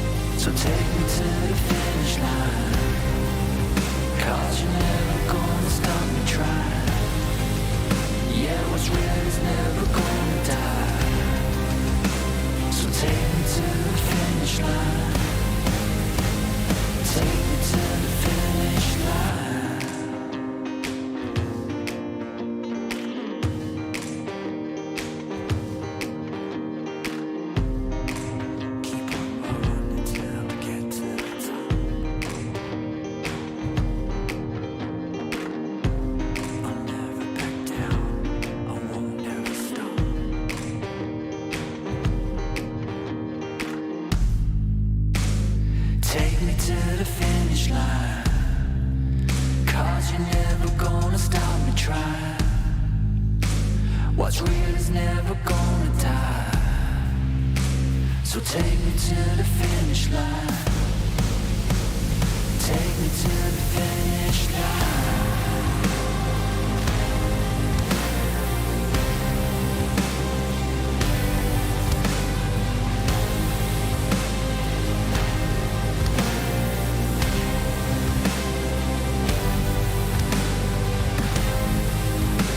So take me to the finish line. 'Cause what's real is never gonna die. Yeah, you're never gonna stop me trying. So take me to the It's time for a base race with Team Liquid's Boxy and Zai. Now, I don't know if you guys caught it during Dream League, but this is how it works. You're both going to pick a hero. No lone druid allowed. It was no fun. You can ban one hero that the enemy can't pick. Unlimited gold, level 30, any neutral item. You're gonna try to take down the enemy Ancient from the offlane as quickly as possible. What are the bans, Zai? You have no idea what I'm cooking. I probably don't. I'll just ban Tiny. No Tiny allowed. Boxy? I think I'm banning Lycan. Okay. No Lycan, Lone Druid, or Tiny. I was gonna pick Lycan. Okay. So I think my second one, I'll just do Visage. Visage, okay. Were you actually gonna pick Tiny? Because that would be sick. I'm playing Meepo. I had like 2 ideas, really. I had Lycan or Tiny, and for some reason, I banned Tiny. You banned the other one. 6 butterflies. Okay, this is a very stat-heavy build. We have 2.5k DPS, so what are you cooking up? I already have a better strat. We're replacing some... I see it. Some dudes here. Okay. But you're sacrificing DPS for mobility. This is for glory. This is okay. This is some try-hard stuff. But I would love to. Wait, hey! Okay, I'm putting you at a 3-second penalty. The thing is, it's kind of going down. I'll go one. My creeps are hitting because of ours. You can go. Okay, tier 1 tower down. This man is bearing the boots, the poofs, the glyphs. Wait, there are creeps. Oh fuck. Of course they're creeps. You asked me like 10 times, Boxy, if there were gonna be creeps. I forgot about the backdoor. I don't mean to alarm you, Boxy, but Zai is already hitting your tier 3. Yeah, but that's because he has goddamn creeps. Well, yeah, I'm you just go hitting, through backdoor I'm protection. going for backdoor. Yeah, I know. That's the point of the game. That's why you gotta get that Stygian Desolator. Big time fucked up his glyph. Okay, the glyphs are up. Okay. I don't know if it'll matter though. I have to heal my fucking bird. Wait, there are multiple glyphs. I only use one. Yeah, every tier refreshes. Oh my fucking god. He's going. Neck and neck. Which one's gonna take it? I think I win. Oh! Down to the milliseconds. I only used one glyph. My idea was way worse than yours. You just fucked up. Swapping sides, new bans, new picks. Boxy, this time you take the first ban. I'll ban Sven. Okay, I'll ban Elsie. No Legion Commander, no Sven. I get first pick. Yeah. Okay, I'll Remember, play... you get unlimited items, unlimited gold. I'll play Alchemist. We got Alchemist. I played Tidehunter. This man is playing Tidehunter. You ready? Hold on, I'm killing Chris. I mean, you better, yeah, you got 3, 2, 1. Hit your towers. Holy, okay, that was fast. He's out here with force boots. He's zooming. He's way too artificial. Oh, my courier died. Okay. My refresher is dead. He has lost. My refresher is dead. A great deal of net worth. Can I buy another one? No. You said I could. No. Pre tower hitting is prep time. You have sacrificed the prep time. Oh fuck. I'm panicking. I'm a courier. Oh, I lost so much attack speed. This is so sad. Bruh. Blink dagger, tier 4s. This is actually pretty close. I just need 20 seconds. Dude, is Anchor Smash gonna hit both buildings? I can't believe. Don't give him. Oh, don't give him. I mean, he's just standing there. I was just pre-evaluating. I think I'm gonna die. You are probably going to die, actually. Game number 2 goes to Zai. I forgot the glyph multi-hits.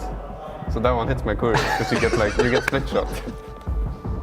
Well done, Zai. Thank you. Winner of the base race. I feel like my strats were there, I was just worse at playing. There's no way.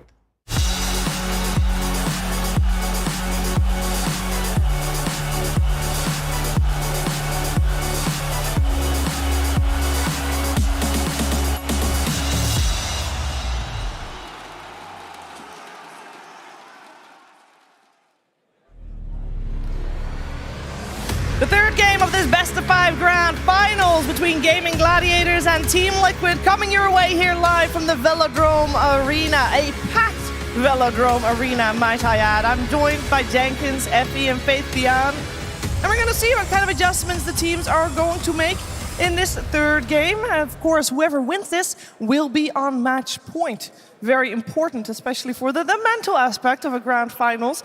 We should be in the draft already as well, so we'll get those picks and bans up on your screens. We have a Doom first pick with Team Liquid once again first pick and Gaming Gladiator second pick, and Radiant. Adjustment has been made with banning out the Monkey King, Effie. Yeah, the Monkey King definitely is something that would have been good for Liquid here, but I want to focus a little bit on the Coddle pivot from taking the Pango to taking the Alchemist, which indicates the Monkey King ban, right? They don't want to give it away here to Liquid on 8, but this is what I wanted to see coming out of GG, because that Coddle Pango just did not work out. They should have taken one of the priority picks in Alchemist or Underlord in that first phase, so they definitely adapted very quickly. Ancient Apparition is the pick coming up here. Ooh! How did you know? It counters healing, in my opinion. Faithion? Wow. This draft is very brilliant, I think, because Gaming, they want ban Monkey King to release Alchemist, and they want Liquid to pick it, and they do some counter. And Liquid saw you ban Monkey King, okay, I pick Doom. And so they have to pick Quarto plus Alchemist.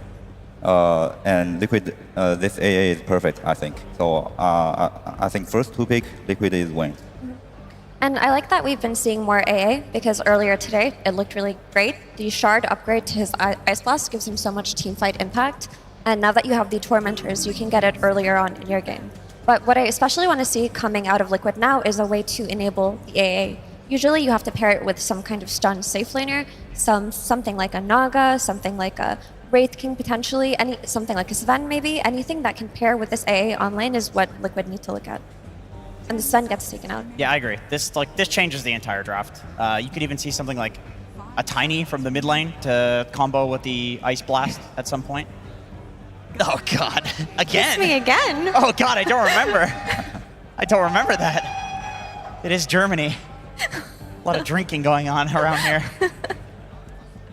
God, that's awkward. Sorry, dude. It's been a long week.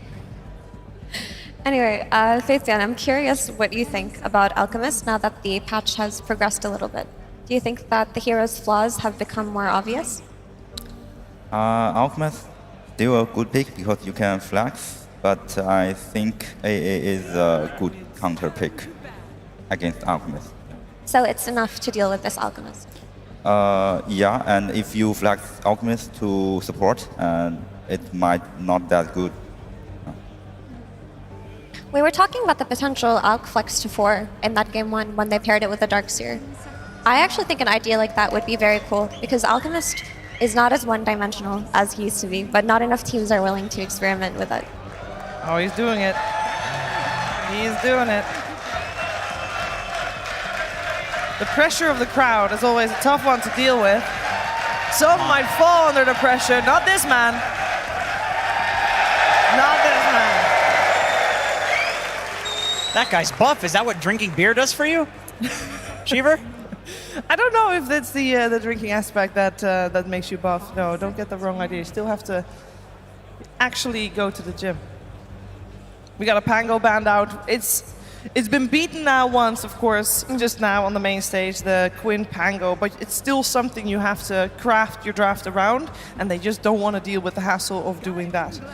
Yeah, and they're covering the good Coddle pairs. What makes Coddle really strong as a hero is his ability to reduce cooldowns on these mid-heroes like Pango and Ember. So Liquid take that out just so they don't have the pairing that they would prefer, because Gaimin took out Storm on their own. So there aren't much left. You can pair Coddle with carries sometimes too, but all of the good mid pairings seem to not be here. And of course, the Enchantress is just the celery ban you don't want to play against this hero, but it could also indicate that you might be looking at another Lich if you don't want any Dispel heroes on the enemy side. How do you guys feel about the Alchemist offlane in this patch? You think that's a possibility we could see here? Yeah, I would like to see it flexed because, as Faithbeyond mentioned, it is countered by this AA, so you don't want to put it as your one position. You don't want it to be your win condition. It can still be fine from the mid lane, though, if that's something that GG are looking at. Yeah.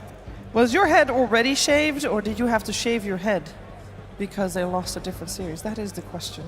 Unanswered. Unanswered. Gaming Gladiators, they get a pick straight out of this ban phase. Yep. Speaking of shaved heads, I think Void Spirit is kind of the third best Coddle combo that we've seen after the Ember Spirit and the Pango, which of course are both banned. Maybe on the fourth pick is when we would see it. I don't know if they would just open this phase. It like reveals a little too much to do that. Yeah, Oracle. They have to some save kills, Oracle or Demon. And it also takes a potential Oracle away from Liquid. But I like the idea of this Oracle with the Alchemist. It'll give it some extra survivability during these fights, a way to counteract the magic damage coming out of both Doom and Ancient Apparition, but also the potential Darkseer that could still come out at any point. You don't want to pick that or look at that anymore now that you have an Oracle. All right, I'm going to throw out a mechanics question here to the rest of you. I'm not entirely sure how this works myself. If you Oracle ult an Ancient Apparition Ice Blasted target, how does the healing work then? Is it if the Ice Blast wears off first? So Oracle Ultimate means that all the healing that happens at the end. Yeah. So if you throw it out at the end of the AA Blast, you're probably going to be fine because he's going to be healed. Okay. And by that time, the AA Blast is off. So it's about which one times out first then? Yes. Got you. So there's the Void Spirit deny pick from Team Liquid.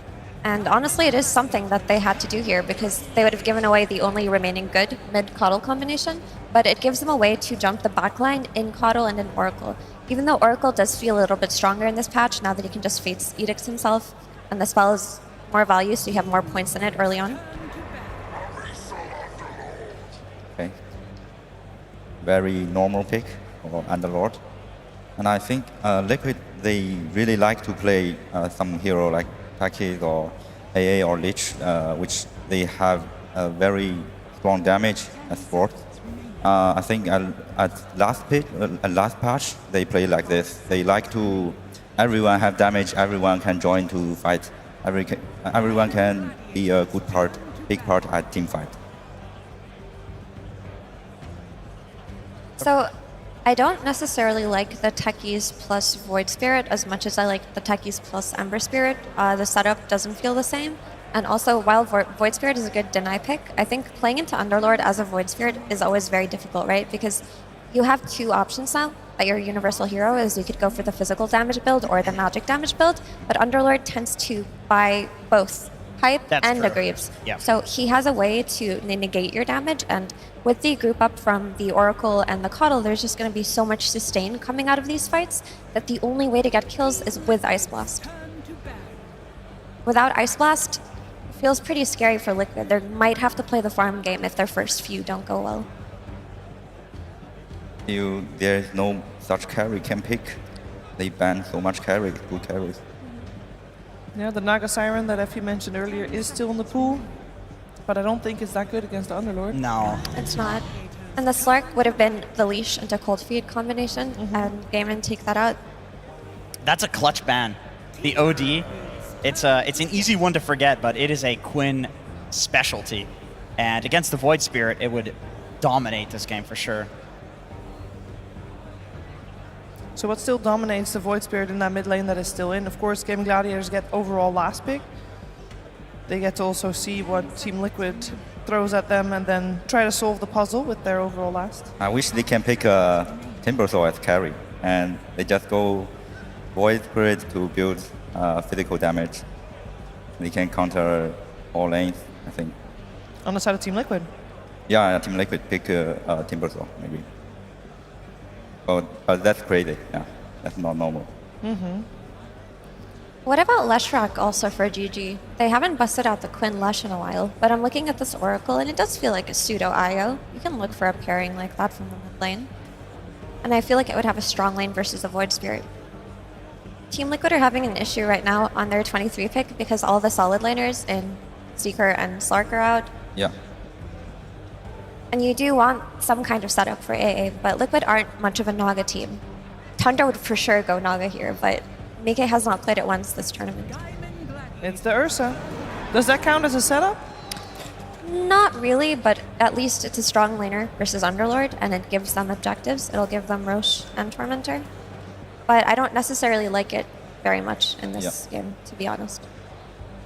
And the reason why I don't like it is I think that there's just so much damage negation coming out of GG that Ursa isn't going to be able to have that much impact early game. He might have to farm. Not a lot of lockdown on the side of Team Liquid. Can Gaimin Gladiators take their advantage of that? Any hero left in the pool that would thrive in that situation? I like Lush a lot. I also like Puck, potentially, for Quinn. But they're thinking a lot about this pick. What do you think Faithian could be? Puck is good. Puck is You like very the Puck? good. Yeah. Puck is really good, yeah. Yeah. Can you explain a little bit why you like the Puck? They just no skill to kill Puck, and Puck is a classic counter to Void Spirit. Void Spirit. Yeah, it's Puck. There it is. And easy to kill AA. So for the reasons you mentioned, the Puck comes out. Like we said, the Dream Coil is very good against Void. The 2 picks remaining were the Lush and the Puck. And yeah, it looks really solid. I think Puck's become a little bit harder to play versus Doom in the late game with the new Axe Scepter. But if Quinn plays a solid early game, I think Liquid might just get rolled over because their picks don't feel like they can fight back well enough in the early game to scale to the late game. So I'm favoring GG in this game 3. Yeah, I'm also going with GG. I think they are just too solid. And actually, I don't think this Ursa can beat Underlord at this lane. Because Underlord and Koto, they just have so much damage. They can just push waves. So I think GG a better game. Yeah, I agree. The wave push that's coming out of GG is going to make Ursa's lane very difficult. Yeah, I mean, I think like a lot of the time people see the Ursa versus Alk matchup, and that historically has favored Ursa. It doesn't look like that on this patch. Alchemist is a different beast. This is a really overpowered hero. And same with the Underlord. Like the Underlord with the Coddle in lane, just spam out the waves. Ursa can't really dumpster these melee heroes like he used to be able to when he was a lot more overpowered. So I would say, yeah, I'm in agreement with both of you that Gaimin will take this. All right, let's find out whoever wins this on match point. Who will take the 3rd game of this best of 5 grand finals? We're finding out together with OD Pixel and NoTail. Thank you very much, Shiva. Yes, absolutely looking forward to getting into this game 3 of Gaimin Gladiators and Liquid. With the draft done, NoTail, we very much heard from the panel. They seem to really like what Gaimin Gladiators had going on, and especially as predicted by them as well, this final pick, the Puck for Quinn, is one of his best heroes. It's not often that we get to see a late pick Puck on this patch so far. I gotta say, it's a really good Oracle game. We also see Ace back on a teamfight hero, or a hero that can offer his team a better skill set. I think what Faith Beyond said is also super relevant to the way this game is going to go. Like, how is this Underlord going to lane? How is this going to turn out? Can Ursa get a good start? Can they shut down the Underlord and delay his items? If they don't, I'm also worried for Liquid. I think a lot will depend on the Oracle, because Faith Edict alone can take away more or less all of Liquid's damage, minus the Ursa and well, eventual physical damage from Nisha. But yeah, also if they manage to delay the Radiance from Alk, I can see how Liquid could take advantage of this. Build up stronger second timing, get a BKB, go for the Roche play. So small things will decide the outcome of this game, I think. The lanes, the runes, and whether or not, you know, some random solo kill could happen mid, I think might also play a huge part. Foxy... He's going to be able to know that there's something up there with the smoke dispelling, so Liquid, they won't take any further steps towards this high ground, and the Gaimin Gladiators will be waiting for them. Ooh, the Sentry Ward is just in range if they go to check. Sentry Ward, is this a Sentry Ward? No. Why is this called Sentry Ward on my screen? You see that? 30 seconds. It's a ward. Oh, but they've not just renamed it, right? Yeah, but it's called Sentry Ward on my screen. I don't know if I'm experiencing a bug. We got one mid, two mid from each, one mid from each team.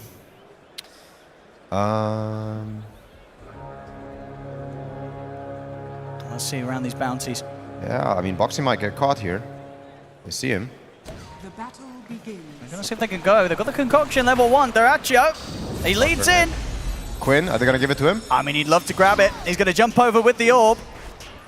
And they'll set it up for him perfectly. Oh, First blood boy. for Quinn to start this game 3. Nisha is not happy about that one. This is usually a turnable matchup for either side. I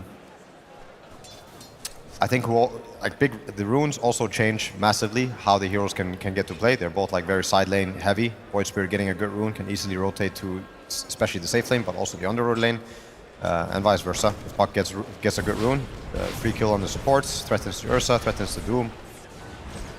I'm very curious to see the top lane, Insania versus Tofu. We've seen his card out-trade a lot of range heroes. He now starts with Blinding Light. He has a really good animation. He doesn't have the highest right-click damage, but yeah, just from the animation plus the mischance and how you can put heroes in a bad situation, you can out-trade them. It's not something that we see very often. AA hasn't been picked very much by most teams.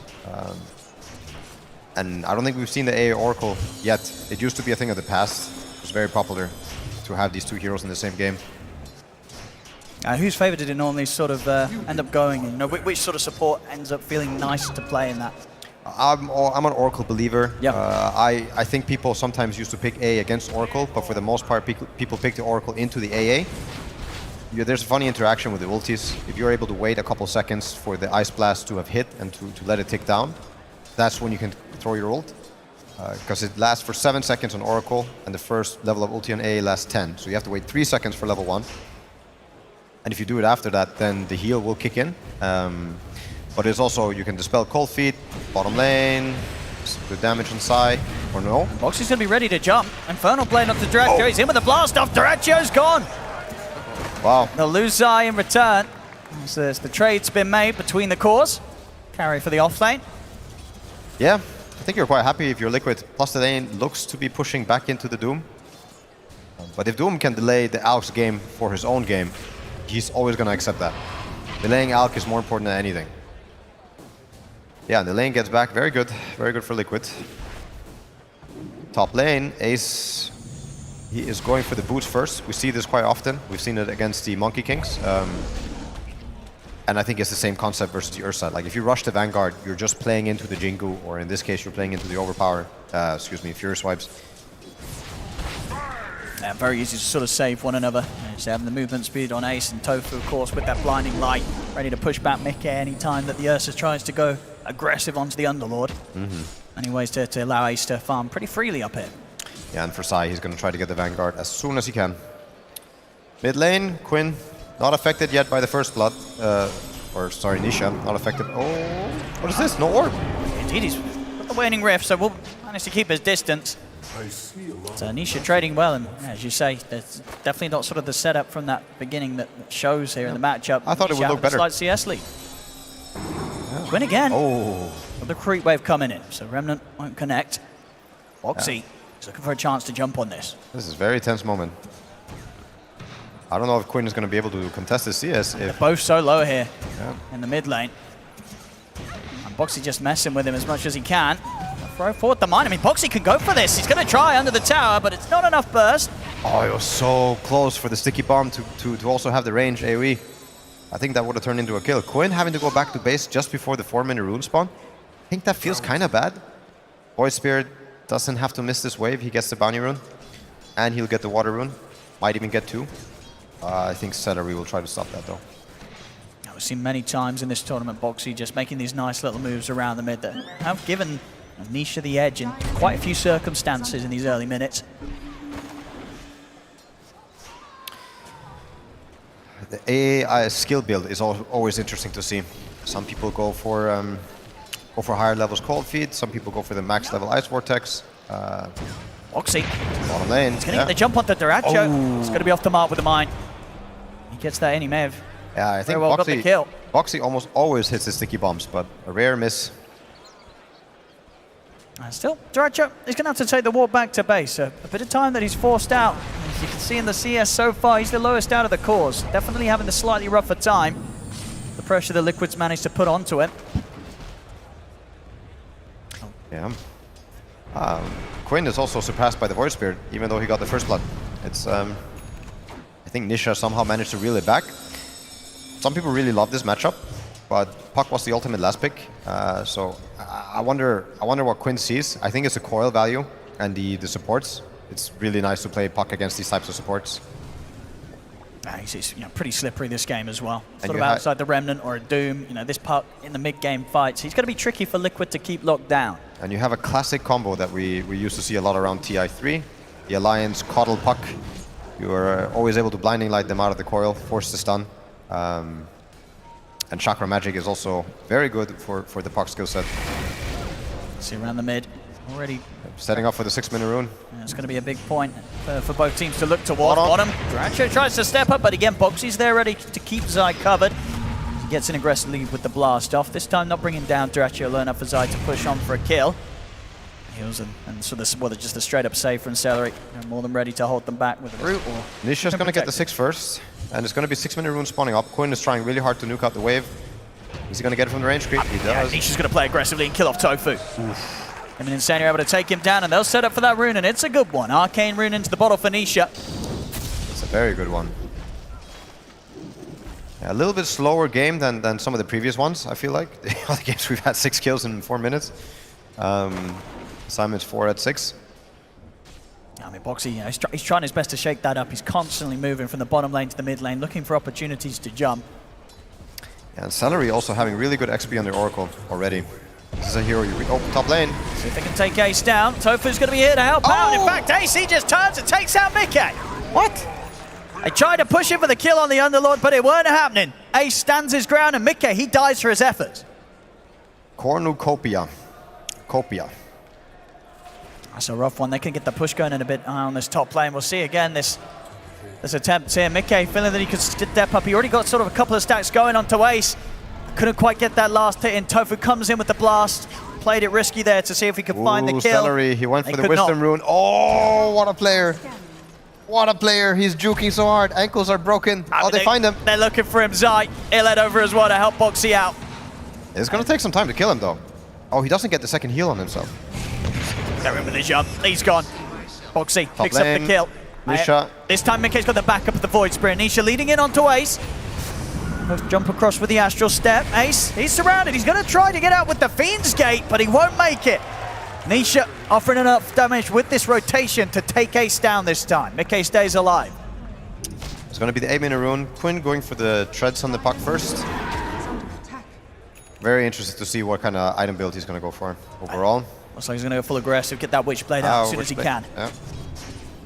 And he knows that he doesn't really have to build items to protect himself. Should be able to jump around freely, and if he does get caught, can be bailed out by Celery on the Oracle. Can dispel the other Remnant. And with the jump of the blast off, Power's going to end up being bottom. Quinn will lay down the Dream Coil onto Nisha alone. Nisha gets the pullback on Celery with the Remnant. They'll use the Blinding Light combo here towards the end of the Dream combo. Nisha, he's more than fine, jumps in aggressively, looks to finish on Tofu and Quinn. As Quinn has to jump away, he'll escape, but Celery will not, as Gaimin Gladiators lose both their supports. Yeah, it looked scary for a moment there for Nisha, but the raindrop and the power treads, strength, universal hero. I don't know if that matters in this case, but not enough damage. Coddle Oracle. This Oracle hits special timings. Like, it's one of the best heroes to get early level 5 and early level 7 on. Just the nature of Fortune's End and Purifying Flames. If you manage to get early levels, it feels like a completely different hero. You cut through the raindrops, you're the king of these early fights. But yeah, I was commenting on his XP gain, but now it's 3 minutes later and he's still level 4. Dratcho backing off from the lane now that Zai, he's hit the 6, so always will be that imminent threat of a Doom coming out on whoever steps up to that bottom lane to pick up the farm, pick up the XP. See if he can start to catch things up in the jungle. Yeah, still at the top, but not quite as far ahead as he wants to. We'll see if he can catch up and get back to a good Radiance timing. It's going to be hard. And surrounding him here. This bottom part of the map around this tier 1, not a safe place for anyone to really step on Gaimin Gladiators. He'll protect himself a little bit with the Fate's Edict, but Zai is closing in. TP will come in from Tofu. Having enough to push back Zai. They're also laying down the Fiend's Gate. Gaimin Gladiators, they want to take this fight. The root's there from Ace. Not able to throw the concoction off in time though, Dratcho, as he ends up stunning himself. He'll still look to spend time chasing Boxy out. He'll jump across. In fact, he's into the trees. They won't be able to keep chasing because Liquid, they brought in the backup as well. Mickey turns up and he's ready to run down Ace. Win pots the DD, throws out an orb. The stun here thrown the way of Zai. They're pushing back as well with the the blinding light. Dream Coil's going to control Nisha. Another concoction ready to go, but the Doom will be there down on a Dyrachyo. Nisha falls. He'll stand close towards Zai, so the self-stun of the concoction still catches Zai. jumps He'll in. set up for another, but Mickey, he's not being dealt with. The Ursa's still go. strong. Quinn, Still connect DD. with the orb. Mickey getting low, but a rev up here with the overpower, ready to turn and punch back on whoever closes the gap on him. Spending a lot of time chasing Boxy. Quinn will find him. Bit of a cleanup being done here by the Puck. Oh, such a good fight for the Puck. Perfect DD scenario, and this is why he picked it versus the Void Spirit, like I was saying before. Some people really wouldn't do it. They don't see the matchup the same. Obviously, Coil threatens Spirit heroes, and this is why. This is what you see. You click Coil on him, and he can't use it to simulate nor Astral Step. Yeah. Zai's going to charge back in the lane, but it's got to be careful. Gaimin Gladiators still having the numbers down here, and of course Doom on cooldown for Zai after that last fight. Talking about supports and levels, we almost got Ice Blast. We got it now. Oracle missing half a level for his level 6. Tofu still not level 6 as well. Radiant's middle tower is under attack. Quinn 3-0-1. The hot start that you'd hope to see from the final pick Puck. Yeah, very hot. For a moment, I thought Nisha was bringing it way back, but looks like it's still worth giving Puck the first blood. Got the lead here on all three cores. Have that advantage. It's close though still overall. 6-8, less than 1k gold between the two teams. So we've had a DD rune, we've had an Arcane rune, and I think we had an Illu rune. So what it was missing is the Invis and the Shield rune. Pretty big, the Shield rune. Invis rune, less so. But still, 12-minute rune coming up. I think it's what both teams are probably thinking about, looking at. See how sort of the timing of the carries keep up. I mean, already Mickey, he's got the Battle Fury done, a very decent timing. So a high chance that he'll be able to do his best to keep that gap closed between him and the Alchemist. Dyrachyo still trying to find his way towards the Relic. Stacks coming out for Tofu. This area is starting to get pretty juicy. Could help him finish it. I mean, it's a really slow Radiance, I would say, like really slow. It's not the fastest. He's neck to neck with Ursa, who has the Battle Fury. So if Liquid get wind of the stacks in Radiant Triangle, they might want to go there. I mean, we're going to see Gaimin Gladiators try and set things up with that combo. Dream Coil and Blinding Light ready to go. Tofu and Quinn heading up towards the top. See if they can maybe catch out Mickey at this point of the game where he's just got the Battle Fury alone. Combo could be enough to burst through him.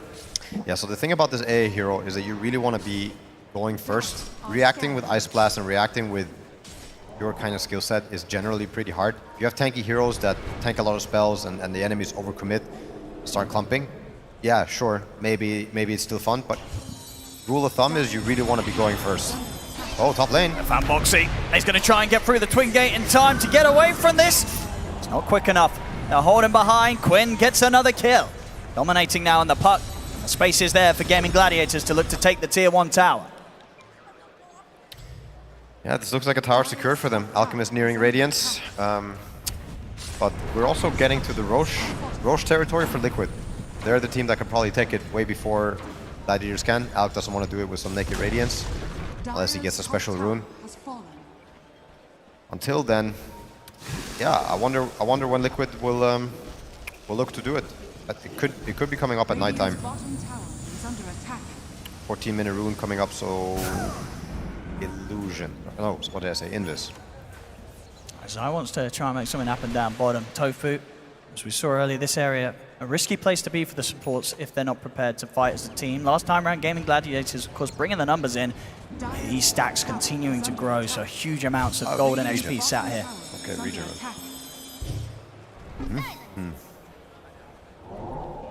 I mean, do you think, is there any sort of chance for Liquid to contest this area that they've got stacked up so heavily, Gaimin Gladiators? Or I mean, there was. I think the smoke with the Void Spirit and AA could have opened up this area.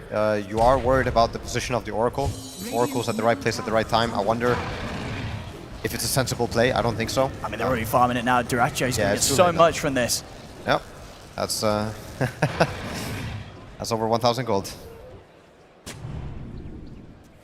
Indeed, the Radiance timing may not have been the fastest, but with sort of stacks like this, you can expect the next time to come out pretty soon. Bottom lane, they'll get in on the jump onto Tofu. Liquid should now be able to take this Tier 1 themselves. Taking them a little bit longer than that are Gaimin Gladiators with that top push around Ace's Underlord.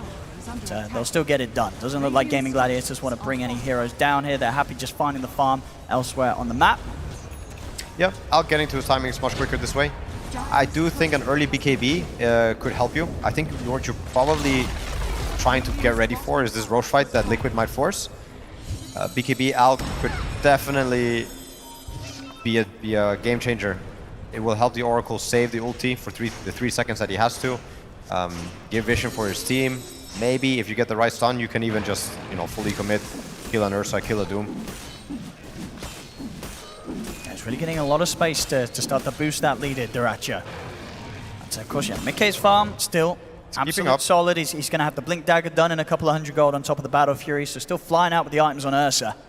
Yeah, this Blink Dagger Ursa together with the Void Spirit is really going to help both the Doom and the AA take the fight. Boxy just always makes some kind of magic happen. I think if he gets to start with the blast off, it might even be the best start to open up for his course. We're going to try and set up things with the Dream Coil here around mid. They're coming in with the Ice Blast follow-up as well. Won't be able to burst him. He's away, so a couple of missed ults there. Mika. Insania. He's going to turn into Duracho, but Duracho, he'll turn and take him. Another bit of a freebie there for Duracho caught in the jungle. We'll see in the mid, Quinn keeping his distance. They're trying to push them off the tower, but Gaimin Gladiators likely to keep this push going around the siege creep, as they'll take another tier 1. Yeah, I mean that's what you see. They go on the Void Spirit, and A doesn't really have any other way than to just kind of throw out the ulti and hope that his team will turn. I think Liquid really want to either do a smoke themselves or force a fight on their terms, where they're going to be able to get the vision and either get the Techies or Doom to start, or Void Spirit for that matter. It is nighttime, so Roche is in the top area. You see Boxy starting to mine it up a little bit.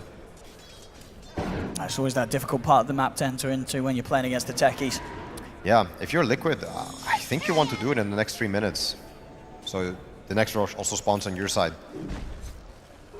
And for Gaimin Gladiators, they'll certainly want to have something to say about it. They'll have a solid shot doing so with the BKB done on Duracho. I think that would be super important. Quinn going for Travels next. I think it's very nice. If you manage to get a shard later on the call, you have this Puck Travels, and the way you can kind of split the map and play the map. The only real catch they will have for the Puck is the Doom or the Void Spirit. Void Spirit can be a lot less reliable. Yeah, Phase Shift Blink should get out. I'll see how soon they want to try and go for that Liquid team fight. The Gaimin Gladiators will bring, it'll certainly be their Fiend's Gates back off cooldown, and these items from Ace coming into play. Pipe of Insight done. He's well on the way to being able to get that Crimson Guard secured before the next team fight. Orb of Destruction on the Ursa, one of the better neutral items to come back into the game. Quinn fighting for the rune here. And Nisha's going to make the jump. It's going to end up being top, just an invis rune. Still, yeah, 18 minutes in, both teams being very, very conscious of those power runes. Super important for both of these mid heroes to try and utilize. I think Gaimin Gladiators is pretty happy with what's going on. Sure. This Puck getting a little bigger and bigger, and Alk getting to his Blink Dagger. I don't think you're ecstatic about the game. I think Liquid's also quite fine with what's happening. You're going to scale really well. Doom is no hero to mess with late game. Even though you have an Oracle and even though you think you can survive with the Alk, you might just not be able to fight back. See, look, Gaimin Gladiators, right, they're actually going to be the ones that step into Roche first. Yeah. I don't think you let this happen if you're Liquid. It seems like they're kind of doing exactly that. They're not really setting anyone up here. Maybe not quite expecting Gaimin Gladiators to go for it as early as they have with this timing. Maybe not appreciating how quickly Duracho was going to be able to get the BKB on after the Radiance and the Blink. And feeling that they wouldn't try and force this. But Gaimin Gladiators, they're into the pit. And yeah, Liquid, they're not aware of this at all. I wonder if they're not aware, if they're just giving it up. I think a lot of these Roshan's do happen with other teams not being aware ever since the map got bigger. Because, you know, they could be out setting up for Tormentors, getting the Wisdom Runes and whatnot. I mean, there's 19 minutes, not much is going on, but yeah. They get it. Quinn, he's ready to force the fight now with the Blink, Witchblade, now the coverage of the Aegis. He's just going to feel pretty much invincible jumping in on these team fights. It's such a good Aegis game. You have Aegis versus the Ice Blast, the Doom. Could have chosen to put it on the Alk, but I do like it more on the Puck. You get to go in and open the fight for your team, and if they commit on you, if they try to, kill you once, they should pay for it.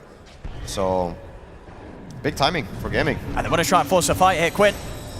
It's going Gonna get the setup, an attempted TP, put to a stop by Ace as he swings across the map with the Fiend's Gate and has the catch to put a stop to Insania's escape. I have a feeling Bounty Hunter wouldn't be here with the stun in range if if Ace was playing a different hero. The Underlord's certainly feeling good. Feeling very good. And getting all the items at all the right times. Nisha trying to get a free tick on the Aegis. That was incredible damage. That was one Astral Step on Quinn. That almost killed him. Yeah, the power of the Deso build that we're seeing come and to he has sort the of popularity. Robo for added damage. I think maybe he wants Orb of Destruction too. I don't know if they have any more tokens. They use all of them. Let's see where we want to head for next. I mean, now that the Aegis is there on Gaming Gladiators' side, I think for Liquid, they're probably not going to be too interested in fighting the fight, at least until Mikkei's got his BKB. Very close to having it. Gaming Gladiators on the other side, they really want to force the action. They know that they've got this little bit of a lead, and they want to push that. They want to take these team fights.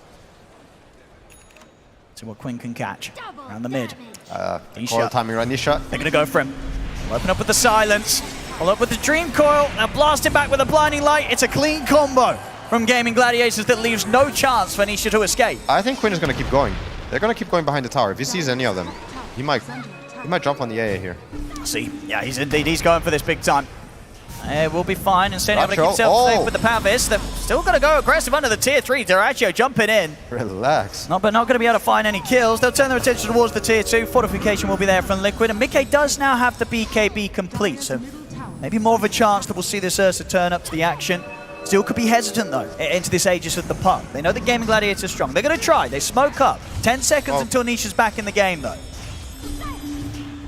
So for Mika, I mean, we've seen it early on in the tournament. This Oracle hero can really mess with Ursa. Oh, they're going to go. They're in with the jump. They'll drop down the dude straight away on Ace. The false promise comes out from Celery. Ice Blast connects as well. GG trying to do their best to protect Ace and get him out of this. Nisha jumps in, gets the catch on the Tofa with the Rona, but Tofa's able to put the mech, still goes down. They've lost the coil, and they will lose Ace as well. Dyrachyo, two-man concoction. Catch on to Nisha. Nisha, he gets burst. They're able to combo him down. Quinn jumps back in. They turn towards side. Dyrachyo attempting to hold his ground, but the swipes are stacking up here from Mikkei. Dyrachyo will back off. He'll look to reset. Mikkei's all coming to an end soon. The Who stop from Zai catches Quinn. Infernal Blade as well. They're taking Quinn down the once.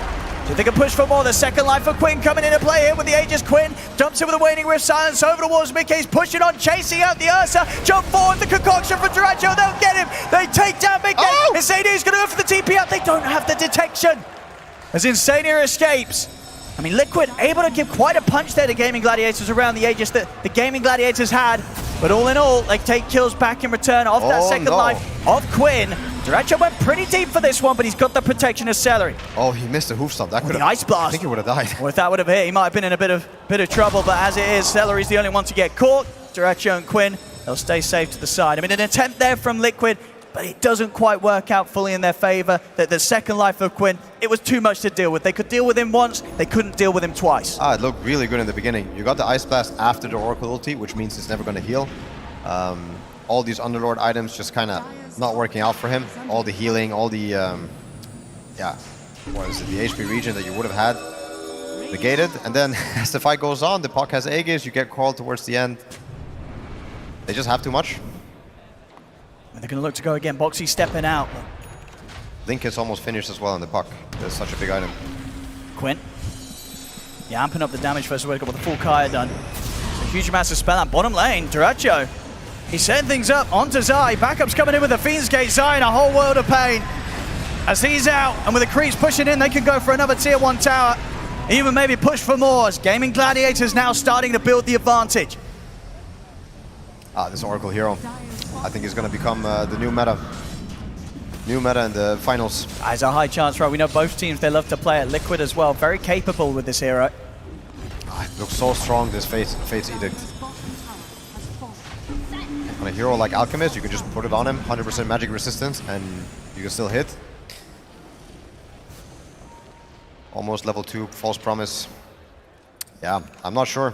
If you're Team Liquid, you have to get on the back line. You're gonna need to smoke, find an angle. I think Knight will be in your favor. I mean, it always is when you're trying to get towards the back line. So if they're gonna smoke, I hope it's gonna be in the next 30 seconds. Sai almost got BKB. Anisha, he really needs his as well. I mean, but he's pretty much sort of the prime candidate to make those jumps, try and isolate the Oracle at the backlines. But as we're seeing, Quinn's been very good with the way that he has the silence ready to protect those that are getting jumped by this Void Spirit. BKB, of course, once it's done on Nisha, will solve that issue. Yeah. Any interesting items coming out? Boxy going for the Solar Crest. Full halberd now done on Ace, so even further ways to sort of render a lot of this time that Mickey's going to try and commit in the fight. It's pretty useless if he can get him with that disarm onto the Ursa. Yeah, this halberd. He's gearing up to be pretty unkillable, Ace. It's getting to those points, it's keeping up in farm. Of course. Giotto. Is he going to find him in time? That's close. Nisha out in the, with the TP in the trees. Just in a point where he's still short the gold for BKB. About 200 gold. Oh, he's taking the portal. He's taking the portal. He's going bottom. He's on his own. Zai's going to catch wind of it. I think Derecho, he didn't come down here for a fight. Oh, maybe he did come down here for a fight. He's going to get doomed, but the concoction was out in time, and he's in on top of Zai. Zai getting beat down upon. He's got no chance. The Ice Blast will get thrown the way of Derecho, but there's no follow-up. They can't capitalize on this. And now Insania, he's in trouble as well. Quinn catches him with the coil. More than happy to just walk into the fight there. Derecho knows he's strong. He just heads down there through the Twin Gate, starts the fight off. Liquid, they're struggling. They're falling behind. Nisha starting to get played around with by Quinn. He has got the BKB at completion. So will manage to have that sort of safety if they do ever follow up on these sort of jumps. Mickey, he's going to get in. He's going to try and go aggressive onto Ace, but with a Albert done on Ace, this is a pretty impossible kill to try for. Mickey having to use the ult on an attempt to escape. What a hero. This Fiend's Gate from Ace is so much. It's so much to worry about. Like you think you get a guy alone, but the next second there are 5 there anyway. Playing around Twin Gates, playing around the map, it just feels really bad. If you're Liquid, you cannot dodge fights against this. So hard for them to go on any of these heroes. Quinn now with the Lincoln Sphere complete. Very unlikely that we see him go down this game unless he gets massively caught out on his own. But so far the gameplay from Quinn, it's been perfect. No deaths on this puck. Seemingly the perfect pick, the perfect way to end Gaming Gladiators draft this game. The Quinn has been really showing why they pick puck this game. The core has always led into something. The Chakra Magic, the Witchblade, I think it's all been working out really well. So yeah, watch and learn. Nisha. Be careful with moves like that. Jiracho's going to get him with the concoction. So it's going to force Liquid to come in with the backup. Zai, thinking about going on Derecho, but the 4 stars there. Gets him out of the combo. Only Ace going to be clipped by the Ice Blast. Tofu more than ready to save those that do get jumped, do get focused by Zai's initiation. It's never going to work. It's never going to work if you jump to frontline, Underlord, or Alchemist and you don't see the rest. It's wishful thinking. I think the best approach would be, if you're going to jump on the Alch or jump on the Underlord, is do it without committing your important spells. And as soon as the Oracle shows to cast a Fate's Edict, you have to find him, get on him. And yeah, if you find the Caudal as well, you can start killing the backline, and then later, that's when you turn back to the course. If not this, I'm not really sure. Even if you find a core alone on the map somewhere, you have to keep in mind the Fiend's Gate. If they're together, they're 5. I did look like they were trying to make a play up towards Ace potentially. Yeah, this is the one you want to go on. But if he doesn't get the Fiend's Gate out I mean, backup's already coming in. Gaming Gladiators, they anticipate this sort of move from Liquid. So whilst they see Ace, they're going to try for him. Remnant into the Ice Blast. They're bringing him low. They've done it. They've taken out Ace. The coil will hold back the rest of them. Ace is going to buy back a Fiend's Gate in. Jump forward directions. He's able to get a 3-man concoction off. He's in onto Zai. Takes him out. Now turns towards Mickey. Mickey pops the ult on the BKB. Attempts to stand his ground, but surely this Alchemist is too much. He's stacking up the Fury Swipes, but it isn't enough to beat down Derecho. Derecho will live. Zai and Mickey taken out. Wow. This Alchemist hero looks so much better when you get these 3-man concoctions. Oh, that's so strong. And now straight into Roche. They know with the 2 main cores sort of down on Liquid, at least with Nisha, he's not going to be looking to fight alone without Zai and Mickey. It's another opportunity for Gaming Gladiators to walk in and take the Roche shot. Nice try.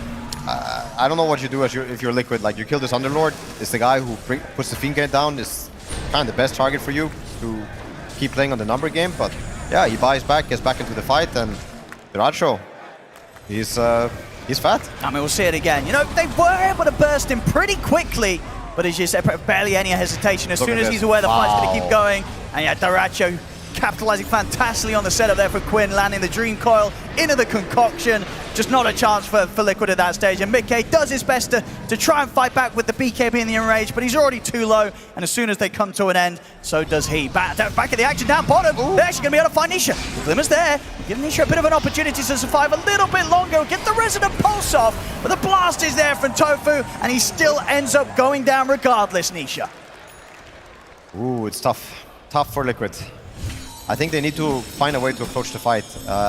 You could maybe get away with dooming the Alk, and you just have to kind of go on the rest. Yeah, try to kite him, try to not die to him. He does have an Abyssal Blade Blink, so easier said than done.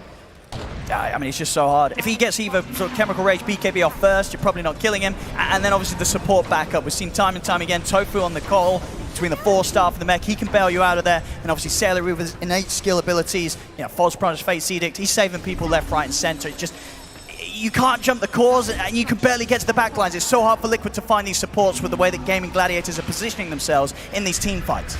There's a potential way. If you actually just doom the Oracle and you jump the Alchemist with the Ursa, I think he dies. I think the 5 seconds double overpower from Ursa would kill him.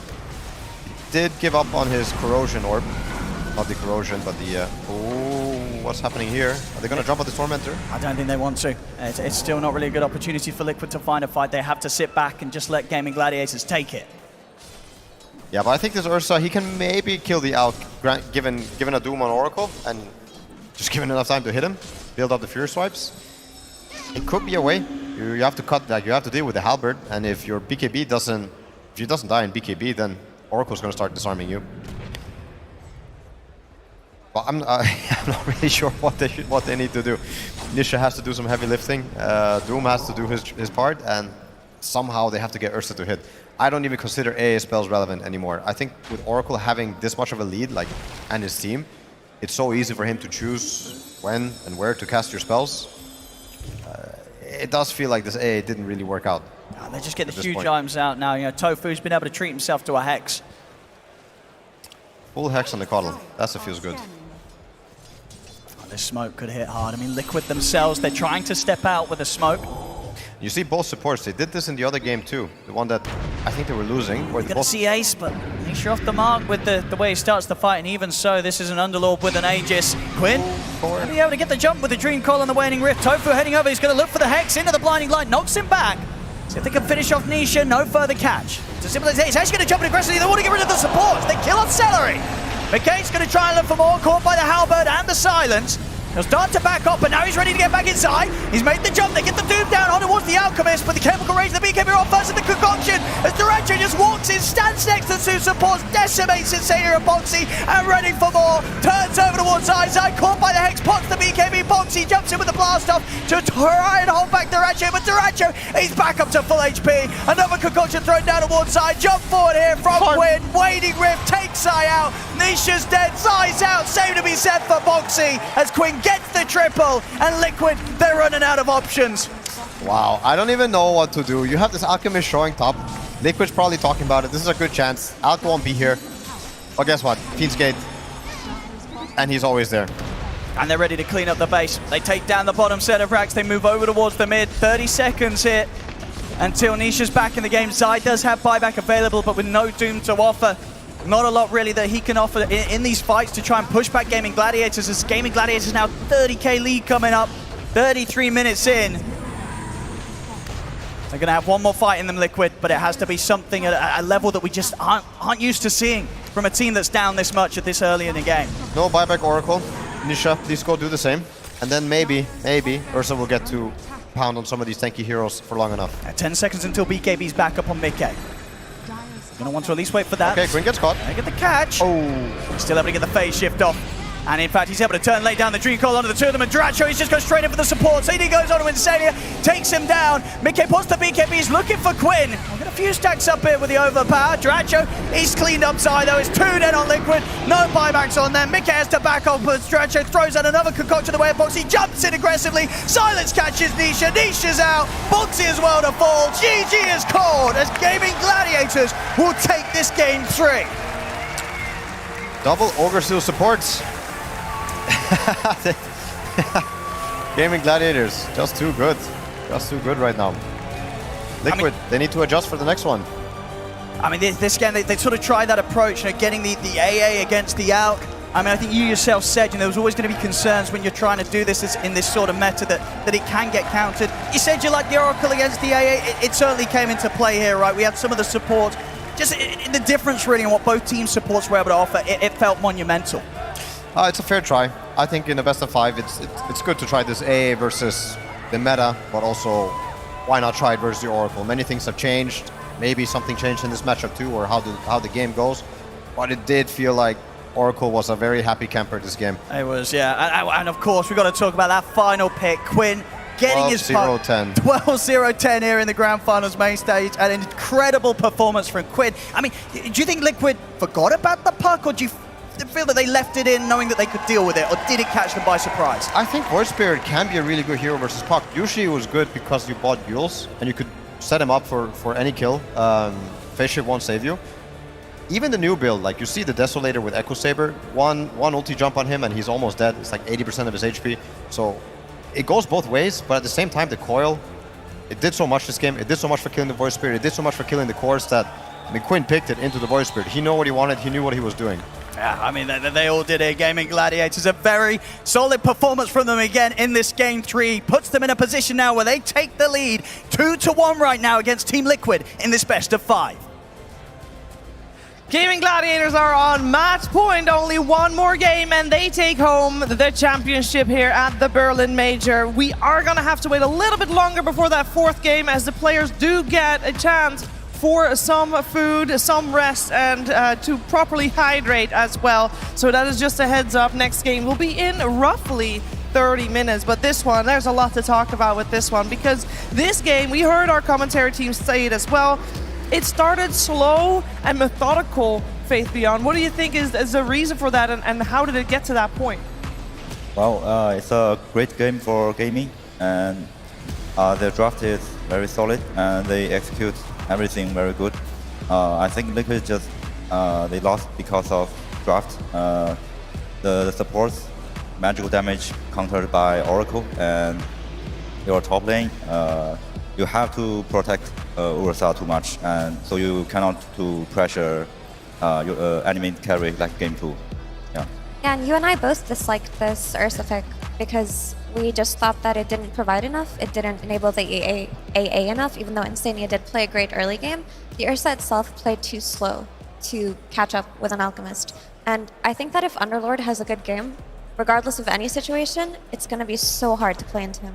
Because Void Spirit went for the physical damage build with the Deso and the Echo Saber because you're playing into an Oracle. Obviously, you don't want to do magic damage. And the issue is you're playing into an Underlord with a Crimson Guard. So you're so dependent on this Ice Blast to kill anybody.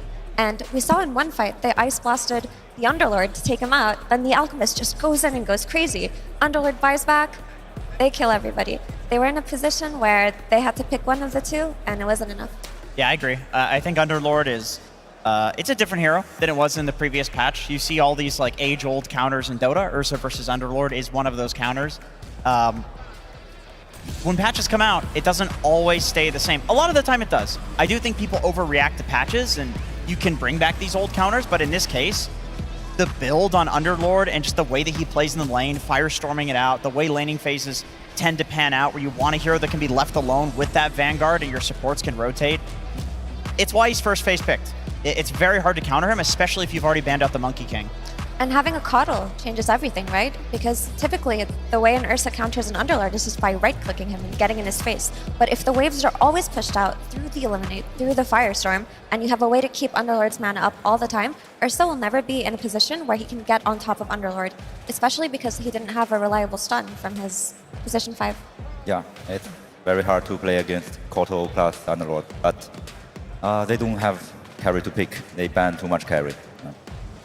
They banned a lot of carries indeed. I want to talk a little bit about the Ancient Separation, because during the draft, we were saying that it was a good pick, and especially now that he gets his shard early due to the Tormentor. He did not get his shard early because it went to Techies instead of to the Ancient Separation, and we did not have a shard for the A the whole game because of it. Jenkins, how big of an impact do you think that had? I feel like the Techie Shard is also pretty good. Yeah. I think not a huge reason people pick Techies, but it is a part of the reason that people pick Techies is that the Shard is very value and that you are pretty much guaranteed to get it. I mean, I haven't played a lot of Ancient Apparition, but from what I've seen from the hero, the Shard is the stun on the AA Blast, right? Yeah. Having that hero have a guaranteed stun is very impactful, but I don't think any draft you're going to like play around guaranteeing that you get a Shard from the Tormentor, which is why a lot of people are picking like 2 supports that are pretty good with the Shard, but you know, maybe it could have turned the tides there. It's very possible. Stuns can always do that in Dota. Yeah, was there a moment we feel like Team Liquid had a good shot in this game, Effie, or was this kind of, because all of you said after the draft, you know, Gaming Gladiators has the favor here. Was there a moment where Liquid had a good shot at making a comeback? Yeah, their early game went pretty well outside of not being able to shut down the Underlord. They made some nice rotations with the AA. The Void Spirit got some stuff done in the top lane. But the second Underlord joined the party, it was impossible for Liquid to play into, it felt like. Or if they did, they had to execute perfectly, make sure that the Alchemist was also being pressured while pressuring other lanes, and it was too much of a tall order. Even though you're playing against an Ancient Apparition, you're just happy to farm forever as an Alchemist. Now, we have got a little bit of a longer break here than what we usually do, and we will at some point go to the stage to see what Slax is brewed up for us. But first, we got to do a little bit of a check-in with what's been happening in the meta, because, of course, we've been now, 2.5 weeks, give or take, on the new patch. So it is time to show you what heroes have been the most popular. Crystal Maiden sitting very high on top there with 90 games played this major, Faith Beyond. This top 6, is there anything you were not expecting to see after seeing the patch that came out? Well, these are good heroes, common heroes. Yeah, they should stay here. Yeah, I agree. I think, you know, if we were looking at most picked banned heroes, obviously Medusa would be in there. A lot of the heroes that fall into the category of most picked are generally the supports that people don't really mind giving away, but they combo really nicely with a lot of the first pick heroes, which are like the Beastmaster, Underlord, Doom. These ones are not surprising. Medusa, obviously, that's so overpowered that we're not seeing it get through at all. Yeah, there's about 190-something games played here in total, so seeing those supports and those high numbers is good to see. And it's surprising that Doom and Underlord still make it through this often. That's says something about the heroes that people do not want to play, including that Medusa. Now, we also have a couple of heroes, Effie, that have not seen the light of day. There are 14 unpicked heroes. Oh, man. Some of these are sad. Oh, my poor little boy Zeus, look at him. So sad down there, especially when he got that shard change. People thought that more teams would be willing to experiment with him, but I feel like having heroes that are solely magical damage is nearly impossible to play in this patch, because you're playing into so much barriers. You're playing into buffed Glimmer Capes. You're playing into pipes on almost every offlaner. And the same applies to Gyrocopter. His magic damage is countered, and he doesn't do enough physical damage to be looked at as a serious pick. I'm very sad to see Klinks and Bane here, because they've been basically on this list for the longest of times, and everybody thought, oh, you know, with the patch, it's gonna bring Klinks back, maybe Bane back, but no, still here on the unpicked heroes, Jenkins.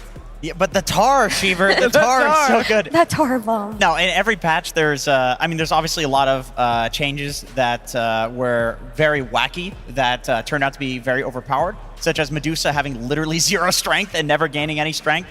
She turned out to be very OP. Ogre as well, doesn't gain any int. Everything is based off the strength. I think those are both incredibly cool changes. They change the way that you're making decisions in the game, but then they also turned out to be OP. Klinks got similar changes when he got this like weird tar bomb thing that he throws down. It's just dog shit. That's the only problem. So they need some buffs. That's all. They just got some letter patches are going to be coming out soon. I don't know why they keep reworking that hero. I feel like they could have just fiddled with some numbers with the way he was last patch, and he would have been fine. Yeah, it's unfortunate to not see the hero. We did see OD on the banning side of things, of course, in the previous game. For me, Nature's Prophet not being in that, or not being picked at all, with the map so big, you'd think teleport's so good. What do you think the cause of Nature's Prophet not being picked is, Faith Beyond? I think they increased the teleport cooldown. It's important. 35 seconds, that's too long, I think. And I think Klinks, maybe it's a good hero, but teams just no time to try it yet. I played some pubs, and some post 5 Klinks just beat me too hard. Did you say pos 5? Did you say pos 5? Yeah. Very good. I've been saying pos 5 Klinks is good for so long. and I just got a TI winner saying it's good. All right, You're so smart, Bubby. I'm set for life. That's it. Are you gonna play past 5 clicks? Yeah, because you spawn skeletons, and they can't trade with you, because it's like, oh my god, there's 3 of him there. Yeah, it's very tanky and damage is so high. Yeah. Cheever. I'm ready for it. I mean, we saw past 5 Medusa earlier this week, you know. Anything can happen. And anything can happen as well when you put Slacks on a stage, and I'm very curious to see what happens when we put him on a stage this time around. That's right. Hello, Sheever. Hello, everybody. How we doing on this grand finals? Okay. That's pretty good. Guys, I thought we'd play a little fun game. Credit to my boy Tsunami for this one. We are going to play a game where you guys have to identify the hero based on the voice line. Now, I will need your guys' cooperation, audience, because you obviously are all Dota gods. You will give it away. So please, if you hear the voice line, don't scream out the name, because it is single elimination. They get it wrong, they get the prize. They're off, all right? So we're going to play right now. We're going to have some voice lines. Our first team, hello, you guys are a team. What's the team name? Tough Cookies. Team Tough Cookies. What's your real name? My name is Lena. All right. Amir. All right, now we're going to go down the line. You're going to hear a voice line, okay? And you two in Twitch chat, please do not type it, okay? They can hear it. All right, here we go. We're going to play a line. Guess who it is. If you're right, you're in. If you're wrong, you're out. Don't cheat, audience. Here we go. Play the first line. Pathetic. Earthshaker. Earthshaker? Is that your final answer? No. What do you think it is? Shadowfin? Shadow Fiend. Can we play one more time?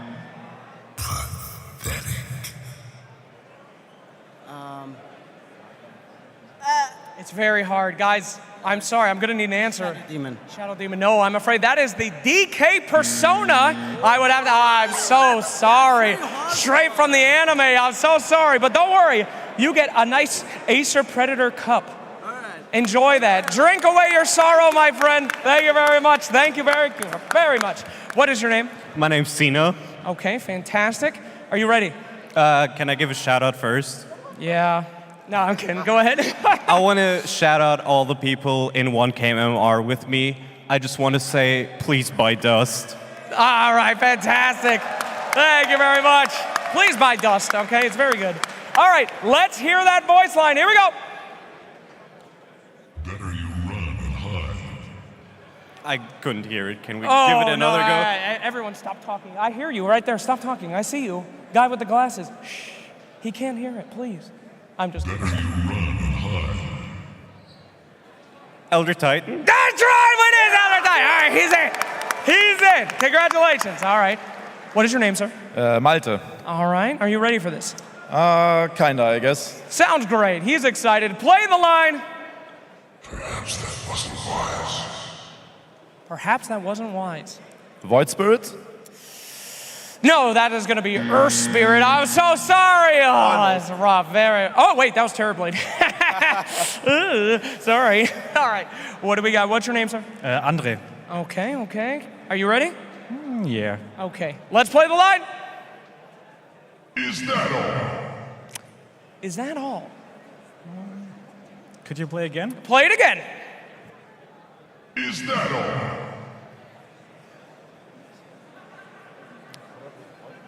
One more time? Yes. One more time! Is that all? Okay, all right, come on, you gotta answer now. I think Earthshaker, maybe. Earthshaker. Audience, you know what it is? No, it's Huskar. That was Huskar, my friend. Okay. But definitely a hard line. It was hard. I'm so sorry. This is a difficult contest. Hey, I'm Tomas. Hello, Tomas. I'm so sorry about earlier. Yeah, it's okay. Okay, great. Oh, prizes! I forgot to give you guys prizes. Might be. Here is a controller for you. Here is a cup and controller for you. Oh wait, no. Nope. Here's a controller. I'm keeping the cup. Here we are. Fantastic. Okay, here we go. Didn't even lose it yet. Oh right. Sorry, just predicting. My bad. Okay, play the line.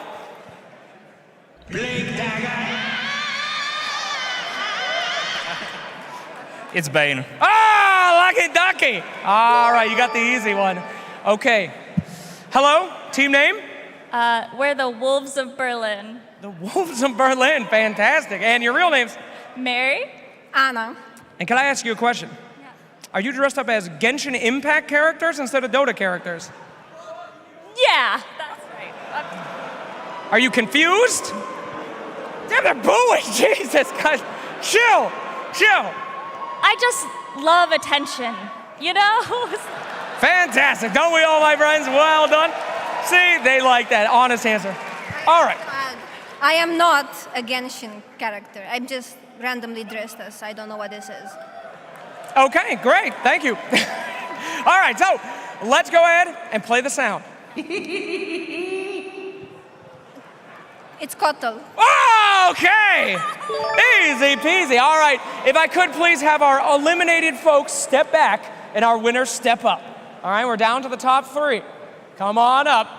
All right, my friend, you survived round 1. Now it gets somehow even harder. Are you ready? Yeah. All right, play the sound. Oh, crap. Doom.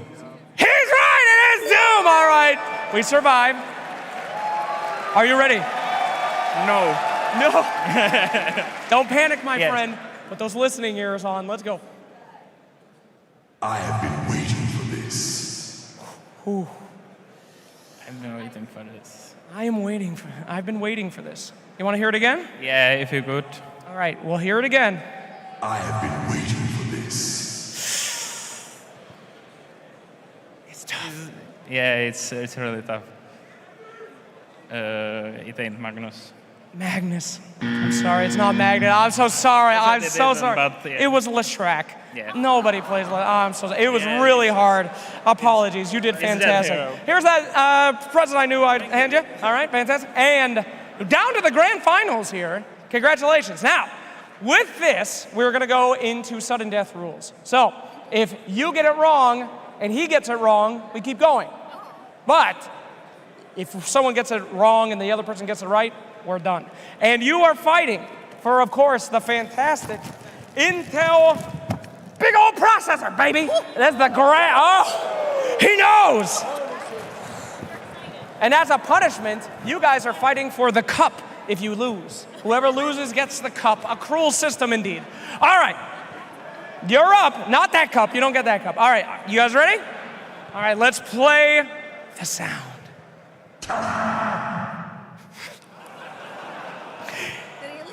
Yeah, really? It's a real sound. All right. Now it does say, I'll give you a hint. It does say ta-da. So let's hear it one more time. Ta-da. Let's hear it. Who could that be? Who could that be? Who does a ta-da? I don't think it is. You cannot. No, I mean, it's okay. It's okay. I will allow for final answer. Okay. Underlord? I mean, we can say answers, but we can say it's not final. But yeah, discuss. It sounds like Underlord. I know, But I it know. cannot be Underlord saying ta-da. Like, Ta-da! I know, someone's so excited though. I feel like Underlord's way too. Can you play it again? One more time.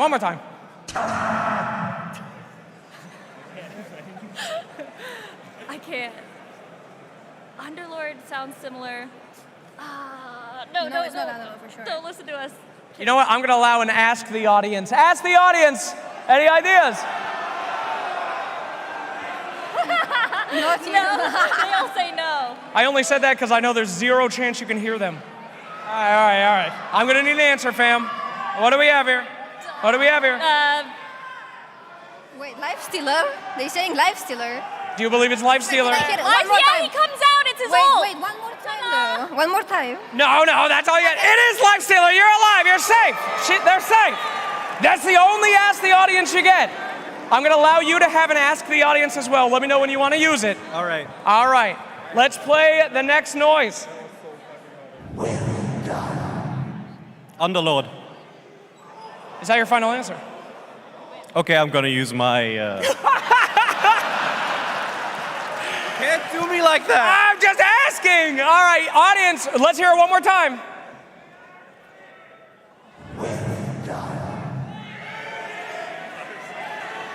Oh.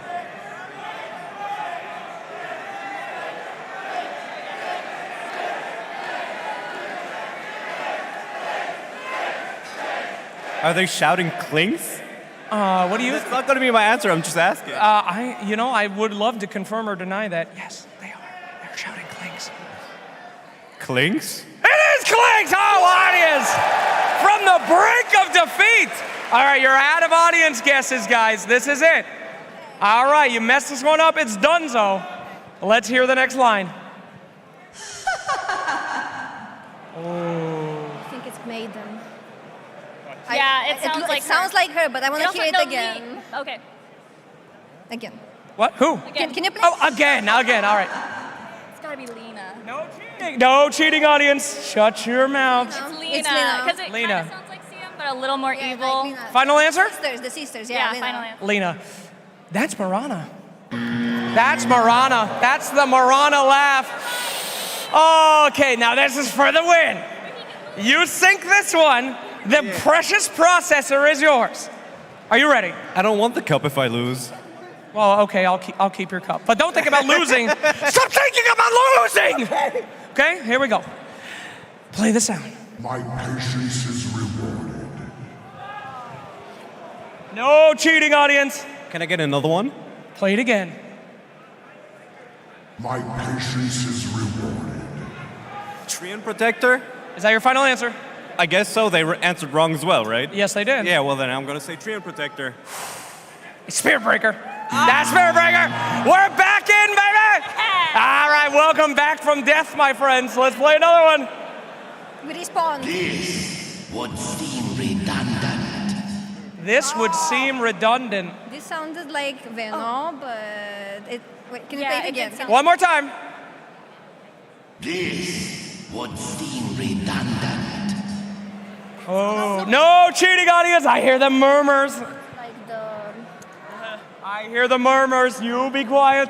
Necrophos. It sounds like Yeah, Necrophos. yeah. Like But then why would he say redundant? I'm thinking like, I mean, it's. But not you're Arc- American, you know better these words, what they mean, you know? Like Arc Warden, because there's. I'm gonna need an answer, folks. Can we hear it a third time? Okay, last time. This would seem redundant. That has to be Venom. No, I think it's Necro.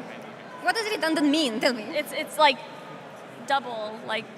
Yeah, for example, if Ricky took an Invis rune, that would be redundant. Oh, that's good. I think it sounded like Necrophos. Okay, we can go with Necrophos. Necrophos is incorrect. It was Sladar. So sorry. Yes. It was the Basher. When he buys Basher, she knows. Oh, that's harsh. All right. As for the win, once more, you nail this, it's over. Play the sound. What an amazing thing. Oh. Rubik? Is that your final answer? Yes. It's Phantom Lancer! Oh, no, it's Phantom Lancer. Same voice actor, though. It was Phantom Lancer, same voice actor. Rest in peace, our boy. This is really hard. Well, this is the grand finals. All right, we're back again. Here we go. All right, play another one. Was that smart? Was that smart? That's Puck! They got it. Congratulations, that is Puck. This is your first time on the chopping block, I believe. What do we have here? Are you ready? You can do this. You can do this. Play the song. Play the sound. Could we get it again? One more time. What have you done? This game's rigged. No, it's not rigged! Theirs was so easy. Oh! I'm gonna try again, and I'm gonna take the cup, Underlord. It was Arc Warden. Oh, my friend. Oh, no. I'm so sorry. It's fine. Okay. I'm so sorry. Here's the cup. It's a beautiful cup. Thank you. I'm going to break it. Ladies and gentlemen, give it up for our boy who won the cup. I'm so sorry. I'll see if I can't get you a processor. I feel very sad now. But congratulations! You guys won the processor! Yay! Okay, I gotta talk to production. I'll make you a deal. All I want to say to this is proper Skugs. Proper Skugs. Oh, hold on, I'm not done with you. All right, I'll give you a double or nothing.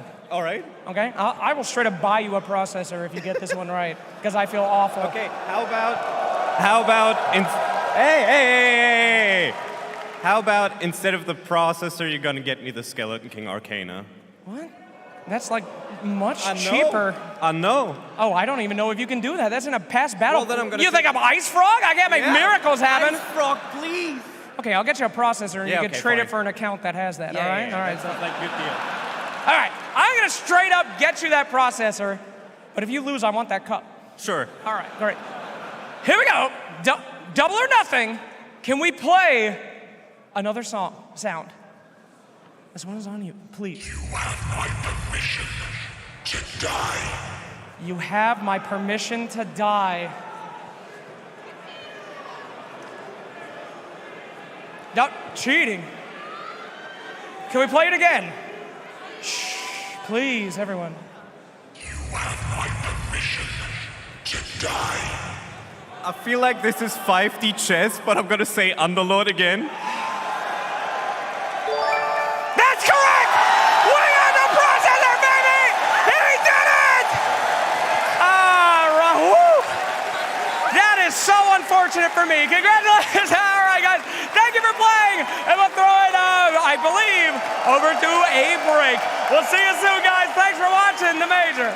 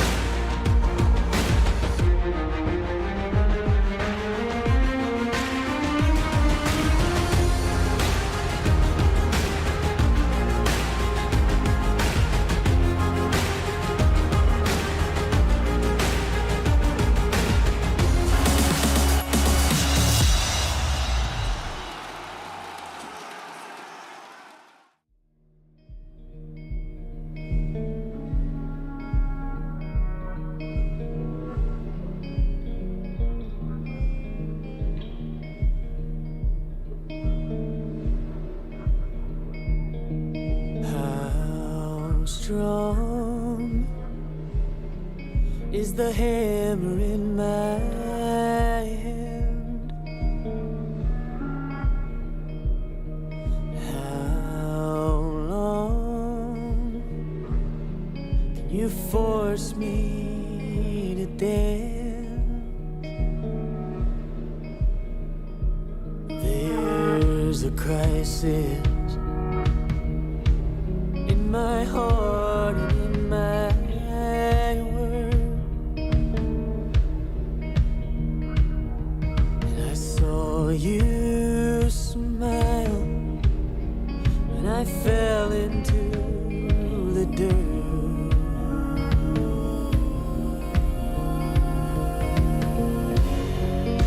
Oh, your fire, I don't belong here. I'm not calling you a liar, but I know you don't know me.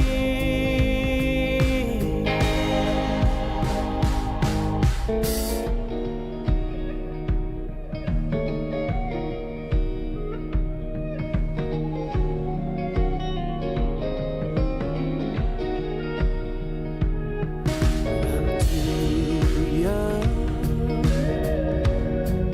for bitterness like this. I've grown too old to forget. I'm not a killer. But killing never fails.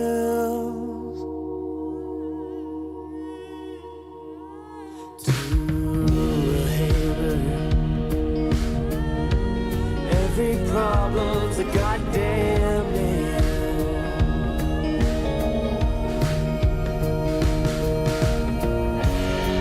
Oh, your fire,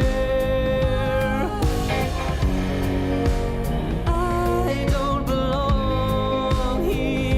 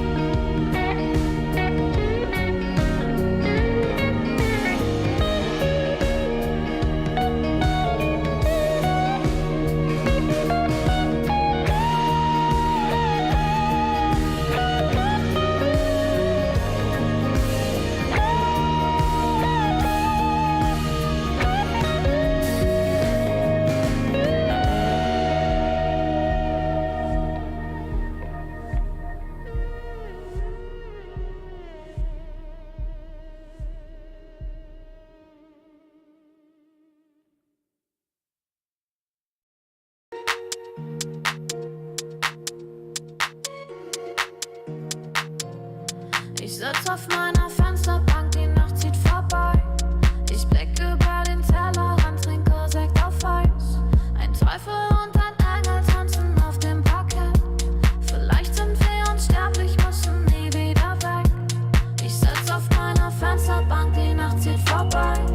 Ich blicke über den Tellerrand, trinke Sekt auf Eis. Ein Teufel und ein Engel tanzen auf dem Parkett.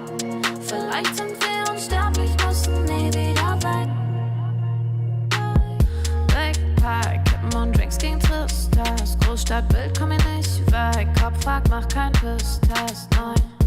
Ich will nicht auf deine Party gehen, nein. Engel und Teufel tanzen Schwanensee.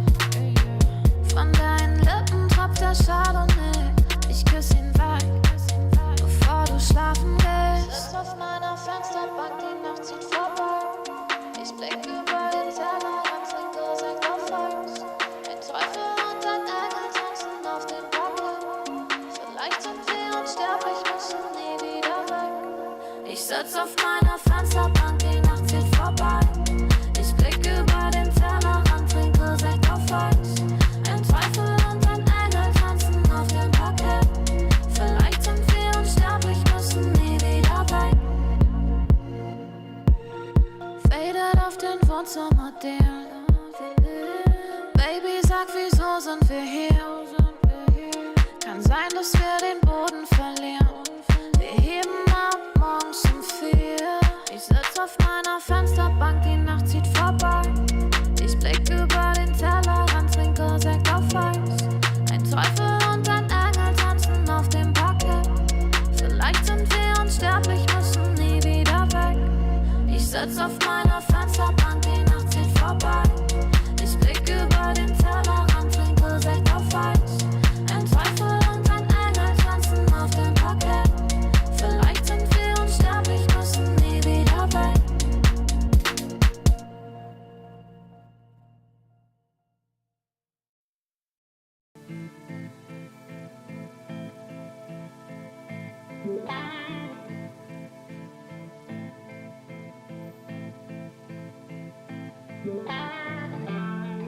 Takes by their money to force a change.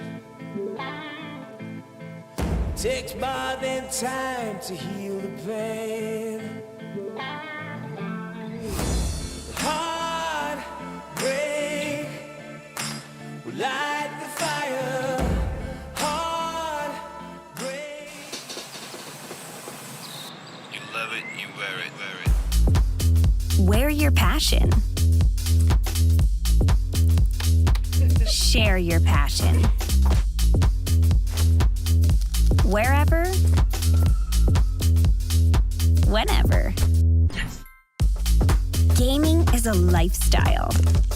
Get your merch at shop.eslgaming.com.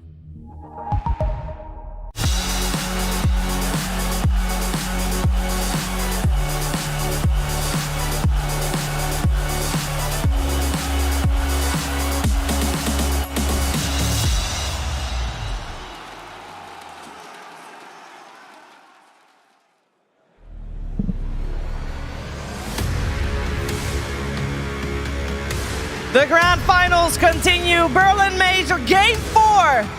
Hopefully out of 5, but we'll see if Team Liquid can force out that 5th game because it is Gaimin Gladiators who is on match point. One more win here will have them be back-to-back major champions. Jenkins, I believe that is very rare. It's very rare.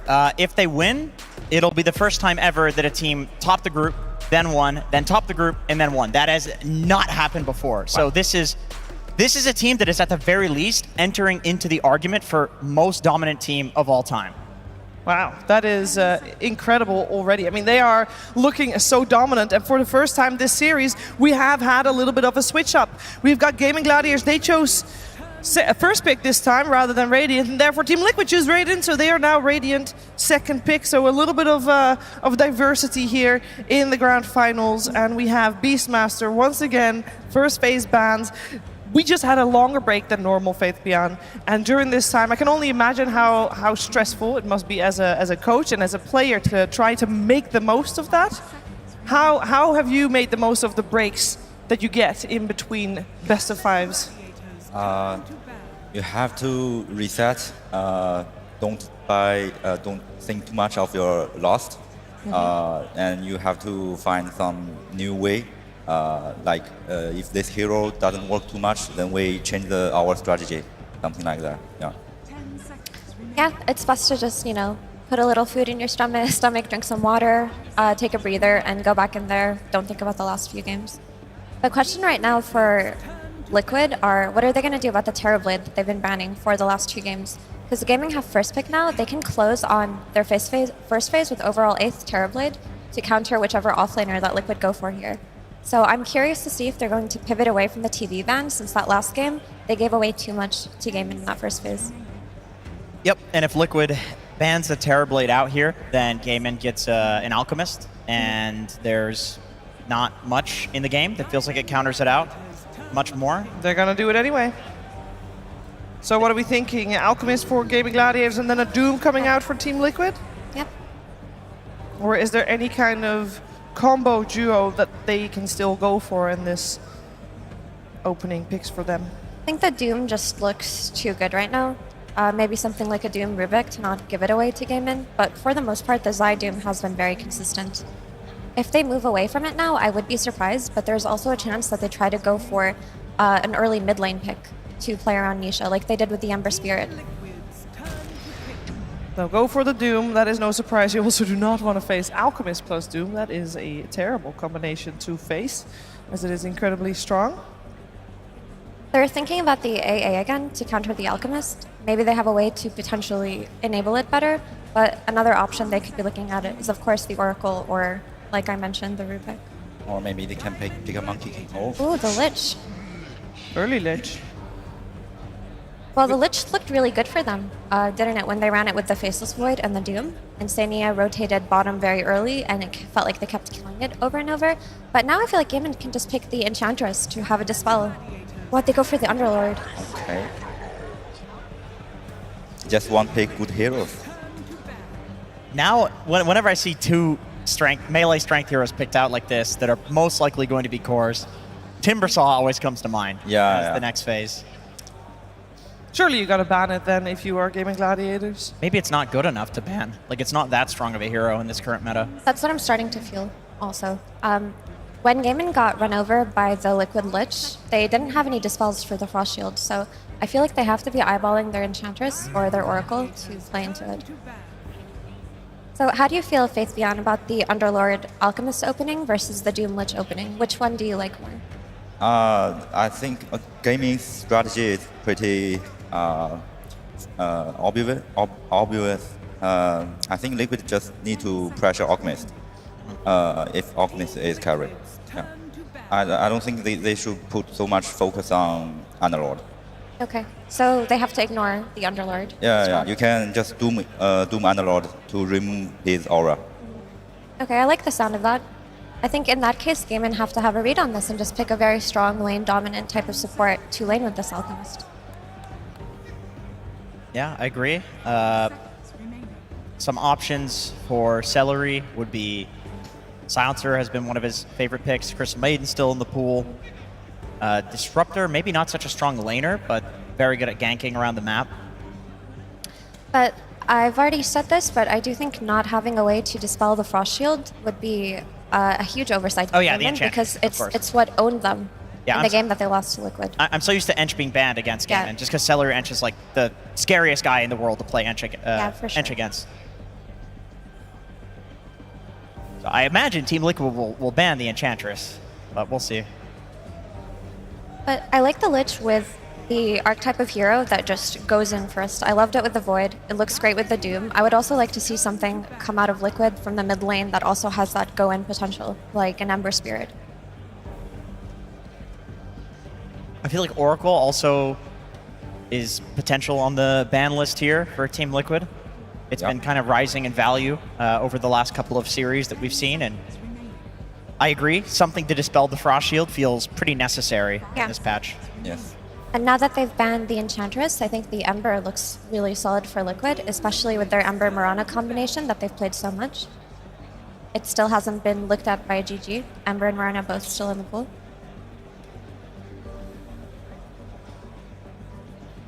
Yeah, they could go for either one. They do like to either ban the Ember or pick it up themselves whenever they have the chance. In this phase, it seems like from previous games. Gaimin take out the Rubik so they can not give it away to Liquid. They also take out the Monkey King and Slark to protect the Underlord. But Faithman, do you think that there are ways to lane against Underlord now that he's so strong? Or do you just let him do his thing for the rest of the game? I mean, you can try to counter Underlord at lane, but there is an Alchemist. I think that's a part you have to concern. And you have Doom. So you can let Underlord have a good game at early, and you just Doom him, and it's okay. Yeah. So Liquid take the Sky and ban the Mirana themselves, so it doesn't get taken by GG here. The Sky is a really excellent follow-up burst magic damage hero, which is going to be great at killing the Alchemist early on. Like I said, I would love to see it be paired with something like a Storm Spirit or an Ember Spirit for Liquid. Yeah. I feel like if you're Liquid, you're kind of baited to pick the Ursa again. Next to Slark and Monkey King, it's something that people perceive as doing well in lane against Underlord. It's very good against Alk in the game too. And this time they have the Lich to back up the Ursa. The Frost Shield plus like a Skywrath rotation could be an actual way to kill the Underlord in lane rather than just him sitting there and nuking out the creep wave. Killing in the lane though, is that enough to counter him? That's a great question. That's a great question. Probably not. Underlord's pretty OP. That's why he's first phased. CM is still in the pool for GG, if that's the support that they want to use to enable Dyrachyo. I think they will pick Oracle. There are too much magical damage. Yep. Dispels the Frost Shield. Heals people through the Doom. Oracle sounds like a really good pick. It does. I wonder if they're deliberating to go for their double support pick here or support plus final core before it gets banned out. It's always really tricky when you're the first phase team. Yeah. Because sometimes you do have to pick another core in 17 before everything else gets banned out. The only thing that I'm thinking about is like usually if you're doing that, you'll pick whatever you wanted to pick here, and then you'll deliberate in the timing of not using the reserve time on the next pick. So this makes me think they're not sure what the duo is that they want to pick up right now. Maybe they want to pick two supports so they can flex Alchemist to mid and carry. Yeah. Yeah, sure. The scary thing about going double support here is just, of course, the spirit heroes that we mentioned before that could come out of Liquid on overall. They just eat supports like Crystal Maiden and Oracle. But like you mentioned, the Oracle still looks very good. Oh. Ooh, the Io Shrek combination. Take a combo. Okay. Back to basics, let's go. Yeah, they got very popular with this duo, of course, on the previous patch. We've seen it a couple times on this patch, I believe, as well, but it's not been as dominant, but still very good and especially very comfortable on the side of Gaming Gladiators. Okay, so I'm looking up Leshrac stats, sorry. It's been picked 14 times and its win rate is 50%. Oh, that's not bad. That's not bad at all. That's not what I would predict. It's looked kind of bad in the games we've seen. I feel like Liquid, you want something to counter the healing, but maybe like a Vessel hero? They'll get the Bloodseeker. What does that counter? I mean, it's a solid pick right now because you're still keeping your draft open. This can be your carry, but you can also flex it to offlane and buy the Vessel that Jenkins mentioned. It's also just a very strong laner. It can play into tri-lanes well if Liquid do rotate, and it's a hero that takes advantage of Frost Shield, which is what they want to build around this Lich. Yeah. Bloodseeker, you can stop Leshrac running around at your team fight. Yeah, that's very true. Another check kill. We are a very bad influence on this We crowd. are a very bad influence on this guy. What he can do it. The camera guy's like a frat boy. So Faithbeyond mentioned that Bloodseeker ruptures Lush, who needs to run around in fights to do damage, but it's also a pseudo counter to Io. In the real ON, you can drop the Bloodright on top of it and have them silenced when they TP in. Yeah. But I still like the Leshrac a lot here, especially if he has a good early game. He can just get the Blink Dagger, jump on the backline heroes in Skywrath and Lich, and they have no way to protect themselves. Because we talked about this Frost Shield. But do you need to dispel it if you're just doing magical damage only? Magical damage is pretty good right now. They can just play around Leshrac, keep him not to die, and they will get enough damage. And the Oracle still ends up getting banned, just in case. And CM is still in the pool.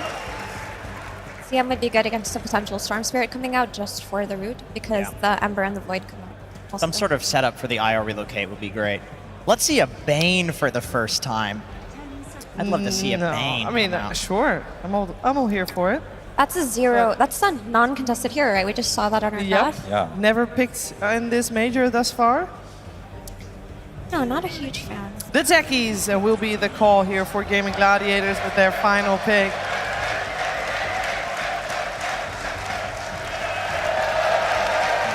Nice one. All right, one final pick coming Team Liquid's way. It's got to be Storm, right? Faith Beyond, what's the call? Seems like a spirit, Storm Spirit.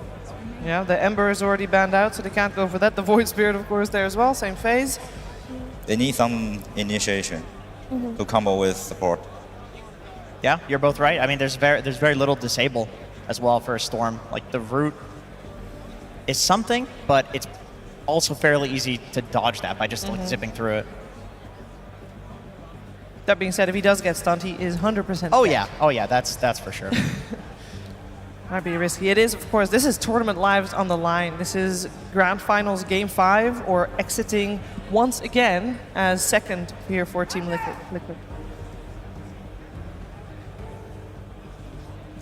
It's a tough call to make. Yeah, there's not so much hero you can lane to Lashrak, and you can initiation. The Wind Ranger.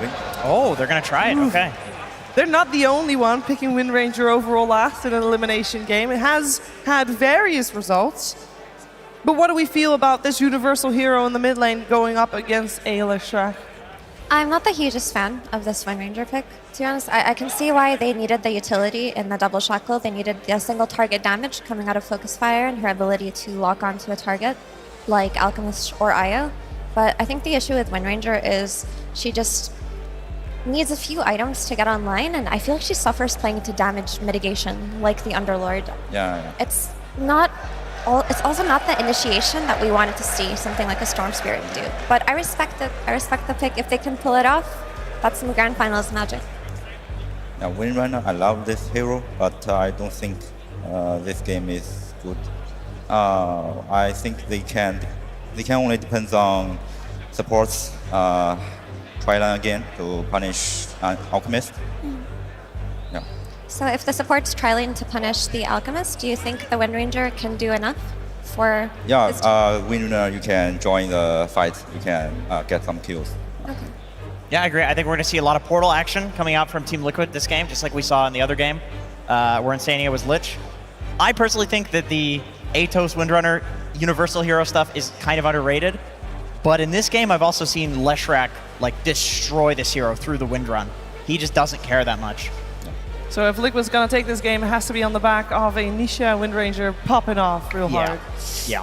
All right, can they do it? Can Team Liquid force out that fifth game, or will we have back-to-back major champions in Gaimin Gladiators? We're gonna find out together with Odie Pixel and No Tail.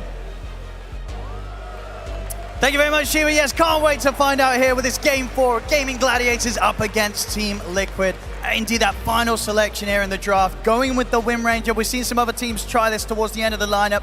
Is this a game where this could be the hero for Nisha to pop off and give that chance of this series going the full 5 games? So Sumail was outside with me, and he actually called the Wind Ranger pick as last pick. It was the hero that he saw that they needed to have a chance. I think this is the real test for Liquid. I don't think they're favored in the draft by any means, but it's also Gaimin Gladiators. They kind of got their bread and butter with the Underlord again, the IO Alk. I mean, their bread and butter, I don't want to necessarily say, but their draft is really solid, really good. I don't think they have a strong play versus this Relo. The Wind Ranger is supposed to help a lot with the shackle shots and the low cooldown stuns to let the rest of the heroes connect, and for the Rupture and Doom not to be wasted. But for Gaimin Gladiators, it's quite easy to disengage, I want to say. Or stand your ground, survive, and fight back. So I think a lot rests on this Wind Ranger and Bloodseeker, but back against the wall, I think it's time to see what Liquid are made of. So, I mean, Liquid very much with their setup here. They don't want to get caught out by any first blood action. They'll stay hidden beyond the tier 1 tower.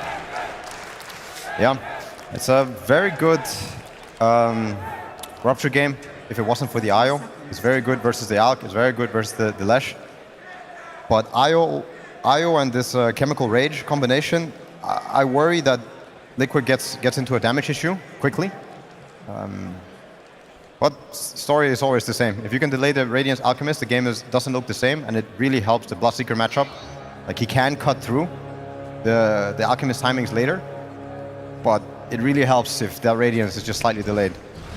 Not going to quite get the catch on Boxy. He was prepared there for that attempt from Tofu and Duracho. To take out his ward, but not before Gaming Gladiators are able to get the D ward. First ward taken out by Celery. Yeah. Dota is a mental game, so I still don't think it's about draft as much as it is about the whole thing, the whole picture. If Liquid outplay people, or outplay their lanes, I think that's their way into this bottom lane. I'm going to try for Insania. Look, grenade down onto him as well, Tofu. He has another sticky bomb coming up. I mean, if he hits it, should be a solid chance of getting the kill. Insania's got a Fairy Fire and Tango regen to play with. It's going to connect. There's one more hit. Fairy Fire. He's going to live with that as well. Insania back under the tower. No first blood to be had yet. Yeah, very close. The good side for Liquid, I would say, for this laning phase. Maybe Ace, in fact, in trouble. They've got the blood grenade down onto him. Mickey and Boxy, they're going to be able to chase the Underlord out of the lane, and they'll find it. First blood for Mickey. That's exactly what they had to do. I was just about to mention the Doom matchup versus the IO Alk. It's one of the few lanes that you can kind of 1v2, or you can also decide to pull the lane yourself. IO can't really do much against it. So I really like what Boxy did there. Looking at bottom, now takes the Twin Gate back to top. But I think we're going to see Boxy back down here in a couple minutes. Yeah, I think that's the place down. We've seen sort of how mobile Boxy's been in the previous games, mainly sort of between that top lane or the side lane and the mid lane. This time, maybe indeed just more focus on the side lanes in particular. Duracho, get the concoction out. Be the harassment from Boxy, already bringing Duracho down low. We'll see how well the sustain of Celery will be in terms of keeping Duracho fine to farm in this lane if Boxy sticks around with Zai. So Lesh was one of the most popular heroes of the last patch. We haven't seen too much of it since the bottom. No, we haven't seen too much of it in the new patch. We saw a few games, I want to say. Maybe it was just the one from Nisha where they ended up losing. But this time around, Nisha playing against Quinn, Leshrac with a Wind Ranger. It's a hero that can also, kill or match the 1v1. Bottom. Okay, he's able to connect with the Blood Ride, chase down Tofu. These two picking up the kills here, Mickey and Insania. A good start secured here for the Bloodseeker. Very nice. I think it's very related to how they started out the lane. If Skyra didn't start bottom, I don't think this kill would have happened either. These early moves meaning everything in terms of getting the momentum going. See now, Tofu back to the lane. Okay, this start feeling strong, and any time that he has got Insania by his side, almost certainly able to have opportunities to turn it around. So Tofu's got to be careful how he commits with any blast-off attempts. Yeah, I'm interested to see the Ace. He looks like he's going for the Vanguard. He's not opting for the boots, and it's probably because he's not playing against one of those massive lane dominators or heroes with the stronger passive for zoning. I think once you get the Vanguard, it does make you kind of unkillable for a while. Yep. The Wind Ranger also suffers a lot against these early Vanguard pickups until you get a Maelstrom. So no real easy kills or easy ganks. For sure, and I think, just sort of not going the Soul Ring or the Mana Boots build, because at the end of the day, any sort of harassment you throw the way of Mickey, he's going to be able to sustain through with the points in that thirst. Yep. The one thing that Gaming Gladiator relies on this game, I think, is the Alchemists getting the Blink stun off. Because without that, you're left with the techies Underlord Lesh. It's not bad, but it's also something that's kiteable or something you can force staff around. I think if I'm Liquid supports, I'm really looking at the Glimmer Capes and the Force Staffs for this game. Win. Playing it nicely here. Lane, the way that he held on to the stun. Nisha's able to get the shackle off. Wimrun as well. He'll be able to kite this out. Boxy also turns up, so Quinn won't be able to push forward to take down Nisha. Nisha will have to take the walk back to base, though. Yep. No water rune for you. He's probably looking at this creep wave and hoping that it's not going to be missing too much. I don't think he will. Okay, I was trying to see if they could go for an opportunity to chase Ace down. Trying to connect the waves. It's too quick, and Tofu was able to slow him down a bit there, getting the bomb out upon the Bloodseeker. A tithe to the impurities. So far with the CS in this lane. going to be pretty close. 17 for 6 against the 17 for 4 between Mickey and Ace. Yeah, mid lane. It's a lot of pressure already for Liquid. Top lane, Sai, for this kill. a bit low. They're throwing down the blood grenade. They're going to full commit here to see if they can take the Doom down, but backup's inbound from Boxy. Yeah, before this Vanguard, Alchemist in the last patch would not be able to do this, but in this patch, you're a threat. Even though Io doesn't add much to the go, just the acid and the stun is enough to threaten Sai's ability to stay. And getting just excellent farm so far, Duracho in this lane. Top CS right now is the Alchemist. Mid lane matchup, even with that sort of way that they were able to bully Nisha out the lane earlier, he's still keeping it close. 23 for 6 against this 19 for 7. A lot's also going to come down to the level 6 timing. If Quinn manages to get 6 at a good time, it also allows for a lot more kill opportunity and rotations to happen mid. But until then, Boxy, I think he's contemplating the twin gate. Bottom lane, it's going to be another one here for Mickey and Insania. 2-0-1 already for the safe lane Bloodseeker. Mickey already with the phase boots done. A rather terrifying lane to return to. Such a huge kill. I think if they kill the Underlord again after TP is down, just before the Vanguard, it's massive if they manage to. But they might be getting distracted by the 6-minute rune. On top, we're going to see another attempt for Duracho and Celery onto Zai. Good body blocks here from Duracho, keeping him, Zai sort of held in the acid spray. Zai trying his best to walk this one up, but there's no escape. Wow. Nice so play from the out. Bottom rune. They try and make the jump on Insania, but Insania's got the back up of Boxy. Ace swinging around for the side. Nisha, he wants to get involved with the fight. They've got the Ancient Seal. Get the pullback. That's going to set up for the 2-man shackle shot. But the heals are there. Celery tethers across, keeps Quinn alive. Now they'll be able to look to chase down Boxy. Insania is finished off by the final bomb there from Tofu. Boxy manages to escape. Gaimin Gladiators taking these kills around the mid. And Quinn, just a little too tough to take down. Celery each and every time making sure he's within arm's reach to jump in with the tether and provide that little bit of sustenance at this point that stops Liquid from getting these kills on Quinn. Yeah, we got the Vanguard up on Ace and on Zai. So now I think side lane kills are way less likely to have happened, but I say that, no. You can kind of see what's going on bottom. 4, 5, 6 right clicks on Ace and nothing's going on. Yeah, it's just doing nothing. Yeah, Ace is going to feel super safe now, even when he is on his own. How are we looking on the Alchemist? Taking... Boxy Suicides. Just go for the mana refuel. Celery, he's going for the steal. And Insania is here. I mean, but yeah, you can see very much from Mickey. He doesn't want to sort of spend time away for the creep wave trying for Ace, not at least until he's got the Rupture online. That's a very important wisdom rune for Io to get. He enjoys.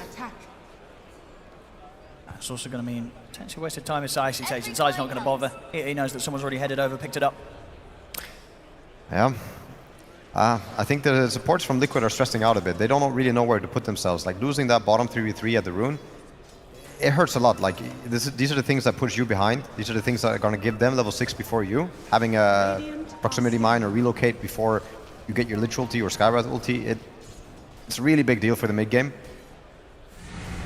See, once again, Duracho now in this area of the map that's really hard for Liquid to get their way over towards, especially with this ward coverage from Gaimin Gladiators. They're going to know such every a good single ward. movement. It is such a good ward. Wow, so much information. Duracho, he knew. So this area just gets even harder for Liquid to try and make moves happen. Yeah, and they're trying to use this Vanguard to get this kill or get this opening into a potential tower push. But yeah, the warding game means that for Gaimin Gladiator. Oh, Nisha? Sofa's going to open up onto him. And at least just holding Nisha back so Quinn can grab the rune. We'll get caught by the shackle, but again at this point, just not enough damage from the Wind Ranger to finish off the kill. Nisha won't be able to commit for Tofu, and Quinn with the invis, he's perfectly fine. Liquid come in with the supports, but they still can't get these kills mid. These small battles, they really hurt. Top lane, not much is going to happen, but yeah, still, I see this Alchemist cutting halfway through a Vanguard Doom's HP pool, and strong, very strong hero, this Alchemist. I mean, as you say, sort of the difficulties for Liquid supports into what they want to look to do right now. I mean, what do you think is their best bet in terms of moves that they can make on the map against Gaimin Gladiators? They were looking at the right thing, in my opinion. Looking at this Alchemist, trying to delay this Radiance, trying to delay the Relic. Every minute you save yourself and allowing the Bloodseeker to get closer and closer to a point where he can also cut through. The later timings, that's what you really want to do, but you know, you have two teams fighting it out, so they're not just going to let it happen. And yeah, I would say Liquid feeling the pressure. They should be. They're making a smoke again towards the Alchemist area. Yeah, it's just such a nice area to farm as the Alk, having those two camps, and as we're seeing just kind of constant stack after stack that they're able to create. But Ace now, he's going to get his yeah, he takes the Fiend's Gate, so he's also ready to connect if anything happens. Very, very hard for Liquid to make these moves that they need to. They don't find anyone with that smoke up into the jungle either. You know, no wards on Insania. Quinn happily paired up with Celerin, as you say. You know, you make a move top, Underlord's going to be coming over. You make a move bottom, Underlord, he's going to be bringing in the backup from the rest of the team. Yeah, like just imagine rupturing the Underlord and he drops a Fiend's Gate down. I don't know if you can commit as Liquid, like unless you have a Lich ulti or something to kind of counterplay the 4-man Fiend's Gate. You must be really worried. Like you must be thinking that we're going to be dragged into a 5v5 that we're not able to win. Regen Rune, very good for Quinn not to get. Decent pickup for the Wind Ranger, but doesn't really help you get the kills. I mean, Liquid, yeah, the three of them really, Nisha, Insania and Boxy, they're just running up and down the map, not finding any opportunities at all, and every passing moment that the farm for Dyrachyo just continues to grow. This is one of those Alk starts that's going to be hitting some great timings. It's a game of cat and mouse. Liquid not being able to find a play that directly allows them to pressure. Like, if you don't show up here, we're going to take your tower. So yeah, I think they're wondering themselves, what do we do? Where do we put ourselves? Are we happy with what's going to happen soon in the mid game with the Alk farming away? I think they're not, but at the same time, they might be able to miraculously kill him with the power of the Wind Ranger and the Bloodseeker. Nisha not going for the Maelstrom first. Top lane, they're going to try for the setup onto Zai. Going to bring in the relocate as well. Have those extra numbers. Quinn turns up. They'll look to go in straight away. Zai will turn, drop the Doom down onto Celery, but Zai's gone. And Celery, he'll be perfectly fine. He can wait out the Doom, but he'll survive. Mid lane. Said him. Maybe on the way back they get him. Okay, they do. He's back over the relocate over towards mid. Liquid at least able to clean up Celery on the return. It's something. Lance of Pursuit. Attacking enemies from behind slows them and deals extra damage. That has to also be such a good Wind Ranger item once you get the focus fire. It's like a cheap, what's it called? Cheap Maelstrom kind of thing. Magic damage to cut through Quinn top. I mean, he's not gonna get caught. Maybe. They've got ways to cancel it. The Sinister Gaze, Ancient Seal coming in as well. Quinn, he's gonna be very dead. Ends up caught in the corner with no way out. Oh, you take that if you're Liquid. Not the main kill that you want. Alchemist just picked up his Radiance. But a Lesh kill is a Lesh kill, nonetheless. Quinn, I think, not quite ready for the amount of heroes they're bringing in over there. And TP's out, not going to work most of the time. It's decent ways to stop it. I like what Nisha is doing. I think the Atos is a good play. Playing around the long range stun, playing around the Atos on the Io and on the Lesh. I like it more than the Maelstrom. You're going to rely on your team to deal more damage, but you have a Lich, you have a Skyrad, you have a Bloodseeker with the Maelstrom, so to me, yeah, smart choice. Let's see if it works. One more push forward and they should be able to take this tower down. This is Team Liquid's 35th game of the Berlin Major, tying the record for the most games at a major, along PSG, Singapore Major, VG Gaming, and the Kiev Major. So if they're able to push it to a game 5, we'll see Liquid setting records. Mid tower taken down, Quinn not able to defend it here with the help of the two supports. Liquid able to pressure an early objective. Yeah, the mid tower is good. I think it's very important. This is how you can cut your path to get to these alchemists, even the top area, like getting every tier 1 tower does help you move around the map and limits it for the enemy. So if this turns into something else greater later, then yeah, you knew that the mid tower might have had something to do with it. This top lane, you know, Dyrachyo just getting so much. I mean, something that we sort of saw before, even when Liquid get kind of these early towers, as long as Gaimin Gladiators have Dyrachyo in a safe spot where Liquid can't reach him, they're feeling pretty good about this stage of the game. I think Gaimin Gladiators is quite happy. They're farming up on all 3 cores. Nothing is stopping any of them. Nothing is threatening any of them. And yeah, I have a feeling that they're just reading the map and reading the movement from Liquid, and Liquid's not being able to land these smokes and get these deep wards to stick. A real test will be how much power Mikke can bring, because he got the Atos and Nisha. They're looking now. They want to take this area from them. Yeah, sort of that, but between that and the fact that the BKB is just about a recipe around the corner for Mikke. Yeah, Liquid, they will have that timing where they're going to have to try and make these moves with their, both of their cores involved. Then will be the real risk, whether it pays off or not. Because if they don't find the action then they're going to start falling Nisha really hoping behind. for something good. That's pretty good. They really want to find the Alchemist, something that forces the fight. Like, if it's not the Alchemist, I think it's the Leshrac, but Alch is definitely the best go. They've got a chance here. They see him. same time, if they go for this, backup will be coming. Tofu looking at the other side. Keeping the vision. The tower's almost dead. Duracho is just showing. I think they must be feeling like they have to go on this. At the same time, they probably feel that maybe it's some sort of a trap. Of course it's a trap. I mean, Gaimin Gladiators is looking to respond, but I think this is the fight that Liquid want. It's not going to get easier when Alchemist gets BKB. I think that's when you kind of lose one of your timings. They're bringing Boxy over as well. They have to find something here, Liquid. Nisha looking. They're already aware with the mines laid down. Tofu, he knows that they're coming for Duracho, and Duracho is able to back off. Liquid not able to find that jump on him yet again. Duracho remains safe. Cat and mouse, cat and mouse. You see a line being drawn from Boxy across the map. I think he's trying to predict the Alchemist movement. They don't really want to run into the Underlord, but I think they feel like they have to shrink the map and find this important hero. Because if they don't find an important hero, no fight's going to happen. I mean, they're really going for it, Liquid. They're starting to reach around beyond the tier 2 tower. They'll get eyes on Tofu. They'll drop a Mystic Flare, but the heals are coming in for Celery. It's actually not going to be enough to kill Tofu off. Tofu's perfectly fine. Zai dropped the Doom down onto Quinn, but they're keeping their distance, and Quinn is even considering getting in on this. The Chain Frost thrown out. Mickey trying to focus down Ace, but he has to back off now with the damage still coming out from Quinn. They've already lost the 2 supports here, Liquid. The cause, they've got to run. There's no fight left to be had. As Liquid, they'll escape with the 3 of them. The relocate for Celery, not quite enough to allow Quinn to close the gap on Nisha. But the struggles are being shown here. Liquid, they just cannot force these fights. They're not getting away with it. Gaimin Gladiators very casually able to respond and just force Liquid back.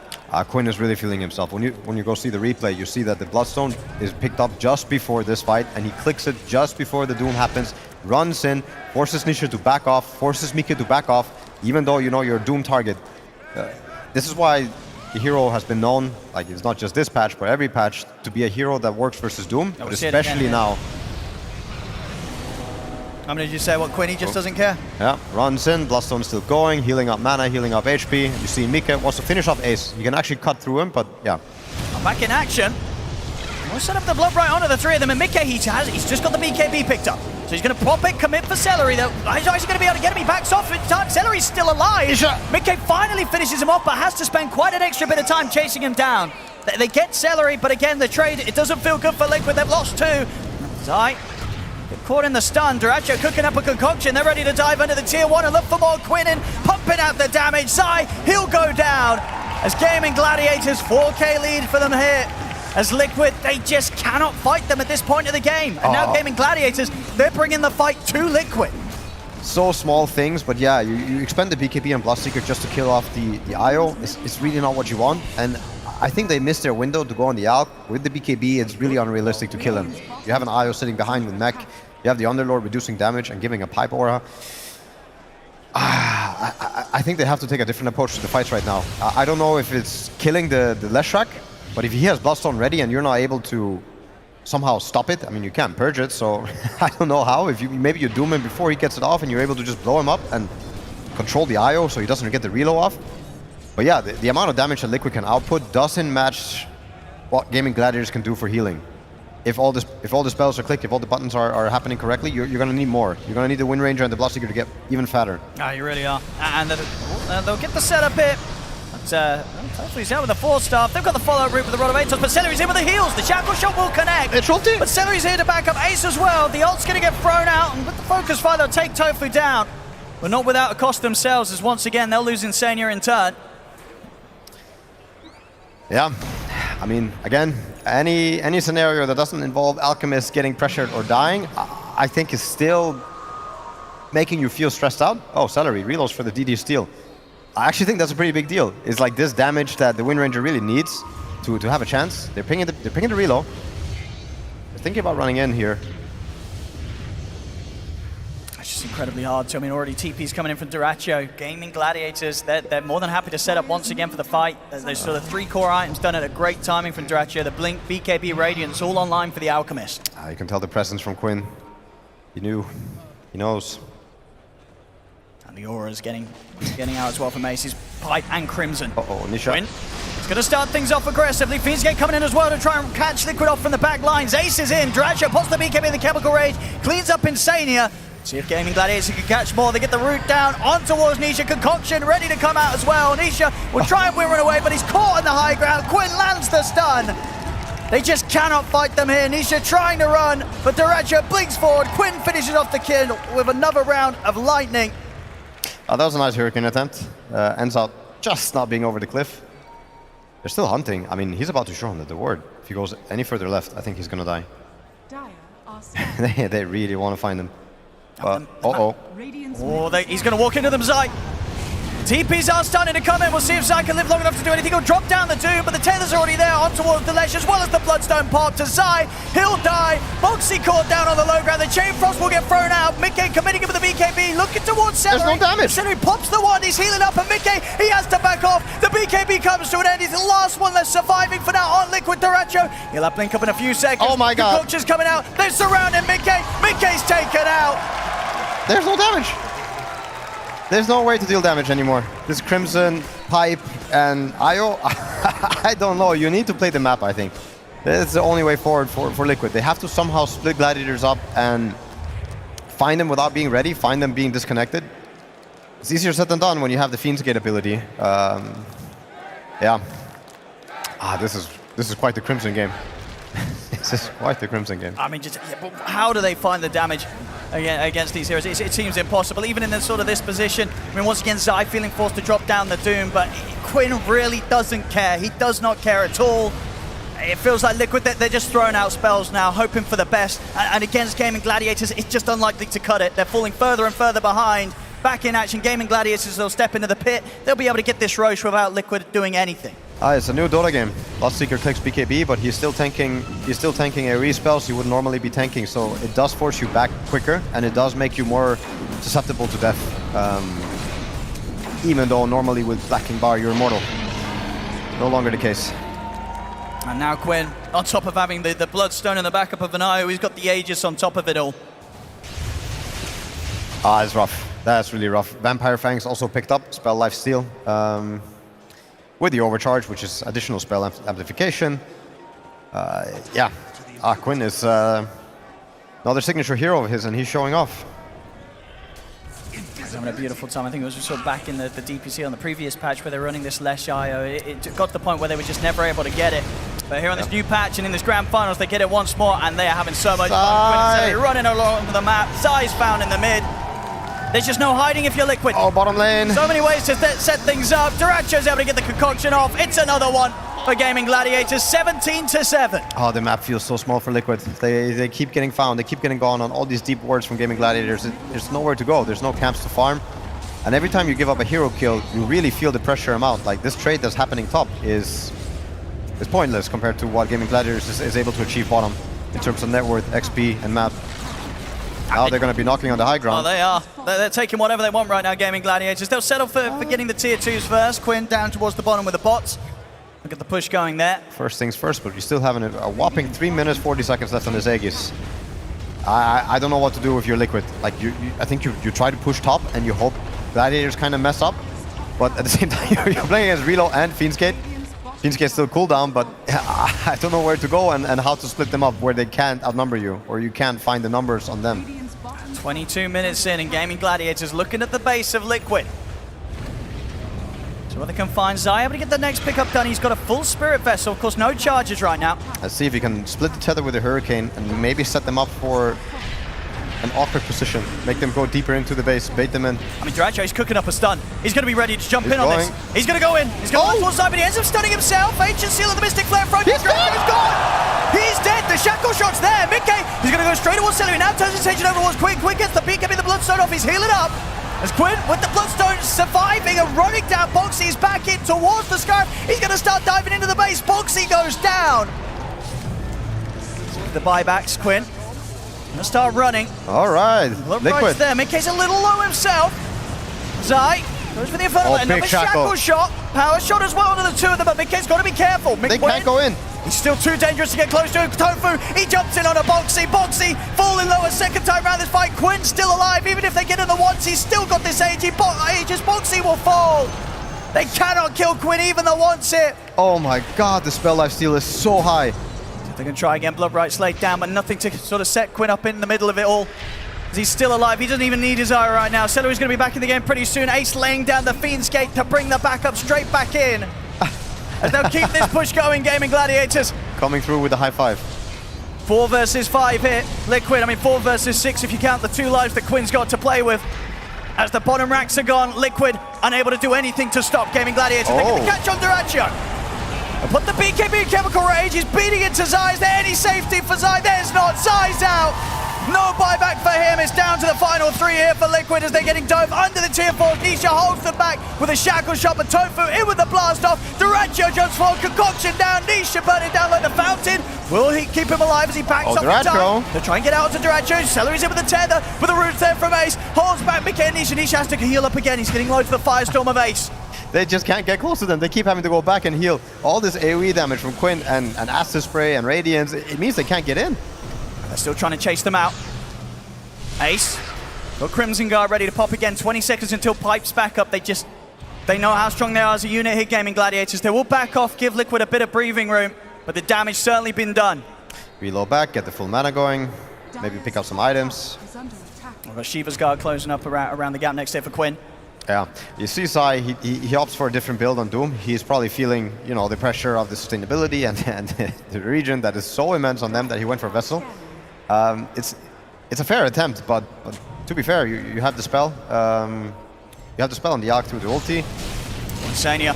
He's going to get run down by Quinn. They get the shackle on to Celery. They're going to try and bring the Io down first. Crimson Guard's not going to save Celery. Celery goes down. Now they turn back towards Mickey. They've got to try and get Mickey out of the center of this fight. Wants the BKB, starts back on the chain. Frost is there, bouncing onto Duracho. The Vessel's down upon him as well. As they go with Nisha on the way, the reach for them, taking down Duracho. Nisha getting low. Doom dropped down for Zai. Ace going to be able to turn towards the Hurricane. Bloodseeker. Mickey's trying to poke in to kill Tofu off, but he cannot do it. Again, Quinn just running whoever he wants. They'll hold him back with the Gleipnir route. Zai, he's caught on the front of it all as they surround him. The stone connects from Quinn. Zai, he's going down. He's out for 45. Wow, they want to end it here. Let's see if they can. That's a confident buyback. They know there's no Doom. I don't know what to call this Leshrac. This is not a normal Leshrac. This is what they call Demon Goat. I mean, they cannot touch him. Quinn just invincible throughout all these fights. He's going to be even more so with the Shiva's Guard coming out next towards him. As they're back on, looking for a second set of racks here. Liquid, they've got to try and do this 4 versus 5 if they want to slow down this push. Gaimin Gladiators, they take the range barracks, they're onto the melee. Oof, this barrack will hurt, but at least on the bright side, you saw the damage that could come out. If the Ratro, I mean, maybe he will want to jump in and self-stun again, but whatever it is, if they get the scenario where they can just get the hits in with the Wind Ranger and the Bloodseeker, they do have damage to cut through. And yeah, I really like Zai's Doom on the Underlord there. I think it was the better choice. Dooming the Leshrac with the Aegis wouldn't really make sense. You just have to kind of run around him, but yeah, it's still a huge problem. I don't know, I don't really know how to address the Leshrac other than, yeah, ignore him and hope for the best. Potentially they can kill him. I mean, maybe. Maybe if they blow everything on him and the IO doesn't get the reload off, maybe there's a way. Trying towards their next items, Liquid and Mickey. He's going to be going for this Aghanims build, hoping to sort of add to his potential to just survive through these long fights with the Blood Mist. You know, if he gets in and if they start to get that opening kill, as you say, if they are able to lay down the burst, take out one of the heroes, Mickey gets the final touch, there is the potential that, you know, he's going to be healing up, building up this barrier above him, and he could maybe get to the point where he himself is hard to kill off. I think it was Ortiz playing it earlier in the tournament, where you got to see the Aghanims Bloodseeker really do some work. It's interesting now after the change. It's a lot better than the previous one. The previous one was pretty bad. Was really bad. But yeah, this is the kind of item you really wish you could get for free from a Roshan. But when a game looks like this, you're gonna buy anything you can just for the opportunity to survive the next fight. I should have a chance of getting it in time. Just 400 gold off getting that completed, Mickey. I also think the Shivas, if Zai can somehow manage to get Shivas before the next big fights, sure. It's all about this region.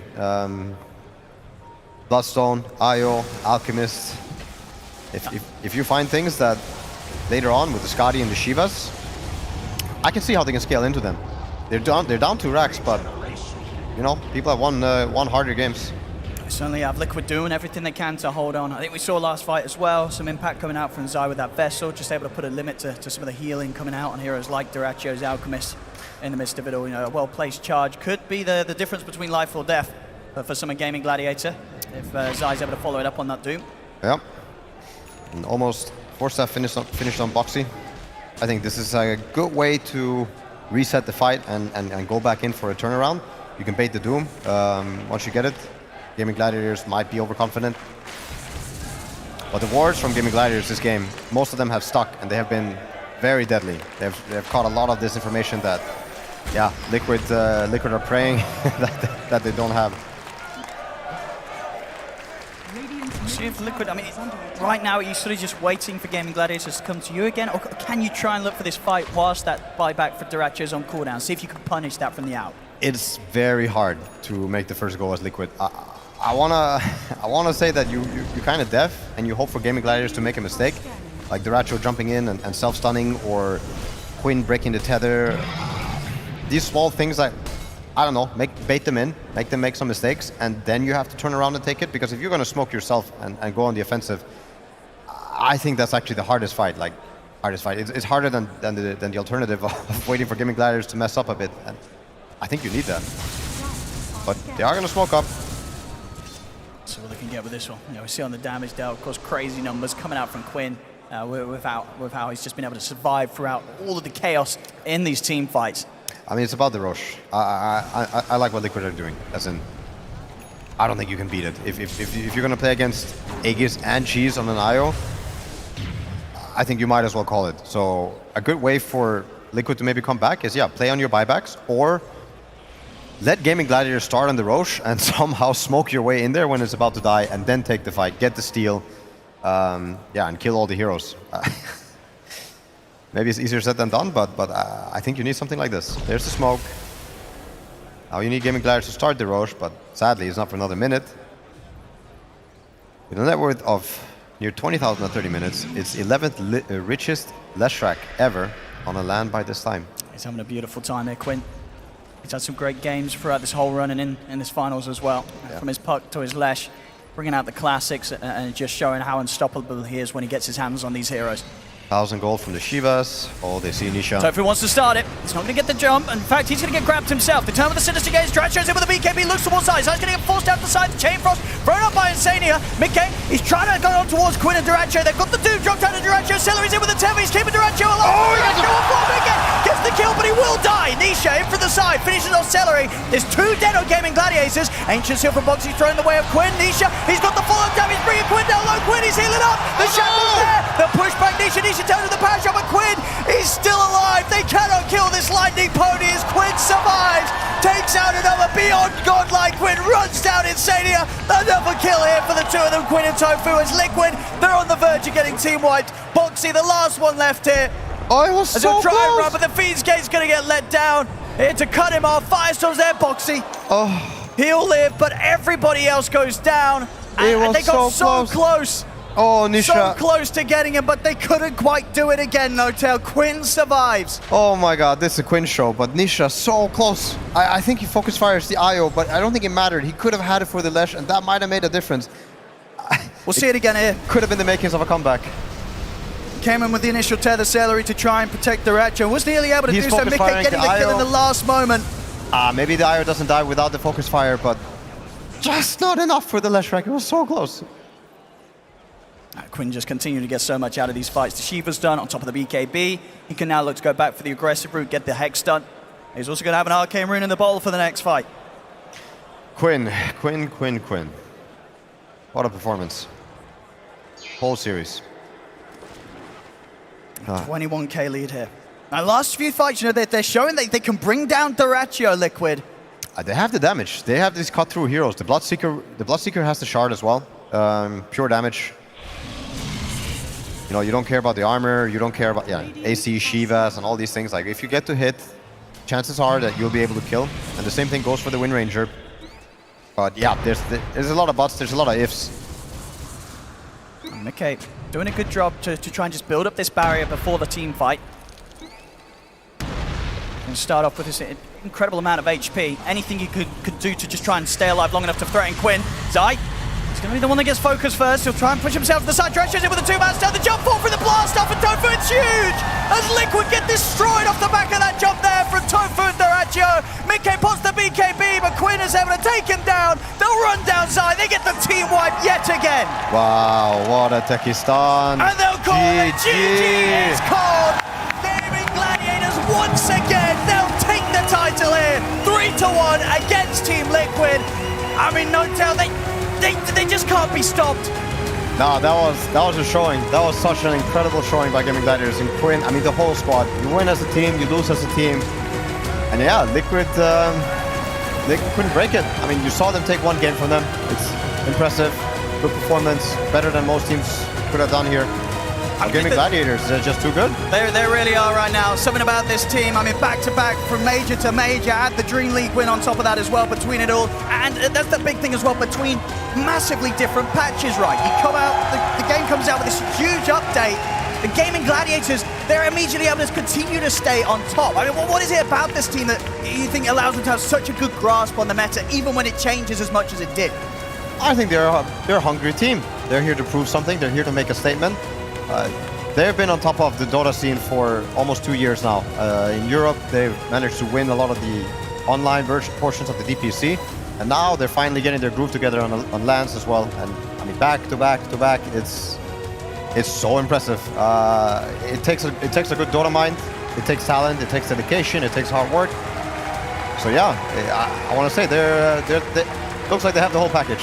They really do. I mean, Liquid, they gave it their all, really, and as you say, they got that one win, but outside of that, the 3 wins that Gaimin Gladiators got against them, it just didn't really look that close, and that's the impressive thing, right? Gaimin Gladiators doing this against Liquid, a team that looks a step above everyone else in the competition, but Gaimin Gladiators, they're that much further ahead of the second best team here on LAN. They definitely figured out this patch quicker than other people. I mean, I say this patch, but it was also the previous patch. They're smart. They're really smart at how they approach the game, how they approach the draft, and how they make it work. They really are an incredible team, and one that you can only imagine is going to continue to just roll in these sort of results and just produce time and time out again. Doesn't matter what the patch changes, doesn't matter what heroes are good, these players will always be on top. Ladies and gentlemen, give it up for your ESL One Berlin Major champions, Gaimin Gladiators!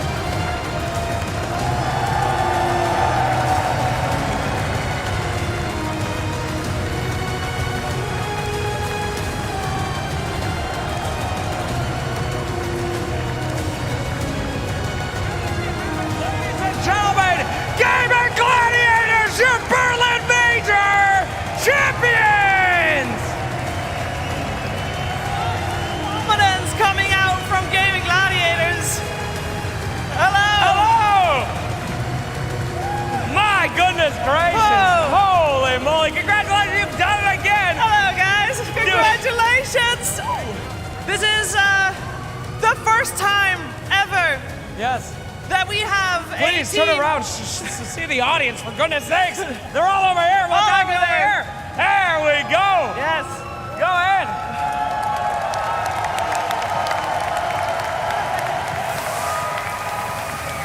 The first time we have a team topping groups, one major, winning it, and now again topping groups and winning another one back-to-back. Celery, I know you started this major off tired. You were open about feeling a little bit burned out, and here you are on the main stage.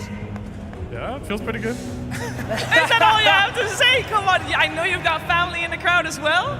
Yeah, it's amazing to play here. It was really fun. This crowd was amazing. Now I feel pretty good. Now I got my energy back. I can imagine feeling pretty good right now. Ace, last time you won a major, I believe you said you were bored. You weren't tested. Did you feel a little bit more tested here today? Can anybody stop you guys? I mean, we did lose one game this time. So yeah. Tested they were! All right, fantastic. Congratulations, Ace. Tofu, this is your home crowd. All these people are here to see you. I'm just going to give you the microphone. What do you have to say to them? I just want to thank everyone for coming, especially my family and friends. I got a lot of Dota friends here as well. I'm really grateful that I can share this moment with every one of you. Thanks for coming. I love you.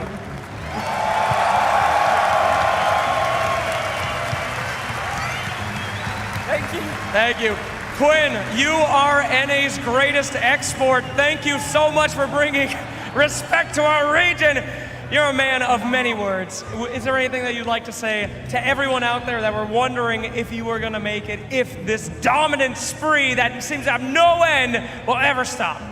Yeah, I mean, I don't know, it's crazy. I never thought I'd win one, and now we won 2 in a row. I don't know, it feels insane. Thanks to everyone for supporting us. I don't know, it's pretty wild. Thank you, everyone. Dota's pretty cool. That's right, quitters! He's done it again! And last but not least, the ratio. It's on this side, sir. It's on this side. Hey. This is another series against Team Liquid. I gotta say it. Every single time you're able to beat them down. What's the magic? I don't know. I think we're just playing some good Dota. We have a lot of fans here that cheer for us. So we're just playing good Dota. We're picking good heroes, and I love these guys. Dalby. Woo! Thank you very much. Oh wait, we cannot forget one more. Just in case you guys didn't know, since this coach has joined this team, they've still yet to lose. I don't know when we will lose, but I hope never. He hopes never. Well, with a performance like that, it might not be happening anytime soon, my friends. Congratulations once more. Congratulations indeed. It's been a fantastic road. It's been so good seeing every single one of you perform on this main stage. The trophy is all yours. And it is about that time it's come to an end. This is so sad. It is very heartbreaking. Guys, before we head out from the major, a big heartfelt thanks to every single person here in the arena. Thank you so much, guys, for coming out here today. Thank you, of course, to all the fans at home around the world, all the fans that are going to watch the replay, everybody at ESL, and the incredible talent, the hundreds of thousands of people that make this happen. It is all thanks to you, so thank you once more. Thank you so much indeed to everyone involved. It is the end for the Berlin Major, but it wouldn't have been the same without every single one of you, so thank you so much. And once again, please give it up for your Berlin Major champions. It's Gaimin Gladiators!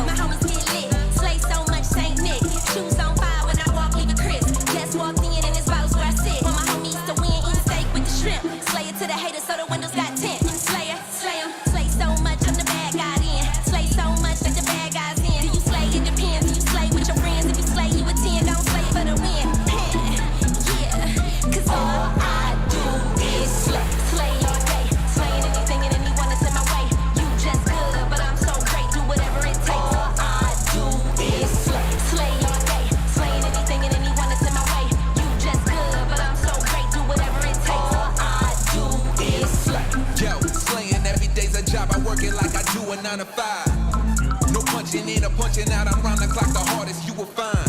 So I gotta grind, like you never seen before, and that's all the time. I'm saying what you need to know, cause I'ma shine. You can get yours, cause I'ma get mine. Fresh to death, the freshest of the fresh. To be the best, you can accept no less. OG status, I ain't new to this. All I do is slay, slay all day, slaying anything and anyone that's in my way.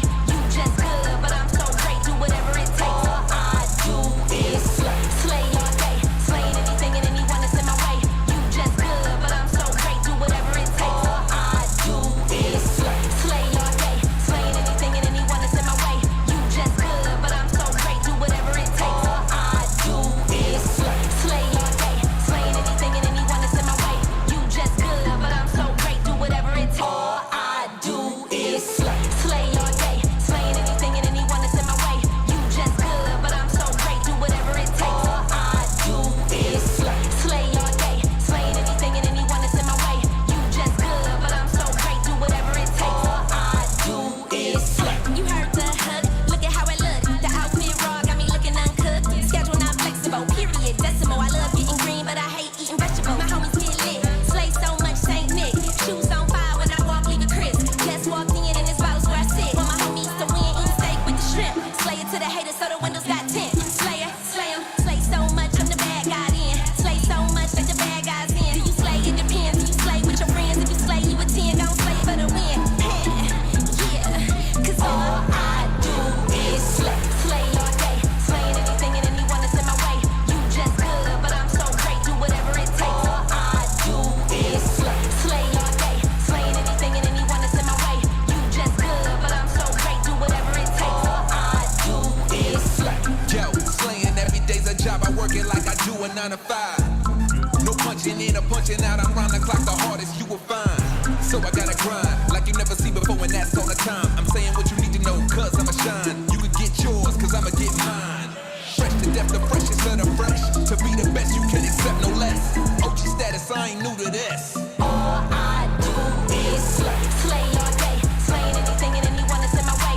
You just good, but I'm so great, do whatever it takes. All I do is slay, slay all day, slaying anything and anyone that's in my way.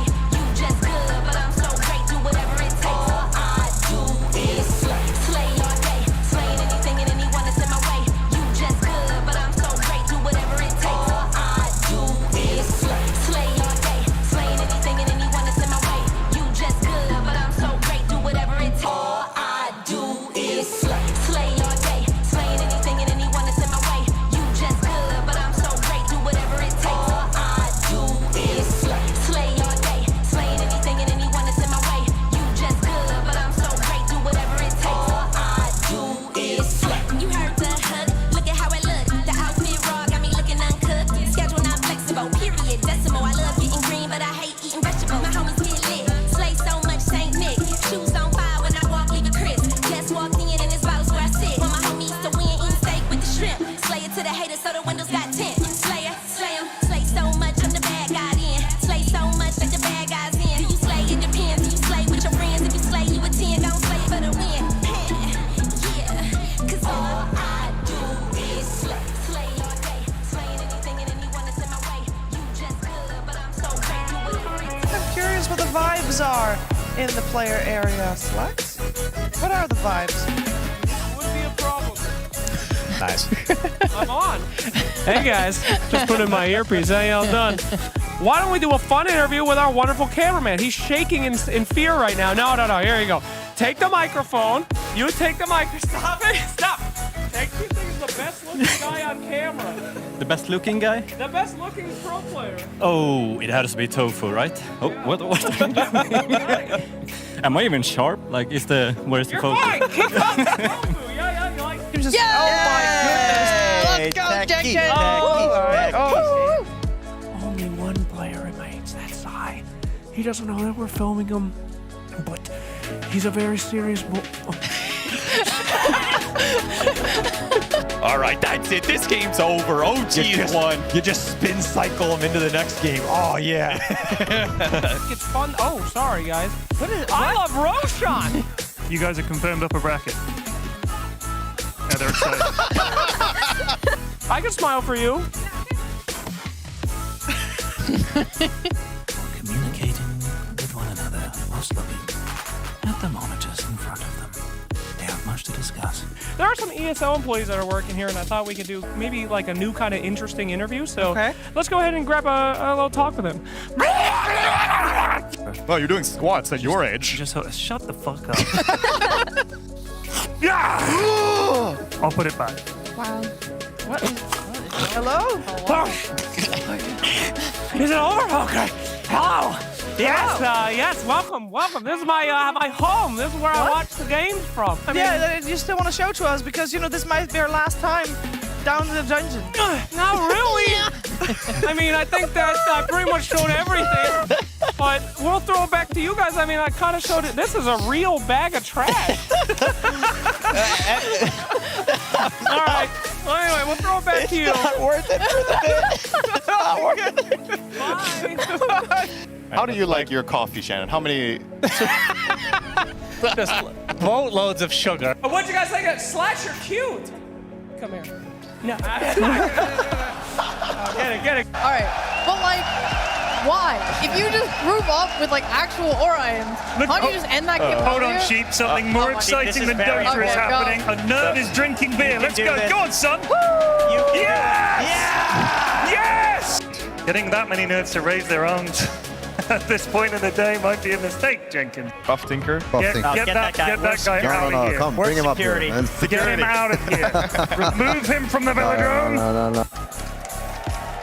Gentlemen, are you ready to commentate about some cosplays? Absolutely. I'm sorry, I think we have a winner. That is just artistic skill. I will give it to you if you sing like Naga Siren. Roger still taking damage. Oh my God!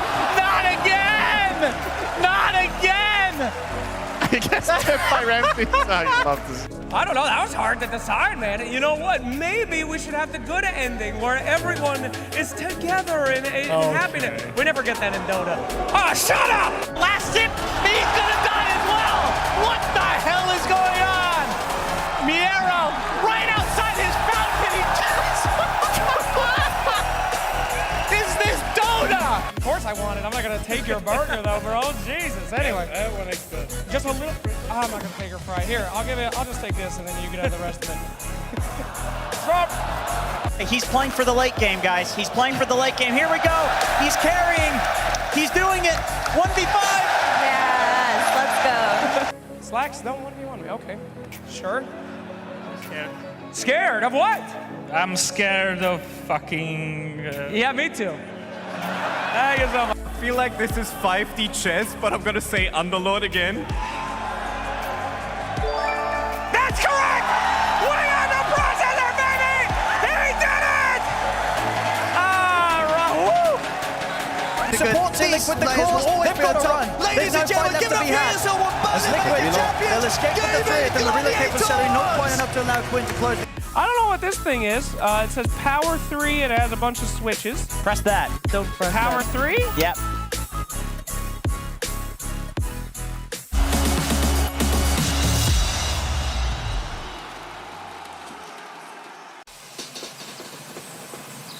You love it, you wear it. Wear your passion. Share your passion. Wherever, whenever. Gaming is a lifestyle. Get your merch at shop.eslgaming.com. I'ma keep winning. I'ma keep winning. I'ma keep winning. You can try to save yourself, but you only gon' play yourself. You can try to save yourself, but you only gon' play yourself.